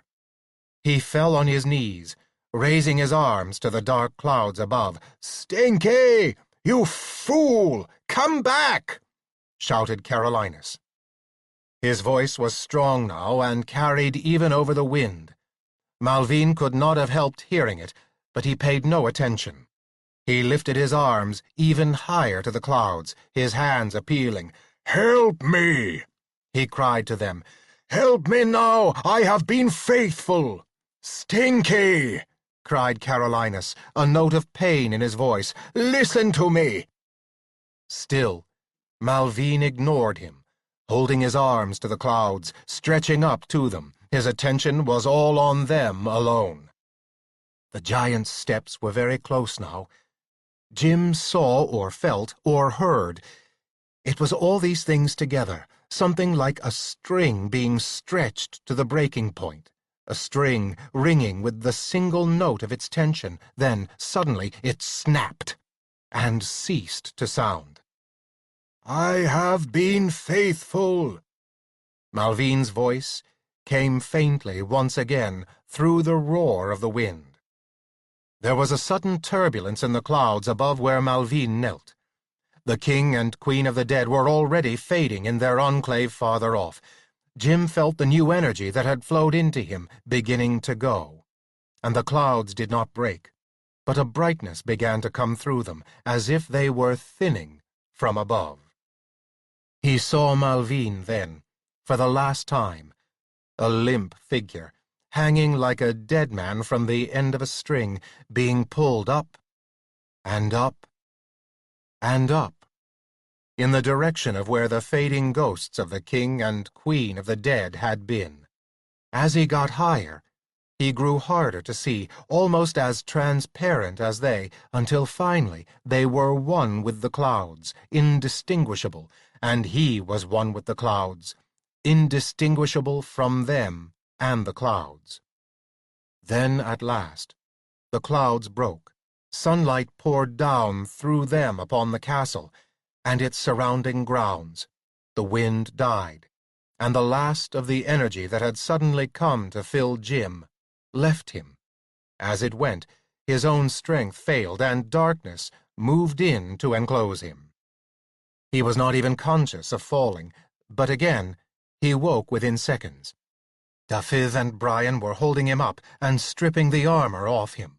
Carolinus stood by, now with a staff that was no taller than the one he had brought originally. His face was white, and he looked 1,000 years old, but the staff seemed to uphold him. And when the last of the armor was off Jim, he reached out an arm that was surprisingly strong and caught one of Jim's arms, holding him upright by himself. "Go you," said Carolinus to Brian and Dafydd, "to those who wait for you." Dafydd and Brian hesitated a moment, then turned together and ran toward the castle. Held up by Carolinus, Jim found himself walking after them. Now, from the suddenly empty, open gateway above the drawbridge, 3 figures came running down.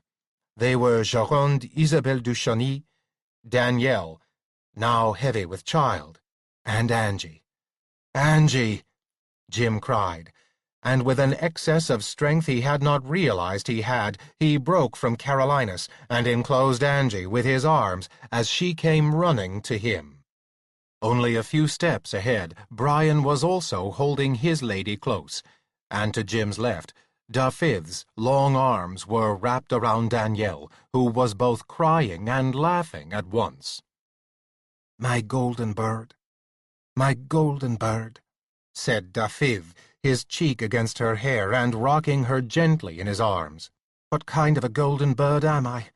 answered Danielle between tears and laughter. "Look at me, look at me." "I am looking," said Dafydd, releasing her enough so that he could reach down and stroke the great swell of her lower body. "At this greatest thing that my golden bird could give me. What else could I ask now, except more of the same?" They fell together, again embracing, Dafydd now laughing himself, but with his own eyes shiny. Jim and Angela held each other for a long moment, without words. Then Angie's voice sounded softly in Jim's left ear. "You're home," she murmured. "Home at last." "Yes," said Jim. "To stay," said Angie. "Yes," said Jim. And knew he lied. And knew that Angie knew he lied. But for now, the words were true enough. This book is over, but the story continues. Keep listening after the credits to hear the beginning of The Dragon on the Border, book number 3 in the Dragon Knight series, free. This has been an Audible Studios production of The Dragon Knight, written by Gordon R. Dickson, narrated by Paul Bamer. Producer, Mike Charzak. Copyright 1990 by Gordon R. Dickson. Production copyright 2014 by Audible Inc. Audible Studios is a division of Audible Inc. And now, a free preview of The Dragon on the Border, book number 3 in the Dragon Knight series. Chapter 1. "Ah, spring," said the good knight, Sir Brian Neville Smythe. "How could it be better, James?" Sir James Eckert, Baron de Malencontri et Rivarolles, riding beside Sir Brian, was caught slightly off guard by the question.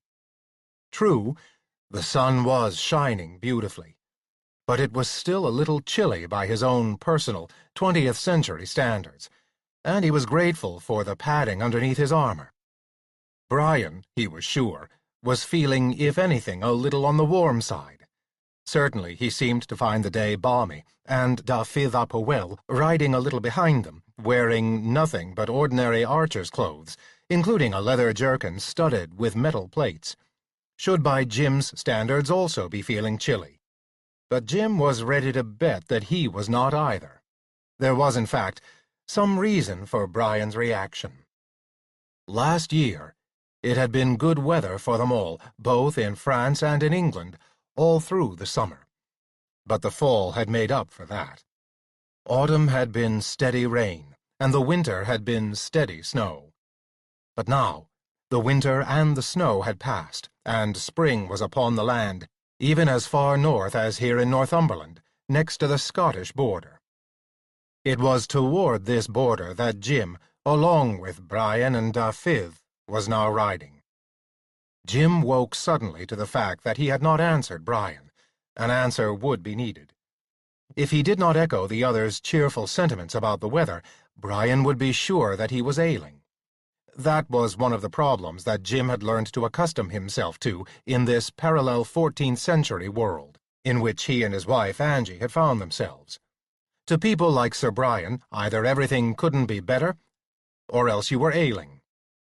Ailing meant that you should dose yourself with all sorts of noxious concoctions, none of which could do any good at all. It was true that the 14th century knew a few things about medicine, though these were usually in the area of surgery. They could, and did, cut off a gangrenous limb, without the use of an anesthetic, of course, and they were sensible enough to cauterize any wound that seemed to have infected. Jim lived in dread of getting wounded in some way when he was away from home and could not let Angie, the Lady Angela de Malencontrie at Riveroque, his wife, take care of his doctoring. About the only way he would have of fending off the mistaken help of people like Brian and Dafydd would be to claim that he could take care of the matter with magic. Jim, through no fault of his own, was a magician, a very low-rated magician to be sure, but one who commanded respect for his title among non-magicians, nonetheless. He still had not answered Brian, who was now looking at him curiously. The next thing Brian would be asking was if Jim had a flux or felt a fever. "You're absolutely right," said Jim, as heartily as he could. "Marvelous weather. As you say, how could it be better?"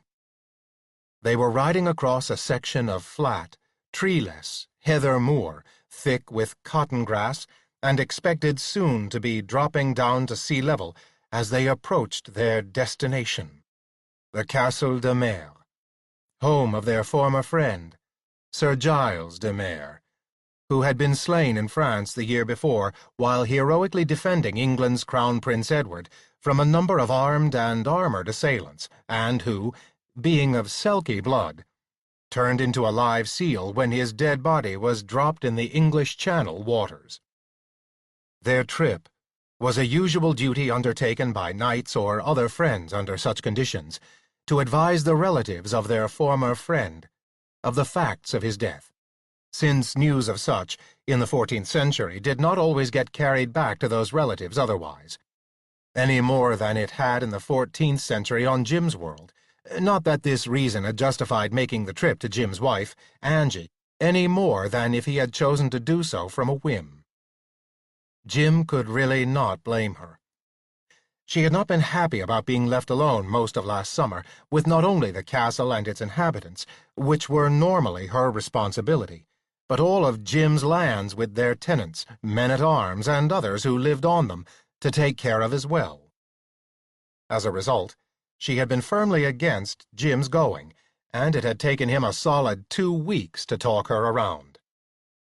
Jim had promised finally that their ride to Giles's family castle would take no more than 10 days. They would spend no more than a week with the family, and then another 10-day ride back, so that the trip could take in all no more than a month. She had not even been ready to agree to this, but happily, their close friend and Jim's tutor in magic, S. Carolinus, had happened to show up at about that time, and his arguments in Jim's favor had won the day for him. Angie had finally agreed to let him go, but not with very good grace. Their destination was on the seashore, just below the town of Berwick, which anchored the eastern end of the Scottish-English border, the end of the old Roman wall. The de Mere Castle was supposedly only a few miles south of the town and built right on the edge of the sea. The description they had of it was that it was actually a peel tower with a certain amount of extra buildings attached to it, but not a great number. It was also about as far north as it was possible to get in this district of Northumberland, which had once been the old Scottish land of Northumbria, without entering Scotland itself. "Better it may hardly be," commented Dafydd ap Ewell, "but not well will it shortly be, as the sun goes down and the land cools for the night. If you'll look now, the sun is almost on the horizon, and already skeins of mist are beginning to form ahead of us. Let us hope, then, that we reach de Mere Castle before the daylight is full gone. Else we will find ourselves camping out overnight once more." It was unusual for a mere bowman to speak up so freely in the presence of a couple of knights, but Dafydd, with Jim and Brian, had been companions in a couple of tussles with the creatures of the dark powers, who were always at work in this medieval world to upset the balance between chance and history. Because of Jim's being originally from a technological civilization 600 years in advance, and because he had picked up a certain amount of magical energy in being transported along with Angie back to this world, he seemed to have attracted the particular animosity of the dark powers at work here. Carolinus, who was one of this world's 3 AAA+ rated magicians and lived by the tinkling water near Jim's own castle of Malencontri, had warned Jim that the dark powers were out to get him, particularly and simply because he was more difficult to handle than someone native-born to this world and time. However, all that was beside the point now. The fact was that, almost as soon as Dafydd had spoken up, Jim had begun to feel the bite of the air even more sharply through his armor and padding than he had before. Also, for some reason, emotional no doubt, the sun seemed closer to the horizon than it had been even a couple of minutes earlier. Moreover, the wisps of mists over the moorland were indeed thickening, lying like thick threads of smoke here and there some 2 to 6 feet above the grass, and now beginning to join up with each other so that soon all the moor would be cloaked in mist, and it might well be perilous to try to continue riding under those conditions. "Ha!" said Brian suddenly. "Here is something that comes with the night that we had not counted on."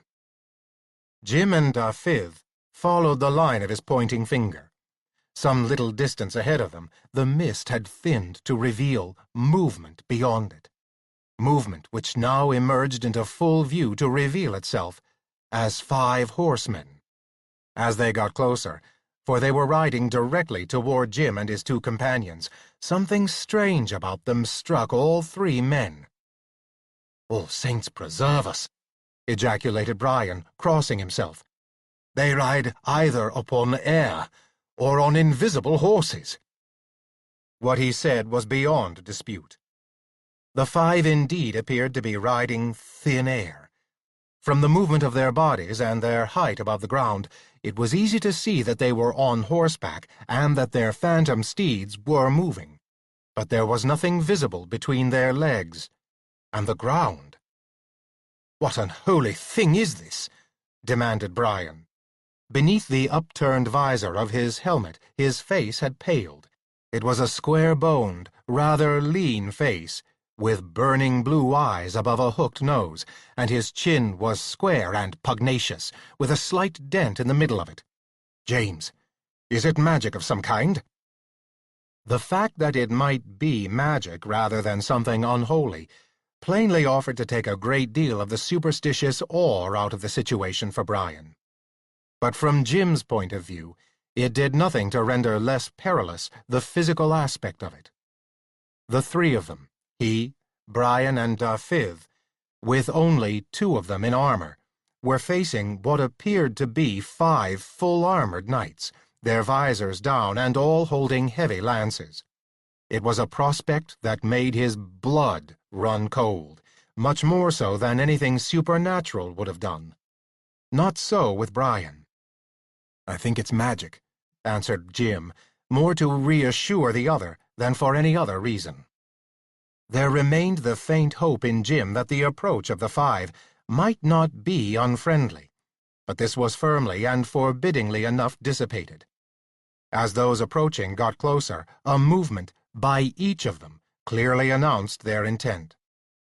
"They set their lances," commented Brian, the natural color in his face quite back, and the tone of his voice almost cheerful. "Best we do likewise, James."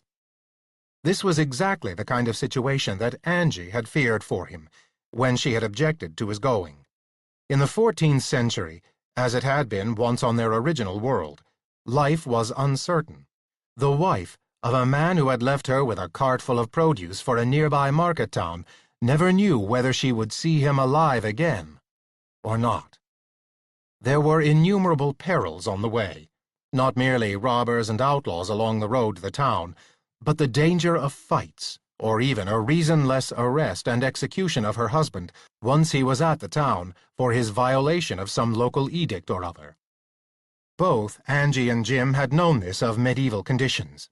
They had known it intellectually as college instructors in their own 20th century, and they had known of it as a reality during their first months here. But it had taken them a little while to know it in their guts, as they did now. Now, Angie worried, and it was no weak worry at that. But the fact of it was no help to the situation at the moment.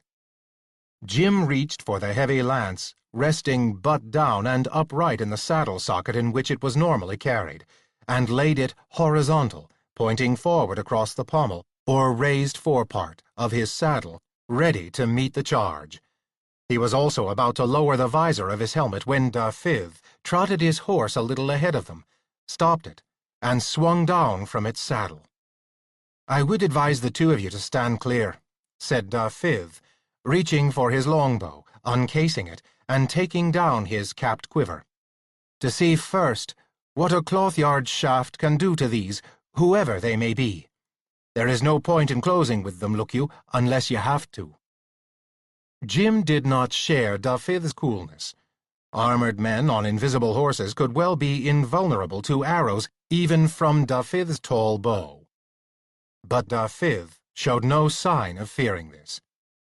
Calmly, completely indifferent to the thunder of the invisible, pounding hooves, coming rapidly nearer and nearer to them, at a canter about to break into a gallop, and to the 5 brilliant steel points of the spears, each with half a ton in weight of striking power behind it.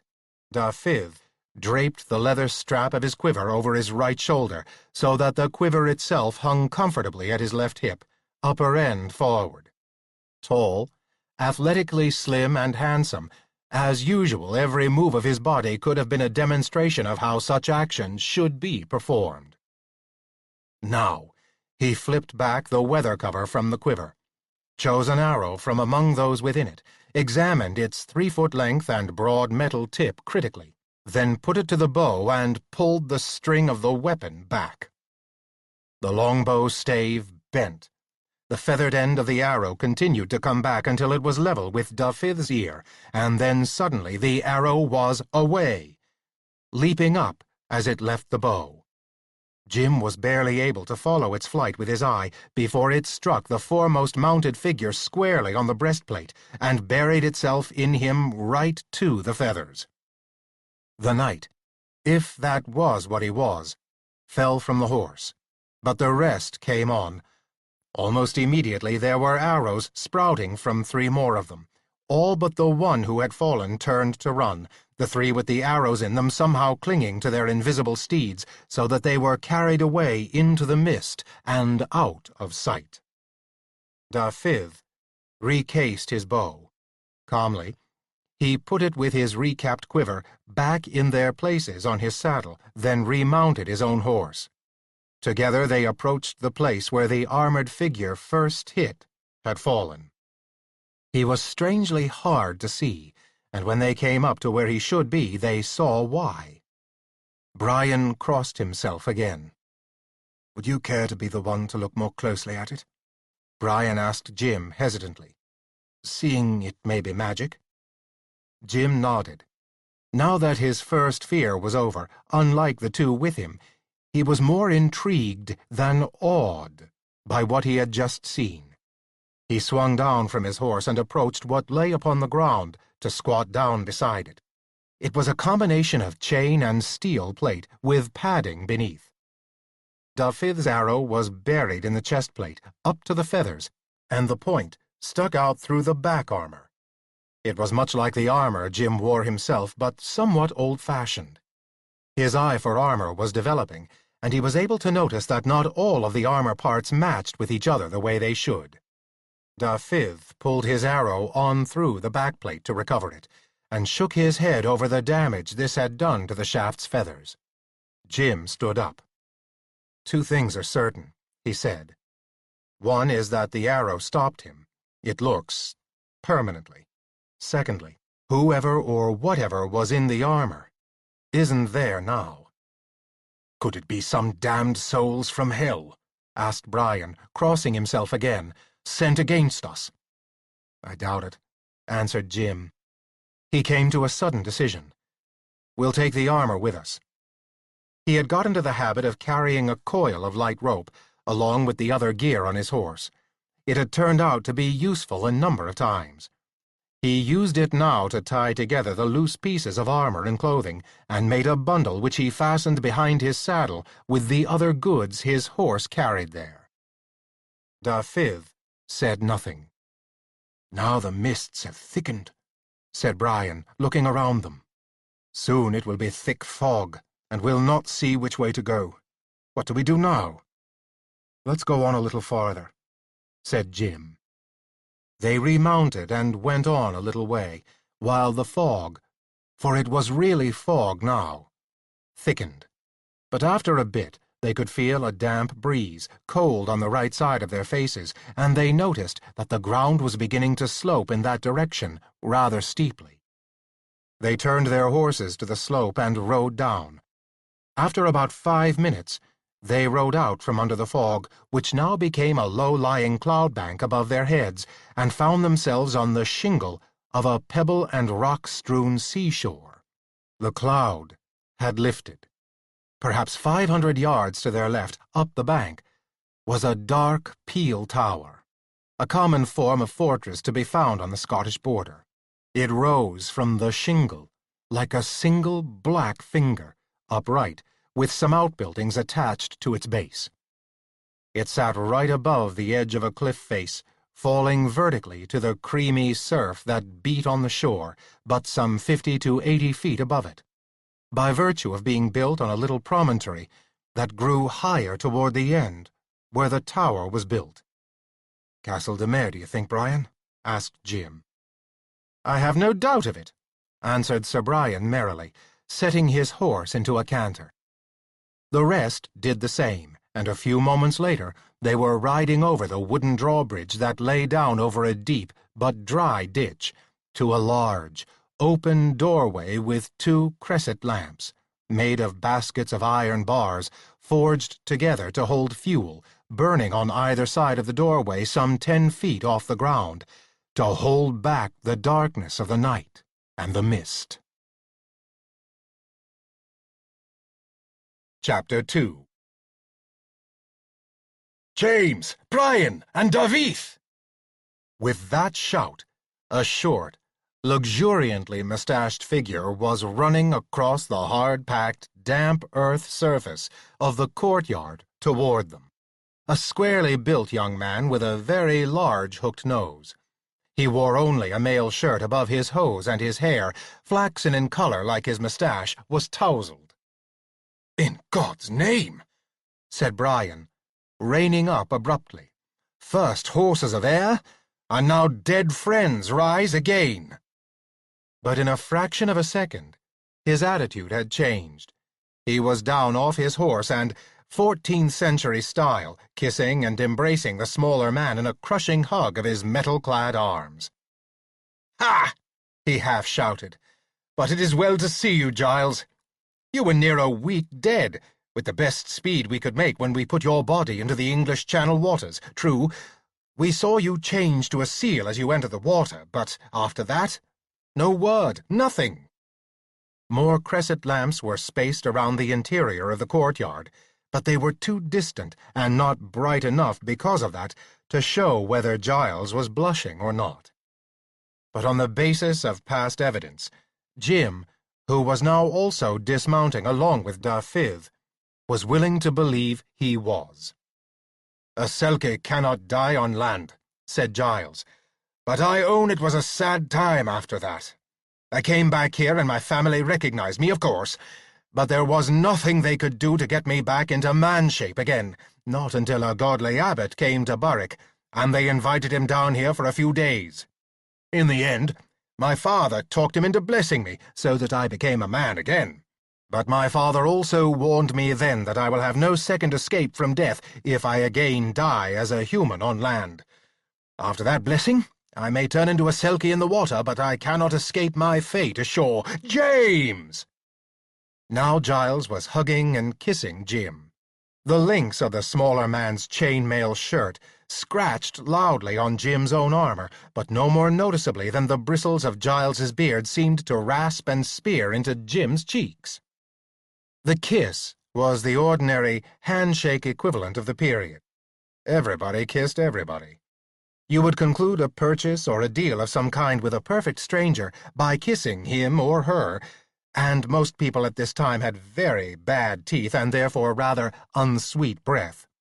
You kissed the landlady on leaving an inn after spending the night there. But Jim had generally managed to avoid this custom, so far. Now, with Giles, it would seem cold of him not to accept it wholeheartedly. Jim wondered how women stood the beard bristles.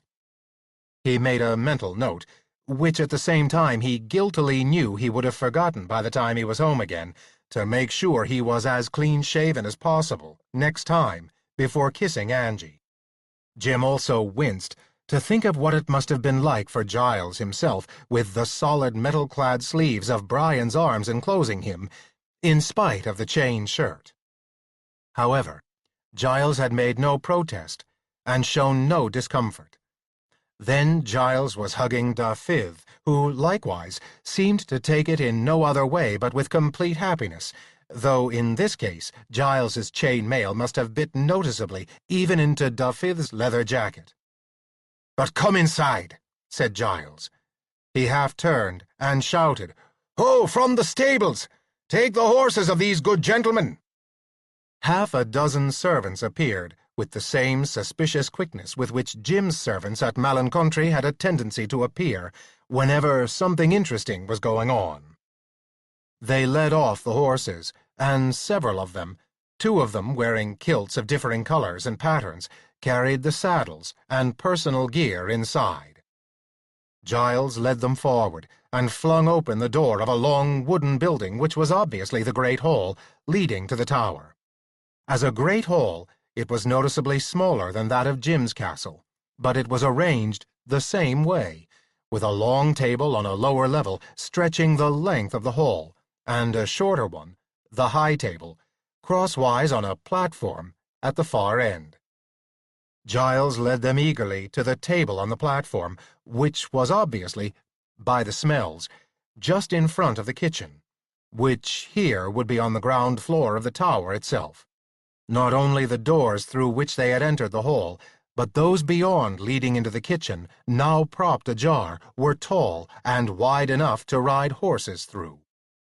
It was plain that this castle, like so many other border castles, was designed with defense first in mind. It had been built for a situation in which everyone could, need came, retreat within the stout, flame-resistant stone walls of the Peel Tower itself. This was a wise and standard practice if attackers were too numerous or too strong to fight off in the courtyard, or beyond the front curtain wall that held the main gate, with its 2 cresset torches. The high table was deserted, and the air, although heavy with the same smells Jim had encountered from all great halls that Jim had had anything to do with, was pleasantly warm after the growing chill of the outside night. Giles sat them at benches at the table and shouted for wine cups, which came with the same suspicious quickness that the servants had shown with regard to the horses and the gear outside in the courtyard. Almost on their heels came an individual from the kitchen doors who dwarfed all of them. "Father, these are the 2 noble knights I told you about who were my companions in France, and the archer of renown who was also with us," Giles said, beaming. "James, Brian, David, this is my father, Sir Herrick de Mere." He had not sat down himself, and next to his father he looked like a midget. Herrick de Mere was at least 6 feet 6 and muscled in proportion. His face was square and heavy-boned, with close-cropped black hair tinged with gray. His shoulders were a good handspan on either side wider than those of David, which were by no means narrow shoulders. His face had borne a frown at first, seeing strangers already seated at the top table, but the frown evaporated at the words of Giles's introduction. "Sit, sit," he said, waving them back down, for they had all gotten automatically to their feet at his entrance. "Yes, you too, Giles, if they are friends of yours." "Thank you, Father."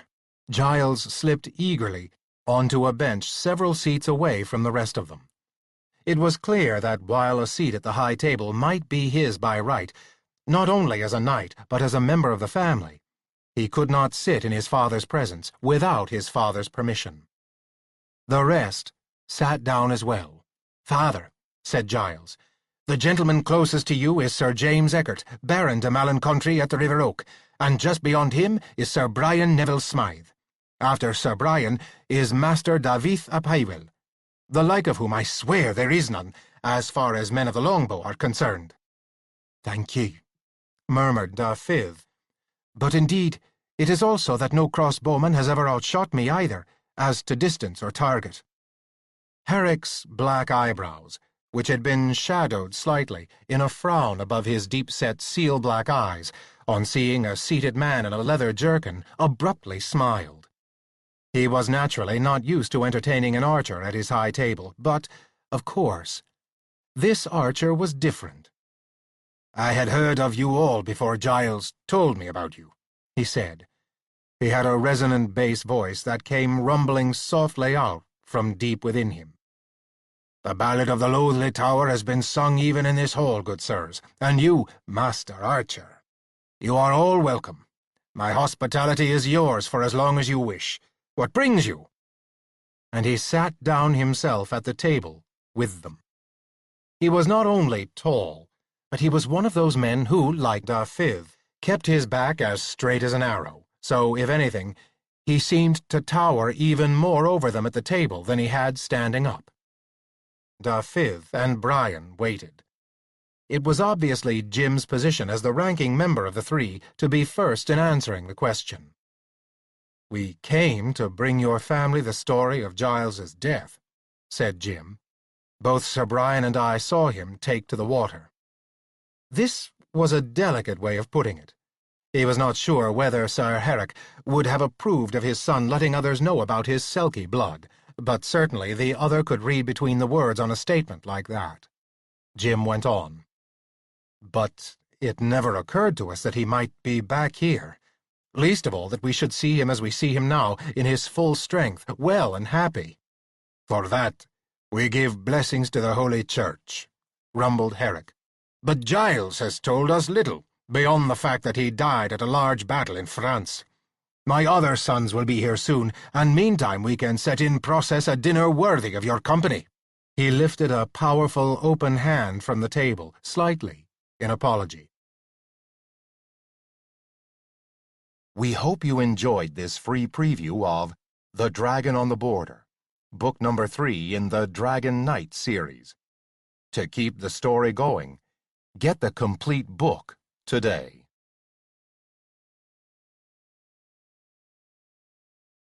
Audible hopes you have enjoyed this program.